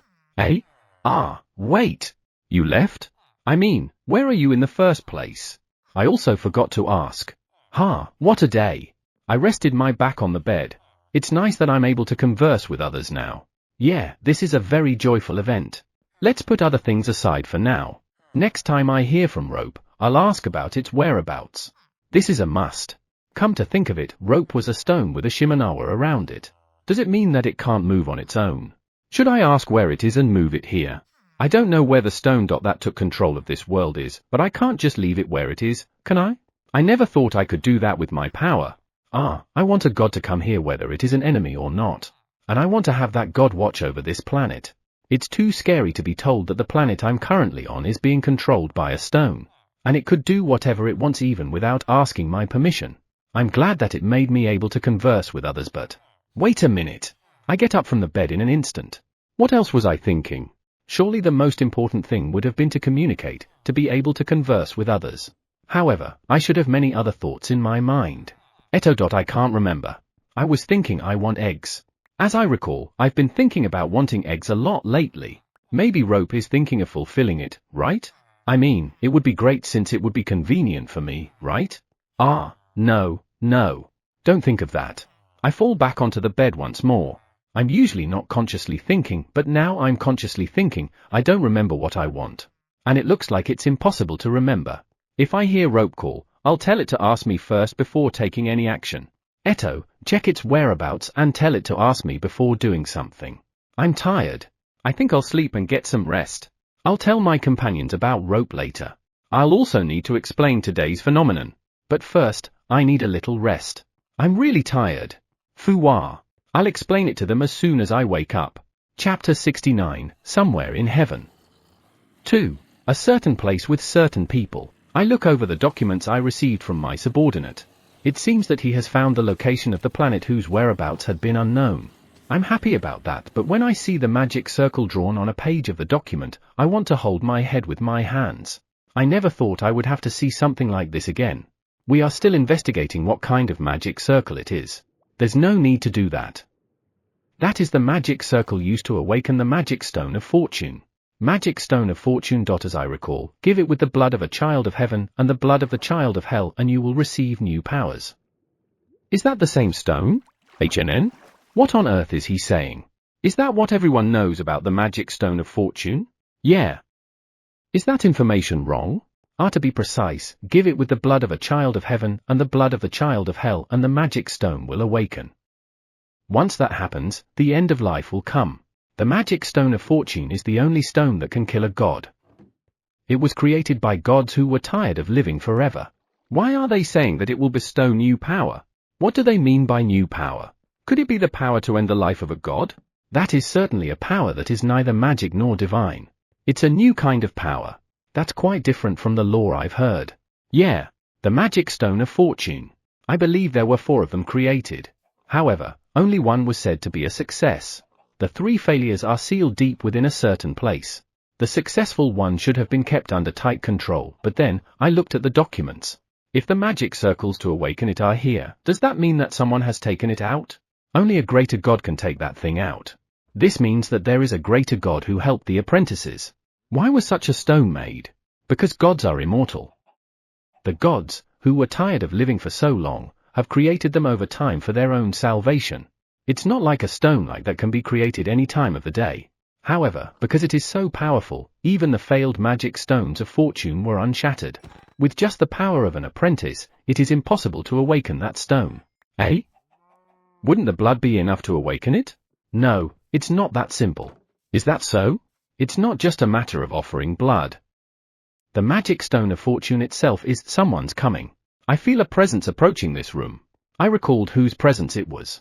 What is he doing here? He should have something better to do. Knock knock, come in. The door opened as soon as I said that. And who appeared was my rival, who hadn't changed at all. It's been a long time, Demi. Hello, Aeon. We were rivals ever since we were still apprentices. His looks hasn't changed a bit, but he looks a little tired. Looks like you're doing some pretty idiotic things. Demi looks at me as if surprised. Did he really think I wouldn't find out? Was this guy such an idiot? Stop making that idiotic expression. I'm not mocking you. I was just worried like an idiot. I glared at him, but he didn't say anything back. You're pathetic. I didn't even know that planet existed. Demi was the best apprentice among his peers. That's why you can say he's everyone's favorite. What did you do after you found out? That's, Demi, you manage a lot of planets yourself. I can understand why you have overlooked it. However, it's what you did after you've known its existence that I can't overlook. Demi's divine power overflows as if he doesn't like what I said. I can't help but sigh at his attitude. How could he produce that much divine power in a small place like this? I don't want any damage to be done, so I created a barrier around me and Demi. I tried to do something about it, but... Something? You mean the way you tried to trap everyone on that planet before any other gods found out about it? Oh, is it not? Then, are you talking about how you have already seen everything, but pretended that you didn't see all the problems that those apprentices set up, taking advantage of the fact that he and the divine beasts were being used there and knew nothing about it? Why? Or about adding divine power to complete the immature planet created by the apprentices and hiding it with a barrier? That's... What are you so surprised about? If I, a greater god, were serious, I could find out everything. Come to think of it, did you hear about the apprentices who caused the problems? How could apprentices like them bring out the magic stone of fortune? Ah, sorry. You don't want others to know, so you shut them out before they could talk. No. I gave them the just punishment. Just punishment? Did you forget about the rule? The punishment of any apprentice that caused problems must be decided by a god other than the god who was looking after him. If you do, you should retire. Aeon. What? Did I do something wrong? And don't intimidate me with divine power, it's annoying. The only people that can be restrained by loud voices and divine power are their own subordinates. Something like that can't be used against me, an equal existence. Right. Isn't this guy supposed to be my rival? You have fallen. So, who helped those apprentices? Could it be you, Demi? His face is red because of rage, but why did he even come here? No. Didn't I already tell you I didn't know? Ah, yeah, right. And? You? Well, I don't really care with what you are saying, but your plan has been broken down by him, hasn't it? And he even broke your barrier. Ah ha ha ha, he laughs out loud and Demi even begins to glow. Ah, this bastard. He already can't see what's around because of anger. How much damage will be his power outraged as in this small space? This guy is really an idiot. Absorption. With my words, Demi's divine power disappears. He looks surprised, but not that surprised. This is my space. In my space, I can freely use my power without restriction. But still, he really amazes me. I look at the papers on my desk. Demi set him up to go berserk and destroy the planet. Well, to be precise, he made his power overflow by correcting some little problems that the apprentices left. Those apprentices must have been really excellent because most of the formulas were completed as far as I could see from the documents. However, there was something that he couldn't do anything about. It was the barrier that had been created to hide that planet. Demi put a lot of power into that barrier to make sure no one would find that planet until it was destroyed. And it seems like he had created a rather impressive barrier. All that was left was to wait. However, something unexpected happened. The gift he had received from the hero summoning was suppressed by his own will. Probably because the hero summoning failed. Or perhaps because he was not even a chosen one to begin with. I don't know which one affected him. But thanks to him, the planet was not destroyed, and moreover, he destroyed the barriers that a greater god had made. I think Demi won't be able to do that himself. How did you know? I asked the greater god of time for help. The greater god of time can control time freely and can see the past of anything as long as the conditions are right. However, the greater god of time would not allow us to see the future. Ah, that is. Demi's face turns blue at once. How did his face turn from red to blue in an instant? I look at the last page of the document. Due to a strong barrier, it is impossible to see anything from above. The overseer of that planet has changed and can no longer be influenced by the greater god of time. Something seems to have happened a few days ago. It looks like I'm late again. Chapter 70, Somewhere in Heaven. 3. Conversation between Aeon and Demi at a certain place. So, who's the root of all evil? Or should we look into it somewhere else? Demi completely drooped down. I guess he never expected that even the greater god of time would cooperate with me. The greater god of time is a greater god that is under the direct control of the god of creation and is a special being. It's Tantas. Tantas. As I recall, he is a greater god who watches over a planet near that planet in question. Right, he is. He did something a few decades ago. There was no damage to the planet and even to the children that time. Therefore, he was only lightly punished. This time, not only were the apprentices were taken advantage of, but planets and children were also harmed. There are also reports of damage to the divine beasts. He's going to be heavily punished this time. Well, I don't really care about him. Demi, why did you break the rules?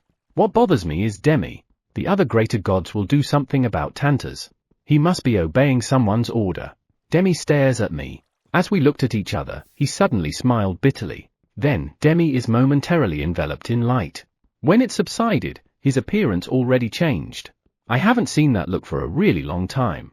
In front of me, instead of an old man with long grey hair and long beard, is a young man with short grey hair. Yes, it's been a while since I appear like this.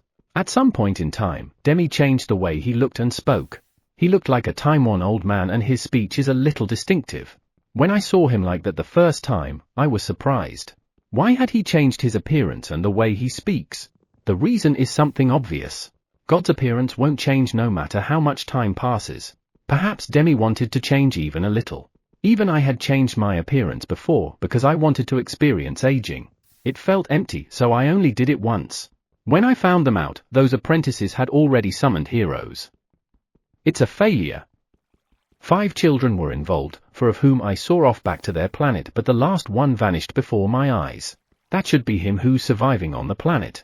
I thought of finding him right away, but he had already received the gifts of a summoned hero.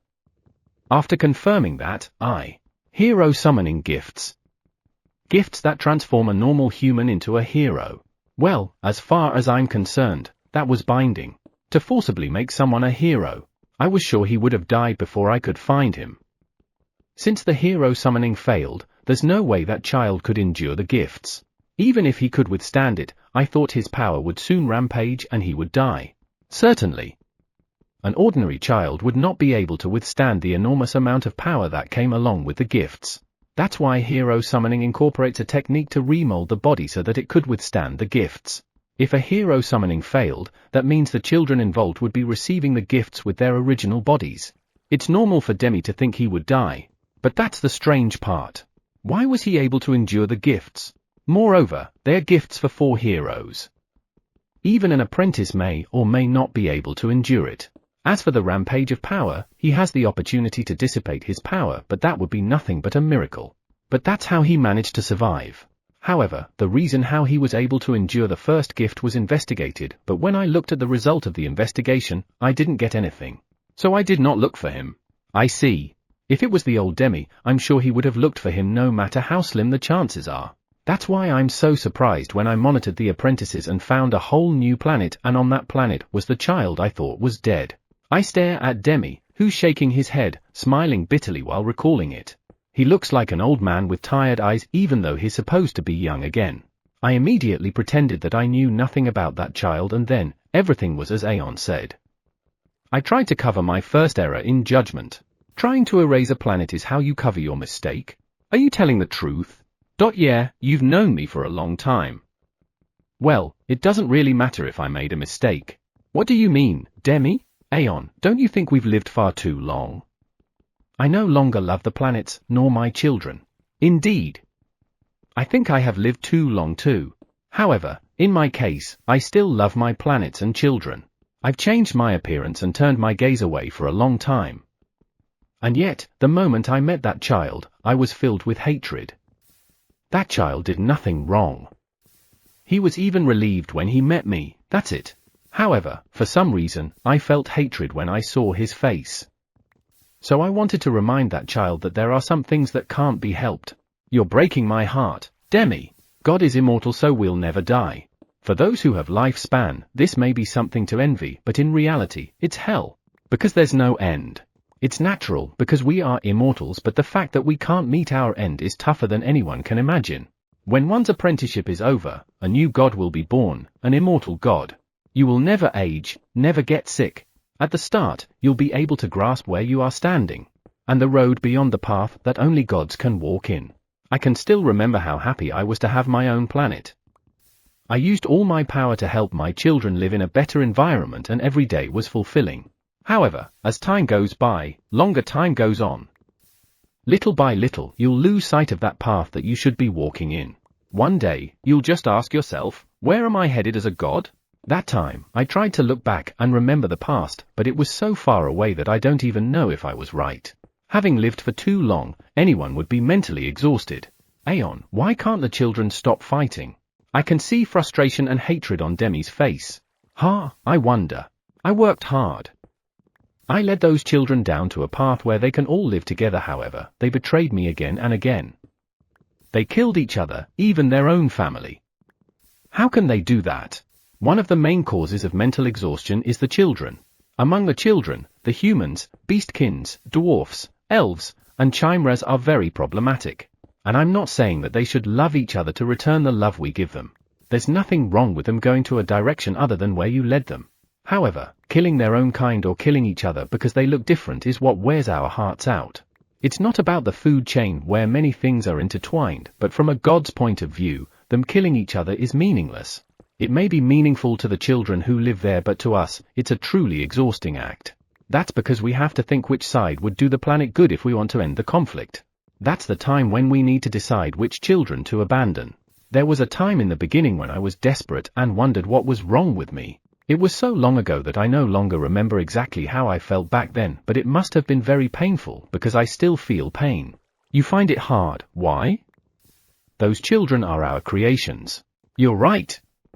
There was a time when I thought they were cute. But that was too long ago. Demi quickly makes eye contact with me. Aeon, do you still love your children? I still feel that way. I see. I feel a little envious. Come to think of it, that child is still alive, right? That child? You mean him? Yeah. A few days ago, they took control of the planet, and now, there is a very strong barrier that makes anyone unable to see what's happening inside. Demi looks confused. Why are you acting like that? Did I say something funny? Funny, I thought I fixed it. Fixed? I thought I had it all figured out since the god of time showed me the past of that planet, but you did something else. Is that related to the creation of that powerful barrier? What did you fix?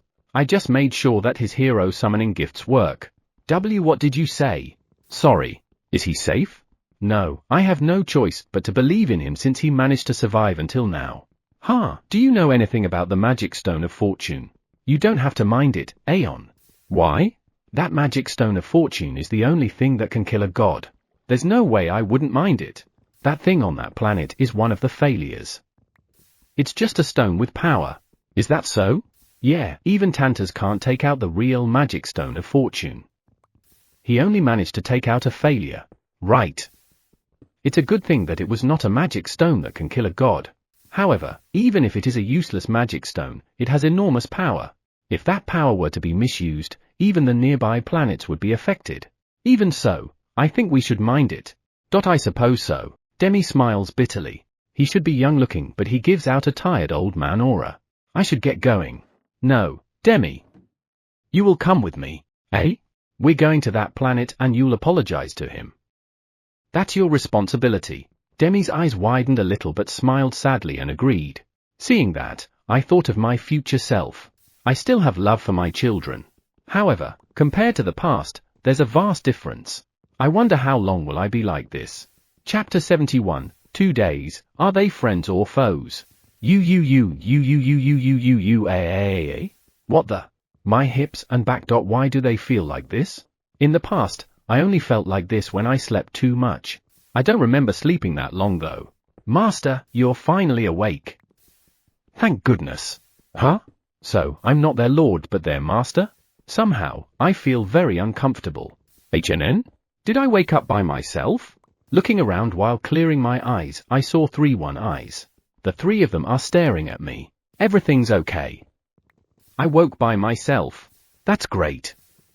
You haven't woken up for the past 2 days. We are consulting each other on what to do. I look at the back of one of the one-eyes that is leaving the room. Since I slept for 2 days, it's no wonder why my body aches. What? 2 days? Yes. I was beginning to get worried since no matter how much I tried to wake you up yesterday, you're not waking up. The 2 one-eyes are looking at me anxiously. I stare at them and tilt my head slightly. I am sure that there shouldn't be much change in the expression of the faces of the rock dolls. However, these 2 right here have clear expressions on their faces. They must have evolved on their own. Amazing.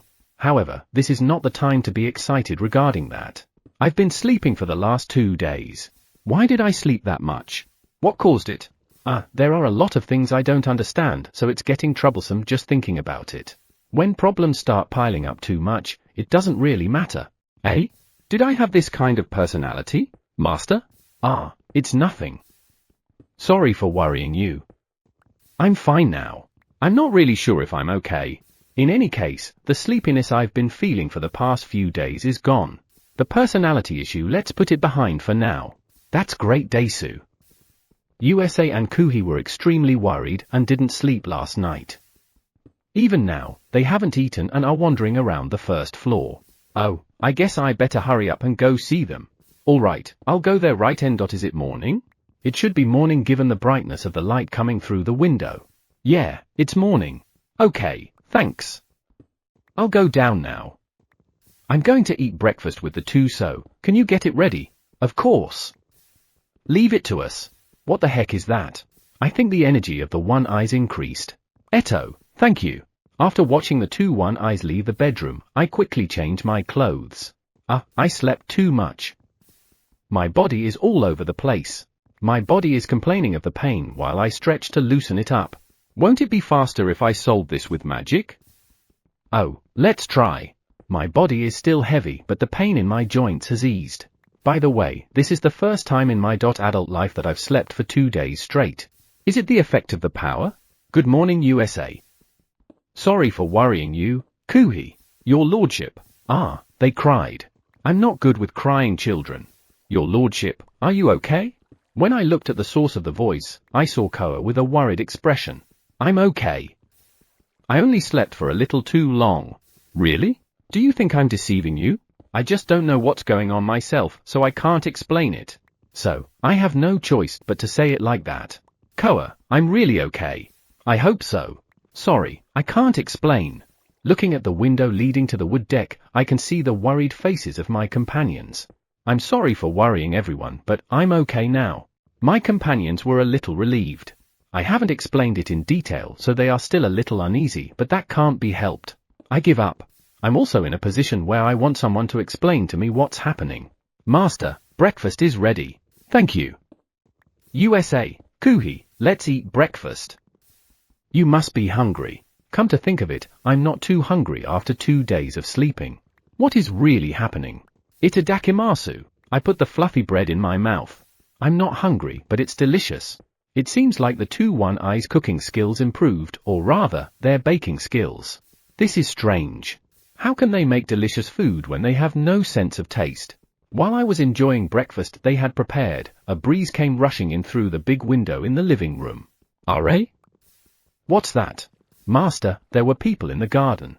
I hurriedly looked out the window where the One-Eyes were looking.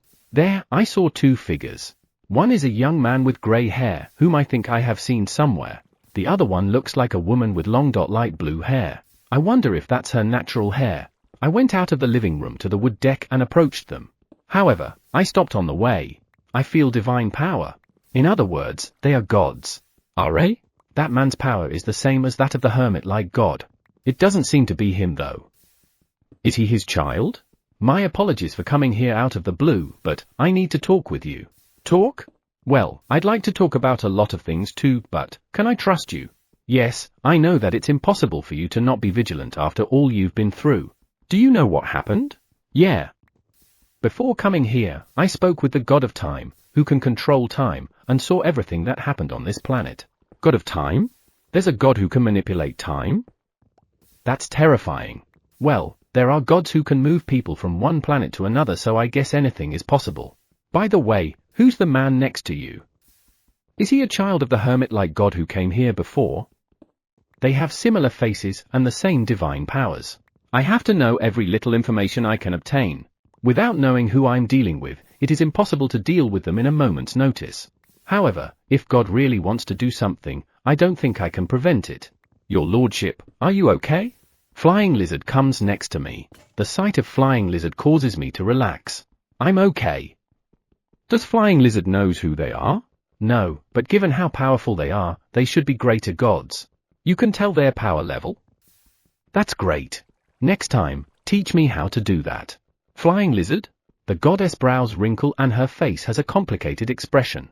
Darn it. I know a lot of beings here have regrettable names, and that's the only good thing about them not understanding Japanese. I can no longer change their names now, and I wonder if they would be offended if they knew the meaning of their names. However, it's not like I didn't try to change them. But for some reason, it's them who chose not to change their names. Before we start talking about names, I better talk about something. So, is he related to that guy? Technically, no. So, no? However, they look alike. That's him. Ah, so, it was him. What? That's him? No. There's too much age difference. How can an old man be young? Could it be that he can change his appearance at will? Sorry. I didn't mean to deceive you, but this is my true form. True form. Come to think of it, the way he speaks also changed. He used to speak a little more unique. Is that so? I see. Good to know. It really doesn't matter what they look like. More importantly, did you overlook or leave out the problems of this world? Are you planning to kill us? Phew, let's calm down first. There's no point in getting excited. Why are you here? For now, let's figure out if they are friends or foes. That's the only thing I want to be sure of. Chapter 72, God is the worst. Gifts are also the worst. Hey Demi, go to Jesus now ***. By the way, I need to talk to you. Honestly speaking, I didn't think this woman in front of me could say those words. Her unique hair color aside, she looks graceful and elegant. There's no way I'll think she'll say go to Jesus now ***. Frankly speaking, it didn't suit her. Eto, why does he need to go to Jesus? He tried to use you to destroy this planet. Oh, so he was going to use me to destroy this planet. Somehow, I feel irritated. Were you involved from the start? No. Only until I found out you were alive. After you found out that I was alive? That means you thought I was dead? In other words, you know there was someone who accidentally got involved, but you left me alone because you thought I was dead. And when you found out that I was alive, you tried to use me to destroy this planet. I see. But that's unnecessary. Is it because this guy is a god? Why are you even asking that? Does that change anything? You're a great guy. As expected of someone who managed to repel the gifts. Gifts? What are you talking about? Gift means gift, right? You mean I got some gifts? I'm sorry.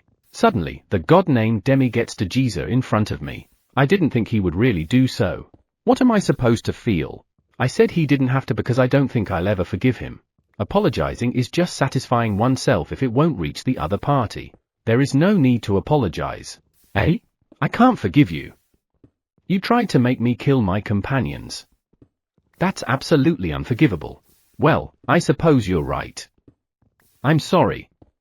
It wouldn't have been as bad as it is if we had been able to locate this place a little earlier. Locate this place? Could it be that this place is hidden in some way? It looks like this troubled you a lot. Demi, stop your Jesus. There's no point since he's not going to forgive you. It's just unsightly. This goddess knows no mercy. So, you really can't judge a person by her cover. I mean, a god. By the way, what gifts are you saying? I have a very bad feeling about this. This is definitely not a bonus. Before I explain, let me thank you first. And if you allow me, let me apologize to you too. Eh? Thank and apologize? I'm sure this goddess over here hasn't done anything against us yet, so let us hear what she has to say. Thank and apologize for what? I am Aeon, the overseer of the planet you were living. I apologize for not being able to stop the hero summoning. A little while ago, you helped those who were imprisoned on this planet to go back safely to Earth. I want to thank you for that. She's the goddess of Earth. Unable to stop the hero summoning. Sure, that was the cause of everything, but there's no need for her to apologize to me. It's those apprentices who are to blame. I don't think there's any need for you to apologize, Goddess Aeon. You were not at fault at all. It's all because of those apprentices, right? Yes, but we can't be too sure. Not sure? It was those apprentices who performed the hero summoning, right? Though I only heard their voices, that's something I confirmed myself. There is a god who guided those 3 apprentices. That god is the worst. You can say they are also victims in a way. Well, they'll never be forgiven for everything they did, but it will lessen their punishment a little. Why would a god do something so stupid? Maybe he's bored. Gods have too much time on our hands. That's why there were times some want to do something new. Maybe because you've lived so long? We don't live so long, we won't die. That's the worst. Won't die. I shudder to even think of it. Since you don't need my apology, at least accept my thanks. I've been looking for those missing children for a long time and I want to thank you for helping me. Goddess Aeon bows her head immediately. What can I say? This goddess is a frank one. I accept your thanks. I'm not familiar with magic, so I honestly didn't think it would work. I'm glad they are all right. I think I had a really absurd imagination with the magic I casted that time. I don't even know if they'll be safe with that. Now, let me explain the gifts. This is going to be a bit too long. Then, why don't we sit down? It's hard to stand here and talk, right? I'll accept your offer. By the way, if you don't want to see Demi, I'll erase him. Erase? You're going to kill him? Hey, what? You're in no position to complain, are you? I don't really care about him anymore. I won't forgive him, but he doesn't matter anymore. A being that doesn't matter to me anymore is as good as someone invisible. Really? Then, you go sit quietly next to me. The 3 of us sit down in chairs, and soon after, the one-eyes bring tea and snacks. That scene made me feel lightheaded. Gifts are always given to summoned heroes. But first, I want to confirm one thing. Can you tell me your name? Eh? What are you even saying? I'm R.A.? What's my name again? No way, how could I forget it? It's been my name for decades, so there's no way I'll forget it. I knew it. It's been erased. What do you mean? I am Tenno Akira. Tenno Akira? Tenno Tenno Akaya. Akira. Yeah, Cake Neeson and my little sister Hannah call me for Heavenly Kings. That's one of the gifts. Forgetting my name? How can that be a gift? Do you know what a hero summoning is? Isn't it similar to the reason on the light novels that Hannah is reading? You are suddenly summoned to a planet and then they'll ask you to kill the enemy of humanity, the Demon King. Yeah, I think most stories are something like that. When I answered like this, I remember thinking it was quite a far-fetched story. You are generally correct.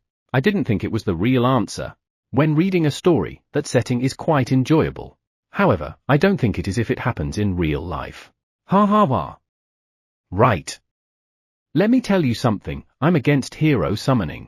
Really? I guess she's a bit similar to humans. A child who has lived a normal life, and by child I mean a human like you, suddenly summoned to another world and asked to put their lives on the line for something, do you think they can handle it? That's impossible. Yes, it is impossible. That's absolutely normal. If you are bonded by the story of becoming a hero, your heart will break one day when you take lives. However, the gifts will change that. What in the world is that gift? How can it prevent someone from being broken for taking others' lives?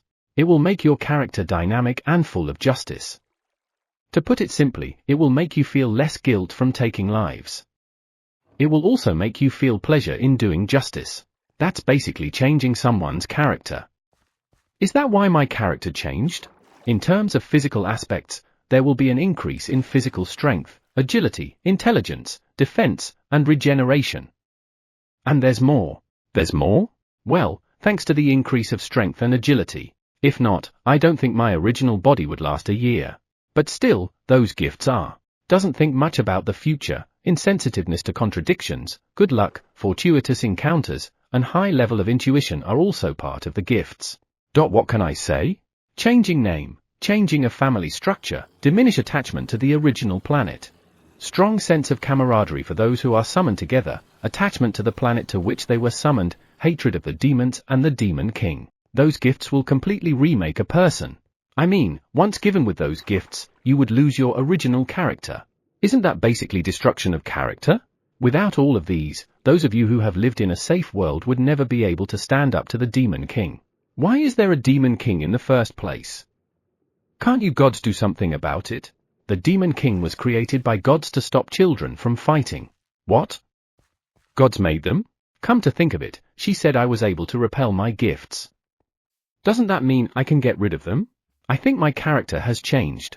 Given what you said, doesn't that mean that I wasn't able to repel the gifts? No, in your case, you seem to have the ability to choose only what you need. Well, as for the name, it was erased, but you have already recalled it, right? Usually, you shouldn't remember it. I can choose what I need? Seriously? As for the change in family structure, can you remember your family? I do. I want to trust my memory, but I'm a little nervous. If you can remember their names, that means there's no problem. Those should be real memories. I guess I can only believe it.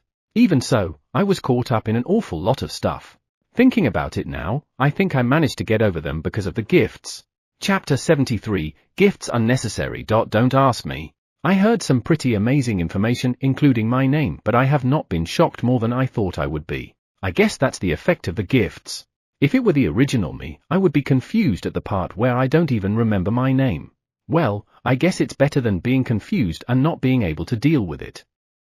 However, there are a lot of things I don't understand. By the way, how can you tell that I can choose and repel gifts? When they said that, all the explanation in my mind is saying, it should be because they are gods. He didn't tell you? I never heard of anything regarding gifts.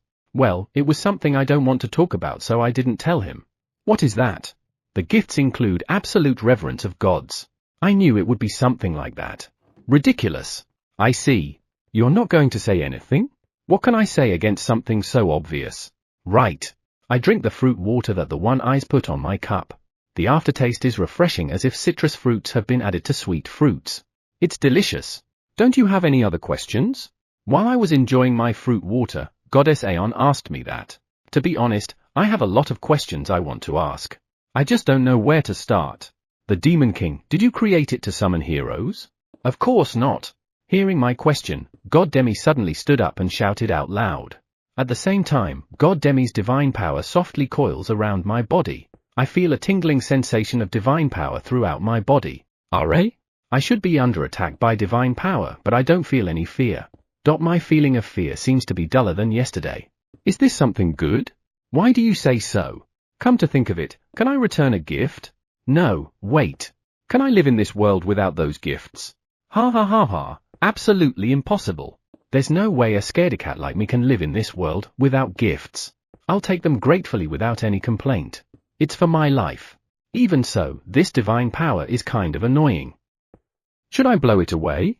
I imagined wind blowing outward from inside of my body. Repel. As magical power shoots outward from inside my body, the divine power coiling around me is blown away. My body becomes lighter. It looks like it worked. What? When I looked at the source of that surprised voice, I saw God Demi with eyes wide open. Oh, did I do something strange? Demi, sit down. God Demi looked like he wanted to say something, but Goddess Aeon glared at him, so she sat down meekly. Great magic. Its density is pretty good. HNN? Is there such a thing as magical power density? I mean, I know that mine is thick, but is that something good? Really? Well, it doesn't really matter. So far, it never inconvenienced me. So, I'm not interested. You don't seem very interested. Yeah, I think it doesn't matter. I'm getting less interested in various things. Am I going to be alright? I see. Then, about the Demon King, as Demi said, he was not created to summon heroes. I want you to believe that. Goddess Aeon stares at me with a serious expression. I don't feel like she's lying, but how much can I trust a god? What's his purpose then? To protect the children. Protect? Isn't the Demon King the enemy of mankind? We especially hate it when children fight against each other. They should be loving each other and not fighting. Honestly speaking, it's painful to watch. Well, I guess you're right. It would be hard unless one commits a great sin. That's why the gods thought, how can we stop children from fighting? In order for us not to fight, the Demon King was made. Ah, by chance. You made him in order to be the common enemy of the world? If you make something to be an enemy of the world would unite. Yes. By creating the Demon King, an entity that can't be defeated by one nation or race, we try to create a world where children won't fight against each other. Well, I think that's a good idea. However, I'm not convinced since I'm a human. I don't think that will be enough to stop children from fighting. Or rather, it would cause a different kind of conflict. It worked, but soon after, started fighting over different things. Right. I can think of many other things that will start to happen as soon as the Demon King is defeated. Greed. It's because of humans' greed. I don't know the personalities of other children, but I guess they should be similar. That's why we made the Demon King stronger. Stronger? That doesn't make sense. In order for them to not have time to fight. Isn't that meaningless? Yeah. No matter how strong the Demon King is, the conflict never went away. There were planets where it got worse. Of course. The stronger the Demon King becomes, the more power is concentrated in the country or race which defeated it. It may work for a while, but when it's time for the next generation to lead, change and problems will arise. If that happens, there will be conflicts. I don't think humans will stop fighting no matter what kind of enemy you make or what kind of environment you create for them.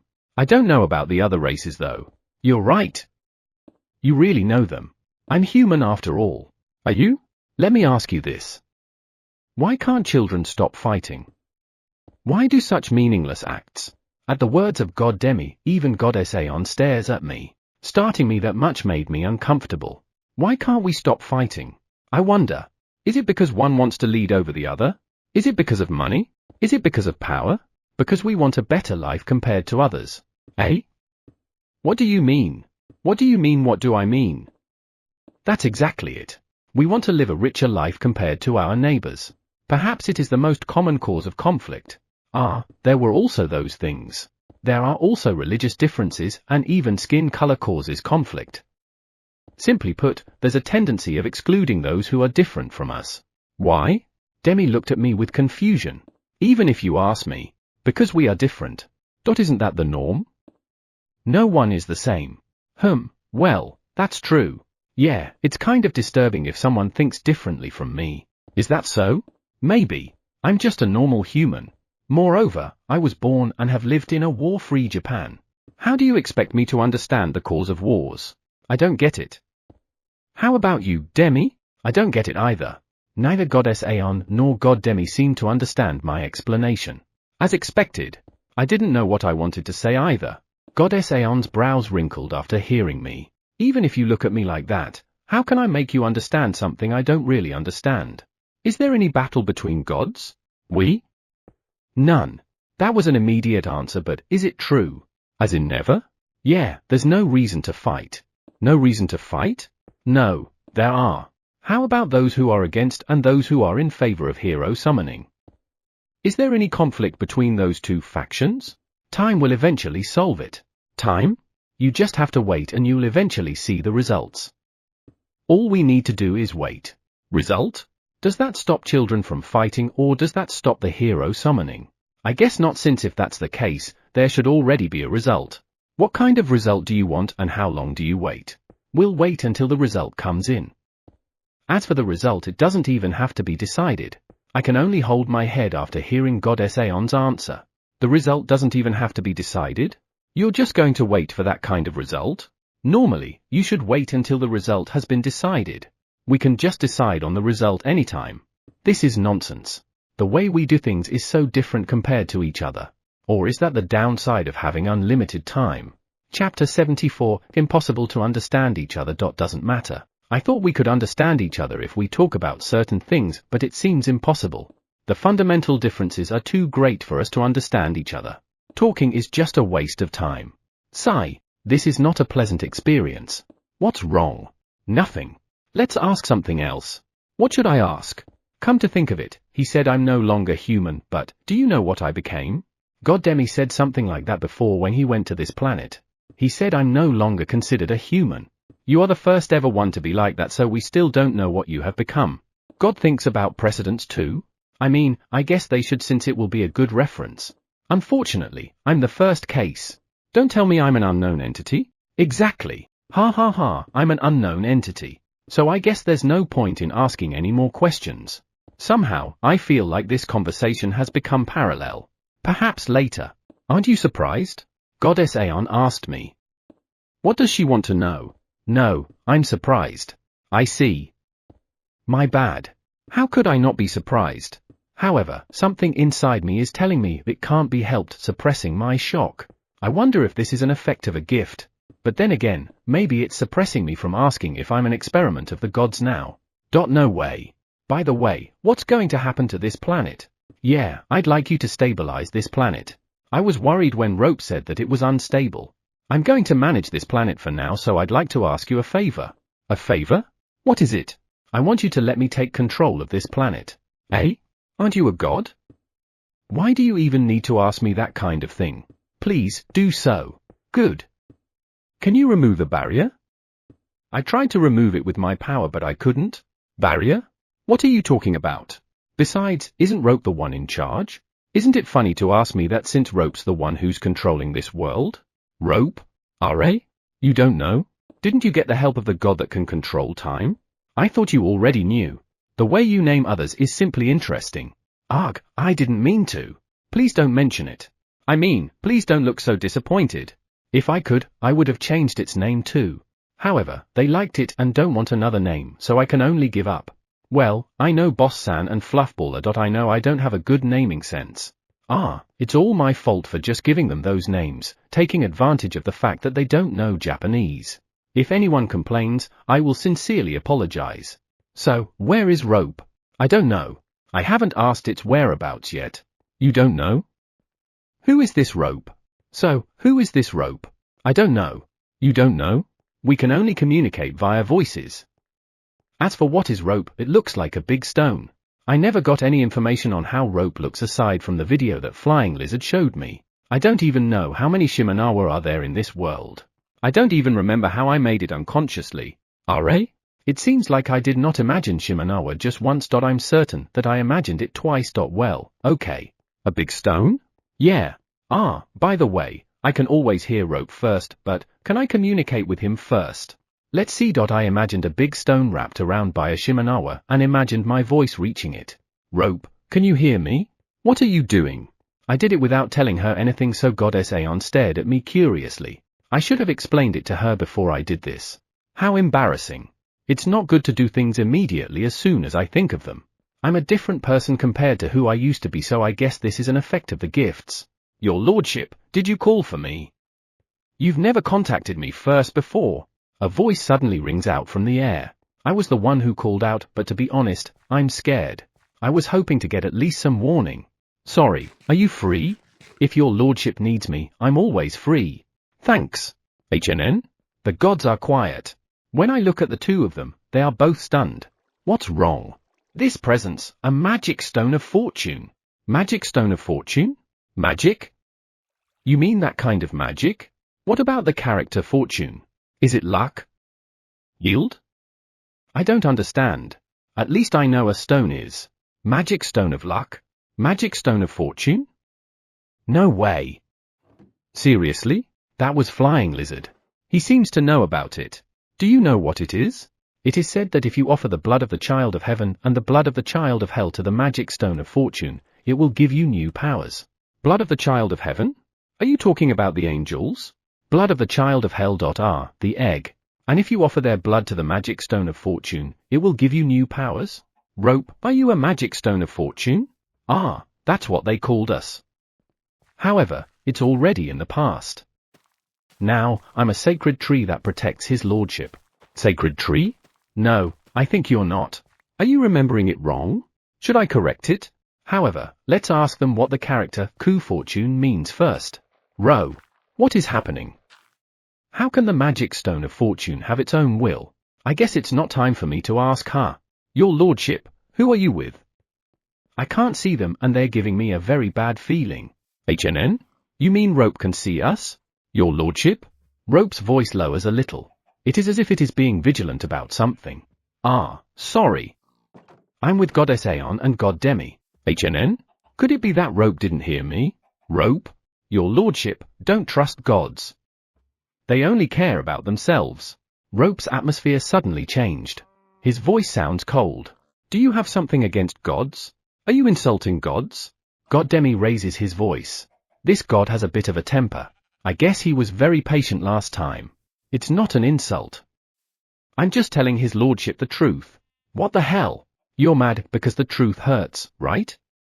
Idiot. Bastard. You're just a magic stone of fortune. Huh, and what can you do? What's this? Are they going to fight? I mean, a fight between a god and a big stone. Rope, that's enough. Also, God Demi, please calm down. Why am I even stopping them? Goddess Aeon is dumbfounded for some reason. I guess I can't rely on her. My apologies, your lordship. I don't have any good impression of gods. After making me, they locked me away because they didn't want me. I see. So that's the cause of your grudge. However, why were you locked away? I don't really want to know about it, but it's about Rope.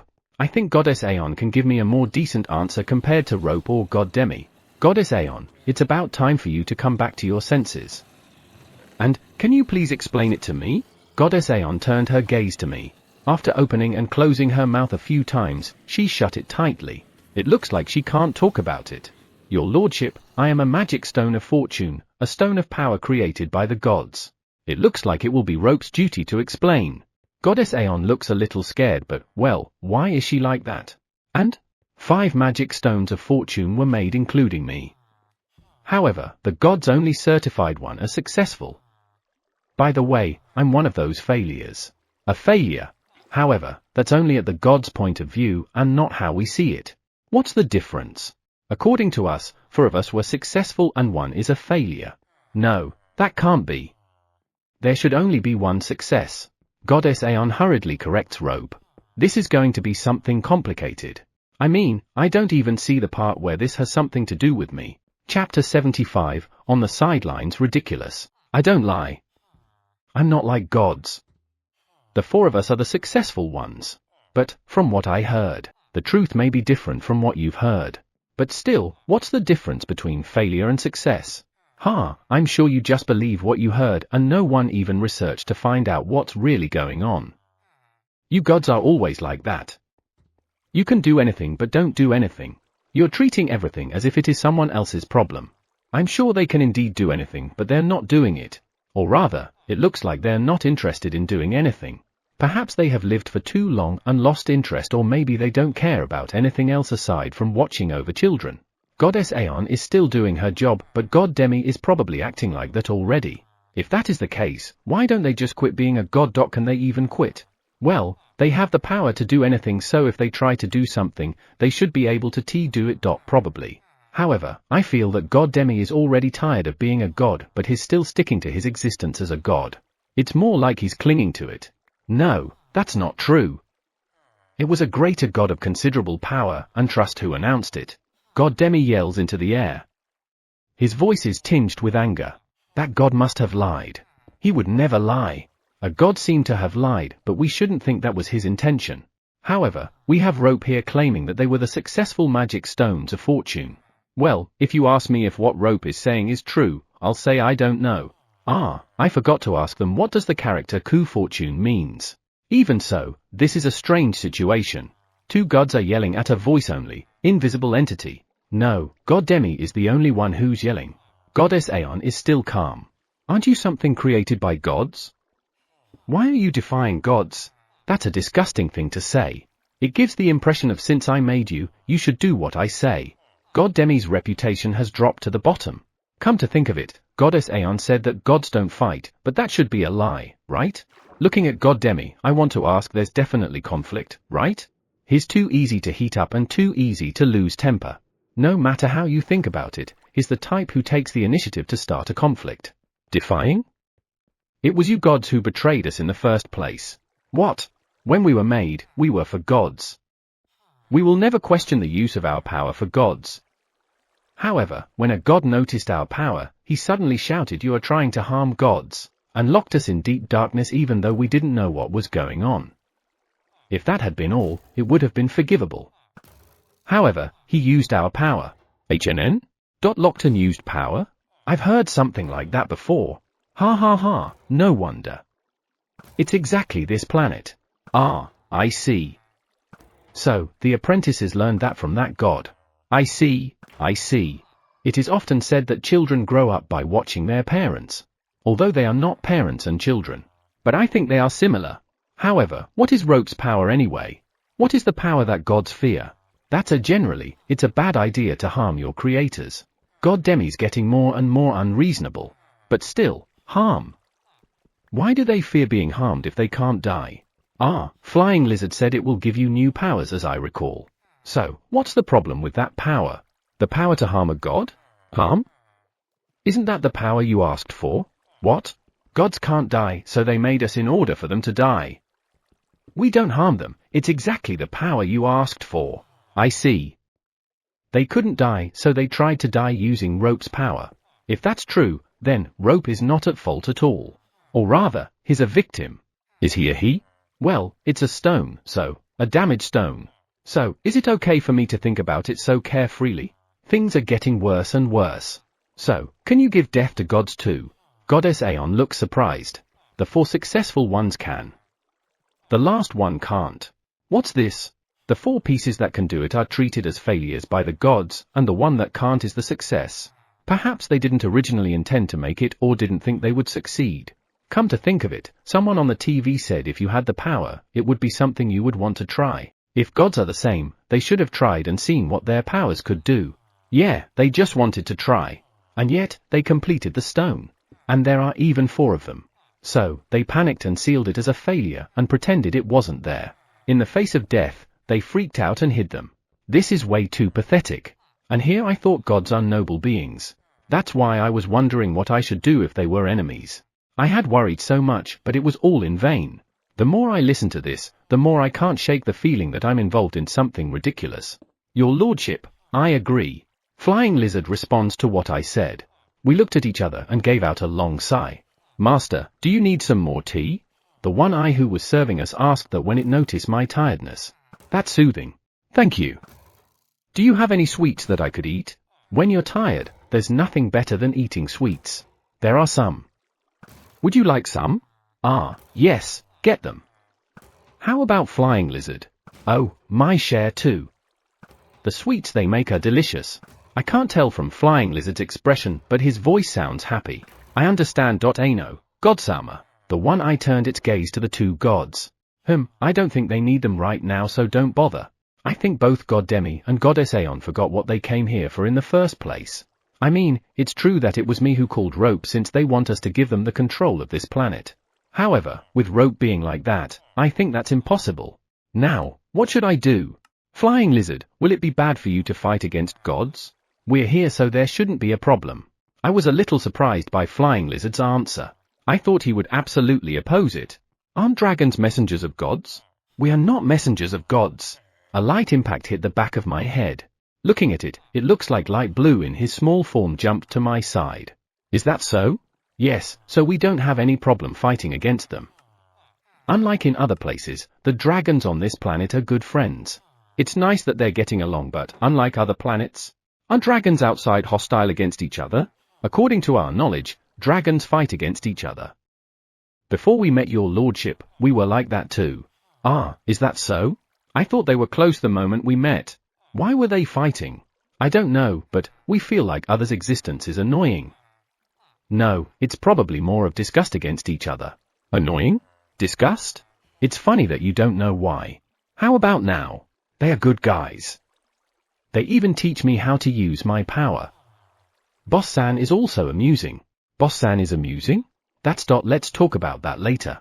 You mean that Flying Lizard and Light Blue are willing to fight gods with me? Gods are too powerful, so it is impossible to fight against them alone. However, I have friends here. If we work together, we can become as powerful as a god. If your lordship will go against gods, we'll protect this planet and we'll protect you too. Oh, then I'll count on you. If you join forces, you can be as powerful as a god. That's amazing. HNN? As powerful as a god. Disgust for no reason. Maybe the gods were keeping the dragons apart so they wouldn't be threats to them. No way. No, they were afraid of the power that could kill them. It would not be surprising that they fear the power of dragons. Ridiculous. I turn my attention to where the voice came from, to God Demi. They've been talking about a lot of things and I didn't bother to listen to them. Well, there's nothing wrong with that. They haven't said anything important. Chapter 76, cute. How long are they going to do that? Here you go. Thank you. Delicious as ever. I'm glad you like it. I enjoy the tea and sweets prepared by the One Eyes.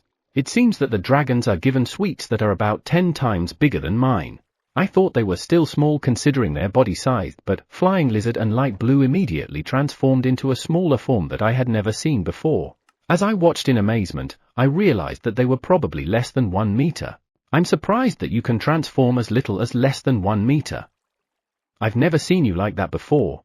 I call out to the two reptiles a bit puzzled.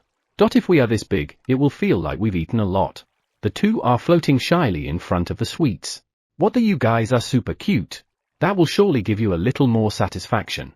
Hee hee, Light Blue laughs happily. They are still the same no matter what size they are, though I think they are really cute when they smile in their current form. Well, their 2-meter form is still a little cute. However, if they transform bigger than that and laugh, it gives me the impression of they're going to eat me. As expected, height is might. The way they eat is like snakes. Swallowing whole. That's wild. You're just saying all of those without knowing what we've been through. It looks like God Demi can no longer keep his voice down anymore. He's very loud. Master, I gave the children as well. Thank you. One Eyes, you all can take a break. Kind. HNN? The one eye in front of me seemed to have said something, but it was too low to hear. So, after being told the truth, you can no longer keep your calm? No, it's nothing. I'll tell others. Okay. They are really hard workers. I guess I need to learn from them a little bit too. So, your lordship, have you decided on what to do? Will we work with gods? When Flying Lizard asked me that, Light Blue looked at me too. Then, they look at the gods who are arguing with someone. To be honest, I don't want to get involved. What's wrong with R? Yeah, I might as well tell them what's going on. Including the fact that we never talked with each other until a little while ago. However, would they believe me? No, there's also my power. I'll tell them everything. I need you to listen to what I'm going to say. What I'm about to tell you might contradict what you remember, but it's the truth. The faces of the two dragons tightened seeing how serious I am. It's a bit of a long story, that they had not been able to have a conversation with me until a short while ago and that they were able to because of Rope's help. Rope is probably the stone that Flying Lizard showed me. The memories of my companions have been tampered and only mine was not. That rope is now controlling the world. And I also told them about my rampaging power. The two of them looked quite surprised about the memory part, but they listened to me without interrupting until the end. Your lordship's power is rampaging. Are you okay now? Light Blue asked me worriedly while circling around me. I smiled a little, patted his head lightly, and answered I'm okay. Our memories are. Flying Lizard makes a strange voice. As expected, they may not believe that their memories have been tampered with without them noticing. If that is the case, wouldn't it be nice if you have lifespan too? What's the reason for you to keep rejecting it? That. Demi, stop it already. It's for the sake of the children that we keep rejecting it. Whoa, finally, Goddess Aeon joined too. But still, they can change and have a lifespan? They really can do anything. Didn't Goddess Aeon say something about a god who lived too long, got bored, and started causing troubles? If you have lifespan, wouldn't that solve the trouble? I don't see the point why they have to refuse to do so. I don't think he's still thinking about the children given what he had done. Your lordship, thank you for informing us. It's frustrating that my memory has been tampered with, but I'm glad we can talk to his lordship now. Do you believe me? Your lordship wouldn't lie to us, right? Of course. And I'm also happy that I'm able to talk with you too. Light Blue rests his head on top of mine. I'm a little shocked to see that he's already bigger compared to when he was eating sweets. Still, it's nice to have someone who believes in me unconditionally. Eto, that's all I know. I'm sure I have forgotten to say something and I currently can't remember what it is. Please listen to me when I remember it. You forgot something? Yeah, I thought your lordship was perfect. You forgetting something is beyond my imagination. I chuckled after hearing Flying Lizard's words. What kind of perfect superhuman am I in everyone's mind when we still can't communicate? I'm afraid to ask. For the children? Do you take me as a fool? What do you mean? You gods are just scared, aren't you? Scared? You mean the gods that can do anything? Whatever. When will their discussion be over? I'm currently looking at the two gods who were looking up in the air as if looking at a UFO. By the way, the farming corps are done with their work for the day. I guess that's surprisingly unnoticeable. Farming team, stop with that look of pity. But I guess they are right. Don't joke around, we have nothing to be afraid of. By dying, you'll lose all your position and power. That's what you're afraid of, isn't it? No. Hey, why did you suddenly stop talking? Goddess Aeon seems to be able to continue to talk, but God Demi can't. Given his temper, shouldn't he be saying something like she's right? Come to think of it, during our previous discussion, he just talked to me one-sidedly and didn't listen to me. Was that to hide his true character? Gods are a pain in the *SS to deal with. Right. Yeah. Slowly enjoying my tea, I watch the scene where the two gods are arguing with rope. To be honest, it's ridiculous to even listen to them. There is a solution, or rather, a way to start change. However, they cling to their position and are stuck in it. This part is very human-like. I won't let go of what I've got even if you kill me, is how they act. Come to think of it, how did his lordship come to this planet? You suddenly appeared out of nowhere. Did I forget to tell you? Your lordship. Ha ha ha. It can't be helped. I forgot. In any case, I explained them briefly. When the conversation was over, I felt a hint of anger from Light Blue. I couldn't believe they would involve his lordship in such a trivial matter. Thank you for getting angry for me, Light Blue. I think your lordship should be angrier. Well, you can say that. I also think I should be angrier. Your lordship? In the beginning, I didn't have time to think about that. I was just trying to survive day by day. When I found out that I got accidentally involved, I was in a state of being too shocked in being able to converse with a god. I see. Now, I'm angry. I look at God Demi and Goddess Aeon. I don't want to get involved with them. Ha ha ha, I agree. Goddess Aeon was seriously concerned about me. However, even though God Demi did Jesus to me, he's not apologizing at all. Perhaps he thought that if he just put the matter to rest, there won't be any problem. As long as he bowed, everything will be solved. I don't know if it's the power of the gift, but I can tell how they feel. When I met God Demi before, I didn't have this power yet. I wonder why my power is increasing? God Demi did something to me when he met me earlier. Could it be? Chapter 77, Reality is harsh. Solution? The farming corps heads off the work for the afternoon. Those little ones' breaks are really short. I told them they could take a longer break, but they refused. They said, in fact, we don't even need a break. The rock dolls are tough. I've had enough of this. No matter how much you explain to me how amazing you gods are, I won't believe it because I know your true nature. You know nothing. Yeah. This useless exchange has been going on for a long time. I'm enjoying my tea while watching them, but this has to stop.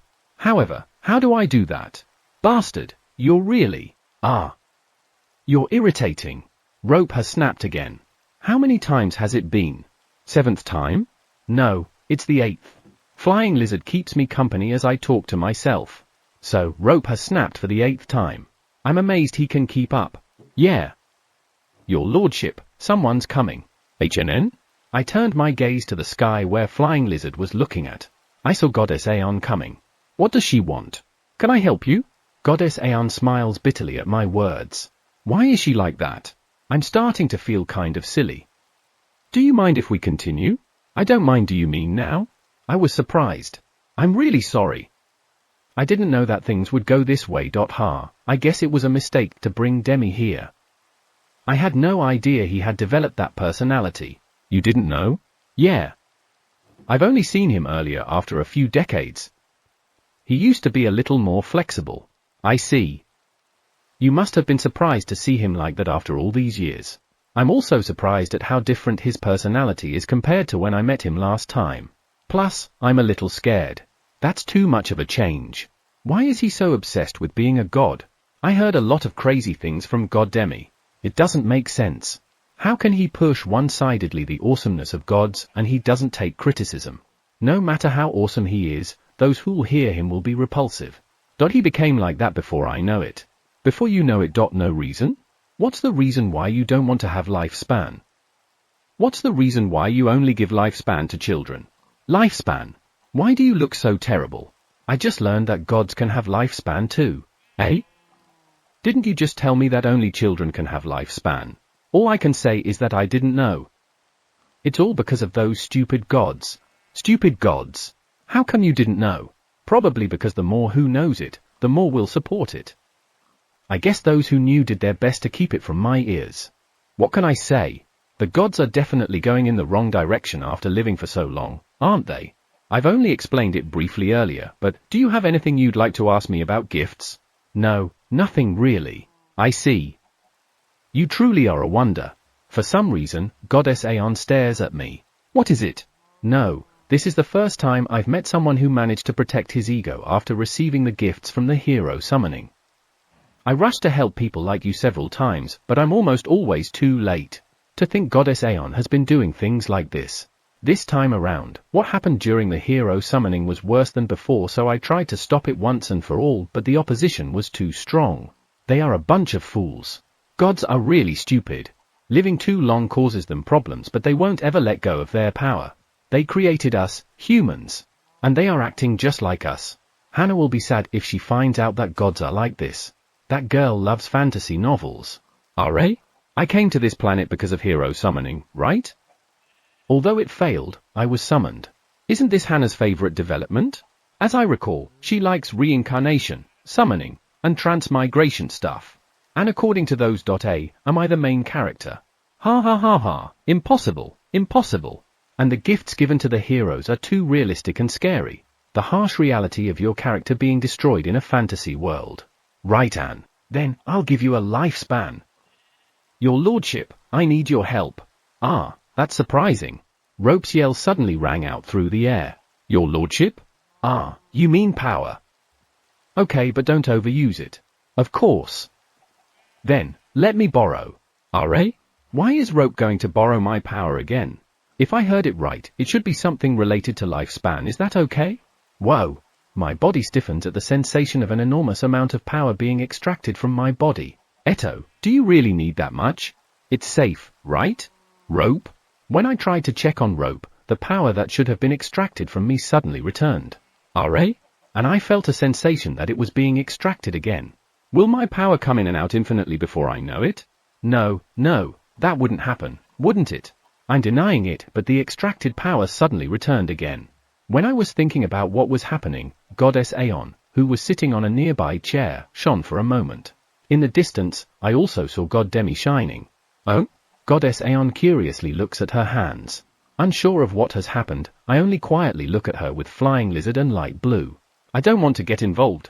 My other companions and the rock dolls are also staring from a distance.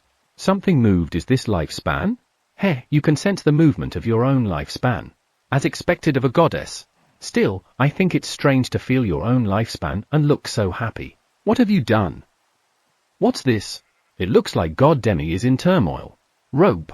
Your lordship, you called for me. You seem really happy given your answer, don't you? Did you give lifespan only to the gods here? No, I awakened my sealed companions and sent them his lordship's power. Given our powers combined, we gave lifespan to all gods. This will make them think a little. All the gods. That's great. To be able to do that, Rope's the strongest. Of course, not, your lordship. What I did requires your lordship's power, otherwise, I won't be able to awaken my sealed companions. Besides, we were specifically created to use this power. This is all we can do. Is that so? No, didn't you break the barrier of this planet? I was only able to break it with the help of his lordship. I see. No, a being that can manipulate lifespan is the most powerful. Probably. So the gods' problem should be solved now, right? If they now have lifespan, the gods, who were tired of living, will change their minds a little bit given the limited time they had. I mean, what were my problems again? The future of this planet and my existence? This planet will be watched over by Goddess Aeon, so problem solved. I seem to have become an unknown entity, but that shouldn't be a problem, right? The gods' problem is not my problem. I mean, Rope easily solved the problem of the god's stupid obsession. Ha ha ha, welcome to reality. Chapter 78, at least by name. I refuse. Your lordship, we're going out to hunt. Go ahead. Koa's voice made me get up from the chair I was sitting on. It's another beautiful day. It's already been a month since I told all my companions about myself. How I came to this planet, how my power changed, and how it has gone out of control. I told them about Rope, about their memories being tampered with, and many other things. When I talked to everyone, it turned out that their memories were different. Perhaps it was because of the forced tampering of their memories. Or rather, the tampering was quite rough. Incidentally, it seems that the cause of memory tampering was a malfunction that occurred because this planet is unstable. I had a headache after hearing that. Give me back the time I spent worrying. What are you targeting today? Fried chicken. Koa, calling them fried chicken is kind of pitiful. At least call them by their names. By the way, which is it? As we talked, I found out that most of my companions like fried chicken. As for why, it goes well with sake. There are two kinds of monsters that are suitable for frying. One is the evil serpent, a giant snake that looks creepy. When I first saw it, I needed to come up with the courage to cook it. The other one is Killer Rag. This one is a giant rabbit. However, it's not the cute rabbits like what I can see in Japan. It has terrifying fangs in addition to its scary eyes. By the way, in terms of juiciness, the evil serpent resembles chicken more. Killer Rag tastes a bit bland. At some point, these two monsters were hunted in large numbers. At that time, since we can't speak with each other yet, I assumed that the large number of them meant there was an abundance of them in the wild. However, it looks like they are only hunting them to indirectly request fried chicken. Unintentionally, their request had succeeded in some way as fried chicken was frequently included on the menu. No, your lordship. They were born to be deep fried, so they should be called fried chicken. By the way, I'm from the evil faction and we're going to hunt a lot today. Born to be deep fried, what a pitiful species. By the way, there are two fried chicken factions, Evil and Rag. Koa is part of the evil faction. I think I'm with the evil faction too. Don't hunt too much, okay? If they perish, you won't be able to eat them anymore. Well, I don't know why, but there's no sign of their numbers decreasing whether we hunt them or not.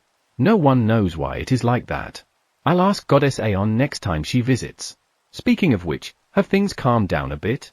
After Rope and his friends gave gods lifespans, a dozen minutes later, Goddess Aeon's men arrived in a hurry. According to what they said, there was a quite big mess going on.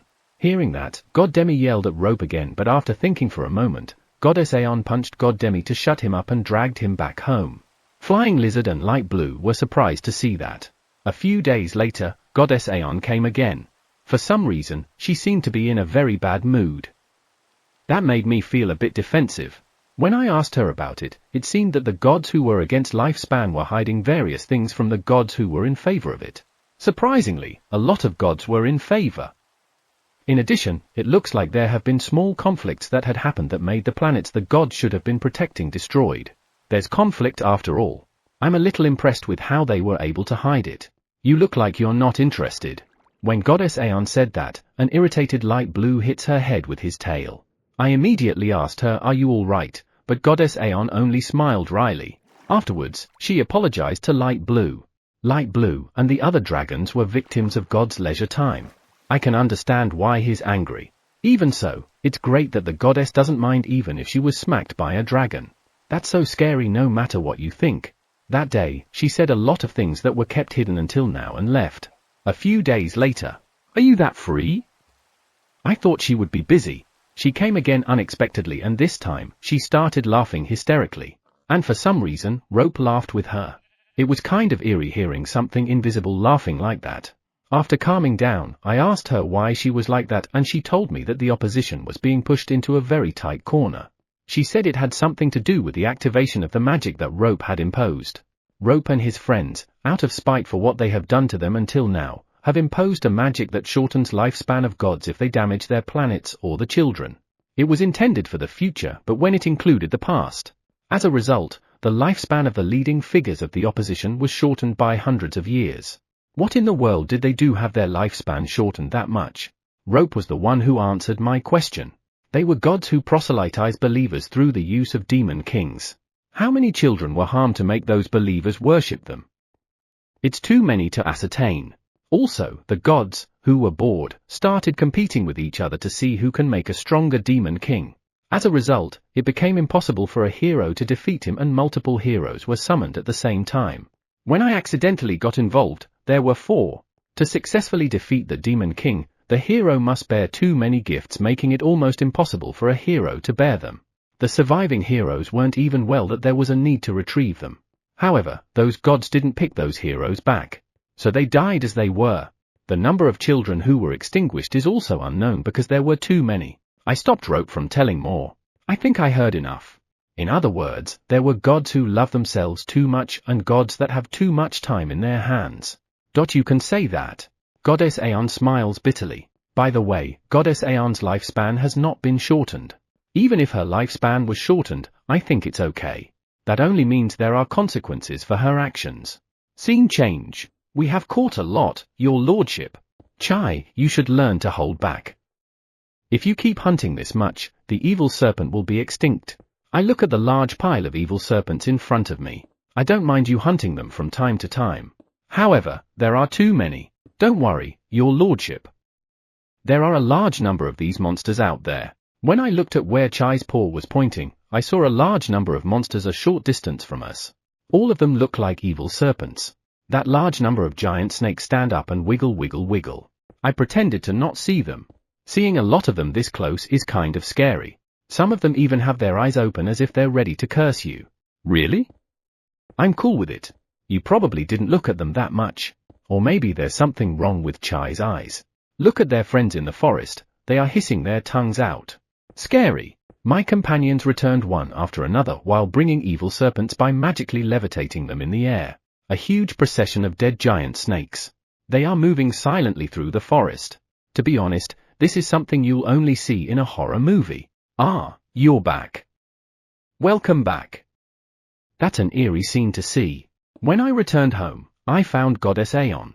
Strange, she just came here around 5 days ago. Are you that bored? Did I mishear it when you said you were busy? Didn't you say you were busy? Is it all right for you to be here? Won't your men come crying to you again like last time? Last time, she seemed to have slipped out of work and her subordinates could only cry. I drove her back as fast as I could. This time, it's okay. After all, those idiots. The opposing gods were wiped out. Wiped? Let's see, there's one more word. Wiped out. Eh? Wiped out? Why? By whom? No. What is this rapid development? Last time, I heard that the opposing gods were only driven to a corner. The god of creation. He made the final decision. I see. Wouldn't things have been better if the god of creation managed everyone better? I know, you're right. However, please forgive him. He used all his power to annihilate the gods who caused problems, restore the distorted planets, and stabilize everyone's soul. All his power? Won't it be a problem if the god of creation loses his power? He died immediately after. The next god of creation is someone in favor of lifespan. Died? So, you're saying, to wipe them out, he used his life. That's why I need you to do me a favor. I refuse. I haven't said anything yet. I refuse. I have a bad feeling about it. I can't get involved in this more than I already have. Chapter 79, To Suffer. Child rearing. A young boy begins to cry. I pick up son and pat his back gently. It seems like the wooden toy he was playing with was taken by another child. You have to play together, got that? Thunder? Thunder, who took the toy, pouted. His face is cute, but you can't take something that belongs to someone else without permission. I explained it to him slowly. Then, his little head nodded. I don't know if he really understands, but I'll trust him. Your lordship, Sakura seems to be sleepy. When I looked at Kuhi, I stared at the little girl in his arms. Sakura is repeatedly making big sighs and rubbing her eyes. Thank you for keeping an eye on her.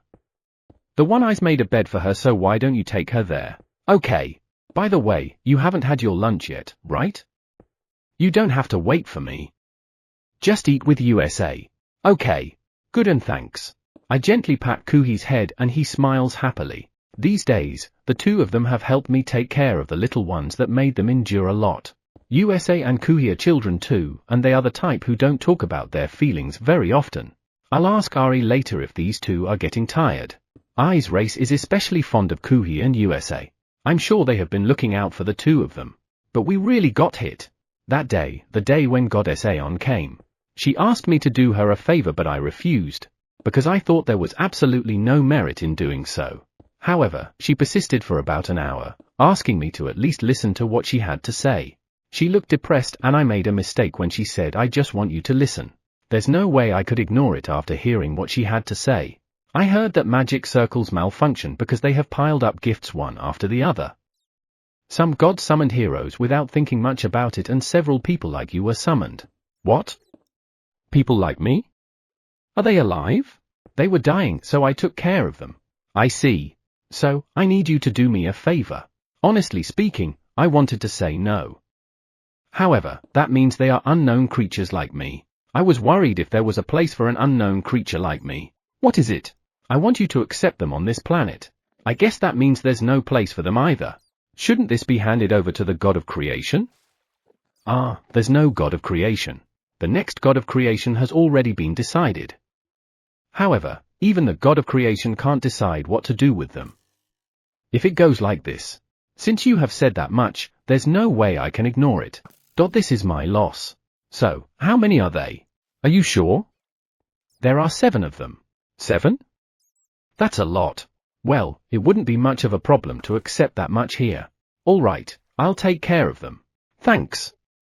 I'll bring them here immediately. I'm now looking at Goddess Aeon, who just returned and held my head. 7. The number was right, but they were all children and very young too. It was probably my fault for not asking their ages. I never thought they would be this young. However, I can no longer take back what I said. Even so, I thought they should be as old as me since you said they were like me. I have to thank you. You saved us. Why are they children? When I went to rescue them, they were already dying, so I reversed their bodies' time. Reversed? I had their bodies go back to the time before they were severely damaged. I see. That's the power of the god who controls time. However, it seems like the magics of the gifts were incompatible with time reversal magic, so time reversal went out of control. I invoked a spell to stop it from going out of control, but for some reason their memories were clearly erased. What were you doing? I glance at the children in the arms of Goddess Aeon's men. The youngest is around 4 years old. Or maybe a little older than that. Okay, I'll take care of them. So, what are their names and genders? For boys, 3 girls. No names. No names? It was erased by the gift, so they have no memory of it. I see. But they should be able to remember their original name somewhere, right? They won't. Since you are very sure, there must be a reason. However, that has nothing to do with me. Let's not get involved any further. I see. You're not going to ask about it. I'm definitely not going to ask about it. It doesn't really matter. While I was talking with Goddess Aeon in vain, the One-Eyes came and took the children from Goddess Aeon's men. If you are curious, I have a lot of things to do so. TSK, I think I just heard her click her tongue, didn't she? Good. I feel like I've avoided something. You should go home, Goddess Aeon. I guess I have no choice. Next time. I'm telling you, don't bring any more complicated problems. Well, I'll come see you again. That was a nasty pause. I'll be careful next time I respond to what she's saying. It's been a week since then. I have new companions on this planet. I've been busy dealing with the 7 children. At last, the One-Eyes have gotten used to the 7 children and are beginning to cope with them. Well, not only USA and Kuhi but even the infant angels helped us. HNN? Whoa. Infant angels, put wing down. None of these kids can fly. Before I knew it, the infant angels were flying while holding Wing by his arms. I hurriedly entrusted Sun that I was carrying to the One-Eye nearby and went to the infant angels. I raised my hands to catch Wing, but the infant angels looked at me confused. I guess they were thinking about me, but I have to tell them something. These children don't have wings, so they can't fly. They're not even that strong yet. The infant angels tilted their heads after hearing me. RA? Didn't you understand? As I was thinking, the 2 angels pointed behind me. I looked at where they were pointing and saw one of the kids. Moon, flying in the air. She can fly? I blinked my eyes a few times because I didn't expect that.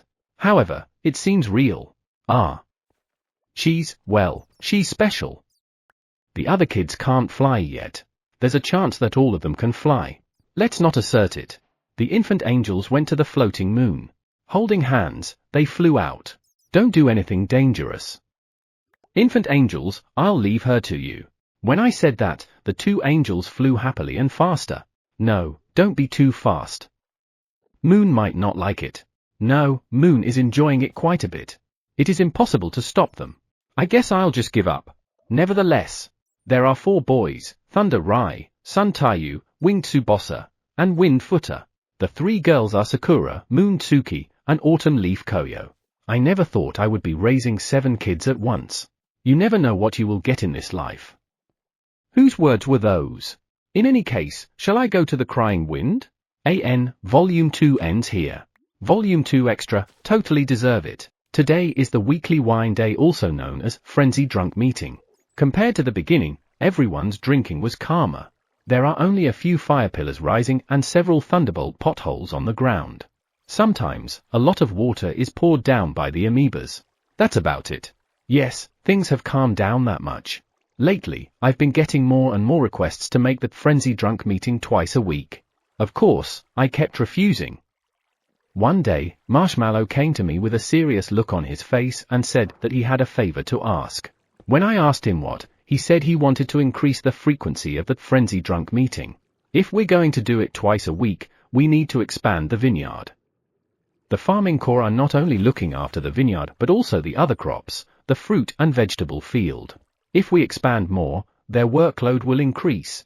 I was taken by Marshmallow to the field after that. There, the farming corps, the amoebas, the spiderlings, and the antlings were all there. They all said, "Leave it to us." Is this request something I can't escape from? I was a bit preoccupied, but it looks like I have no choice. I did my best to clear the land for the expansion of the vineyard. Later, I pleaded to the farming corps that I would not expand the vineyard anymore, so even if they ask me, I will refuse. I hope this works. As I was leisurely drinking, I noticed an impossible phenomenon. Why can't they just drink normally? A short distance away from me, there are places where rain is dropping, but it's sunny. Below the rain are 4 spiderlings fighting against each other. No, one of them is an antling. Something started to spark, so I gently shifted my gaze and pretended I didn't see it. Weren't the spiderlings good with fire but not so good with water? Were they able to overcome it? When I looked back, flames were blazing around the 4 of them. It seems like the others around them had already evacuated. Fire hurts worse than water after all. I wonder what the temperature of that purple flame is. It's not the color of the flame, I know. What's the matter, your lordship? Soa, one of Koa's companions, came from behind me and leaned her face on my head. She's very drunk, so she might be using more force than normal. You're crushing me. I smacked her face on the top of my head and it became a little lighter. Sorry. No, I'm fine, but are you not going to stop? Your tone is still the same, but you're drunk. Hee. Soa's mood makes me feel a little relaxed. What the heck? And now, someone just screamed. HNN? I look at the source and see Karu and Shun, who were drinking happily earlier, yelling at each other. They were having a good time talking about hunting methods just a few minutes ago. I already proved that I'm a better hunter compared to you. I just happened to be sick that day. What can I say? This is quite a childish quarrel. I can't believe that these two intellectual guys in front of me became foul-mouthed. It seems that alcohol has made them lose all sorts of hoops. Those idiots didn't follow your lordship's orders and hunted a lot of prey. They were hunting a lot? Are you talking about the monsters that piled up a few days ago? It was impossible for the little Onis to do that on their own, so I even helped, but it still took us until midnight to dismantle them. You ate my favorite meat. Screw you. You're the one who ate it. Now, meat? If it's meat, they should be eating enough of it. What are they arguing about? You intercepted the meat that his lordship cooked for me. You were the one who did that to me. When did that happen? You idiots. It is I who ate it. I lost my strength after hearing Soa. In other words, those two were arguing over something that they completely misunderstood, which is kind of pitiful. Should I stop them? Leave them alone. Your lordship doesn't have to intervene in such matters. Soa often mediates disputes, so is this her style? I hope they crush each other. I guess it's not. She's drunk. That's a false accusation. I'm the one who should be saying that. I guess I really should stop them. I asked Soa, who's leaning on my back, to move a little. I got up and walked closer to them. I ate a whole jar. Jar? Since they were talking about meat in a jar? Are you talking about the meat I marinated to cook for barbecue? Come to think of it, there was a time when the One-Eyes were in a hurry. At that time, I couldn't talk to them yet, so it was hard for me to understand them. As it turned out, an entire jar of marinated meat that had been left in the cellar had disappeared. It seemed it was done while the One-Eyes were helping with harvesting. Everyone had a sad look on their faces back then. They looked so depressed that it was hard to comfort them. I ate more. I ate 2. I've done it twice. I think you should be careful about something you want to brag about. I'm standing, so I looked for a place a little away from them, and Saturday. Soa follows me with a strange look on her face. The pups around Karu and Shun also quietly left the two. They seemed to be drunk, but they realized that what the two were talking about was dangerous. They were covered with fur, so I couldn't see their color, but they had a strange look on their faces. Still, the two still didn't notice. HNN?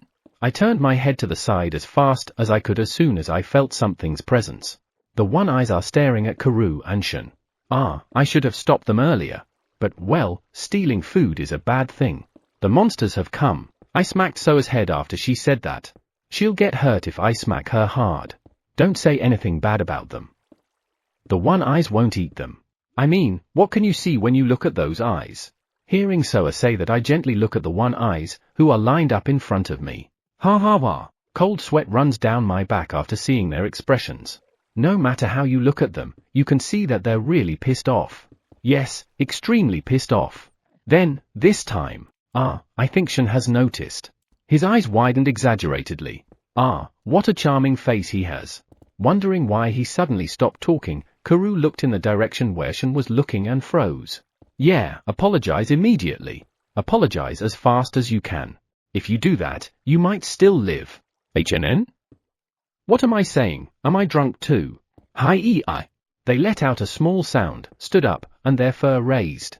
That's the intimidation technique that only cats do. They are Koa's companions, so they should be Fenris. I haven't heard of that species, so is that some kind of cat? But they look like dogs. If they are cats, should I make some nail clippers?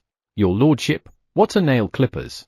HNN, you don't need to know since you probably won't need it. They are cats, but don't need them? I guess I drank a little too much today. Karu and Shun appear to be covered in red light. Isn't that the move before casting magic? Are they going to cast magic here? Even so, Karu and Shun must have been intimidated or scared. I think they are intimidated because their fur are standing up and their tails are completely drooped. That's what a scared dog does. Then, they are really dogs. I don't really need nail clippers. Loxt Joe F. Glowe, shouts and unfamiliar words echo through the square. It seems that the intimidation of the One-Eyes are pretty effective. They seem to have run away in fear. However, I don't think that's a good idea. After all, the one-eyes are extremely fast. Even though I'm the one who made them, their speed is extraordinary. From somewhere in the forest comes a cry that I had no idea what language is. The night is good. Yeah. I look at Soa when I hear a faint voice and wonder why even Soa's tail is droopy. I looked around casually and saw that most of them are like Soa. Apologize before you get found out. Why yeah, although I can't see their color because they are covered with fur, I feel like they were extremely pale. Still, I wonder how they even dared to dabble with the one-eyes if Koa herself was being very careful to not anger them. Extra 2, Cerberus in the egg. Wake up! How long do you plan to sleep, you idiot? Shut up. Don't scream in my ear, I'm still sleepy. I'm just extremely tired. I still need rest. Idiot. Dumb. Why am I being humiliated? Should I shut them up? Look around, there are enemies everywhere. Right. How can you sleep so carefreely in the presence of a bunch of divine beasts and unknown creatures? What the heck is he saying? There's no way there's a divine beast in the demon world. Are they idiots? Divine beasts? Come to think of it, I felt something very familiar. Ah, you finally woke up, you idiot. You could have been killed in your sleep and there's nothing you can do about it. These guys are so annoying. I look around. It looks like we are still being protected by a hard shell. However, when I look closer, I see that the shell, which should have been thick, is thinner. This is probably because we have regained our strength. This shell has a certain characteristic, you can't see the inside from the outside, but you can see the outside from the inside. The thickness of the shell is exactly how it looks, and given how it looks now, it looks like it is very close to cracking. I remember the time before I fell asleep, or rather, I used up all my power and lost consciousness. I'm sure I sent a memory of what I saw to one of the divine beasts. I wonder if he used it well. I look around again. There are a lot of children with strange powers. They look human, but what are they? A new kind of species? But still, there are a lot of divine beasts. No, that one doesn't seem to be a divine beast. However, given its strength, it could be mistaken for a divine beast. Or rather, everyone around here is very powerful. What is going on? I don't remember. I was in a daze before I went to sleep. HNN? This presence that came closer to the space we are in, is it a divine beast that was watching over us? That thing is in the shape of a dragon, so it should be a divine beast, right? However, as I thought before, it's pretty small. I thought that a divine beast was much bigger and more majestic. Hey, that's a divine beast, right? Why is it so small? I think it's because he's not powerful enough. However, more importantly, how do we defeat them? Is there a need to defeat them? What kind of crazy nonsense are you saying? If we want to escape, we have to take them down. What? Escape? Yeah. There's no way we should stay at a place where we might get killed. These two are pretty dumb. You can instantly tell that they don't have any intention of killing us given the fact that we are still alive. If they really wanted to kill us, they would have done it already. However, the fact that we are alive means they won't kill us. Are you sure? No, maybe the shell around us was too strong that it repels their attack. Right. Why am I with these two? Am I supposed to take care of these two idiots? I'm already frustrated. Feel the power of everyone around you. Let me tell you now, if any one of them wants to attack, this shell will be destroyed in a single blow. The two of them immediately look around. I really think I have to take care of them. Just as I was about to let out a big sigh, a shiver ran through my entire body. A tremendous power was coming toward us. Oh, as expected, these two idiots seem to have noticed and made frightened noises. Are these two dogs quite scared? They are not only dumbasses, but scaredy cats too. Why do I have to share body with the two of them? What the hell was that? That's monstrous. Shut up. I mean, what is that power? No, I seem to remember the feeling of that power somewhere, but where? As I glance out of the shell, something in the shape of a person enters from what appears to be the entrance. At that moment, the power overflowing from the person covers the entire room and seeps into the shell, which is supposed to be impervious to any power. Ooh-wah, it seeped into the shell. What the? There's no crack. How? Did it crack? No. It's because he's too powerful. However, his power is not painful. If anyone gets in contact with the exact opposite power, he would feel pain. Does that mean that he's from our side? In other words, a demon? But there are divine beasts here. They don't seem to be suffering when I look at them. A power that doesn't hurt those who serve God and those who serve the Demon King? According to my knowledge, there's no such power. Hey! Shut up a little. I'm in the middle of thinking, so please be quiet. Hey! What? That awesome power is getting into us, right? Eh? I feel an unknown power rushing through our body. It is indeed slowly but steadily penetrating into our body. I kind of feel lighter. Yeah, it feels good. I guess so. Come to think of it, I had lost consciousness due to lack of power. I should have remembered it immediately, but it's all clear now. I examine the power in our body. So far, around 80% of our power has been restored. What is his power? I want to think that he's a demon, since his power is restoring our power and not attacking us, but the power I feel is too clean. Clean power should have been harmful to us. At least that's what should have happened. Good morning. This is the first time I've seen all three of you awake. Eh? What should I do? I think I'm as dumb as the two. The shell should have prevented anyone outside from seeing us. He's not supposed to see us, and yet he can see the three of us. Somehow, I lift my paw and wave it from side to side. Oh, you're responding today. After saying that, he waved his hand back too. No doubt, he can see us. Your lordship, what are you doing? The divine beast that had been watching over us called out to the unidentified person who was waving at us.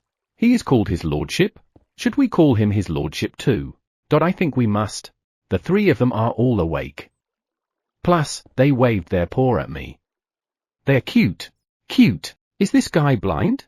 I think so. Nobody ever looks at us and says we are cute. That's normal because we have big eyes, big mouths, and sharp fangs. There's no demon that would call us cute. Your lordship can see what's inside the shell? However, are your eyes all right? How can you say that a Cerberus is cute? That's what concerned you, you divine beast. No, my eyes are okay. Your eyes are okay? But you said we are cute? By the way, what should we do with this Cerberus once it hatches from the egg? If they want to go back, I'll do my best to help them. Though I hope they'll stay here. HNN? Are they discussing their plan with us? Yeah, if things continue as it is, our shell will crack in this unfamiliar place. I have no knowledge about a Cerberus egg hatching outside the demon world. I mean, what are we supposed to do? But still, from what he just said, he's looking at us in a friendly way. That's really helpful. My instincts are telling me not to make an enemy of the person in front of me. What should we do? What can we do? They are discussing how to kill us. They're going to kill us after all. Shut up. Did you even hear what they said? Eh? Why should I be with them? It looks like you are fighting. Are you okay? You should get along, you were born together. Your lordship, don't say something embarrassing. Phoo. It is as you said, your lordship. However, thinking that I need to take care of these two in the future, I'm already troubled. The shell was in the way so he wouldn't be able to hear me. Now I've done it. When I looked beside me, I saw the two looking at me suspiciously. One of them seems kind of gloomy. Is it still not strong enough? Maybe. It depleted its power before it lost consciousness after all. When the small divine beast said that, the one called his lordship gently stroked our egg. I myself was not directly stroked, but a gentle power softly caressed my body. Good. It feels good, don't? When I'm stroked by this gentle power, my whole body relaxes. His lordship is stronger than anyone from my knowledge. He takes my strength away just by stroking me, and it feels so good.